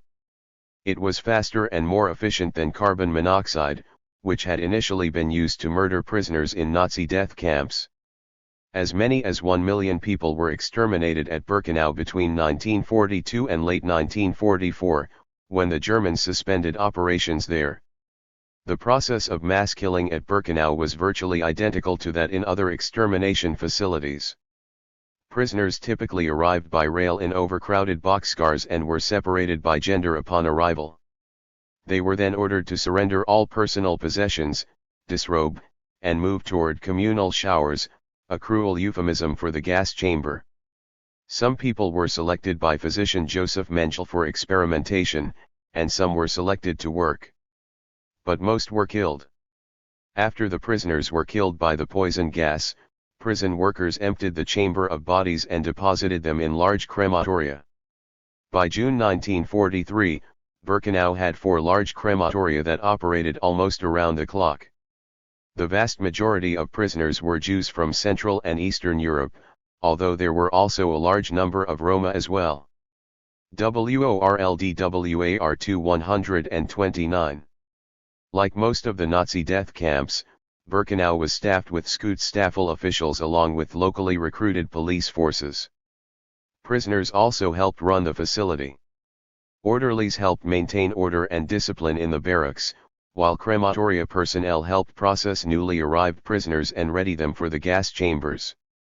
They also gathered prisoners' personal possessions, removed any gold that gassed victims might have had in their teeth, and moved the corpses into the crematoria. Including prisoners, Birkenau may have had as many as 3,000 workers. Prisoners who served as workers were also killed on a regular basis, to be replaced by newly arriving prisoners. Medical experimentation took place in Auschwitz I, the main camp. Horst Schumann, a German physician, worked at Auschwitz from 1941 to 1944. He irradiated both men and women to sterilize them. Subjects suffered radiation burns, and if they became too ill as a result of the radiation, they were gassed. If they survived, their testicles or ovaries were removed and examined. He also injected prisoners with blood taken from others ill with typhus. Karl Klauberg experimented with sterilization in part of Block No. 10 in the main camp by injecting chemical irritants into women's fallopian tubes. His experiments killed some of his subjects, and others were put to death so that autopsies could be performed.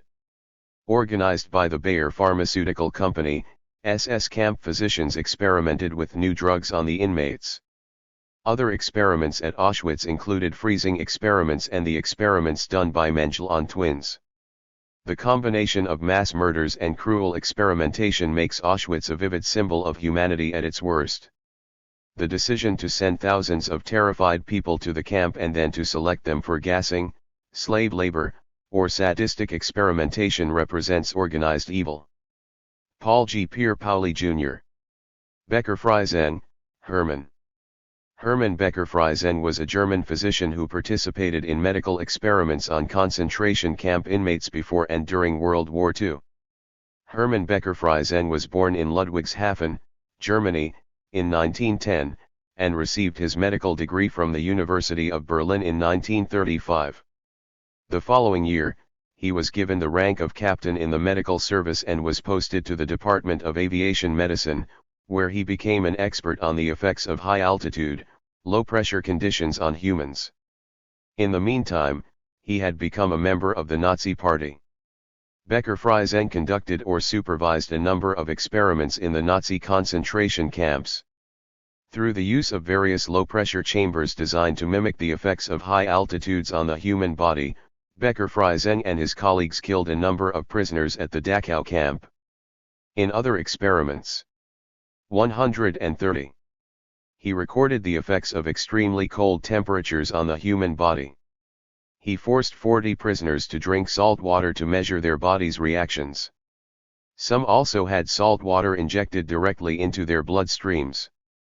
The subjects were then subjected to liver biopsies without the benefit of anesthesia to measure that organ's reaction to the salt water. All of the people involved ultimately died. After World War II ended in 1945, Becker-Friesen was taken into custody by U.S. occupation authorities who were interested in his knowledge of aviation. He was one of a number of German scientists involved in Operation Paperclip, which was designed in part to prevent such people from going to work for the Soviets during the early Cold War period. Nonetheless, he was put on trial for his medical experiments, and in 1946, during the doctor's trial, he was found guilty of war crimes and crimes against humanity and sentenced to 20 years in prison. While in prison, he contributed at least one chapter to a 2-volume book, German Aviation Medicine, World War II, published under the auspices of the Surgeon General of the U.S. Air Force in 1950. He was released in 1952 and died in 1961, in Heidelberg. Paul G. Pierre-Pauli Jr. Blome, Kurt. Kurt Blome was a German doctor and medical researcher who conducted or supervised unethical medical experiments on concentration camp inmates during World War II. Kurt Blome was born in Bielefeld, Germany, on January 31, 1894. After his medical education and training, he was appointed Deputy Reich Health Leader and Head of Cancer Research in the Reich Research Council. The latter post was, however, a cover for Blome's other work. Beginning in 1943, Blome conducted experiments with bubonic plague on concentration camp inmates. He also experimented with various cancer-causing agents and biological and chemical substances. Among these were typhoid, cholera, anthrax, bubonic plague, malaria, and nerve agents such as sarin and tabun. Prisoners were routinely exposed to or infected with these various diseases and agents to test the efficacy of vaccines and antidotes. Many of Blome's experiments were conducted at the Dachau and Auschwitz concentration camps. In May 1945, after the defeat of Germany, American military intelligence operatives arrested Blome in Munich. U.S. intelligence agents interrogated him because of their interest in his knowledge of chemical and biological warfare. In 1947, Blome was acquitted during the Nuremberg doctors' trial. It remains unclear whether American officials intervened in the judiciary process because they saw Blome as a potentially valuable scientist for U.S. weapons projects. Just 2 months after his acquittal, American chemical weapons experts interviewed him at great length. Blome was part of Operation Paperclip, the program in which German scientists worked for the United States so that Russia could not benefit from their expertise. WORLDWAR 2131. In 1951, Blome was asked to join the U.S. Army Chemical Corps, but he was denied a visa to work in the United States. He was later arrested by French officials, tried, and convicted of war crimes. Blome died on October 10, 1969. Paul G. Pierre-Pauli Jr. Brandt, Karl. Karl Brandt was a German war criminal who served as Adolf Hitler's personal physician and participated in the Nazi T4 euthanasia program, which systematically murdered handicapped and mentally challenged individuals and others deemed unworthy of life. As the senior medical official in Germany during World War II, he had overall responsibility for the inhumane medical experimentation in the concentration camps and was the lead defendant in the doctors' trial. He was convicted and executed. Karl Brandt was born in 1904 in Mulhausen, Alsace-Lorraine, and received his degree in medicine from the University of Freiburg in 1929. Brandt became an adherent of racial hygiene policies, which were based on a pseudoscience that contended that medical professionals could treat a nation or racial group in the same way that they treated an individual by removing hereditary and other defects. In 1934, Hitler appointed him as his personal physician, and from that point on, Brandt became a member of Hitler's inner circle. He appears to have been both a believer in eugenics and a career-minded opportunist. In 1939, a request from a German family for the mercy killing of their handicapped child served as the pretext for the initiation of the Nazi euthanasia program. Brandt, along with Philipp Buller, head of Hitler's chancellery, was placed in charge of its planning and implementation. They received a rare explicit authorization from Hitler, allowing them to grant mercy deaths to incurable patients, as of September 1, 1939. Brandt and Buller then organized what became known as Action T4, which referred to the mass murder of mentally ill and handicapped German adults and children.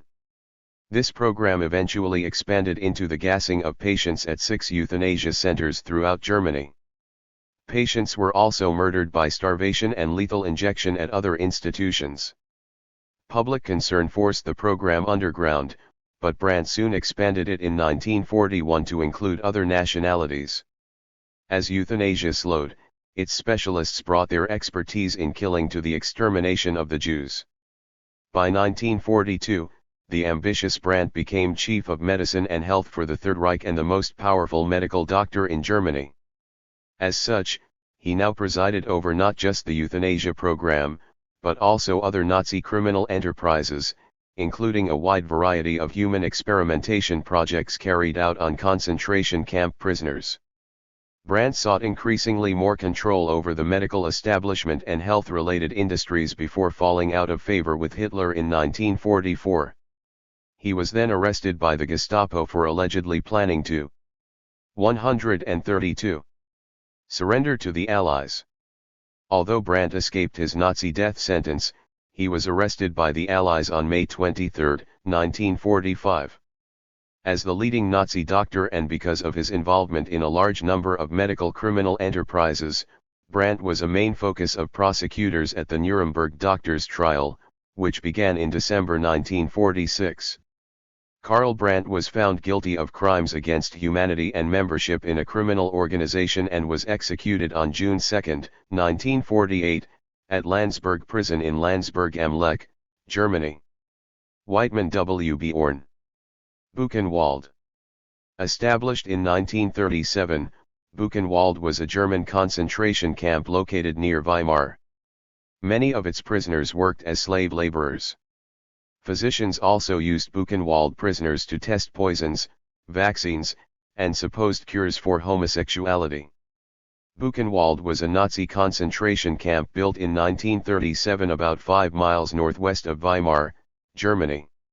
Its first prisoners were male political prisoners. Females were not imprisoned until late 1943 or early 1944. After the anti-Jewish pogrom of Kristallnacht in November 1938, 10,000 Jews were sent to Buchenwald, more than 200 of whom died almost immediately upon arrival. Other prisoners included criminals, Jehovah's Witnesses, Roma, military deserters, and, toward the end of the war, prisoners of war. The camp was a source of slave labor for the German Reich. The prisoners worked in armaments and munitions factories and also in a stone quarry. Prisoners too weak to work were sent to euthanasia facilities in Bernburg, where they were killed. In 1941, Nazi physicians began medical experimentation on prisoners at Buchenwald to test the efficacy of vaccines against diseases such as typhus, typhoid, cholera, and diphtheria. The typhus vaccines were of particular importance to the Nazis because German troops were dying of the illness in their fight with the Russians. Typhus, which is caused by a bacterium carried by lice, causes hallucinations, headaches, and high fevers. During the process of vaccine production, over 700 inmates were used as subjects and more than 150 died. Later, in 1944, Danish physician Carl Viernet began experiments at Buchenwald in an attempt to cure homosexuality through gland implants and hormone injections. After the war, he continued his research while living in Argentina. Between November 1943 and January 1944, physicians burned inmates with phosphorus taken from incendiary bombs to test various pharmaceutical preparations. Russian prisoners were poisoned with intravenous phenol or cyanide to see how long it would take for them to die. Those who did not die from the poisons were executed and then dissected. As Russian forces spread across Poland, prisoners from the Polish concentration camps of Auschwitz and Gross Rosen were marched west to join those already at WORLDWAR 133. Buchenwald. On April 11, 1945, American soldiers liberated the camp. Between July 1937 and April 1945, 250,000 persons had been imprisoned in Buchenwald. About 56,000 prisoners died in the Buchenwald camp system. Dachau. Dachau, the first German concentration camp, was located about 10 miles from Munich, in southern Germany. Prisoners there were subjected to a variety of often deadly medical experiments, including extended exposure to low temperatures and infection with malaria.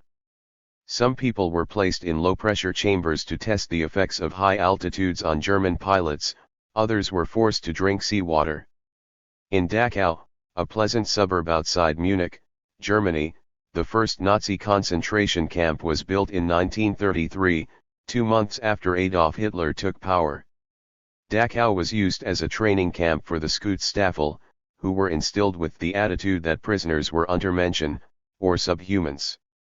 During its 12 years of existence, Dachau was a camp for political prisoners, and its population was largely made up of dissidents, including socialists, Christian leaders, Jehovah's Witnesses, and people considered inferior, such as Roma, homosexuals, criminals, Jews, and Polish intellectuals. More than 3,000 clergy were imprisoned there, mostly Catholic, including bishops and 1 cardinal. The Vatican has beatified 6 imprisoned priests as martyrs, and the Serbian Orthodox Church recognized an imprisoned Serbian bishop as a saint. Dachau was not an extermination camp, so German Jewish prisoners who arrived there were quickly shipped to death camps in Poland, such as Auschwitz-Birkenau. However, in 1944, Hungarian and other Jews were brought to Dachau to work as slave labor in munitions factories. At the time of liberation, about 30% of the camp population was Jewish. The politicals were made up of prominent leaders from every country invaded by the Nazis. In all camps, the prisoners formed an internal government, but at Dachau, the prisoners' previous political leadership experience made it possible to control the criminal element that preyed upon the weak in many other camps. Among the 206,206 prisoners registered at Dachau during its existence, 31,591 deaths were recorded, though the number is certainly higher. This figure does not include the mass executions of Soviet and French prisoners of war who were dispatched by firing squads shortly after their arrival. It also does not include invalids or Jews shipped away and executed elsewhere. Most of the Dachau prisoners were used as slave labor, with almost 37,000 working in armament factories in 36 subsidiary camps. Both working and living conditions were harsh, with insufficient food, regular beatings, and unsanitary crowding. Each barracks housed some 1,500 people in unheated wooden buildings built for 200. By the end, in 1945, typhus was rampant in the camp, and the Red Cross tried to keep the prisoners. 134. From being freed before the American army arrived for fear of spreading the disease through the countryside. Criminal and often lethal medical experiments were carried out on the prisoners. German SS physician Sigmund Rascher conducted freezing experiments to determine the most effective means for treating German pilots who had ejected from their planes, crashed into the freezing waters of the North Sea, or were exposed in other ways to cold temperatures. For up to 5 hours at a time, inmates were put into tanks of icy water or kept outside in freezing temperatures. The doctors measured changes in the patient's heart rate, body temperature, muscle reflexes, and urination. Revarming techniques, such as hot sleeping bags, scalding baths, or lying with naked women, were used. Some 80 to 100 patients died during these experiments. In other experiments, more than 1,000 prisoners were infected with malaria, and some others with tuberculosis. In 1942, Rascher and others, such as Hermann Becker-Freyzeng, conducted high-altitude experiments in an attempt to find out how to protect German pilots forced to eject at high altitude. They placed prisoners in low-pressure chambers that simulated altitudes as high as 68,000 feet and monitored their responses. Of the 200 people subjected to these experiments, 80 died immediately, and the remainder were executed. Later, from about July 1944 to about September 1944, scientists conducted experiments in the camp to study various methods of making seawater drinkable. About 40 Roma were deprived of food and were allowed to only drink seawater. On April 29, 1945, the camp, with more than 30,000 prisoners, was liberated by the American 7th Army. Some American soldiers were so traumatized by what they saw that they shot a number of Nazi guards even after they had surrendered. The troops were never prosecuted. The shocked and infuriated American commanding officer ordered the citizens of Dachau to march through the camp to see its devastation so that they could never deny the evil that had existed among them. 40 camp staff were tried for war crimes, and 36 were sentenced to death. Rascher was executed on April 26, 1945, in unclear circumstances. Becker Friesen was a defendant at the Nuremberg doctors' trial, where he was found guilty of war crimes and crimes against humanity even though he had earlier been recruited to work with the U.S. Army Air Forces. Norbert C. Brockmann. Doctors' trial. Some of the perpetrators of the Nazi medical experiments were put on trial in 1946 in Nuremberg, Germany. The evidence of the Nazis' crimes against humanity led to the conviction of most of the 23 defendants and the establishment of a code of medical ethics. WORLDWAR 2135. During the years that the Nazis were in power in Germany, some German physicians participated in crimes against humanity in the form of pseudo-scientific and often torturous and murderous medical experiments on prisoners in concentration camps. In total, as a result of the Holocaust and the Nazi regime, millions of people were killed who the Nazis thought were not worthy of life. A trial of the Nazi physicians and administrators took place between December 9, 1946, and August 20, 1947. This was the first of 12 war crimes trials that the U.S. authorities held in their occupation zone in Nuremberg, Germany. Known officially as United States of America v. Karl Brandt, ETAL, the doctors' trial was conducted by a U.S. military court. 23 Nazi German defendants, 20 of whom were physicians, were charged with conspiracy to commit crimes, actual war crimes, including mass murder and torture of both prisoners of war and German citizens, and membership in a criminal organization. Some of the crimes involved Nazi medical experimentation that took place in concentration and death camps. The judges were Walter Beals, Harold Sprigg, and John T. Crawford. The prosecutors were Telford Taylor and James McCanney. During the trial, which lasted almost 140 days, 84 witnesses gave testimony, and almost 1,500 documents were submitted describing mass murders of the mentally and physically unfit during the early years of the Nazi era and heinous medical experiments conducted at Nazi concentration and death camps. The defense counsel presented several arguments to justify the doctors' actions. The doctors were forced to carry out orders, there was no international code of ethics, and therefore the entire trial was inappropriate. The subjects would have been executed anyway, the experiments would save other people from suffering. In some cases, the doctors were not even aware of the suffering, and in other cases, the doctor intended to sabotage the work of other Nazis. The defense also argued that the German doctors were not alone in their experimentation on prisoners and that other countries did it as well. An American medical expert, Andrew Ivy, testified that in experiments involving American prisoners, such as the malaria experiments at Stateville Penitentiary, the prisoners were voluntary subjects who gave full consent. Ivy actually misled the court by suggesting that an American code of ethics had already been debated and issued, when such was not the case at the time. None of the defendants admitted guilt or expressed any remorse. 7 were acquitted, 7 were hanged, and the rest were sent to prison for varying lengths of time.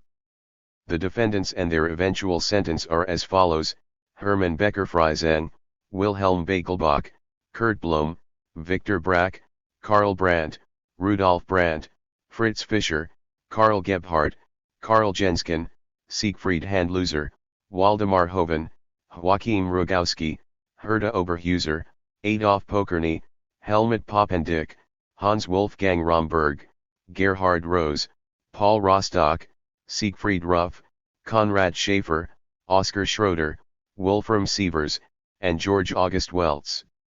The 3 who were not physicians were Victor Brack, Rudolf Brandt, and Wolfram Sievers. There was only one woman, Herta Oberhuser. One of the outcomes of this trial was the Nuremberg Code, a list of 10 principles applying to human experimentation. Hoffman, Albert. During World War II, chemist Albert Hofmann accidentally discovered the hallucinogenic effects of lysergic acid diethylamide, the 1960s counterculture drug, while working in a sober Swiss pharmaceutical company research laboratory. A series of self-experiments with LSD confirmed the surprising mind-altering properties of this fungus-derived molecule. Albert Hofmann was born in Baden, Switzerland. After finishing his chemistry studies at the University of Zurich in 1929, he joined the Sandoz Company Pharmaceutical Research Laboratory in Basel. At that time, the head of the laboratory, Arthur Stahl, was working on the identification and isolation of biological substances that had medical effects, such as the foxglove plant, Mediterranean squill, and Claviceps purpurea, a fungal parasite that afflicts rye plants, particularly in cold, damp weather. Claviceps can produce an ergot, a dark purplish sclerotium or hard mass of mycelium that replaces the grain of the rye plant. Midwives and doctors had been using ergot extracts to stop post-childbirth bleeding and diminish the pain of migraine headaches. But in the wrong dosage, ergot can be poisonous, leading to hallucinations, gangrene, and convulsions.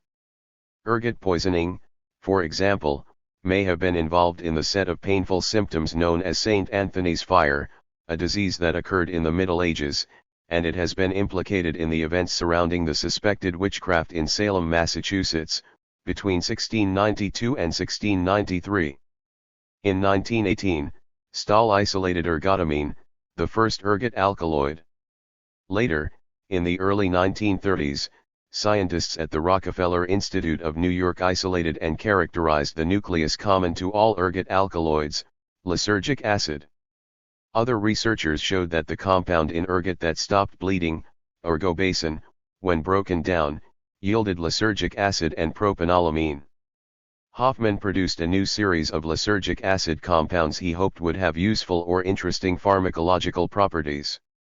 In 1938, he produced the 25th substance in the series of derivatives, lysergic acid diethylamide, abbreviated WORLDWAR2-137, to LSD-25, or, as the years went by, simply LSD. He paid little attention to it at the time.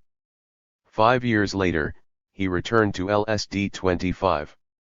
On April 16, 1943, after some hours of working in his laboratory, he became restless and dizzy and went home. There he experienced 2 hours of an uninterrupted stream of fantastic pictures, extraordinary shapes with intense kaleidoscopic play of colors. One he guessed, correctly, that this experience might have been due to an accidental exposure to LSD. 3 days later, on April 19, he deliberately took 250 micrograms of LSD. This self-experiment has become one of the most famous in history. Once again, he experienced distortions in his perception. He wrote that kaleidoscopic, fantastic images surged in on me, alternating, variegated, opening and then closing themselves in circles and spirals, exploding in colored fountains, rearranging and hybridizing themselves in constant flux. His superiors at Sandoz were amazed that such small quantities of the drug could have powerful effects and tried it themselves, with similar results. As is now well known, LSD is a powerful mind-altering molecule. Hofmann continued his work. He became interested in magic mushrooms and in the late 1950s was the first to synthesize psilocybin, the active agent of these mushrooms. He later studied the morning glory seeds that were used by the Mazatec people to induce visions. He discovered that the substance responsible for the morning glory, induced hallucinations was actually an ergot alkaloid, hitherto only known to be produced by fungi. It is remarkable that, during the chaos of World War II, Swiss scientists investigating and experimenting with a cereal fungus would have produced the prototypical drug of the 1960s counterculture movement. References 1. Hofmann, LSD My Problem Child. 2. Ibid. Menschel, Joseph. Joseph Menschel was a German physician who experimented on concentration camp inmates. His activities epitomized the cruelty of the Nazi physicians. Joseph Menschel was born in 1911, in Günzburg, Bavaria. He began studying medicine in 1930, with a special interest in anthropology and genetics, and obtained his medical degree in 1938. He also joined Germany's National Socialist Party led by Adolf Hitler. Menschel became a research assistant at an Institute for Heredity and Racial Purity at Frankfurt University and joined the elite Schutzstaffel within the National Socialist Party. In 1940, he volunteered for the German army and took part in the invasion of the Soviet Union before an injury rendered him unfit for military service. 138. In May 1943, Menschel voluntarily became the senior physician in the women's section of the Auschwitz concentration camp. One of his duties was to examine arriving prisoners and decide whether they were to be sent to the gas chambers or to forced labor. This was known as making selections. A number of the prisoners also became the subjects of Menschel's medical experiments. Auschwitz provided him with many research subjects, especially Roma, deformed people, and twins. Menschel's particular interest was twin research, reflecting his interest in genetics. He experimented on almost 1,500 pairs of twins, many as young as 9 or 10. Menschel's crude surgery included blood transfusions, attempts to change eye color, amputations, and deliberate infections. Menschel exemplified many of the paradoxes found among the Nazi physicians. He was reported to always be immaculate in his personal appearance, to be devoted to his research, and to often be whistling airs from classical music. At times, he could be charming and was well regarded by his superiors. But survivors of Auschwitz described him as a person who coldly tortured people and sent others to their deaths in a casual, almost amused manner. He became known as the Angel of Death. Menschel continued his experiments until the advance of the Red Army forced him to leave Auschwitz on January 17, 1945. U.S. forces captured him, but he managed to escape, despite being listed as a war criminal. He returned to Günzburg and, in 1948, with financial assistance provided by his family, was able to travel to and settle in Argentina under an assumed name. In 1956, Menschel returned to Germany and married for a second time. In 1961, he fled to Paraguay. Fearing capture in Paraguay, he fled again in 1978, this time to Brazil. He died in 1979. Martin Moll. Minnesota starvation experiment. Ancel Keys is known for his invention of non-perishable rations, which were widely used in World War II, as well as his observational 7 countries study, in which he showed the benefits of what we now know as the Mediterranean diet. Toward the end of World War II, he directed a study of semi-starvation using conscientious objectors as research subjects, with the goals of increasing the understanding of the effects of semi-starvation and understanding how best to refeed civilians who had experienced starvation during the war. Ancel Keys was a physiologist who earned a PhD in oceanography and biology from the Scripps Institute in California and then another PhD in physiology from King's College at the University of Cambridge. While studying at the Harvard Fatigue Laboratory in 1935, he led a group of 10 men as part of the International High Altitude Expedition to study the effect of extreme climates on human physiology. The small group traveled to a small miners' village named Quilcha in the Chilean Andes. For 6 months, they assessed their own adaptation to hypoxia, low barometric pressure, and cold. In 1939, he moved to Minnesota. WORLDWAR 139. And established the Laboratory of Physiological Hygiene at the University of Minnesota School of Public Health and was its director for 33 years. During World War II, he developed non-perishable rations for paratroopers that were small enough to fit into an army jacket pocket. General George S. Patton learned about them, and as a result, they were eventually used throughout the military, becoming known as K-rations. As World War II ended, millions of civilians and soldiers were facing starvation, so Keys organized a project in which he could systematically study the effects of starvation in isolation from the other problems that were affecting civilians in Europe. He also assessed the best ways of feeding people who had experienced starvation. This time, he did not use himself or his colleagues. Instead, he recruited 36 conscientious objectors, all screened for physical and mental health, from the civilian public service and the selective service system. The subjects were single men between the ages of 20 and 33. 15 were members of the 3 historic peace churches, Brethren, Friends, or Mennonite. Many had been doing menial and unpaid work in CPS camps and were eager to participate in a project that would help others. From November 1944 to October 1945, they participated in Keyes' study of human starvation at the University of Minnesota. The study took place underneath the university's football stadium, where there was a dormitory, laboratory, and office space and a kitchen. The volunteers were fully informed of all the procedures at the beginning of and throughout the trial. Careful physical examinations were done both before and during the study. Their weight was followed carefully, as was their ability to lift weights or run on a treadmill. Blood work was performed, and the quality of their semen was examined. Their hearing, vision, fitness, and mental acuity were also regularly evaluated. During the first 12 weeks, they ate 3,200 calories a day. In the next 24 weeks, or the semi-starvation phase, they were fed about 1,600 calories a day, enough to lead to a loss of a quarter of their body weight. Keyes fed them what was available in Europe at the end of the war: potatoes, rutabagas, turnips, cabbage, bread, and macaroni. In the 12 weeks that followed the semi-starvation phase, he experimented with a number of restricted rehabilitation diets in which men received different amounts of food. In the final 8 weeks they were allowed to eat whatever they wanted. At all phases, the men were encouraged to work and to be physically active. Some took classes at the university, one volunteer taught French to others. They were asked to walk about 22 miles a week. While their caloric intake was being restricted, Keyes noted a range of physical changes. The subjects' temperatures, respiratory rates, and heart rates all fell.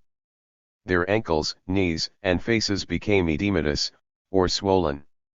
They complained of feeling cold, dizzy, and tired. Their hair fell out. Their muscular strength and endurance decreased, but their hearing improved.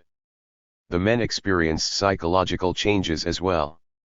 They became depressed and lost interest in outside events or sexual activity. They reported a sense of loss of concentration and intellectual ability, although there was no change in their performance. 140. On intelligence tests. They stopped attending or teaching classes. 4 men withdrew from the experiment. Unable to cope with the incessant hunger, 3 cheated and ate additional food. After the first incident, Keyes established a buddy system in which none of the participants were allowed to leave the study area alone. One subject developed hematuria and had to leave the study. Another cut off 3 of his fingers while chopping wood. Whether this was accidental is difficult to determine, but he was allowed to continue participating in the study. Keyes and his colleagues discovered that to recover from starvation the men needed about 4,000 calories a day, about 800 more calories than they were consuming during the first 12 weeks. What's more, he found that vitamin and protein supplements were not helpful in recovery, and for many months after the experiment ended, the men reported feeling persistent hunger. There were no obvious long-term deleterious health effects from the study. To help in the refeeding of European civilians, Keyes and his colleagues released the results from the study in the form of 2 pamphlets as quickly as they could. In Experimental Starvation in Man, a 48-page pamphlet published in October 1945, before the study was even finished, he described his work, but he could not yet give practical advice. A few months later, in January 1946, 2 of his colleagues, both conscientious objectors and psychologists, Harold Gwetskow and Paul Bowman, published a 72-page pamphlet titled Men and Hunger, a psychological manual for relief workers. In it, they emphasized how psychologically difficult it was for starving people to stand in line or to have to witness strength and vitality in others. Eventually, Keyes and his colleagues published a 2-volume book called The Biology of Human Starvation in 1950. It emphasized the importance of providing abundant calories to those who had been starved. Keyes also noted that it would be impossible to inculcate ideas of democracy among people who were still suffering from the effects of starvation because of their overwhelming preoccupation with food. In this book, Keyes remarked that many of the psychological changes that he observed could also be useful in understanding some of the symptoms of anorexia nervosa, the disorder in which people deliberately restrict their caloric intake. People with anorexia are commonly preoccupied with food. Indeed, Keyes reported that the subjects of his experiment also became increasingly interested in recipes, cooking, and food as the experiment progressed. After the study ended, 3 former subjects even became chefs. After the war, his interest in nutrition continued, but in a different direction. He noticed that in many European countries, where food supplies were limited, heart attacks seemed rare. At the same time, by reviewing obituaries, he saw that many Minnesotan businessmen, presumably eating well, seemed to die prematurely of heart attacks. Keyes became interested in the connection between cholesterol and heart disease and studied this in the Hastings Insane Asylum. There he put some subjects on low-fat diets and compared them to subjects eating an equal number of calories but more fat. Compared to other subjects, the serum cholesterol of those eating the low-fat diet fell. WORLDWAR to 141. In 1947, Keyes began a 40-year-long study of 286 Minneapolis businessmen in which he found links between smoking, high blood pressure, serum cholesterol, and heart attacks. Then, in 1958, he began the well-known 7 countries study, which established the value of what has come to be known as the Mediterranean diet. In this prospective epidemiological study of diet in 16 cohorts, comprising nearly 13,000 men in the United States, Italy, Greece, Yugoslavia, Finland, the Netherlands, and Japan, he found that people living in countries where there was a diet low in animal or saturated fats and high in fresh vegetables, fruit, and non-fat milk products had fewer cardiac problems. He showed that the amount of saturated fat in the diet is associated with the blood levels of cholesterol. In Finland, for example, he noticed that farmers and woodcutters were often of normal weight and seemingly fit. But they had high levels of animal fat in their diet and correspondingly high levels of serum cholesterol and heart disease. Keyes followed the findings of his experiments and observations by eating a Mediterranean diet himself. In their later years, he and his wife lived part-time in Piapi, an Italian seaside village 100 miles south of Naples. He died at the age of 100. The SCS has been criticized for its methodological shortcomings, but the Mediterranean diet continues to be promoted by many nutritionists and physicians. Keyes's book about starvation remains a classic because of its thoroughness and also because it is unlikely that the experiment will ever be repeated. Although the subjects all volunteered and gave informed consent, the conditions under which they volunteered were highly unusual. Many of the conscientious objectors were unhappy with the menial duties that they had been assigned in CPS camps. Some felt guilty or embarrassed that they were not contributing to the war effort, but they were aware of the scientific and humanitarian value of the study and were proud to be able to participate. Nuremberg Code. The Nuremberg Code is a code of medical ethics developed as a result of the doctor's trial. Between December 1946 and August 1947, the American authorities at Nuremberg tried 23 participants in the Nazi human experiments in what has become known as the doctor's trial. It was the first of 12 war crimes trials. In May 1947, Dr. Leo Alexander, an American physician who was acting as a medical advisor to prosecutors at the doctor's trial, submitted to the court 6 principles he believed should govern all future medical research. On the day the doctor's trial ended, the judges, in their verdict, added 4 more principles to Alexander's 6.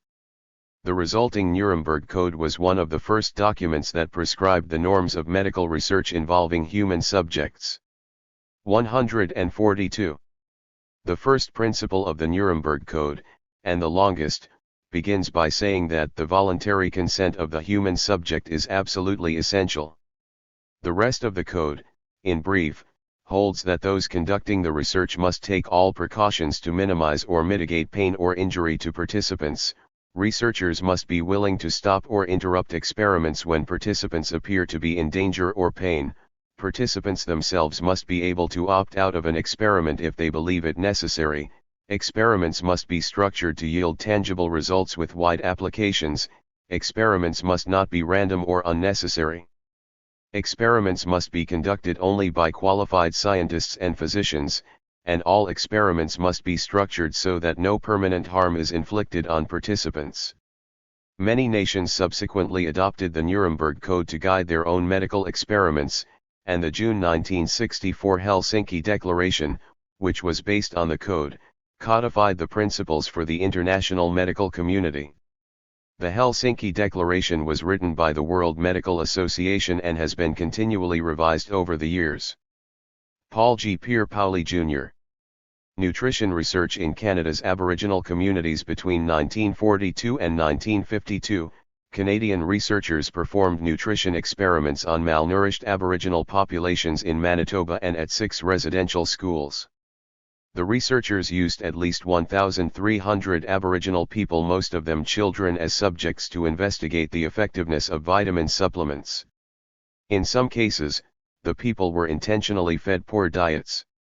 In the 1940s, Aboriginal populations in Canada were malnourished and ill. This was due to a number of factors, including residual effects of the Great Depression, the weakening of the fur trade, and the decrease in relief provided by the Canadian federal government. In 1942, a group of medical experts traveled to the Aboriginal communities in northern Manitoba to document the high rates of malnutrition. This work was sponsored by the Canadian Indian Affairs Department, the New York-based Millbank Memorial Fund, the Royal Canadian Air Force, and the Hudson's Bay Company. One of the RCAF physicians was Frederick Tisdall, Canada's leading nutrition expert and co-inventor of pablum, a processed cereal for infants that was nutritious and easily prepared and digested. The researchers linked the malnutrition to a tuberculosis epidemic and cases of blindness in Norway House, a large Cree community in northern Manitoba. At the time, researchers calculated the local people were living on fewer than 1,500 calories a day. Normal, healthy adults generally require at least 2,000 calories. As part of their work, the researchers studied 300 malnourished Aboriginal people. They gave nutritional supplements including riboflavin, thiamine, or ascorbic acid to 125 of the subjects and considered the other 175 as controls. WORLDWAR to 143. None of the Cree subjects were informed that they were participating in the THIRD study. No results of that study are available. In 1947, plans were developed for research on about 1,000 Aboriginal children in 6 residential schools in British Columbia, Ontario, Nova Scotia, and Alberta. This research was led by federal nutrition expert Lionel Pett, who had already carried out surveys on nutrition in low-income communities in Edmonton. In a school in Port Alberni, British Columbia, the children received 8 ounces of milk a day for 2 years, although the recommended amount was more than twice that amount. The goal was to get a baseline reading for when the allowance was increased to 24 ounces. At another school, children were divided into one group that received vitamin, iron, and iodine supplements and one that received no supplements. One school reduced amounts of vitamin B1 to create another baseline before levels were boosted. A special enriched flour that could not be legally sold elsewhere in Canada under food adulteration laws was provided to children at another school. At St. Paul's Residential School in southern Alberta, the children's poor diet was maintained so that they could serve as controls. During that time, dental services were withdrawn from schools participating in the study because dental caries and gingivitis are indicators of dietary problems, and the researchers did not want dental treatment distorting their results. The researchers studied nutritional deficiencies without consulting or getting consent from any of the people involved or, in the case of the children, their parents. They made no attempt to improve the nutrition of people already suffering ill effects from their inadequate diets, and in some cases, they deliberately maintained or worsened the poor diets and dental care of those involved. As far as is known, these studies did not lead to a better understanding of the effects of malnutrition or vitamin deficiency, nor did they lead to improved nutrition for Canada's Aboriginal people. Oberhauser, Herta. Herta Oberhauser was a German medical doctor who conducted cruel and sadistic medical experimentation on concentration camp inmates. Herta Oberhauser was born in 1911 in Cologne and received her medical degree in Bonn in 1937, with a specialty in dermatology. Following the completion of her medical training, the 26-year-old Oberhauser joined the Nazi Party as an intern and later as a physician for the League of German Maidens. By 1940, Oberhauser had been assigned as assistant physician to Karl Gebhardt, chief surgeon of the Schutzstaffel and personal physician to Reichsführer SS Heinrich Himmler. The May 27, 1942, assassination of German security police chief Reinhard Heydrich, who died because of infections sustained in the attack on him, led to the 144 establishment of a branch of the Hohenlochen Sanatorium close to the Ravensbrück concentration camp where infections could be studied. Gebhardt and Oberhauser used the camp's inmates as subjects for their medical experiments. On July 27, 1942, 75 women at Ravensbrück were ordered to the commandant's headquarters. Oberhauser examined the women and evaluated their suitability for the experiments. Those chosen had their legs cut and bacteria placed in the wounds. The subsequent infections were then treated with new sulfonamide drugs. All of the experiments were conducted without the subject's consent. The results of the initial experiments were disappointing because they failed to replicate actual combat injuries. Later experiments sought to correct this. Inmates were subjected to gunshot wounds infected with dirt and foreign material. They also endured severed muscles and broken bones. Wounds were then injected with bacteria, causing gas gangrene and tetanus. Prisoners who survived these experiments were often crippled for life. Oberhauser also conducted experiments involving bone and muscle transplantation. She also oversaw the transfer of inmates to the Hohenlochen Sanatorium, where unnecessary amputations and transplants were conducted. The goal of these experiments was to provide spare parts for wounded German soldiers. Once a subject's usefulness had passed, Oberhauser killed the person with injections of gasoline. She is also reported to have removed limbs and organs from children while they were still alive. Following the end of the war, Oberhauser was the only woman to stand trial at the Nuremberg doctors' trial. On August 20, 1947, she was found guilty for her part in conducting human experimentation at Ravensbrück and at Hohenlochen. Originally sentenced to 20 years, her sentence was later reduced to 10 years. However, she ended up only serving 5 years and was released in 1952. She returned to practice as a doctor, establishing a family medical practice in Stocksee, Germany. In 1958, her medical license was revoked after she was recognized by a former Ravensbrück inmate. Oberhauser died in 1978, in Linz am Rhein, West Germany. Robert W. Malik. Ravensbrück. Located outside of Berlin, Ravensbrück was a Nazi concentration camp for women where medical experimentation took place.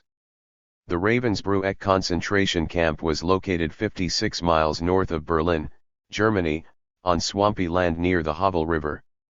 On May 15, 1939, the first prisoners arrived, 867 women transferred from the Lichtenberg camp. Ravensbrück was staffed by 150 female Schutzstaffel supervisors, male guards, and male administrators. In 1942 and 1943, the camp served as a training base for women supervisors, and 3,500 women were trained there for work in Ravensbrück and other camps. WORLDWAR 145. In late 1939, the camp held 2,000 prisoners. By late 1942, there were 10,800, and by 1944, the main camp contained 26,700 female prisoners and several thousand female minors grouped in a detention camp for children. Most of the camp was evacuated in March 1945 as the Russians approached, and 24,500 prisoners were marched into Mecklenburg. When Ravensbrück was liberated by Soviet troops on April 29 and 30, they found 3,500 ill and famished females. Over the course of its existence, at least 107,000 women were interned in Ravensbrück and its satellite detention centers, most of which were industrial slave labor sites. Approximately 50,000 inmates died while imprisoned there due to overwork, exposure, malnutrition, disease, and abuse. Medical experimentation began at Ravensbrück in 1942. It included deliberate mutilation and infections to test sulfonamide antibiotics. Bone and muscle were removed from women, usually with no anesthetic agents, to allow the study of regeneration of bone, muscle, and nerves. Limbs were removed. One of the goals of the experiments was to be able to replace limbs or other body parts for wounded German soldiers. Two of the Nazi physicians who worked at Ravensbrück were Karl Klauberg and Herta Oberhauser. Klauberg was a Nazi physician who experimented in Block 10 at Auschwitz, Ravensbrück, and Dachau to try to find cheap and efficient ways of sterilizing women. At Ravensbrück, he sterilized over 100 Roma women. He was captured by the Soviet Union, put on trial, sentenced to 25 years, and then released and returned to West Germany. He was rearrested in 1955 but died in 1957 before his second trial. Oberhauser, the only female physician to be tried at the Nuremberg doctors' trial, worked at the Ravensbrück concentration camp from 1940 to 1943, where she inflicted wounds on adults and then contaminated them. She operated on children without anesthesia and killed them. She was convicted, received a 20-year sentence, and was released early in 1952 after only 5 years in prison. She practiced medicine in Germany for the next 6 years until a former prisoner at Ravensbrück recognized her.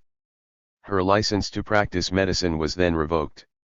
Ravensbrück is infamous now for the brutality of the slave labor and experimentation and the involvement of so many women as both the victims and the perpetrators of the atrocities. Bernard A. Cook. Stateville Penitentiary Malaria Experiments. In the 1940s, researchers from the University of Chicago used prisoners at Stateville Penitentiary and patients at a nearby psychiatric hospital as subjects in malaria experiments. At the Nuremberg doctors' trial, in an attempt to justify the Nazi physicians' actions, it was argued that what had been done in the concentration camps was similar to these American experiments. 146. Experimental research in malaria requires the participation of human subjects because there are no good animal models.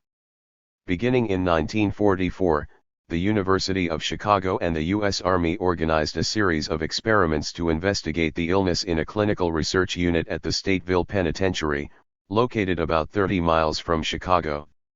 Alf S. Alving, a nephrologist who was newly interested in malaria, directed the project. The researchers liked the idea of using prisoners at Stateville because the inmates were young and healthy.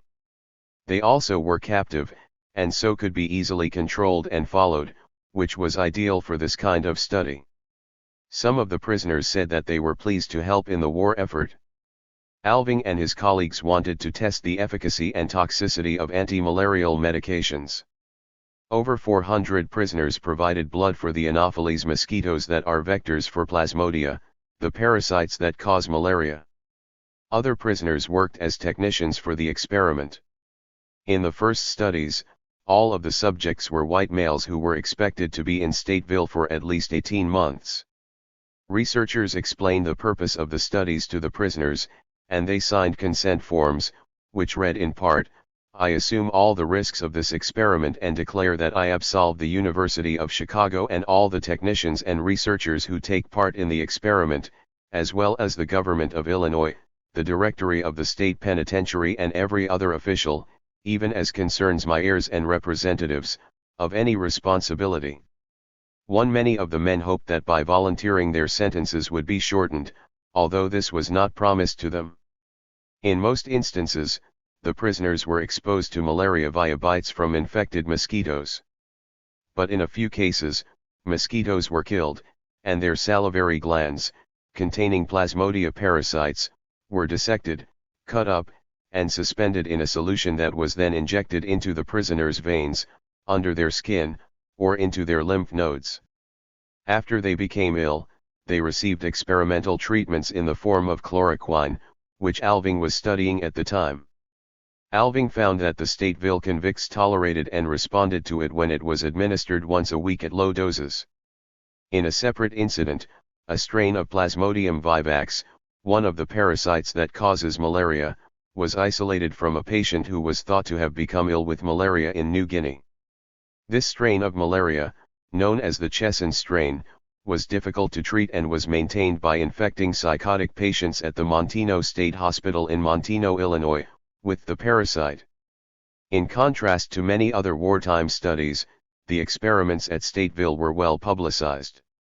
In the June 1945 issue of Life magazine, the prisoners were WORLDWAR2-147.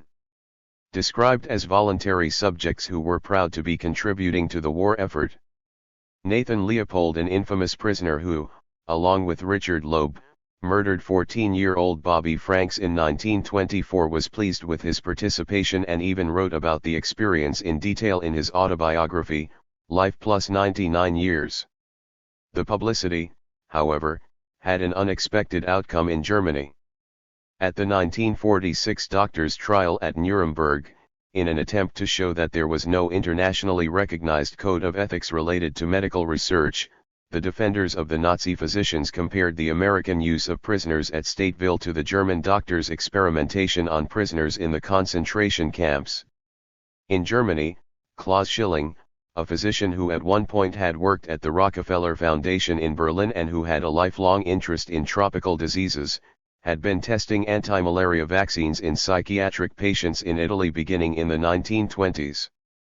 At first, he gave malaria to patients already ill with neurosyphilis as a form of therapy, but then he infected patients no matter what their diagnosis so that he could see the effects of malaria. He then continued his work at the Dachau concentration camp, where he carried out malaria experiments on about 1,200 inmates between 1941 and 1945. This work consisted of infecting people with malaria and testing synthetic anti-malarial drugs in high and sometimes lethal doses. Other similar experiments were carried out in the Buchenwald camp. German physician and expert in tropical medicine Gerhard Rose also tested anti-malarial drugs on mentally ill Russian prisoners of war in a psychiatric clinic in Thuringia, which is located in central Germany. After the Americans liberated Dachau, Schilling was put on trial there for his role in these experiments. He was found guilty of committing war crimes and hanged. Subsequently, the lawyers who defended the 23 Nazis at the better-known doctors' trial at Nuremberg compared the medical research done on malaria in the German concentration camps to that done by Americans in prisons, in an attempt to show that there was no internationally recognized code of ethics related to medical research. Andrew Ivy, one of the physicians testifying for the prosecution at the doctors' trial, testified that the comparison was baseless because the Stateville prisoners volunteered and gave written informed consent. Ivy also told the court that he had chaired the committee appointed by Illinois Governor Dwight Green to consider the conditions under which prisoners could be used ethically as subjects in the medical experiments. However, the committee had not actually been formed until after the war, and it had never met. The lawyers defending the Nazis asked Ivy if the committee had been formed because of the Nuremberg trials, and he replied that it had not. Commentators described Ivy's response as flirting with perjury. Eventually, the committee did actually meet and generate a report supporting the ethical nature of the wartime research on Illinois prisoners. Alving continued working after World War II to find better treatments for soldiers suffering from malaria in Korea and Vietnam. He tested a new anti-malarial 148 drug, primaquine, unusual in its broad spectrum of activity. It eliminates the Plasmodia parasites from the liver and can also be used prophylactically. However, about 10% of Black Americans treated with primaquine developed a dangerous hemolytic anemia. Alving discovered that the hemolytic anemia was caused by glucose-6-phosphate dehydrogenase deficiency, the most common enzyme pathology, which is more common in Black Americans than other groups. This discovery led to a new field in pharmacology, pharmacogenetics. References: 1. Harcourt, Making Willing Bodies. 2. Harkness, Nuremberg, and the Issue of Wartime Experiments, 1674. Unit 731. Unit 731 was the name for the Japanese Army's secret biological warfare units. Between 1936 and 1945, medical experimentation of the cruelest nature took place in these units. Lieutenant Colonel Shiro Ishii established Unit 731, officially known as the Epidemic Prevention and Water Purification Bureau in Harbin, Manchuria, in 1936. Most of Unit 731's work took place in a 150-building complex called Pingfan, about 14 miles from Harbin. Smaller units were located in Nanking, Beijing, Guangzhou, and Singapore. As part of Unit 731, up to 20,000 medical and scientific personnel experimented on prisoners and produced and spread bacteria that caused anthrax, bubonic plague, cholera, dysentery, tetanus, typhoid, typhus, and other infectious diseases. To develop methods to disperse biological agents and enhance their effectiveness, Unit 731 infected prisoners of war. Unit personnel referred to the prisoners, mostly Chinese, Koreans, and Soviets, as Merida because the Japanese had told the local Chinese that the Unit 731 facility was a lumber mill. American, British, and Australian prisoners were also used as human guinea pigs. After infecting a prisoner, researchers might then cut open his body, sometimes while he was still alive, to determine the effects of the disease. No anesthetics were employed, as these might have affected the results. Medical researchers also confined infected prisoners with healthy ones to determine how rapidly diseases spread. In addition, Unit 731's doctors conducted experiments on compression and decompression and the effects of extreme cold on the body, subjecting prisoners' limbs to ice water and then amputating them. Up to 10,000 prisoners died in these experiments. The Japanese Army also repeatedly conducted field tests using biological warfare against Chinese villages. Japanese aircraft spread plague-infected fleas over Ningbo in Zhejiang province in eastern China in October. WORLDWAR 2149. 1940 Japanese troops also dropped cholera and typhoid cultures into wells and ponds. In 1942, germ warfare units deployed dysentery, cholera, and typhoid in Zhejiang province. Smallpox was spread as well. Although the exact numbers are impossible to determine, some researchers estimate that over 400,000 Chinese civilians were killed by Japanese germ warfare. At the end of the Pacific War, Ishii and other researchers escaped to Japan. They left behind their laboratory equipment as well as plague-infected mice that produced outbreaks of the disease in the Harbin area between 1946 and 1948. No prisoners survived.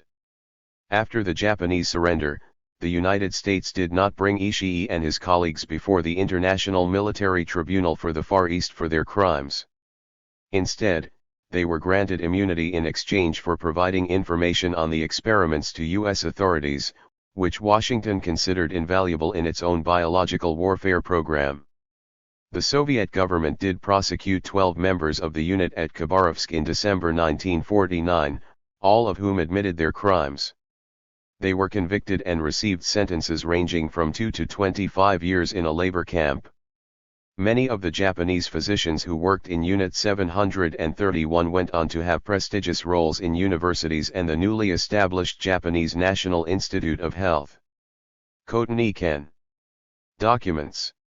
The activities of Unit 731. Frank James, an American prisoner of war, describes 3 horrifying encounters with Unit 731. The caliper measurements of the POWs and the interrogation about their ethnic background is of course reminiscent of the Nazis' fascination with ethnicity, as displayed by many researchers associated with the Kaiser Wilhelm Institute of Anthropology, Human Heredity, and Eugenics. The Nazis believed in the racial superiority of the Aryans, and in a similar way the Japanese considered themselves superior to non-Asians and non-Japanese Asians. The United States government did cover up Japan's human experiments as is claimed here. General Douglas MacArthur, Supreme Allied Commander in Japan, with the support of the Joint Chiefs of Staff, protected Japanese scientists from war crimes prosecution in exchange for information about biological weapons. Although not clear from this passage, most of the victims of Unit 731 were Chinese soldiers and civilians. Testimony of Frank James. Committee on Veterans Affairs. Subcommittee on Compensation, Pension, and Insurance, September 17, 1986. 150. Mr. Chairman and distinguished members of this subcommittee, I thank you for this opportunity to speak on the subject of the use of American prisoners of war as guinea pigs for the purpose of biological warfare research by the Japanese Army Unit 731. I was one of the POWs captured by the Japanese armed forces after the fall of Bataan and Corregidor in the Philippines during the early part of 1942. Of the Americans captured, more than 1,000 were moved by ship in 1942 from the Philippines to Manchuria. This group was joined en route in Korea by some British and Australian soldiers captured in Singapore. These men were used as slave laborers, working from daybreak to darkness, 7 days a week, in the Japanese factories located in Mukden and Harbin, Manchuria. Upon arrival at Mukden on November 11, 1942, we were met by a team of medical personnel wearing masks. They sprayed liquid into our faces and we were given injections. This group left the camp and returned only 2 more times, to my knowledge.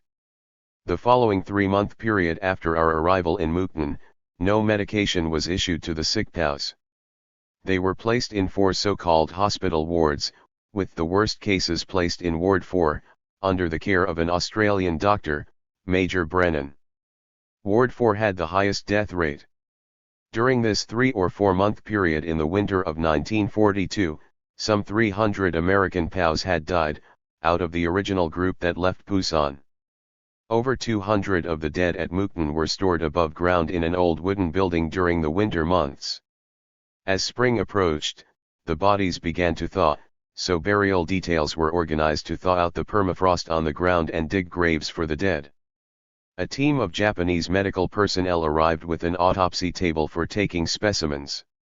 The table was installed in the wooden building where the dead were stored and 2 POWs were selected to work with the team. I was one of those 2 men. Our duties were to lift the bodies off the tables, the bodies that had been selected. These had been identified by a tag tied to the big toe, which listed the POW's number. The Japanese then opened the bodies and took out the desired specimens, which were placed into containers and marked with the POW's number.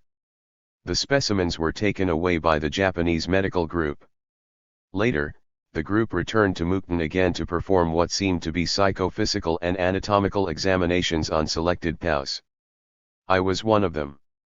The exams included the following: upon entering the room, we were required to walk in footprints that had been painted on the floor, which led to a desk, at which a Japanese medical person sat.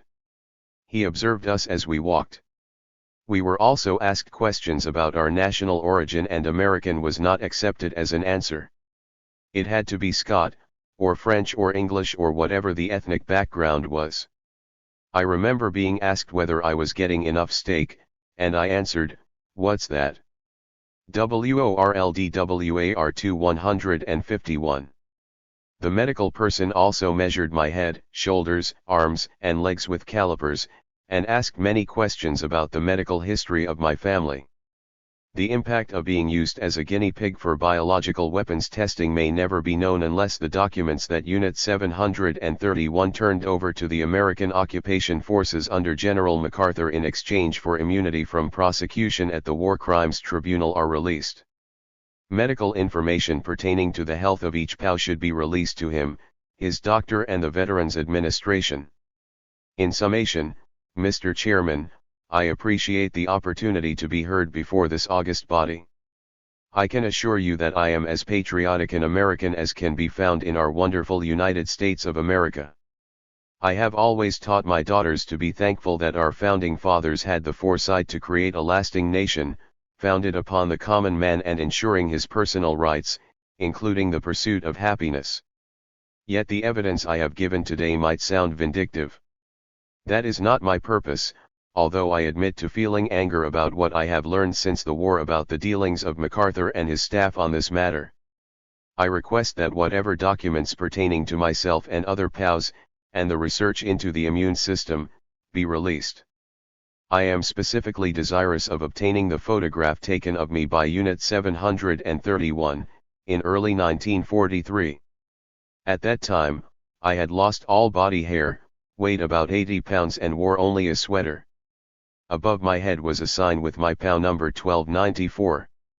I have repeatedly attempted to get included in my VA health records the diseases from which I suffered during my time as a POW, but I always get the same answer from the Army or the VA: no medical evidence exists.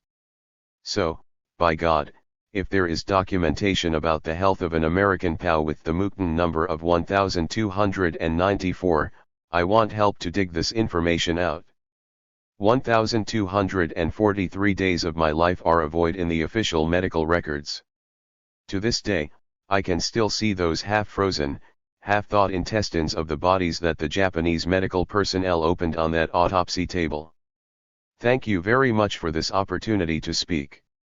Source: Treatment of American Prisoners of War in Manchuria, hearing before the Subcommittee on Compensation, Pension, and Insurance of the Committee on Veterans Affairs, House of Representatives, 99th Congress, 2nd Sess., September 17, 1986.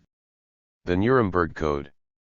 On December 9, 1946, an American military tribunal began criminal proceedings against 23 German physicians and administrators for their willing participation in war crimes and crimes against humanity. Among the charges were that German physicians experimented on thousands of concentration camp prisoners. The experiments were sadistic and often lethal, and the prisoners did not give their consent. The American judges and 152 physicians who were present at the trial wrote the Nuremberg Code in 1948. This code was the first international document outlining the absolute importance of voluntary participation and informed consent. The influence of this code on global human rights law and medical ethics has been immense. Nuremberg Code. Directives for Human Experimentation. 1. The voluntary consent of the human subject is absolutely essential. This means that the person involved should have legal capacity to give consent, should be so situated as to be able to exercise free power of choice, without the intervention of any element of force, fraud, deceit, duress, overreaching, or other ulterior form of constraint or coercion, and should have sufficient knowledge and comprehension of the elements of the subject matter involved, as to enable him to make an understanding and enlightened decision. This latter element requires that, before the acceptance of an affirmative decision by the experimental subject, there should be made known to him the nature, duration, and purpose of the experiment, the method and means by which it is to be conducted, all inconveniences and hazards reasonably to be expected, and the effects upon his health or person, which may possibly come from his participation in the experiment. The duty and responsibility for ascertaining the quality of the consent rests upon each individual who initiates, directs, or engages in the experiment. It is a personal duty and responsibility which may not be delegated to another with impunity. 2. The experiment should be such as to yield fruitful results for the good of society, unprocurable by other methods or means of study, and not random and unnecessary in nature. 3. The experiment should be so designed and based on the results of animal experimentation and a knowledge of the natural history of the disease or other problem under study, that the anticipated results will justify the performance of the experiment. 4. The experiment should be so conducted as to avoid all unnecessary physical and mental suffering and injury. 5. No experiment should be conducted, where there is an a priori reason to believe that death or disabling injury will occur, except, perhaps, in those experiments where the experimental physicians also serve as subjects. 6. The degree of risk to be taken should never exceed that determined by the humanitarian importance of the problem to be solved by the experiment. 7. Proper preparations should be made and adequate facilities provided to protect the experimental subject against even remote possibilities of injury, disability, or death. WORLDWAR 2153. 8. The experiment should be conducted only by scientifically qualified persons. The highest degree of skill and care should be required through all stages of the experiment of those who conduct or engage in the experiment. 9. During the course of the experiment, the human subject should be at liberty to bring the experiment to an end, if he has reached the physical or mental state, where continuation of the experiment seemed to him to be impossible. 10. During the course of the experiment, the scientist in charge must be prepared to terminate the experiment at any stage, if he has probable cause to believe, in the exercise of the good faith, superior skill, and careful judgment required of him, that a continuation of the experiment is likely to result in injury, disability, or death to the experimental subject. Era 5, Cold War. Introduction. After World War II ended, the hostility between the Western powers and the Soviet bloc grew. The Soviet blockade of Berlin, the 1949 Soviet explosion of its own nuclear bomb, and then the Korean War all increased the tensions between the former allies. During the struggles of the next 4 decades, known as the Cold War, each side feared that the enemy would use radioactive, chemical, or biological weapons against large populations. These fears led to experimentation with new weaponry both in how to use it and how to defend against it. The world had been appalled at the human medical experimentation that took place in Germany and Japan before and during World War II, and the Nuremberg Code had been written as a reaction to the Nazi experimentation in particular. The first principle of that code emphasized the importance of informed consent. Nonetheless, much of the medical experimentation of the Cold War was performed in secrecy and without consent from the subjects. Of all of the experimentation that took place in those years, that which involved radiation was perhaps the most shocking when the extent of it was revealed to the public. Radiation is complex, difficult to understand, and usually imperceptible. Visible light, microwaves, and radio waves are types of radiation that are familiar, fairly well understood, and medically harmless. They occupy a small part of the spectrum of radiation. The radiation relevant to medical experimentation is ionizing radiation that forces electrons out of atoms to create ions. Ionizing radiation includes alpha radiation, beta radiation, gamma rays and X-rays, and neutron radiation. The dangers of ionizing radiation became apparent early in the history of its use. Wilhelm Röntgen discovered X-rays in 1895, and it was not long before it became clear that X-rays led to burns, ulcers, and skin cancers. Radiologists and radium dial painters alike developed cancers. Clarence Daly, who worked with X-rays with Thomas Edison, died from probable radiation-induced cancer in 1904. Marie Curie, the great physicist who developed the theory of radioactivity and discovered 2 elements, polonium and radium, developed disfigured hands and died of probable radiation-induced leukemia. 156. The acute effects of radiation are burns, caused by beta radiation, or radiation sickness, following exposure to large amounts of radiation. Other consequences of ionizing radiation occur only after a latency period of some years and consist mostly of an increase in the number of cancers, particularly leukemias and thyroid cancers, due to damage to the cell's genetic material. Many of the scientific experiments in this era involved nuclear devices because the American military wanted to learn how to make better atomic and nuclear bombs. In one series of experiments in the 1940s and 1950s, bombs were detonated over the Marshall Islands to study their effects on ships. Scientists also wanted to measure how much radiation would be released as a result of thermonuclear detonation and to study the effects of the radiation on animals. The Marshall Lakes on the island where the bombs were dropped were evacuated, but they were not fully informed of the risks both to their homes and to their health and have since claimed that they were used as guinea pigs. The American soldiers exposed to the bombs over Hiroshima and Nagasaki, those who cleaned up ships involved in the Marshall Islands blasts, and those who were exposed to later experimental blasts in Nevada have been called atomic veterans.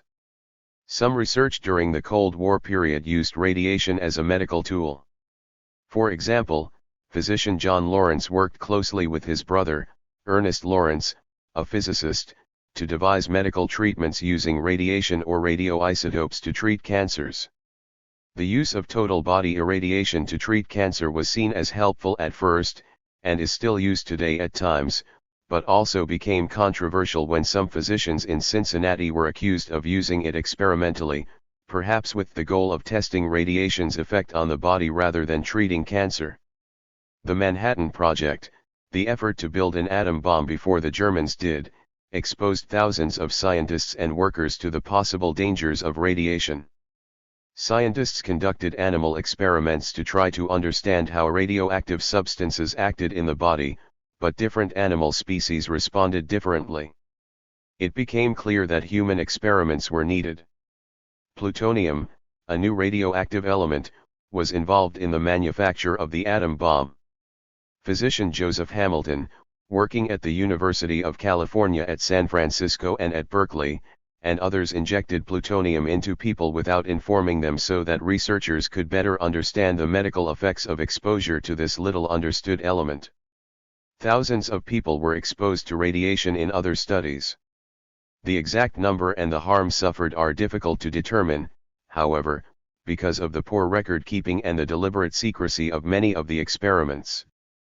Perhaps unsurprisingly, people were usually not informed that they were subjects in radiation experiments.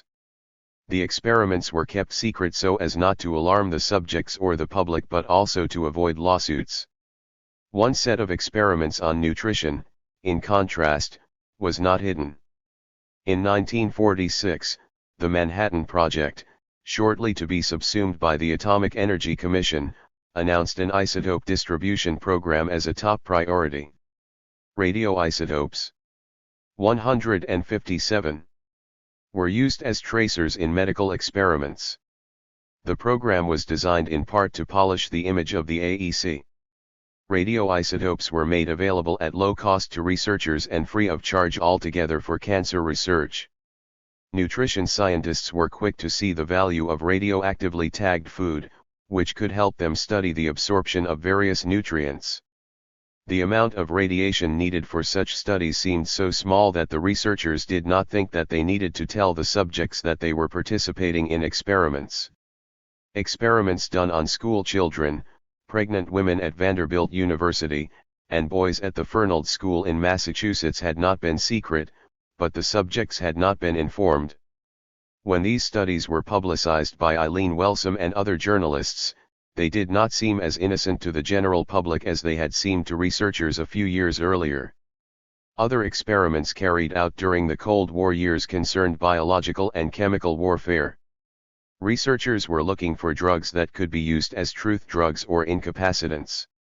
In an unlikely series of events, the Central Intelligence Agency became interested in the possible military use of such psychedelic drugs as lysergic acid diethylamide, which were more commonly associated with long-haired youths rejecting mainstream culture than with national security.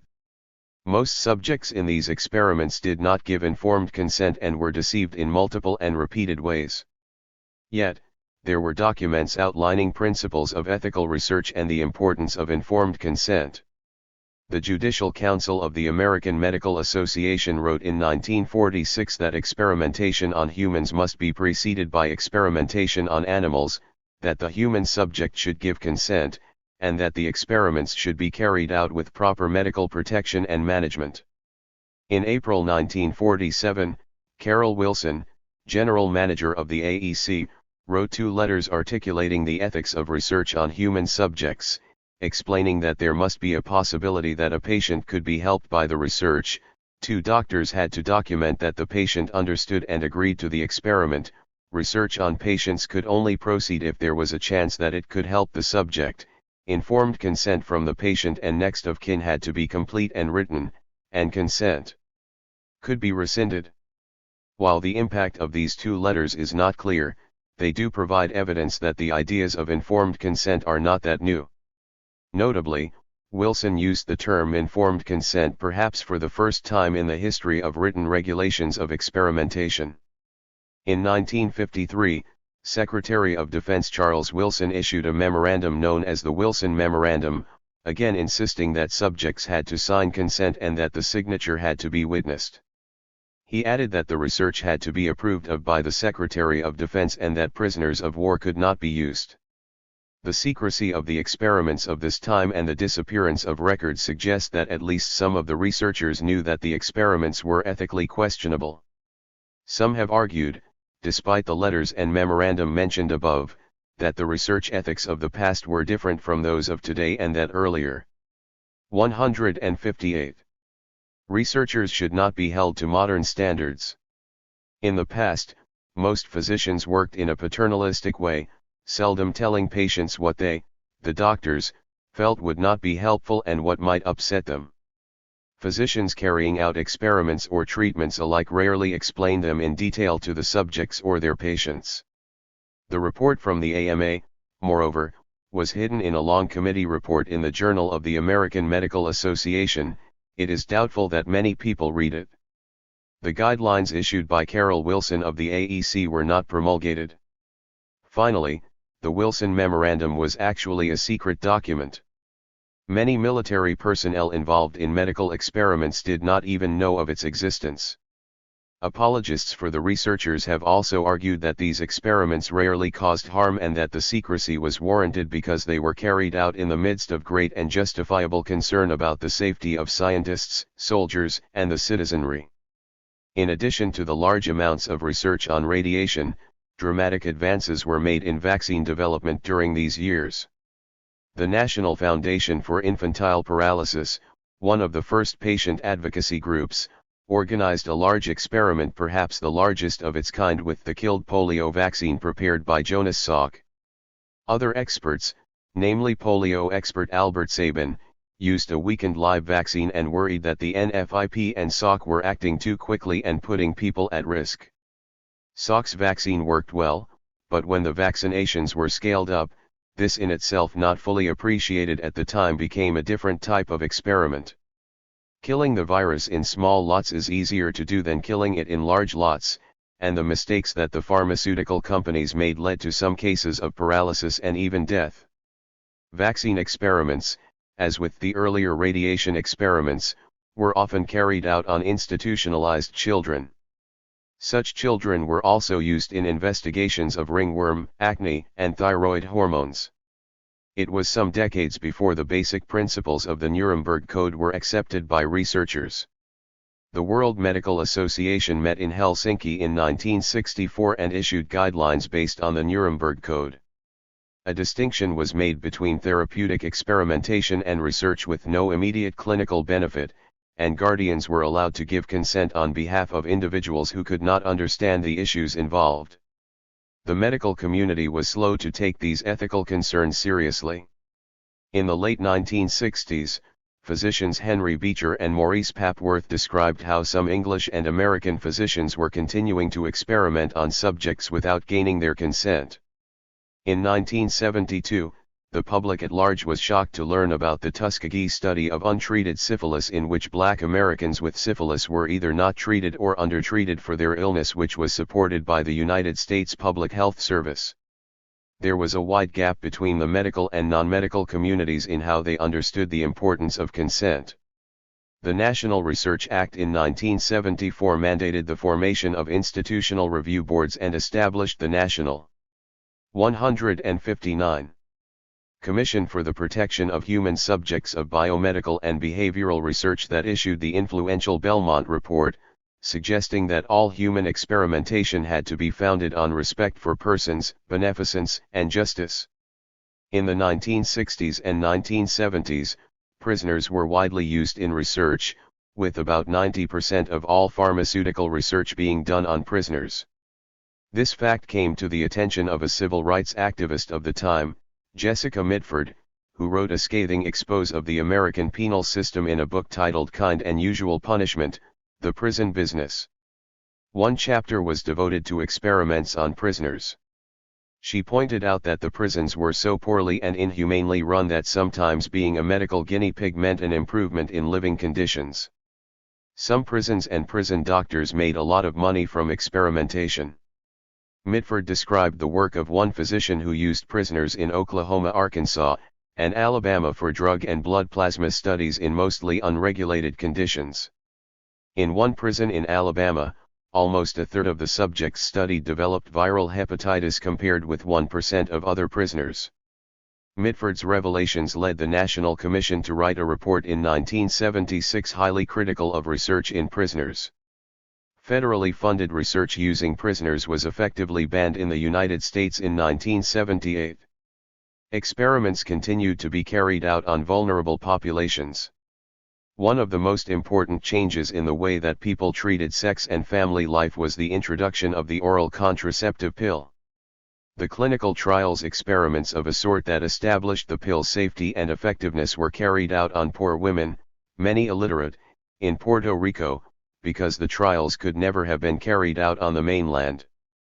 These women were willing to take a pill that prevented pregnancy but had no idea that the pill was still experimental.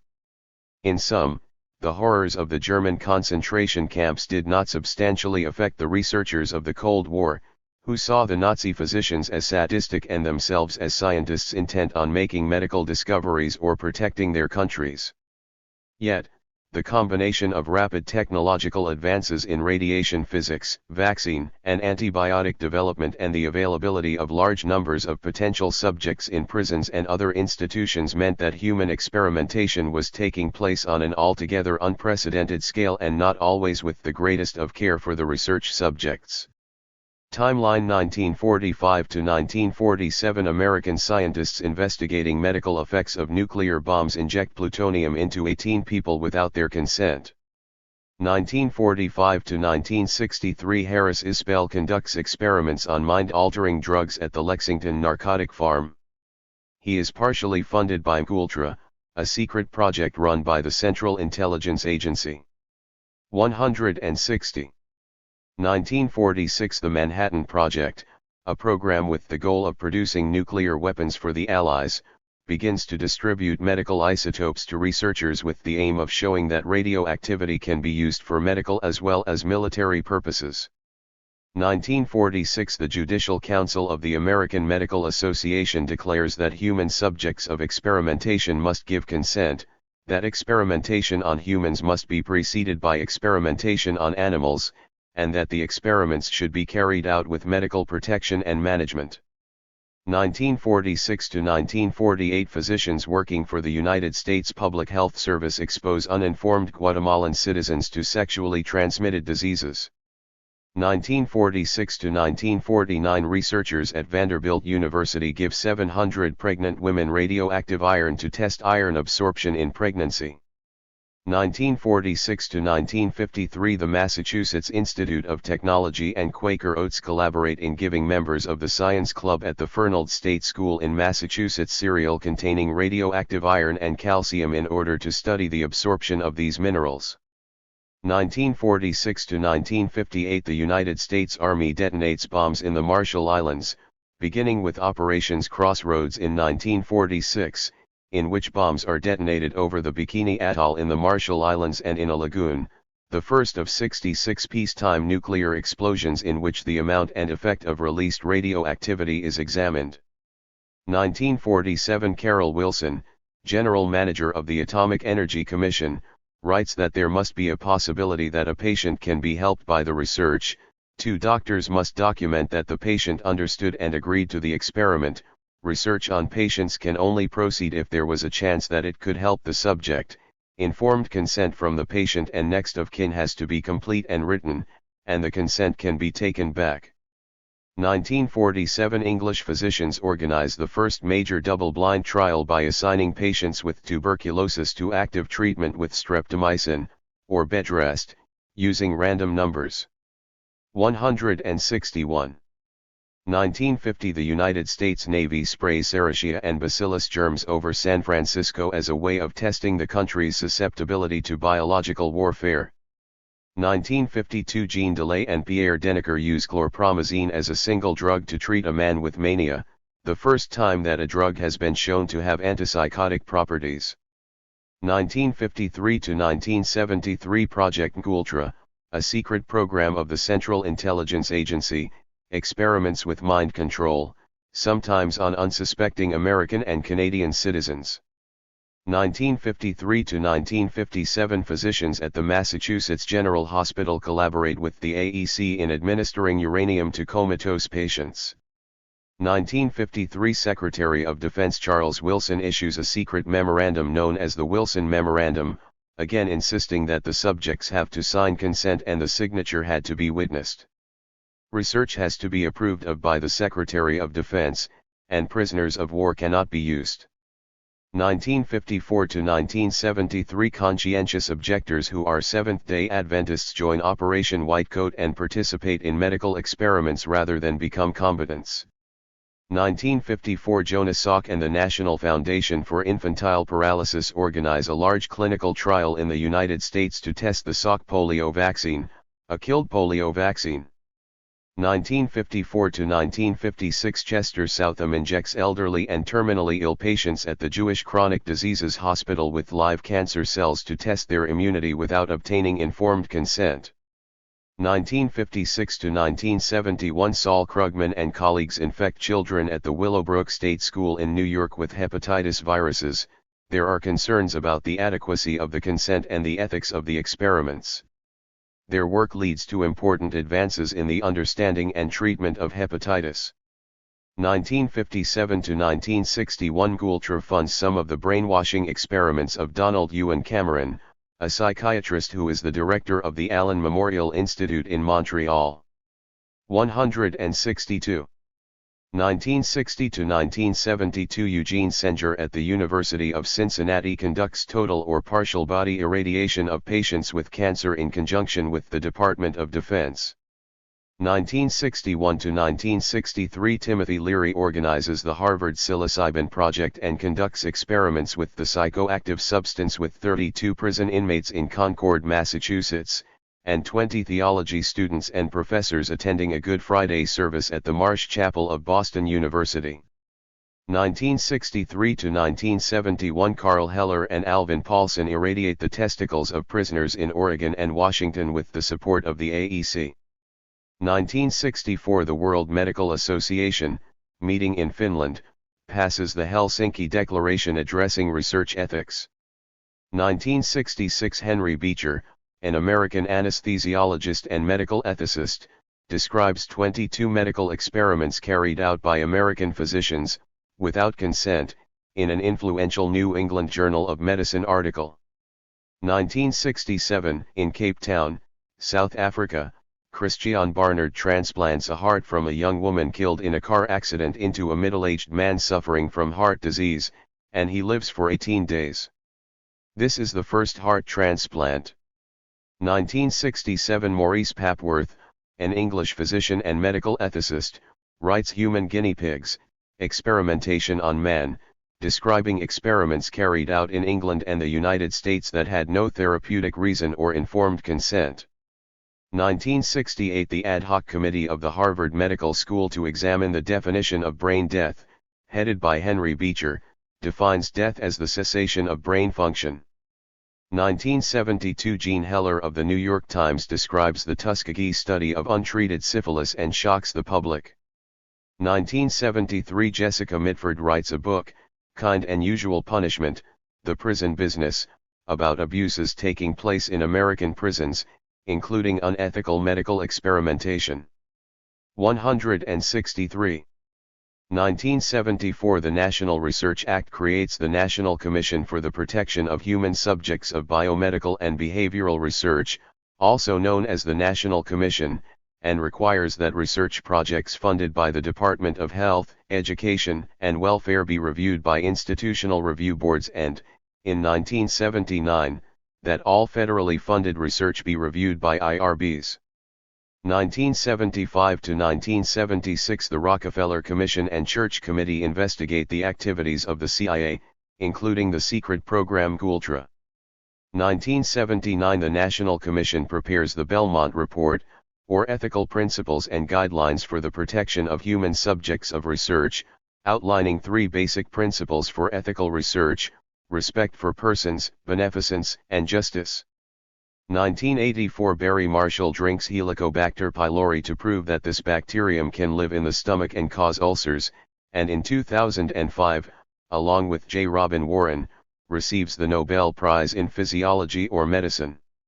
Reference entries. American bacterial attacks on U.S. cities. While investigating the possibility of being attacked by biological agents, the United States Army released bacteria and fluorescent compounds over parts of the United States. The best known of these releases was a mock biological attack on San Francisco in which the military secretly sprayed the city with Serratia bacteria and other agents thought to be harmless. Some people, unwitting subjects, may have become ill because of this experiment. During the 1940s and 1950s, the U.S. Army wanted to determine whether an enemy could attack American cities using biological weapons such as bacteria. To find out if such an assault could be successfully carried out, the Army launched its own simulated bacterial assaults by releasing bacteria in various parts of the country to measure how widely the bacteria might spread. Not many details about these staged assaults are known. Many of these releases occurred at the Dugway Proving Grounds in Utah, where the human population was small. Other releases or staged assaults occurred in more densely populated locations, including the Pentagon, where, in August 1949, bacteria were intentionally introduced into the air conditioning ducts. Later, over the course of a week in September 1950, as part of an operation called Sea Spray, a Navy ship sprayed Serratia and Bacillus microbes bacteria. 164. Not believed to pose any danger to humans over San Francisco from giant hoses on the deck of the ship. To better track the spread of the spray, researchers added zinc-cadmium sulfide particles, which are easily traced because they fluoresce under ultraviolet light.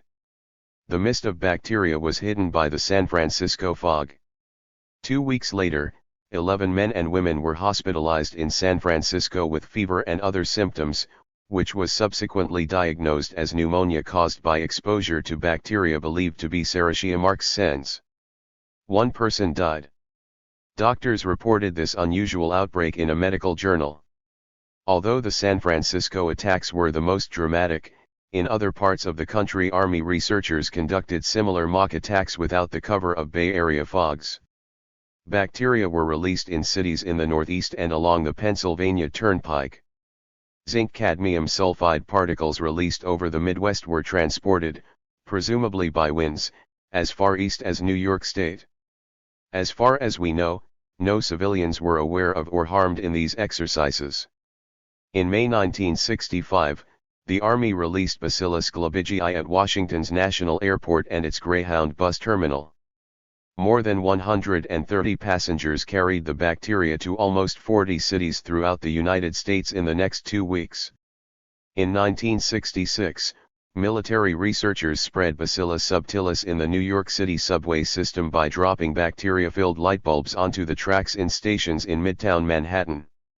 The bacteria spread throughout the subway system. As a result, Army officials concluded in a January 1968 report that a subway attack could possibly expose Americans to infectious microorganisms. In 1969, President Richard Nixon ended offensive germ warfare activity and the stockpiling of biological agents. The press found out about these biological warfare tests in the 1970s. In 1977, the Army testified in Senate hearings that between 1949 and 1969, air tests of biological agents were conducted 239 times. In 80 experiments, the Army researchers used live bacteria thought then not to be harmful to human health. Other experiments involved the use of inactive substances. Army officials denied that the 11 cases of pneumonia and 1 death in San Francisco were caused by their experiments, blaming the infections on hospital-acquired infections. There is some similarity to the experiments carried out at Porton Down, in England, in which the British military exposed its own population to various substances to explore England's susceptibility to biological warfare. The Army had conducted these experiments to devise ways of protecting the American population from attacks by the enemy, but the public recoiled at the idea of serving as uninformed research subjects. Atomic veterans. American military servicemen were exposed to radiation during and after the bombing of Hiroshima and Nagasaki and during peacetime nuclear detonations. 165. Between 1945 and 1962. Some of the exposures suffered by the atomic veterans, as they became known, were experimental. The term atomic veterans refers to the almost 500,000 American veterans who were exposed to military radiation between 1945 and 1962.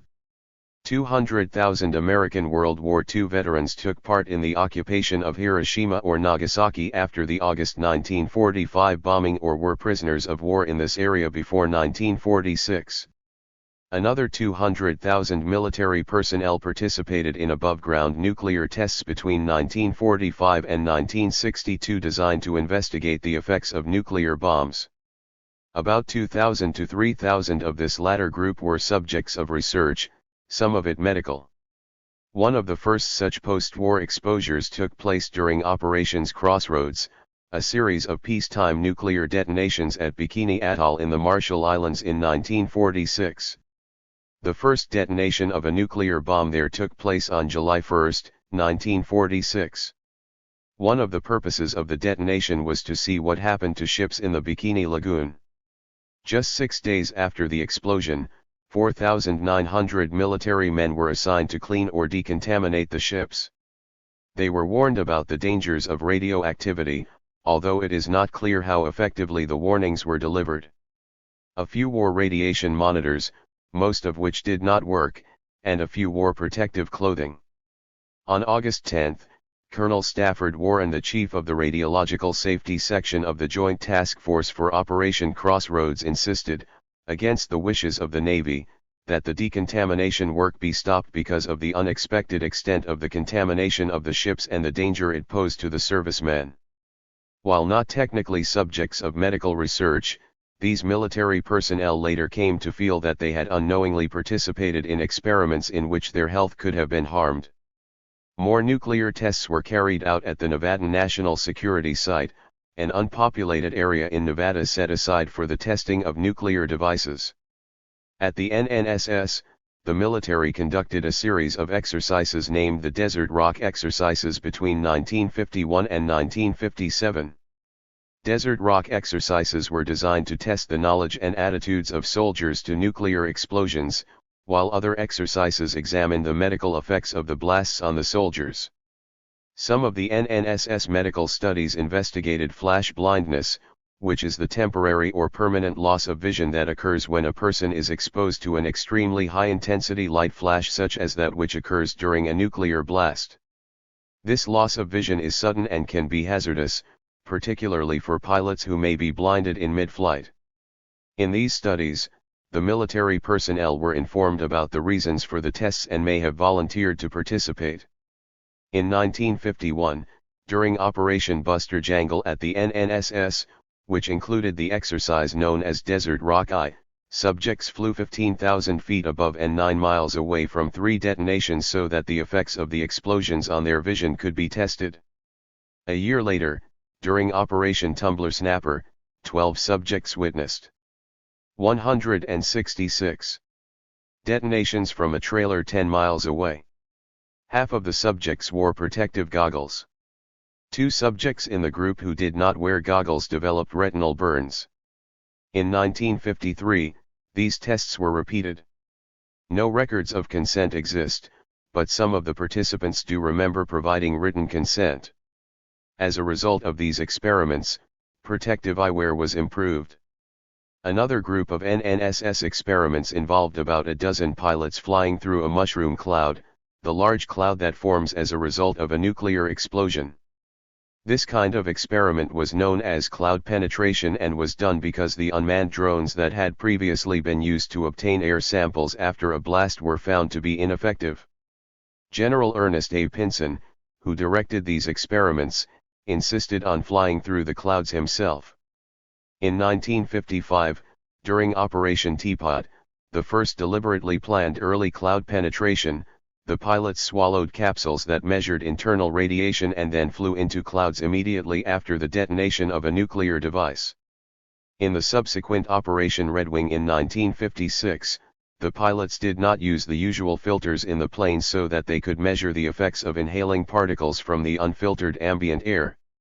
The results of these experiments were interpreted as evidence that it was not particularly dangerous to fly through a mushroom cloud, nor were filters or other special equipment needed to protect the pilot and crew. The experiments also showed that measurements of external exposure were sufficient, as the internal and surface measurements of radiation were identical. When it comes to military medical research, the usual ethical concerns related to medical experimentation are difficult to define because soldiers are typically expected to follow orders, no matter what the danger. Indeed, almost by definition of their work, soldiers are routinely exposed to hazards. In this case, the pilots did not sign written consent, as the task seemed more occupational than experimental. After much deliberation, the Department of Defense decided that the guidelines for medical experimentation should be the same whether or not the subject is a member of the military. The DoD decided to use the Nuremberg Code as a basis for its own rules with respect to medical research. Secretary of Defense Charles Wilson issued a memorandum to this effect in 1953, but the document was classified as top secret until 1975, which explains why not all military people involved in medical experiments, including the organizers of the cloud penetration experiments, knew of its existence. The harm done to the atomic veterans has been difficult to estimate. Complete details of the actual exposure to radiation are not available. Not all of the personnel involved in the peacetime tests wore film badges or dosimeters, and in any case, these devices were not always accurate. Many records have been lost, and some were classified as secret, either because of security concerns or possibly because of fears of veterans making legal claims as a result of the radiation exposure. There was one study of the effects of radiation on 46,000 personnel, however, it was flawed because it had misidentified and excluded large numbers of subjects. 167. A further complication is that some of the veterans had taken an oath of secrecy forbidding them to reveal any details of their service. The results of the research, therefore, are not conclusive. But the overall impression that most researchers have is that there has not been a clear increase in cancer risk among these personnel, except possibly for a small increase in leukemia. In 1996, the repeal of nuclear radiation and secrecy agreement laws was passed, allowing veterans to reveal details about their military involvement in nuclear testing so that, if appropriate, they would be able to obtain a service-connected disability. To get that disability, however, a veteran has to go through a dose reconstruction, estimating how much radiation he or she received. This is a painstaking process that can take over a year. Despite the lack of clear evidence, surviving atomic veterans who have completed the dose reconstruction and who have certain illnesses are eligible for compensation. The illnesses presumed to be related to exposure to ionizing radiation are the following: cancers of the bile ducts, bone, brain, breast, colon, esophagus, gallbladder, liver, lung, pancreas, pharynx, ovary, salivary gland, small intestine, stomach, thyroid, and urinary tract, as well as leukemia, lymphoma, and multiple myeloma. While the exposure of members of the military to the peacetime detonations has not clearly been shown to be harmful, the atomic veterans were often inadequately educated about the risks they might have been taking. In the medical experiments, there was usually little informed consent. The exposure to radiation could have led to long-term effects or it could have been relatively safe, but the consequences will never be known for certain because of the inadequate record-keeping and lack of follow-up. Aversion therapy in South Africa. During the apartheid era in South Africa, Some soldiers may have been the subjects of experiments, including the attempted conversion of homosexuals to heterosexuality. During the apartheid era, the government of South Africa maintained a large military force, and beginning in 1967, conscription became universal for young white men. Universal conscription meant that not all of the conscripts were ideal soldiers, and so the military authorities became concerned about a number of issues among these conscripts, including homosexuality, drug abuse, and the refusal to fight. Publicity surrounds the actions of one military psychiatrist in particular who dealt with some of the soldiers from these groups. Aubrey Levin joined the South African Defence Force in 1969 as a psychiatrist and colonel. 2 years later, he became director of the SADF's drug rehabilitation program at one military hospital, also known as the 168th Voortrekkerhoek Military Hospital, in Pretoria. He directed Ward 22 in that hospital from 1969 to 1974 and treated or experimented on recruits whom he considered to be deviant. These were soldiers who were identified as homosexual, those who smoked marijuana, and those who did not want to serve in the army. The therapy for the gay soldiers was known as aversion therapy and included receiving painful electric shocks on the arms while being shown pictures of naked men. Such therapies were designed to eliminate any homosexual impulses. Conscripts who smoked marijuana or used other drugs were sent to Greifswald, a military detention camp, where they were assigned to forced labor. Some of the recruits reluctant to fight were subjected to narcoanalysis, that is, questioning while under the influence of barbiturates.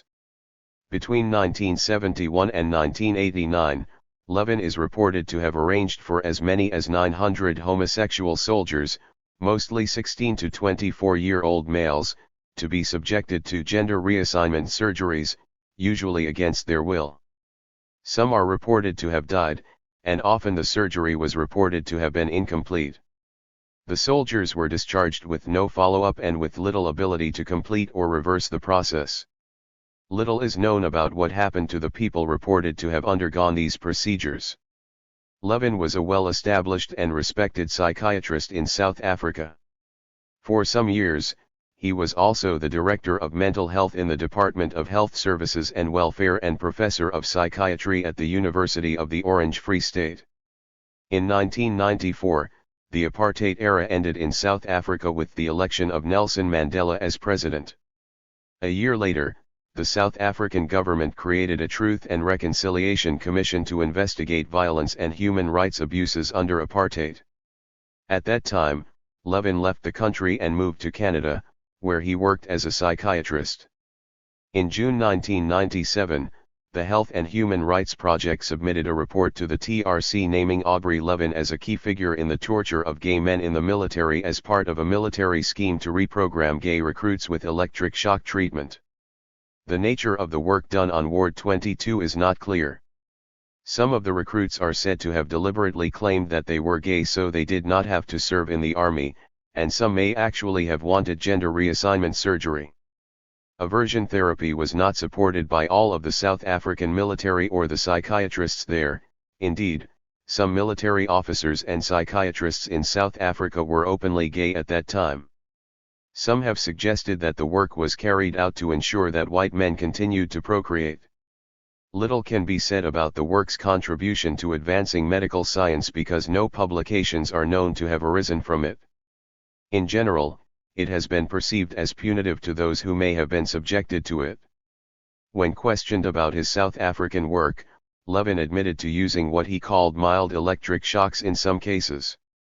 He said that on rare occasions he used barbiturate-aided psychotherapy to help recruits who were struggling with various issues. But he denied ever harming or experimenting on the soldiers. Levin's 169. Character and reliability were damaged by his 2013 conviction of sexual assaults on some of his male patients in Canada. Whatever the exact nature of the work, it seems possible that at least some of the soldiers underwent cruel and medically unjustifiable procedures. The soldiers were vulnerable, in that they had an unusual status of being considered at once prisoner, patient, and deviant. In fact, the procedures might be considered a clearer example of poor treatment rather than experimentation. There is also no evidence of informed consent for the experiments, if they can be considered as such, or for the treatments. Beecher, Henry. Henry Beecher was an American physician best known for his description of the placebo response and his scathing review of unethical American medical experiments. These influential articles are, in part, responsible for the common use of a placebo control in clinical experiments and trials and with the formation of institutional review boards. Beecher, however, had a more complicated approach to experimentation than is suggested by these two well-known articles.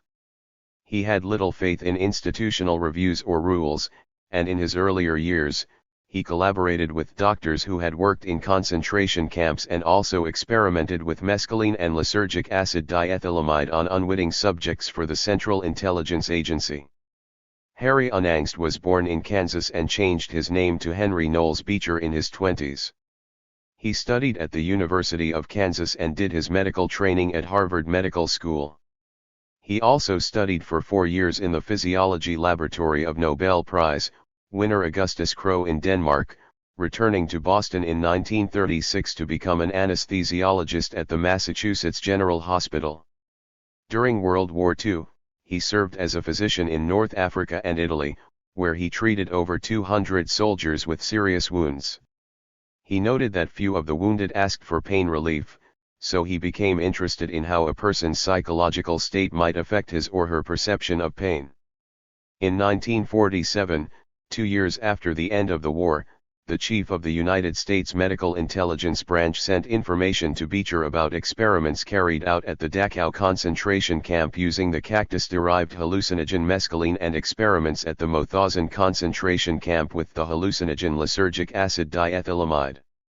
Mescaline had been the drug of choice for the German secret police, the Gestapo. Kurt Plotner, a Nazi physician who had worked at Dachau, gave mescaline to Jewish and Russian prisoners in an exploration of drugs that could be employed as an aid in interrogations.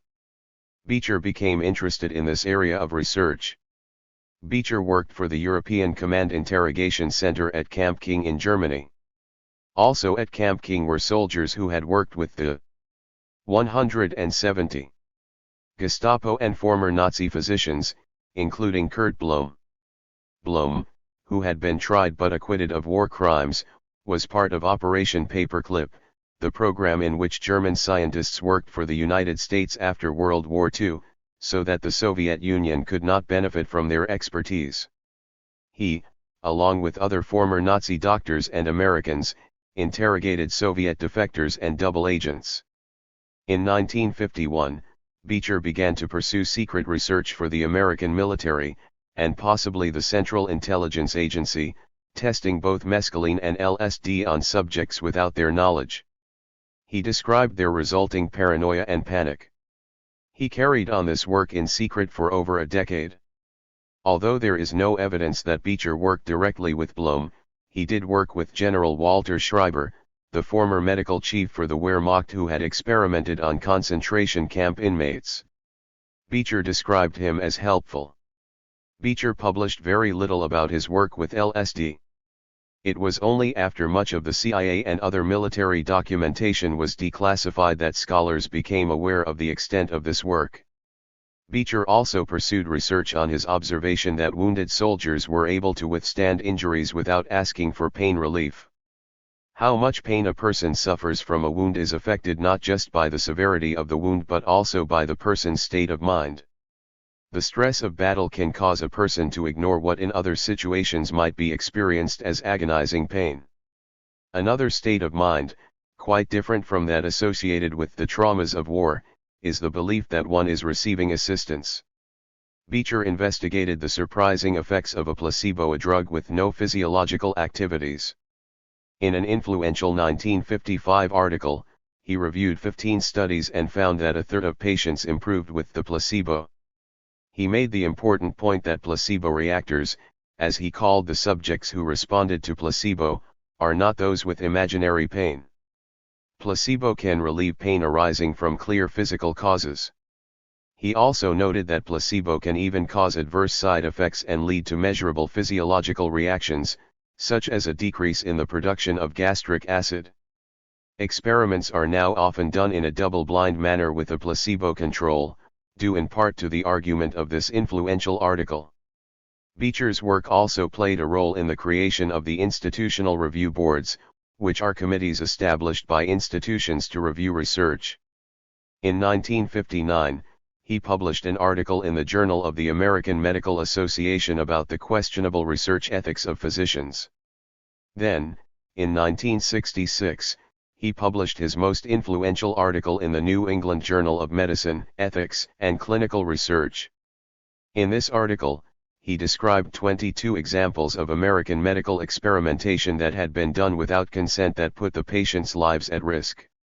He did not name the investigators, but the editors of the journal knew the full details of the experiments and were able to verify and confirm what Beecher had written.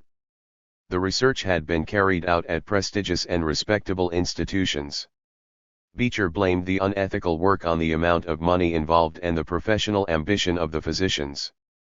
He wrote that patients, if suitably approached, will agree to do what their physicians ask them to do.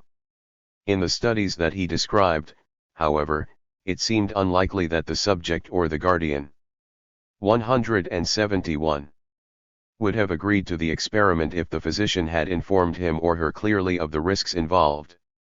A suitable approach to the patients also means, from the point of view of the ambitious physician researchers, argued Beecher, withholding information about possible dangerousness.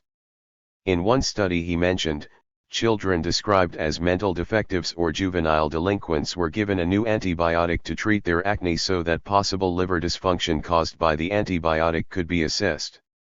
In another, patients were exposed to lengthy periods of anesthesia, and their hearts were catheterized or their livers biopsied for research not for their benefit. In the Willowbrook experiment in Staten Island, children were deliberately infected with hepatitis, and at the Jewish Chronic Diseases Hospital in Brooklyn, live cancer cells were injected into 22 subjects.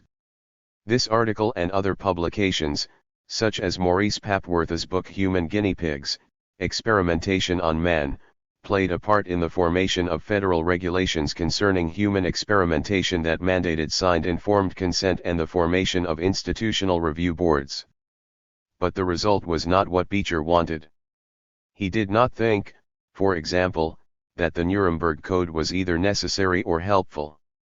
He thought that the code's first principle that the patient be able to understand the experiment was too idealistic, as it was unlikely that patients could understand medical or research procedures. He wrote that to obtain truly informed consent is difficult because the patients usually are not physicians or scientists and making decisions when ill is difficult.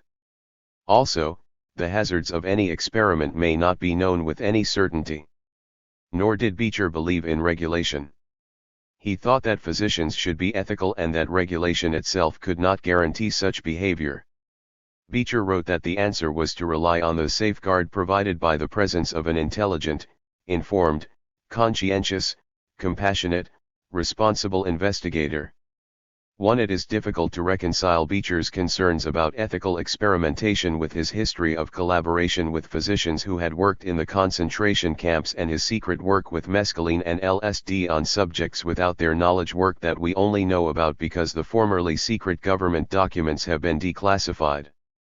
Beecher made one more contribution of note to medicine, the determination of when a patient could be considered dead. This decision became more difficult when people who could not breathe on their own started to be kept alive by ventilators. It was particularly fraught if the person was a potential organ donor and, in some senses, seemed to be dead, that is, the individual's heart was still beating, but he or she had no brain function. In terms of organ donation, the sooner such a person can be declared dead, the better shape their organs will be in and the more successful transplantation will be. In 1968, Beecher headed a committee at Harvard that decided a person could be considered dead if that individual had severe brain damage and no brain activity as measured by an electroencephalograph or neurological exam, even if the person's heart were still beating. This decision made organ transplantation easier but has 172 Also proven to be controversial. Not all people are comfortable with the idea that a person who still has a pulse is dead, even if that person cannot breathe on their own and does not seem to have a functioning brain. Reference 1. Beecher, Ethics and Clinical Research, 1360. Belmont Report. The goal of researchers who perform experiments on humans is to make discoveries. The welfare of the researcher's subjects is not always the first priority and is sometimes put in jeopardy. One of the most significant pieces of American legislation regulating scientific research was the 1974 National Research Act, which led to the creation of the National Commission for the Protection of Human Subjects of Biomedical and Behavioral Research. This commission produced a number of reports, the most important of which was the Belmont Report of 1979.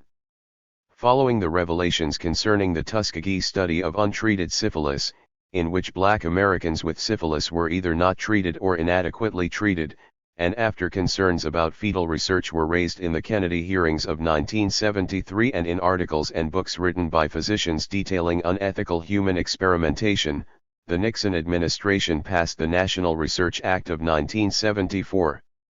The National Research Act required that research projects funded by the Department of Health, Education, and Welfare have institutional review boards to ensure that the research complied with federal requirements and, in particular, that human participants faced minimal risks and gave adequate informed consent before the research could receive THEW funding. This act also created the National Commission for the Protection of Human Subjects of Biomedical and Behavioral Research, composed of 2 bioethicists, 3 physicians, 2 biomedical researchers, 3 lawyers, and 1 public member. The Commission's job was to review the protection of the rights and welfare of people who were the subjects of federally funded research. DHEW was required to respond to the Commission's recommendations.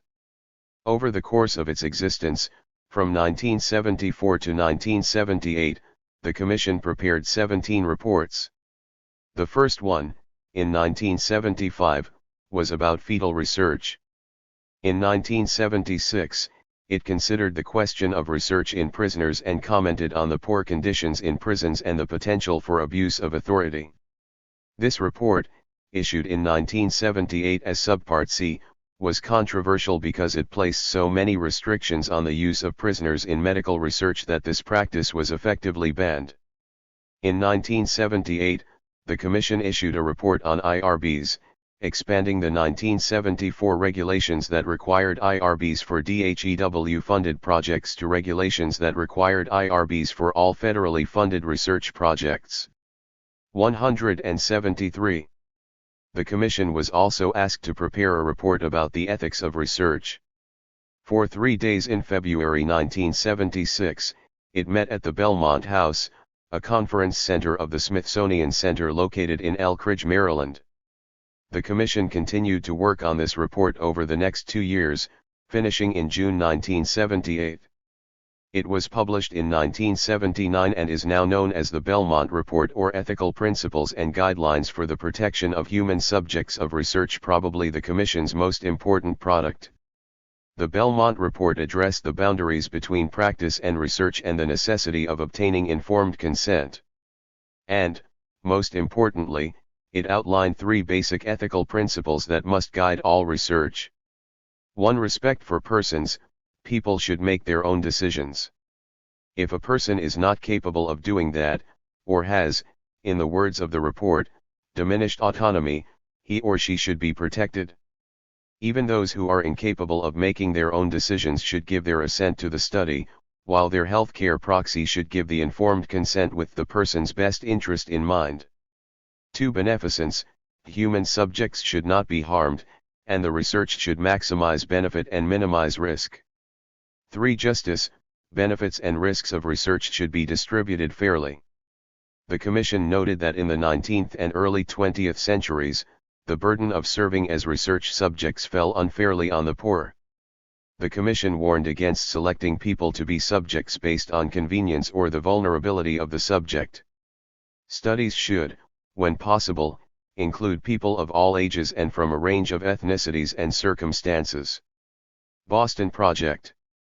From 1953 to 1957, in what was known as the Boston Project, physicians at the Massachusetts General Hospital injected dying patients with uranium as part of a dual experiment serving both the interests of the atomic energy community, which was concerned about occupational hazards, and the medical community, which was looking for new treatments for brain tumors. In the 1950s, the Atomic Energy Commission wanted to discover how the human body handles uranium so that they could create safety standards for their workers who were exposed to it.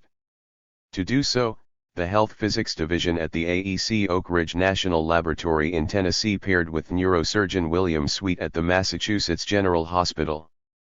Sweet, who had trained at Harvard Medical School and spent more than 60 years at MGH, advanced the field of neurosurgery, both in clinical care and basic research.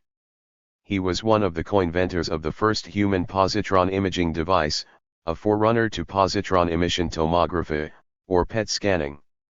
He was 174. Interested in using radioisotopes both to localize and to treat brain tumors, and he used phosphorus-32, obtained from ORNL, to locate brain tumors. The isotope localized in brain tumors but could only be detected when the skull was opened, so it was not very useful. Sweet had also explored isotopes of boron and arsenic, hoping that they would localize in tumors and emit positrons or alpha radiation that would destroy the tumors. These therapies did not work, so he then turned to uranium as a possible treatment of brain tumors, particularly the untreatable and highly malignant glioblastoma. The goals of ORNL and Sweet were different, but they could both be accomplished by injecting uranium into MGH patients with glioblastomas. The use of patients near death meant that the ORNL scientists did not have to be concerned about any long-term effects of the uranium and that they would be able to examine tissue obtained at autopsy to find out how the body handled uranium and measure its distribution throughout the body. The goal of Sweet and MGH, in contrast, was to discover whether uranium localized in the brain tumors. If it did, physicians could inject a uranium isotope, uranium-235, into a person with a glioblastoma. Uranium-235 is fissile, meaning that it can be broken apart by thermal neutrons. If uranium-235 in the brain tumor was exposed to a neutron beam to activate the uranium, the energy released could theoretically destroy the tumor. Between 1953 and 1957, 11 patients at MGH were injected with various isotopes of uranium. The researchers discovered that the uranium localized in the human kidney at higher concentrations than it did in small animals and caused chemical, rather than radioactive, toxicity. This meant that the existing standards for acceptable uranium levels might have been too high. The uranium did not concentrate in tumor tissue, indicating that there would not be a role for uranium in tumor therapy. There were many problems with this dual experiment. First, it had been hastily organized, and was not preceded by the usual type of animal experiment. Next, there is no evidence that a protocol was ever written. The AEC supervised most radioisotope experiments, but because this experiment was different having to do with the highly radioactive uranium, it was, ironically, not supervised in the same way. Indeed, it seems not to have been supervised very closely at all. The two groups involved also had different attitudes toward the uranium. ORNL scientists handled it carefully. The uranium was accounted for down to a milligram level and was accompanied by armed guards. Once the uranium reached MGH, however, this caution disappeared, and the MGH scientists handled it more casually. The groups also differed in the doses they wanted to use. Sweet wanted to use high doses, while ORNL wanted to use cumulative low doses, approximating occupational exposure. The ORNL ended the project when they discovered that Sweet was using doses many times higher than the permissible body burden. Another problem is that there is no documentary evidence of informed consent. Sweet told the Advisory Committee on Human Radiation Experiments that he did 175.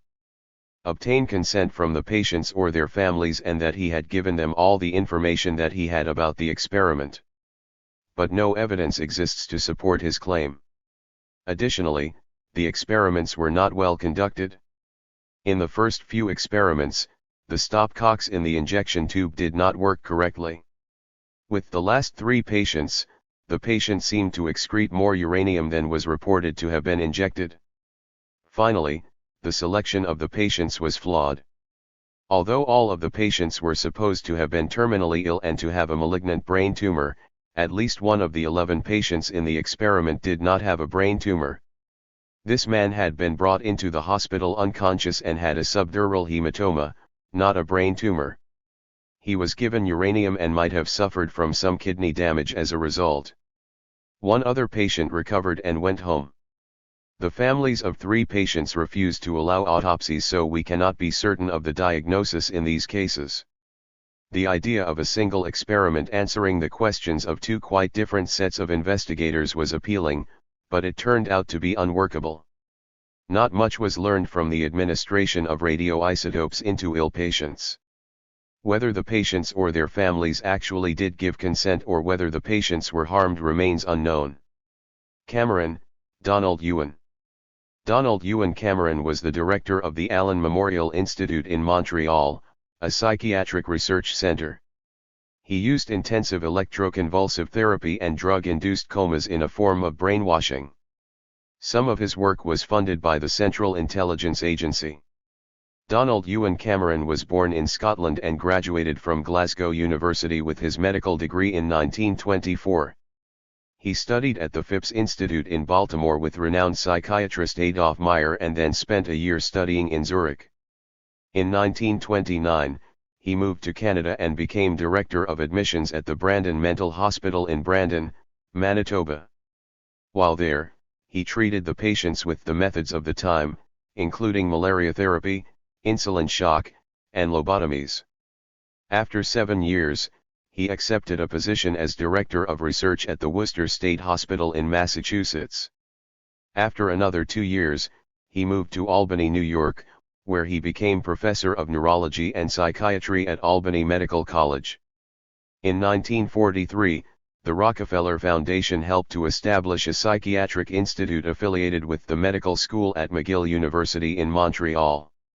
Although there were some areas of neurological and psychological academic strength in Montreal, neurologist Wilder Penfield was making advances in the control of seizures and in mapping the brain, while psychologist Donald 176 Hebb was exploring the surprisingly potent effects of sensory deprivation. There was little expertise in psychiatric research or training.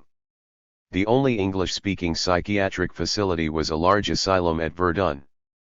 Cameron was selected to be the first director of the newly established Allen Memorial Institute at McGill, known as the Allen. For 20 years, he was head of the Allen, which quickly became a center for psychiatric teaching, research, and clinical care, as well as chairman of the Department of Psychiatry at McGill. In many ways, he was an excellent choice. He instituted liberal policies such as never locking the doors in the facility. He developed the concept of a day hospital, in which patients could get intensive psychiatric treatment but not have to be hospitalized. He built up the psychiatry residency program at McGill. He was known to his admiring colleagues as the chief. He was skilled at grantsmanship, meaning that he had the ability to write grants that would be approved and funded. He wrote extensively and was well regarded by his peers, and in 1961, he was a founding member and president of the World Psychiatric Association. He was also the president of the American and Canadian Psychiatric Associations and brought conferences to Montreal, including the first North American Psychopharmacology Conference. Because of his international reputation, he was invited in 1945, along with other psychiatrists, including Jean Delay, one of the first psychiatrists to use the antipsychotic medication chlorpromazine, to examine Adolf Hitler's deputy Rudolf Hess at the Nuremberg trials. They concluded that Hess was fit to stand trial. Cameron was interested in advancing psychiatry and to that end carried out an ambitious and increasingly controversial program of experimentation at the Allen.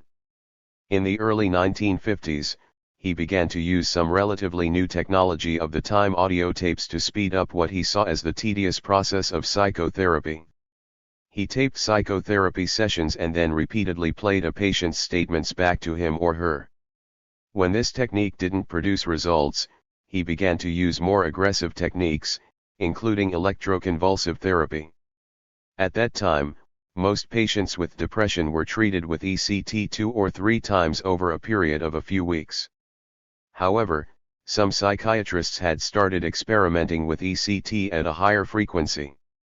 For example, in England, Robert Russell and Louis Page treated patients with ECT once or twice a day or even more often.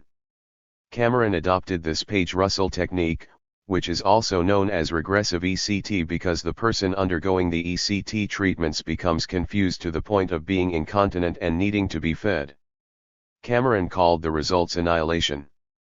He also drugged his patients into prolonged and heavy periods of sleep. While they were in these states, he played tapes to them for hours at a time. The tapes often consisted of derogatory comments. The hope was that this process would erase existing harmful or unpleasant memories or patterns of bad behavior or break down their resistance to psychotherapy. He called this technique depatterning, and once it was accomplished, he thought that the patient would become a blank slate on which to rebuild the psyche by psychic driving using psychic implants. 177. His work attracted the interest of John Gittinger, a psychologist who worked for MKUltra, a secret program run by the Central Intelligence Agency that investigated mind control.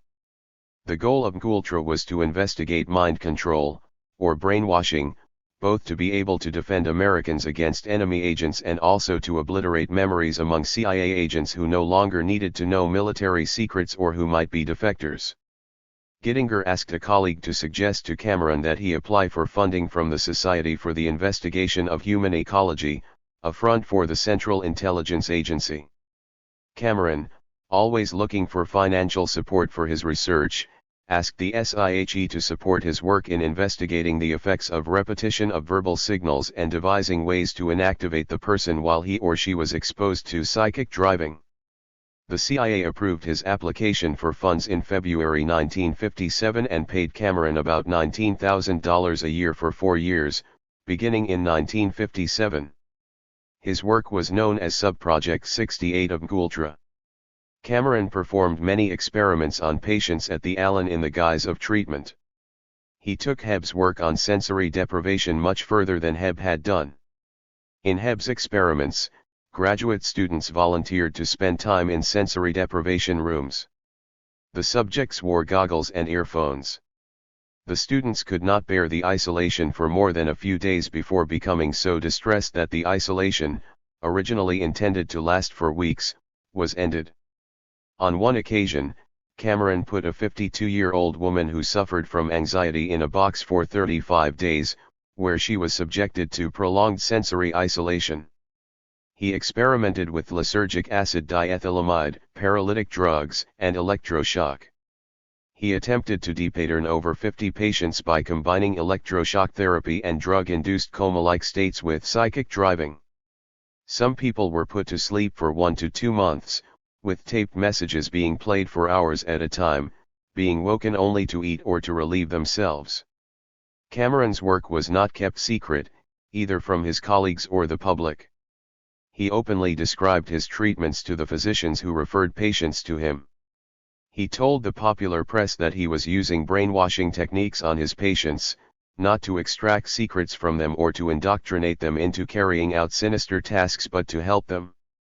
Hebb and others at McGill, including Penfield, disapproved of what Cameron was doing, but there is no record of anyone attempting to stop him. Hebb, who also had connections with the CIA, later said that Cameron's work made no sense at all and that his work was criminally stupid. The CIA stopped funding Cameron in 1961, but the Canadian government continued to support his work. In 1963, Cameron announced at a conference that his experiments had not been successful, and he stopped his work in this area. A year later, he left the Allen and moved back to Albany, where he worked for the Veterans Administration, dying in 1967. His successor at the Allen, Robert Cleghorn, ended the practice of multiple ECT treatments and, presumably, Cameron's other practices. Cameron's experiments would never have come to such wide attention and outrage had it not been for the discovery years later of his connection with the 178 CIA and his controversial treatment of Velma Orlikow, the wife of a member of the Canadian Parliament. Velma Orlikow was a Winnipeg, Manitoba, woman who developed a serious postpartum depression in the mid-1950s. She had gone to the Mayo Clinic in nearby Minnesota for treatment but did not improve. Desperate for help, she went to the Allen. On 14 occasions, Cameron gave her LSD combined with either a stimulant or a depressant medication and then left her alone while a tape recorder played back excerpts from previous therapy sessions. She disliked these treatments, such as they were, but felt unable to stop them. Cameron would cajole her to continue by saying to her, as he said to many of his female patients, "Lassie, don't you want to get well, so you can go home and see your husband?" 2. He also treated her insomnia with the highly addictive barbiturates and withheld them unless she cooperated with his suggestions. At one point, she was discharged from the hospital but stayed in Montreal by herself so that she could continue her treatment with him.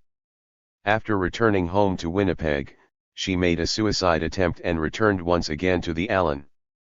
Her husband, David, at that time a practicing pharmacist, and his brother continued to give her barbiturates. Meanwhile, her husband became active in politics. Representing Winnipeg, he was a member of the Canadian Parliament between 1962 and 1988. Val Orlikow remained depressed.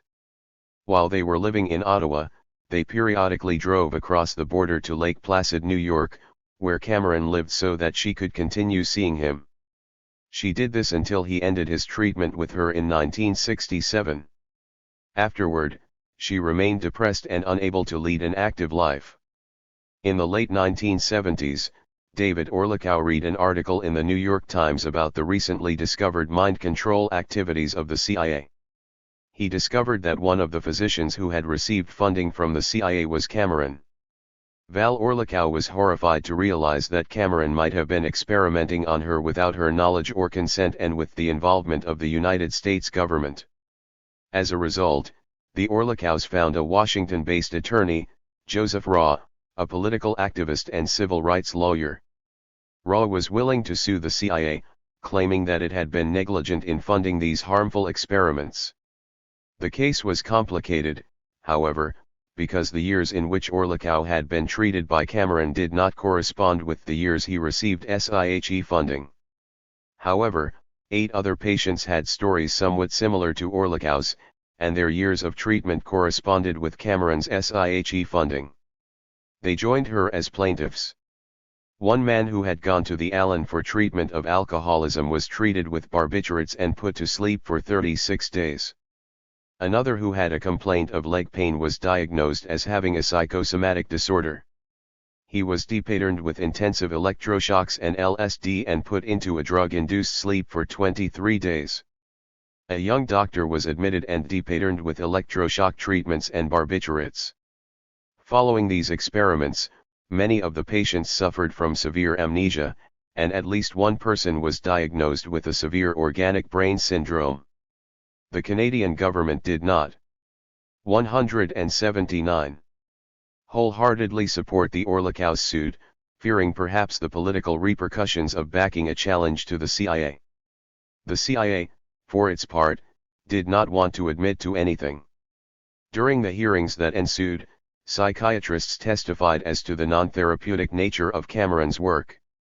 A bioethicist pointed out that the patients had seen Cameron for treatment and had never agreed to be experimental subjects or given informed consent. The CIA and another bioethicist argued that it was common for researchers at the time to not obtain informed consent. The suit was settled out of court. In the 1980s, other patients who had been treated by Cameron during the years after the CIA had stopped their support sued the Canadian government. Each of the victims was awarded $100,000 in compensation. In retrospect, the combination of Cameron's administrative power and his willingness to harm people in the service of making discoveries to bring him fame was dangerous. Cameron's experiments were performed on a population that was vulnerable because of their psychiatric illnesses and without their consent or even awareness that they were subjects of an experiment. The patients, their families, and other Canadians did not protest against Cameron's work until the connection with the CIA was made. Yet, Cameron might well have proceeded with his work without the CIA funding because of his determination to advance psychiatry. The Canadian outrage at the cruelty of his work, though well-deserved, was fueled by a resentment of American interference with the treatment of Canadian patients and revulsion at the nature and secrecy of the Ultra projects. References 1. Striat filed, Brainwash, 228. 2 Marks, The Search for the Manchurian Candidate, 149. Cardiopulmonary resuscitation. If a person suddenly stops breathing and his or her heart stops beating, occasionally he or she can be revived by cardiopulmonary resuscitation, a combination of chest compressions, establishment of an airway, and rescue breathing. Many experiments establishing the best way to perform CPR were carried out on anesthetized and paralyzed patients who were not breathing on their own. Reviving a person who has suddenly stopped breathing or who has had a cardiac arrest is now a well-accepted medical activity and is known as cardiopulmonary resuscitation. Cardiopulmonary refers to the heart and lungs. Resuscitation means the revival of someone who is unconscious or who is not breathing or does not have a beating heart. The cardiac part of CPR involves chest compressions. The pulmonary part of CPR involves moving air through the airway, or the passage between the nose, mouth, and lungs, so that oxygen can 180. Reach the lungs. The development of CPR had several false starts, and the development of the pulmonary and cardiac parts of CPR proceeded along slightly different tracks before being joined in the 1960s. Airway and rescue breathing. The first organized attempts to help people who had stopped breathing to breathe again began in Europe in the 1700s because of interest in preventing drowning deaths. These attempts included various ways of moving air into the lungs of a drowning victim, including mouth-to-mouth breathing. But in the 1770s, the use of exhaled air as a way of resuscitating people fell into disfavor. Around that time, Swedish chemist Carl Wilhelm Scheele had discovered oxygen, and French chemist Antoine Lavoisier had named it and shown its importance in breathing. Expired, or exhaled, air was not thought to contain enough oxygen to keep a person alive. As an alternative, some people advocated the use of a bellows as a way of forcing air into the lungs. People also found mouth-to-mouth breathing unacceptably intimate and worried that germs could be transmitted from the victim to the rescuer.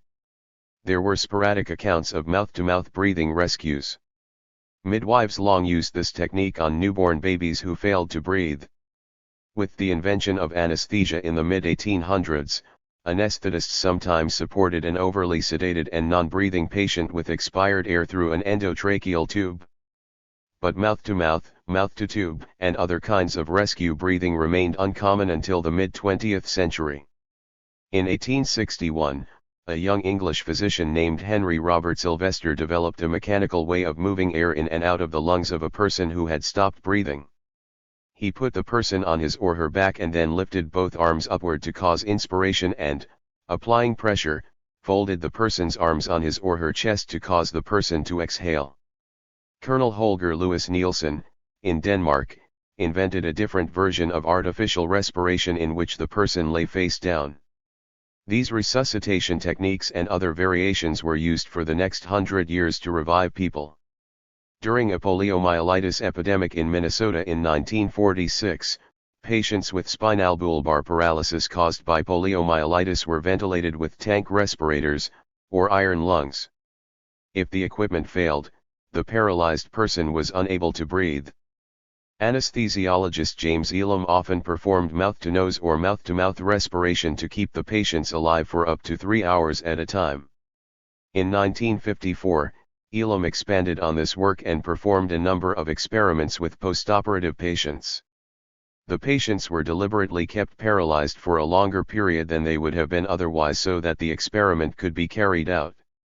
Defying the belief that had held since the 18th century, Elam showed that a doctor breathing into a non-breathing postoperative patient through a mask or tracheal tube could indeed provide that patient with sufficient oxygen. Whether these patients knew about the prolonged paralysis or gave consent is not known.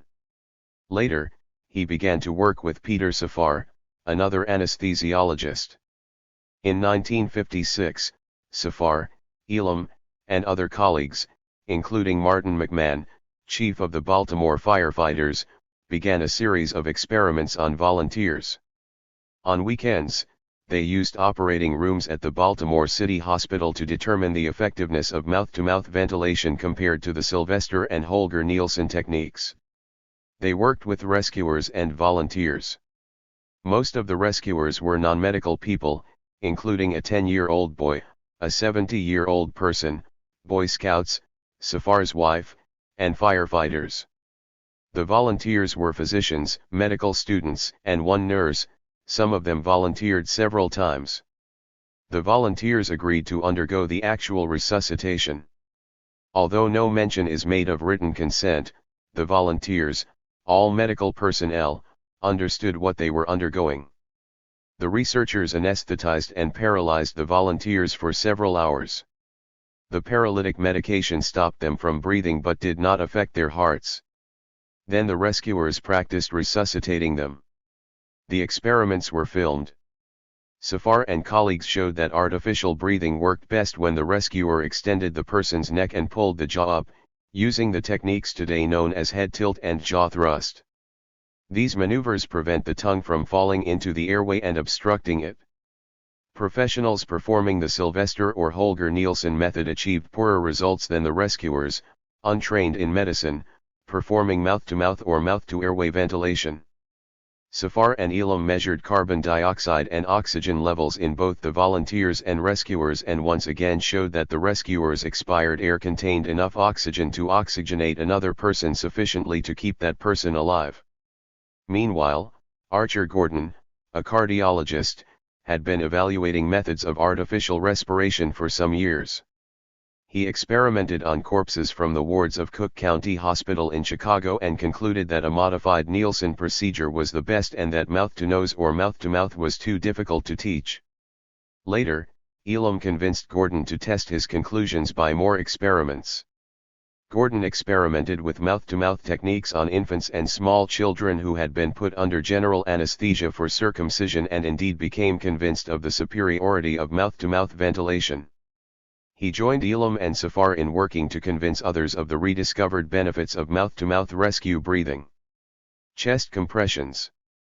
The development of chloroform anesthesia in the mid-1800s increased the number of sudden cardiac arrests during surgery, probably due to chloroform-induced cardiac arrhythmias.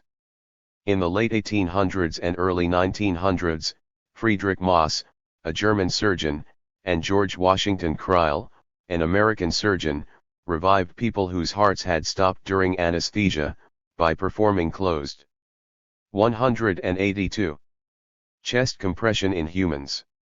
This technique, however, did not become widely used at this time. Instead, when such arrhythmias occurred, other physicians would sometimes open the chest and manually squeeze the heart rhythmically to restart the heart.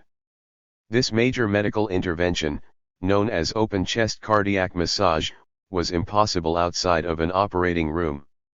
Closed chest compressions finally became an accepted part of medical practice because of the work of people interested in the electrical system of the heart.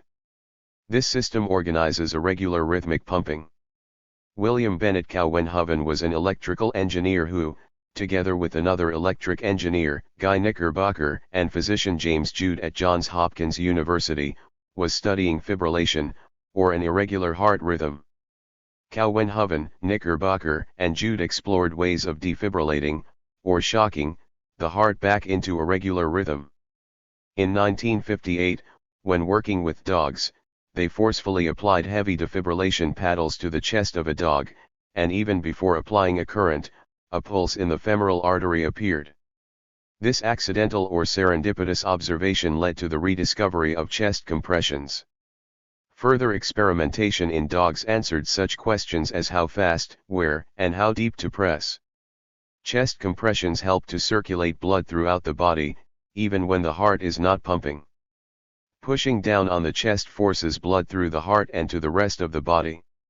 When the person performing the compressions releases his or her pressure on the victim's chest, the chest expands and creates a negative pressure that pulls blood back into the heart, ready for the next compression. The alternating positive and negative pressure are needed to keep the blood circulating throughout the body. Cardiopulmonary resuscitation. In the 1960s, cardiopulmonary resuscitation was established by the integration of chest compressions with mouth-to-mouth ventilation. This widely accepted and fairly simple procedure does not require sophisticated medical training or equipment. At first the sequence for CPR was ABC, airway, breathing, compressions. However, in 2010, the sequence was changed to CAB, putting the emphasis on chest compressions. As of 2016, the emphasis in CPR is on doing high-quality chest compressions and getting a defibrillator as quickly as possible. Closed chest compressions are of value mainly as a way of keeping the person alive until the heart can be defibrillated or restored to a regular rhythm. In summary, although some details of cardiopulmonary resuscitation were worked out through experimentation on animals, the definitive experiments with maintaining the airway and rescue breathing were carried out on surgical patients who had been anesthetized and paralyzed. Often little mention is made of consent.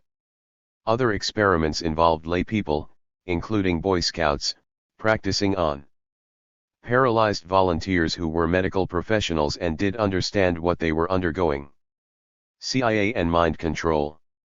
During the Cold War, the Central Intelligence Agency became apprehensive about the possibility of the enemy using brainwashing drugs to control human behavior.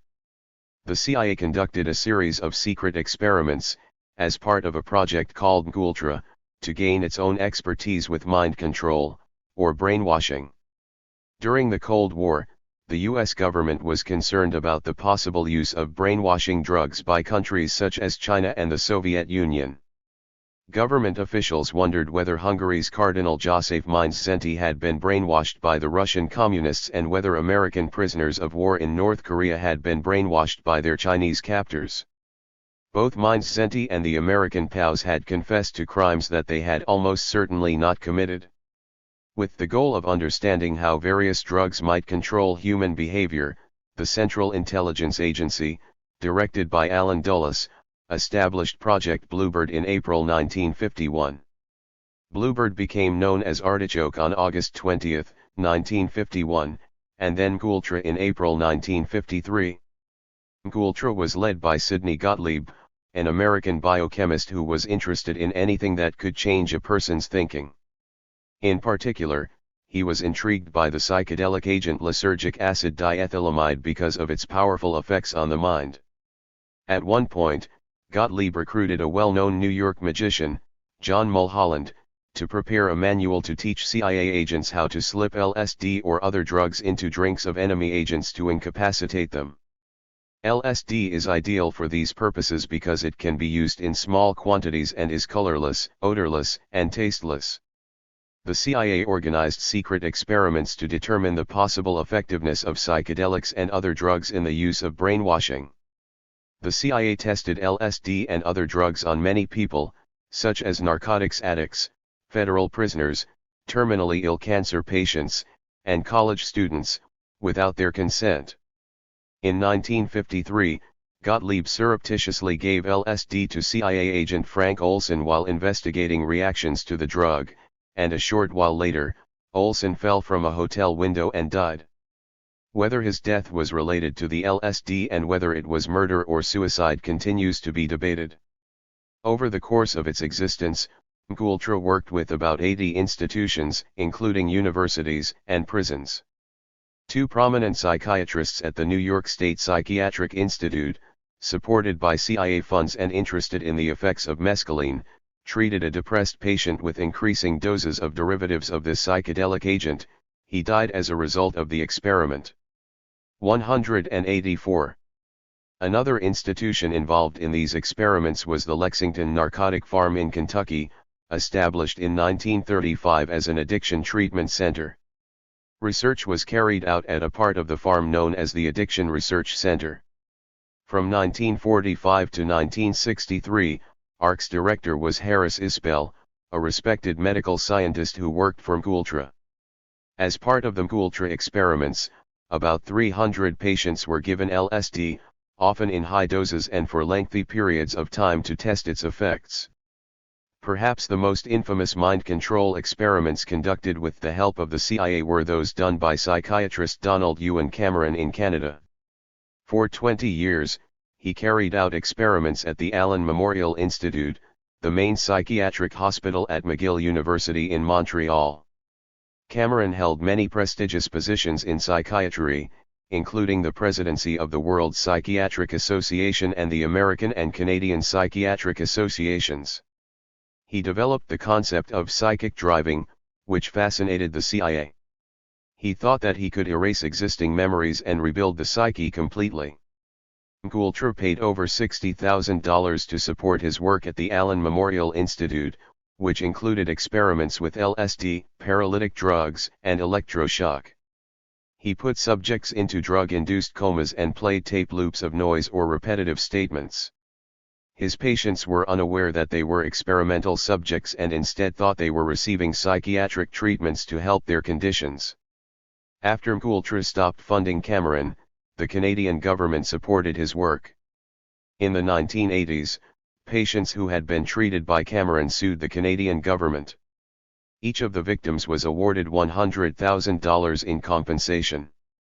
One unexpected consequence of the CIA's interest in LSD was that the experiments it sponsored introduced some people to the drug, who then promoted its use.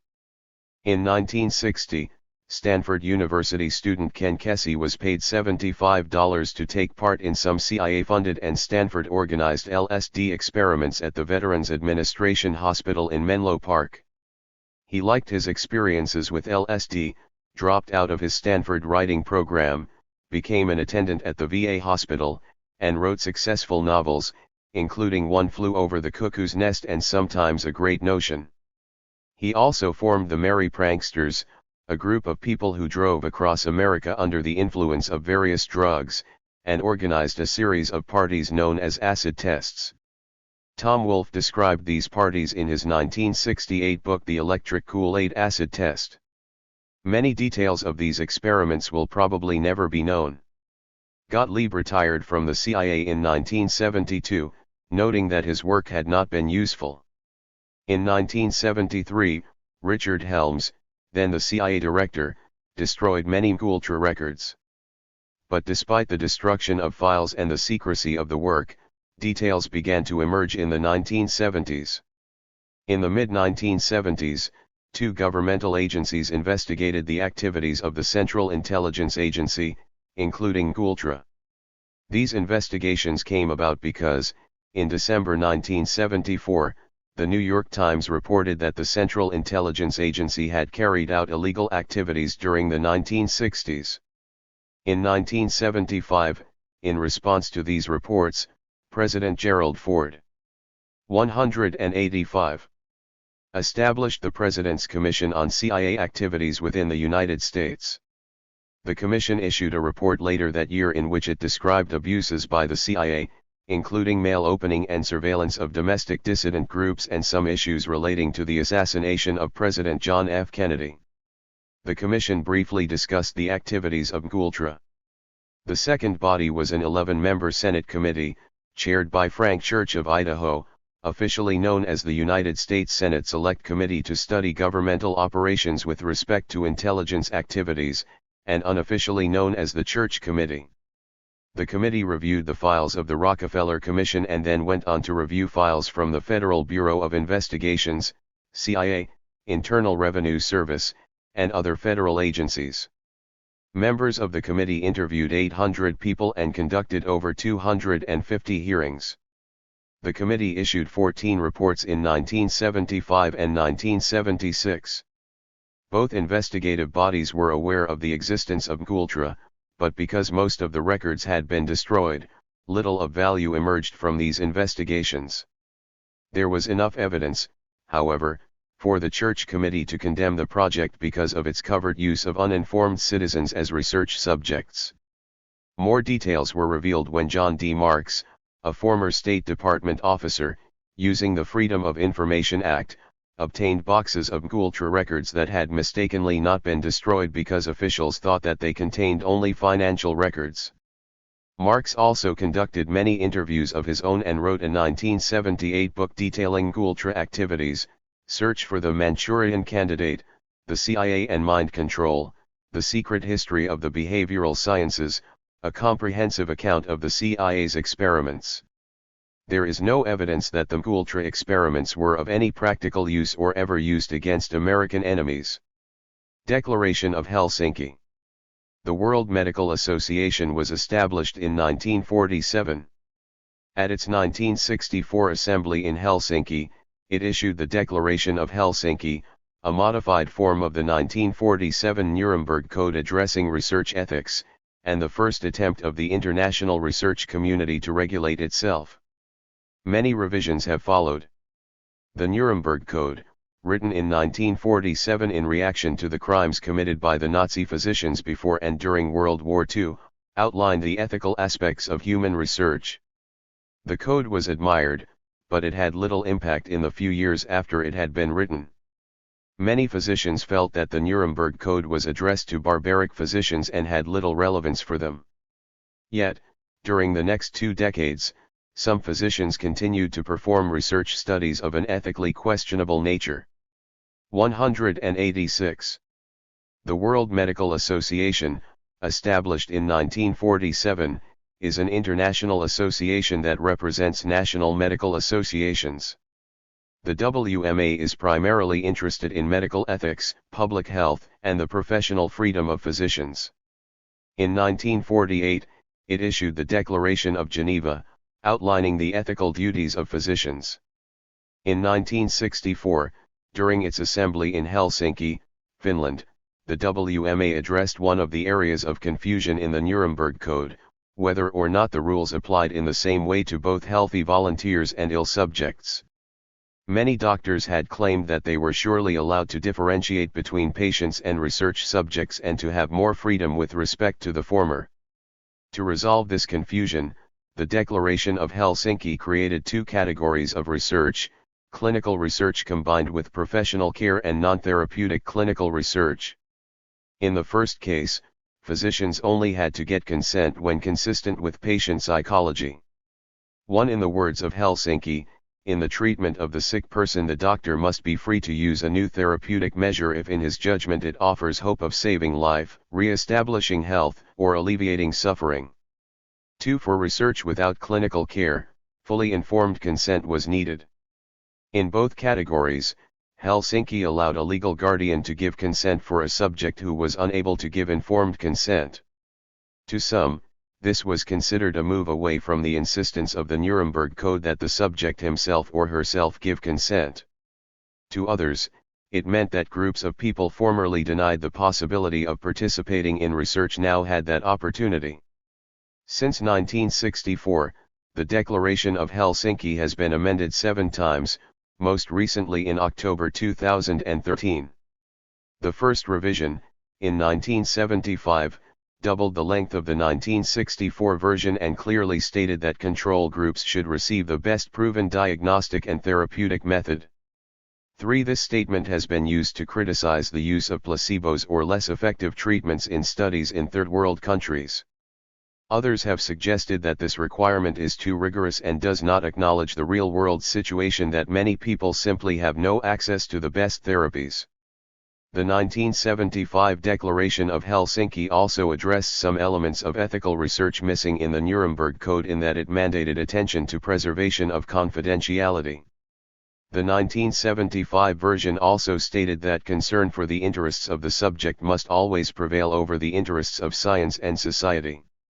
4. The 1975 revision is also notable for its introduction of the requirement for an overseeing independent committee to review research proposals, similar to what is known in the United States as an institutional review board. The Helsinki document had more impact than the Nuremberg Code, perhaps because it was written by the global medical community and not solely in response to Nazi acts of evil. References 1. Declaration of Helsinki I, 18th World Medical Assembly, Helsinki, Finland, June 1964.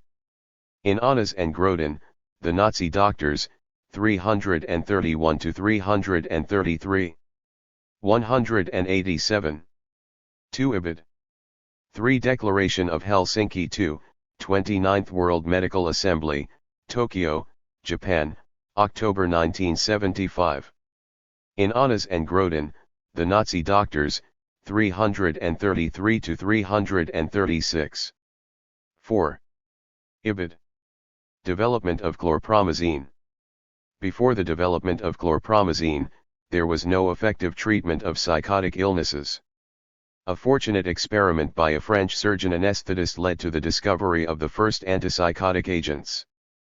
The development of chlorpromazine, the first effective antipsychotic medication, has been described as serendipitous because the investigators involved had not been looking for a psychiatric medication, but rather a safe antihistamine to be used in anesthesia. Patients under general anesthesia sometimes experience severe loss of blood pressure, or shock.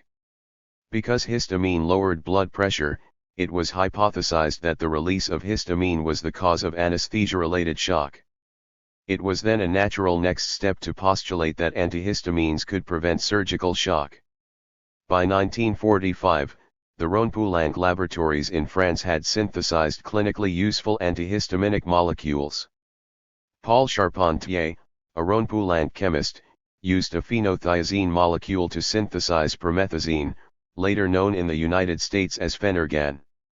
He gave this molecule to naval surgeon anesthesiologist Henry Laborit to test as a preoperative sedative and autonomic stabilizing agent. Laborit administered promethazine to his patients before surgery in an attempt to prevent surgical shock. He found it to be sedating and came to value its sedating property over its specific antihistaminic property. In October 1950, Rhône-Poulenc began to study phenothiazines specifically with respect to their central nervous system activity. Charpentier synthesized chlorpromazine in 1950 by adding chlorine to another phenothiazine called promazine. Rhône-Poulenc sent samples of chlorpromazine to Laborit. After administering the new agent, Laborit found that he was able to use smaller doses of anesthetic while at the same time achieving deeper and more prolonged anesthesia. Laborit and his anesthesiologist collaborator Pierre Huguenot used what is called a lytic cocktail, a mixture of drugs designed to produce sedation and analgesia to produce artificial hibernation, or reduced metabolism, in pre-surgical patients. By combining several agents, including barbiturates, opiates, curare, chlorpromazine, or promethazine, smaller amounts of each drug could be used. In 10 to 15 minutes after the administration of the cocktail, hypothermia was induced with the use of ice packs, and the surgery then proceeded. At that time, hypothermia and artificial hibernation were thought to make surgery a safer and more tolerable procedure by lowering the metabolic needs of the body. Hypothermia is still sometimes used today in the treatment of cardiac arrest and brain injury. 188. Laborit also experimented with preoperative intravenous doses of 50 to 100 mg of chlorpromazine and found that his patients were calm, tranquil, and alert.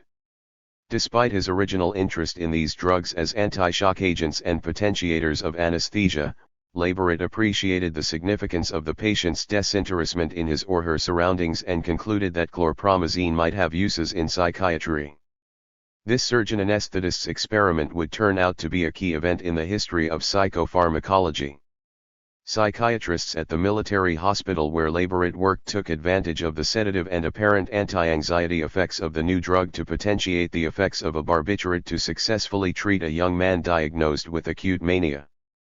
In February 1952, Jean Delay and Pierre Dennecker, at Hôpital Saint-Anne, near Paris, were the first psychiatrists to use chlorpromazine as a monotherapy for mania and other excited states. Delay and Dennecker convened meetings, wrote articles, and fostered much of the excitement that led to the development of the new field of effective medications to treat psychotic illnesses. The introduction of chlorpromazine to North America began in Montreal. In the spring of 1953, psychiatrist Heinz Lehmann, working at the Verdun Protestant Hospital, first administered chlorpromazine to student nurses. Even though some nurses collapsed because of low blood pressure, Lehmann was not deterred and went on to treat manic patients with chlorpromazine with good results. He used doses as high as 800 mg a day, while DeLay and Denneker were using about 150 mg a day. Lehmann noted that some patients with chronic schizophrenia had accidentally been left on large doses of chlorpromazine. To his surprise, about 1/4 of the patients seemed to improve. This accidental experiment was the first long-term use of the medication. The effectiveness of chlorpromazine allowed thousands of formerly confined psychotic patients to leave asylums and led to the involvement of large pharmaceutical companies in the development of more psychiatric medications and antipsychotic agents. Fernald State School. Between 1946 and 1953, the Massachusetts Institute of Technology, with support from Quaker Oats and as part of research authorized by the Atomic Energy Commission, carried out some controversial nutrition experiments at a Massachusetts residential school called the Fernald State School. Young boys who were members of a so-called science club were fed oatmeal containing radioactive isotopes so that the researchers could study the absorption of calcium and iron. In 1848, Samuel Gridley Howe, an abolitionist, educator, physician, and philanthropist, established the Massachusetts School for the Feeble-Minded. 189. To help disadvantaged children lead better lives, the first such institution in the United States. In 1925, its name was changed to the Walter E. Fernald School, in honor of its third superintendent, Walter E. Fernald. The school was located in Waltham, about 12 miles northwest of Boston. By mid-20th century, the school had developed a mixed population. Some of the children suffered from developmental disabilities, and others were there because their families, for various reasons, could not manage to raise them. The higher functioning boys worked in the fields around the school, in the kitchen, or on weaving machines. In the 1940s, radioisotopes were used in many experiments to study various aspects of nutrition. Institutionalized people were ideal subjects because their diet could be closely monitored. The Massachusetts Institute of Technology carried out several of these experiments at the Fernald School with the authorization of the Atomic Energy Commission. Congress had established the AEC in 1946 to develop a variety of uses of nuclear science and technology that had hitherto been used to make bombs. Around this time, a science club was established at Fernald. Those boys selected to join the club were offered larger portions of food, parties, and trips to Boston Red Sox baseball games. However, the boys did not study science or perform experiments, they were the subjects of experiments. Once chosen, their membership and participation in the experiments were mandatory. One study was sponsored by the food company Quaker Oats. In the late 1940s, there was concern about the nutritional value of the cereals, as some research showed that plant-based grains contained high levels of phytate, a substance that when consumed inhibited the absorption of iron and calcium. When Quaker discovered that MIT was interested in investigating how minerals and vitamins are absorbed, they offered to help to fund the research to gain some commercial advantage over their rivals and to prove the nutritional value of their oatmeal. Between 1946 and 1953, researchers gave over 70 members of the Fernald Science Club iron-enriched cereals and calcium-enriched milk for breakfast. To track absorption of the minerals, radioactive iron and calcium tracers were given orally or intravenously. Blood was taken from the boys on a regular basis, and their urine and feces were collected. The parents or guardians of the children were informed about these studies in misleading language. In November 1949, the school superintendent sent parents a letter describing a special diet for the boys that was rich in iron and vitamins and required some blood tests. Parents and guardians were asked to sign an enclosed form to grant permission for the boys to participate. In May 1953, the school sent the parents another letter, again making it seem that they were interested in improving the nutrition of the students. This letter required the parents to do nothing unless they objected to the study. They were not informed of the use of radioisotopes. The children were probably not harmed by the radiation in these studies, as the amount of radioactivity they were exposed to was very low. Nonetheless, the study personnel did not inform the boys or their parents and guardians of the nature of these experiments. The researchers did not choose to use themselves, their own children, or other children in institutions, such as those at expensive boarding. 190. Schools. Instead, they chose disadvantaged and developmentally disabled children and then provided parents and guardians with an incomplete explanation of the studies. Critics have suggested that most people, if informed of the true nature of these studies, would not have participated or allowed their own children to be involved. Many have also noted that the use of institutionalized children, while convenient for the researchers, did not seem fair or ethical. Indeed, a 1995 class action lawsuit resulted in a 1998 district court decision awarding the subjects a $1.85 million settlement from MIT and Quaker Oats. The oatmeal studies are the best documented of these kinds of radioisotope studies, but other such experiments were done at Fernald and similar schools in Massachusetts, including studies of thyroid function at the Wrentham State School that involved the administration of radioactive iodine. In the history of medical experimentation, the use of institutionalized children as unwitting subjects was not unusual. Heart surgery and transplantation. Heart surgery, including heart transplants, an example of the success of modern medicine, required much innovation and experimentation. For a long time, the heart seemed an impossible candidate for surgery. The heart is full of blood, making it difficult for surgeons to see or feel what they were doing once inside that organ. The rapid heartbeat hinders the ability of the surgeon to maneuver precisely. As well as being difficult, heart surgery also seemed too dangerous. Any interference with the heart affects the supply of blood to the entire body. The heart has an electrical conduction system, allowing it to pump or contract and expand in a synchronized manner. If the surgeon inadvertently damages the system, the pumping may become uncoordinated and therefore less efficient, thus interfering with blood supply to the body. Furthermore, because the blood is pumped through the heart at high pressure, a surgical misstep could lead to rapid and fatal blood loss. Of all the body's organs, the brain is the most sensitive to blood loss. It can withstand a loss of blood for only a few minutes before it is damaged. All of these reasons combine to make doctors hesitant to operate on the heart, as the challenging operation, if it failed, could lead to death or irreversible brain damage. Nonetheless, beginning in the 20th century, physicians began to investigate and then operate on the heart, making slow but steady progress.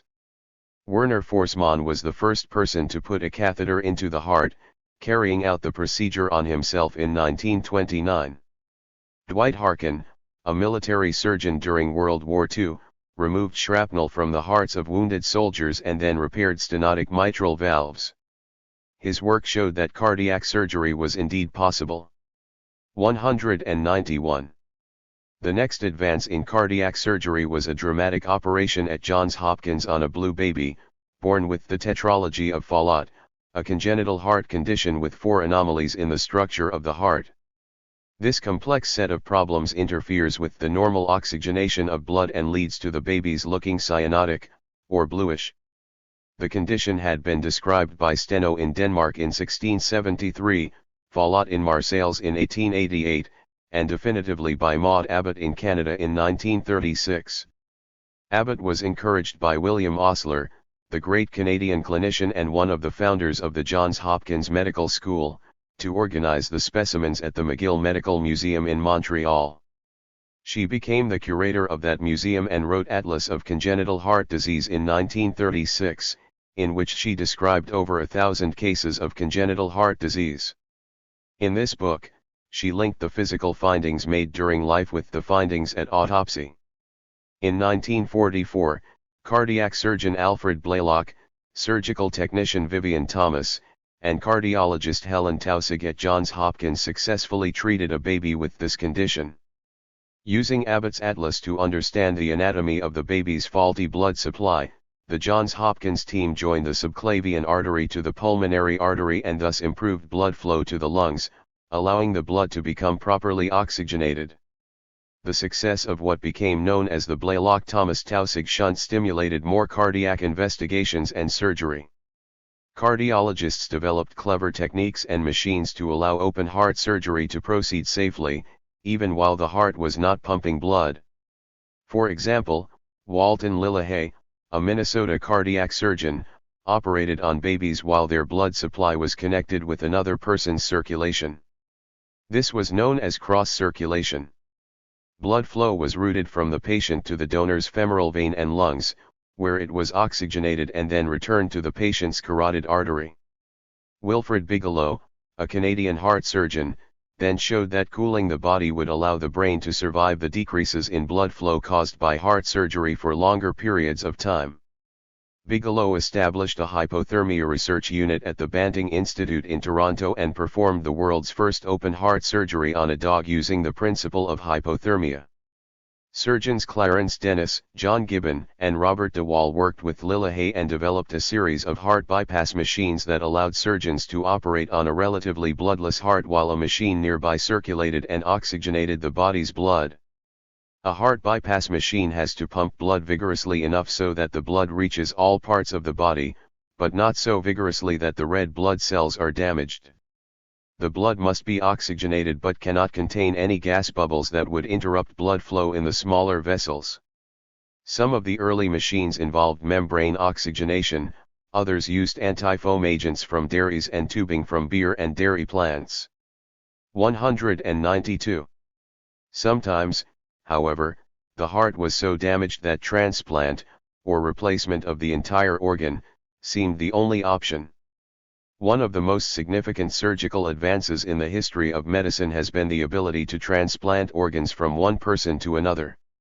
This advance was helped by the experiments of the Nobel Prize-winning surgeon Alexis Carrel, who mastered the art of anastomosis of blood vessels and who performed some early transplants in animals. Transplantation of human hearts was difficult for many reasons, one of which was the response of the body's immune system. Peter Medawer, a British biologist, saw World War II soldiers with terrible burns undergo painful and ultimately unsuccessful skin grafts. He came to understand that the immune system allows the body to distinguish between its own cells and foreign, or not self, cells. The immune system fights off unwanted bacteria and viruses as well as the implantation of foreign organs, including skin grafts. This is known as rejection. By 1951, Medawer's group had also shown that corticosteroids, either the hormones produced by the adrenal gland or synthetic chemicals, weakened the immune system and delayed the rejection response.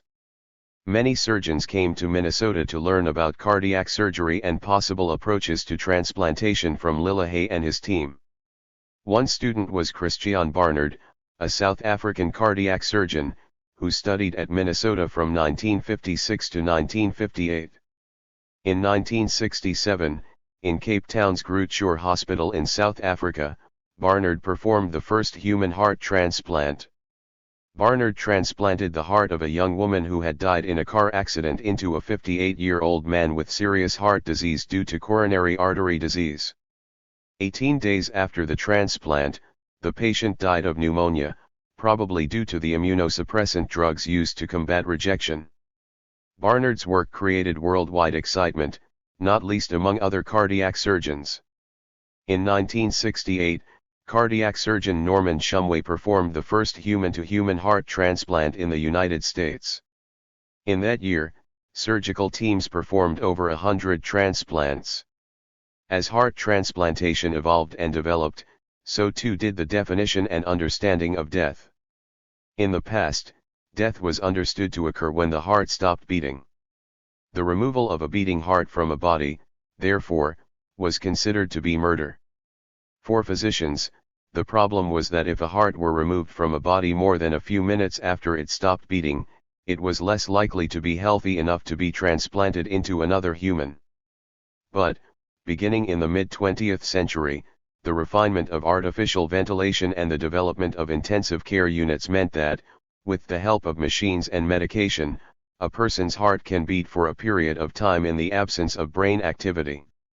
If in that case the person was declared dead, the heart could be removed while it was still beating, or immediately after it had stopped, and its transplantation was thus more likely to succeed. Henry Beecher, professor of anesthesiology at Harvard Medical School and an author of an influential article about medical research ethics. 193. Headed a 1968 Harvard committee consisting of 10 physicians, a lawyer, and a historian, with the goal of defining death. The ad hoc committee of the Harvard Medical School to examine the definition of brain death concluded that brain death is death. The committee declared that life support could be withdrawn from patients with irreversible coma or brain death and that their organs could be removed for transplantation, with the appropriate consent. Subsequent court cases and guidelines have agreed that the earlier definition of death, the cessation of a heartbeat, be replaced by evidence of brain death. In 1980, an American President's Commission also agreed. But this definition of death continues to be controversial. The idea that a person can be considered dead while the heart is still beating is contrary to our intuition and often difficult for the family to accept. The 1968 removal of a heart from a brain-dead person led to a 4-year-long court case in which Richard Lower, a young colleague of Shumway, was accused of hastening the death of a black man so that his heart could be given to a white man. The judge began the case believing that the cessation of the heartbeat was the definition of death. But during the case, he changed his mind, influenced by the growing medical consensus, and the jury acquitted Lower in 1972. Meanwhile, patients who had received heart transplants were not doing well. Most died of complications related to rejection within a few months, and few were able to leave the hospital.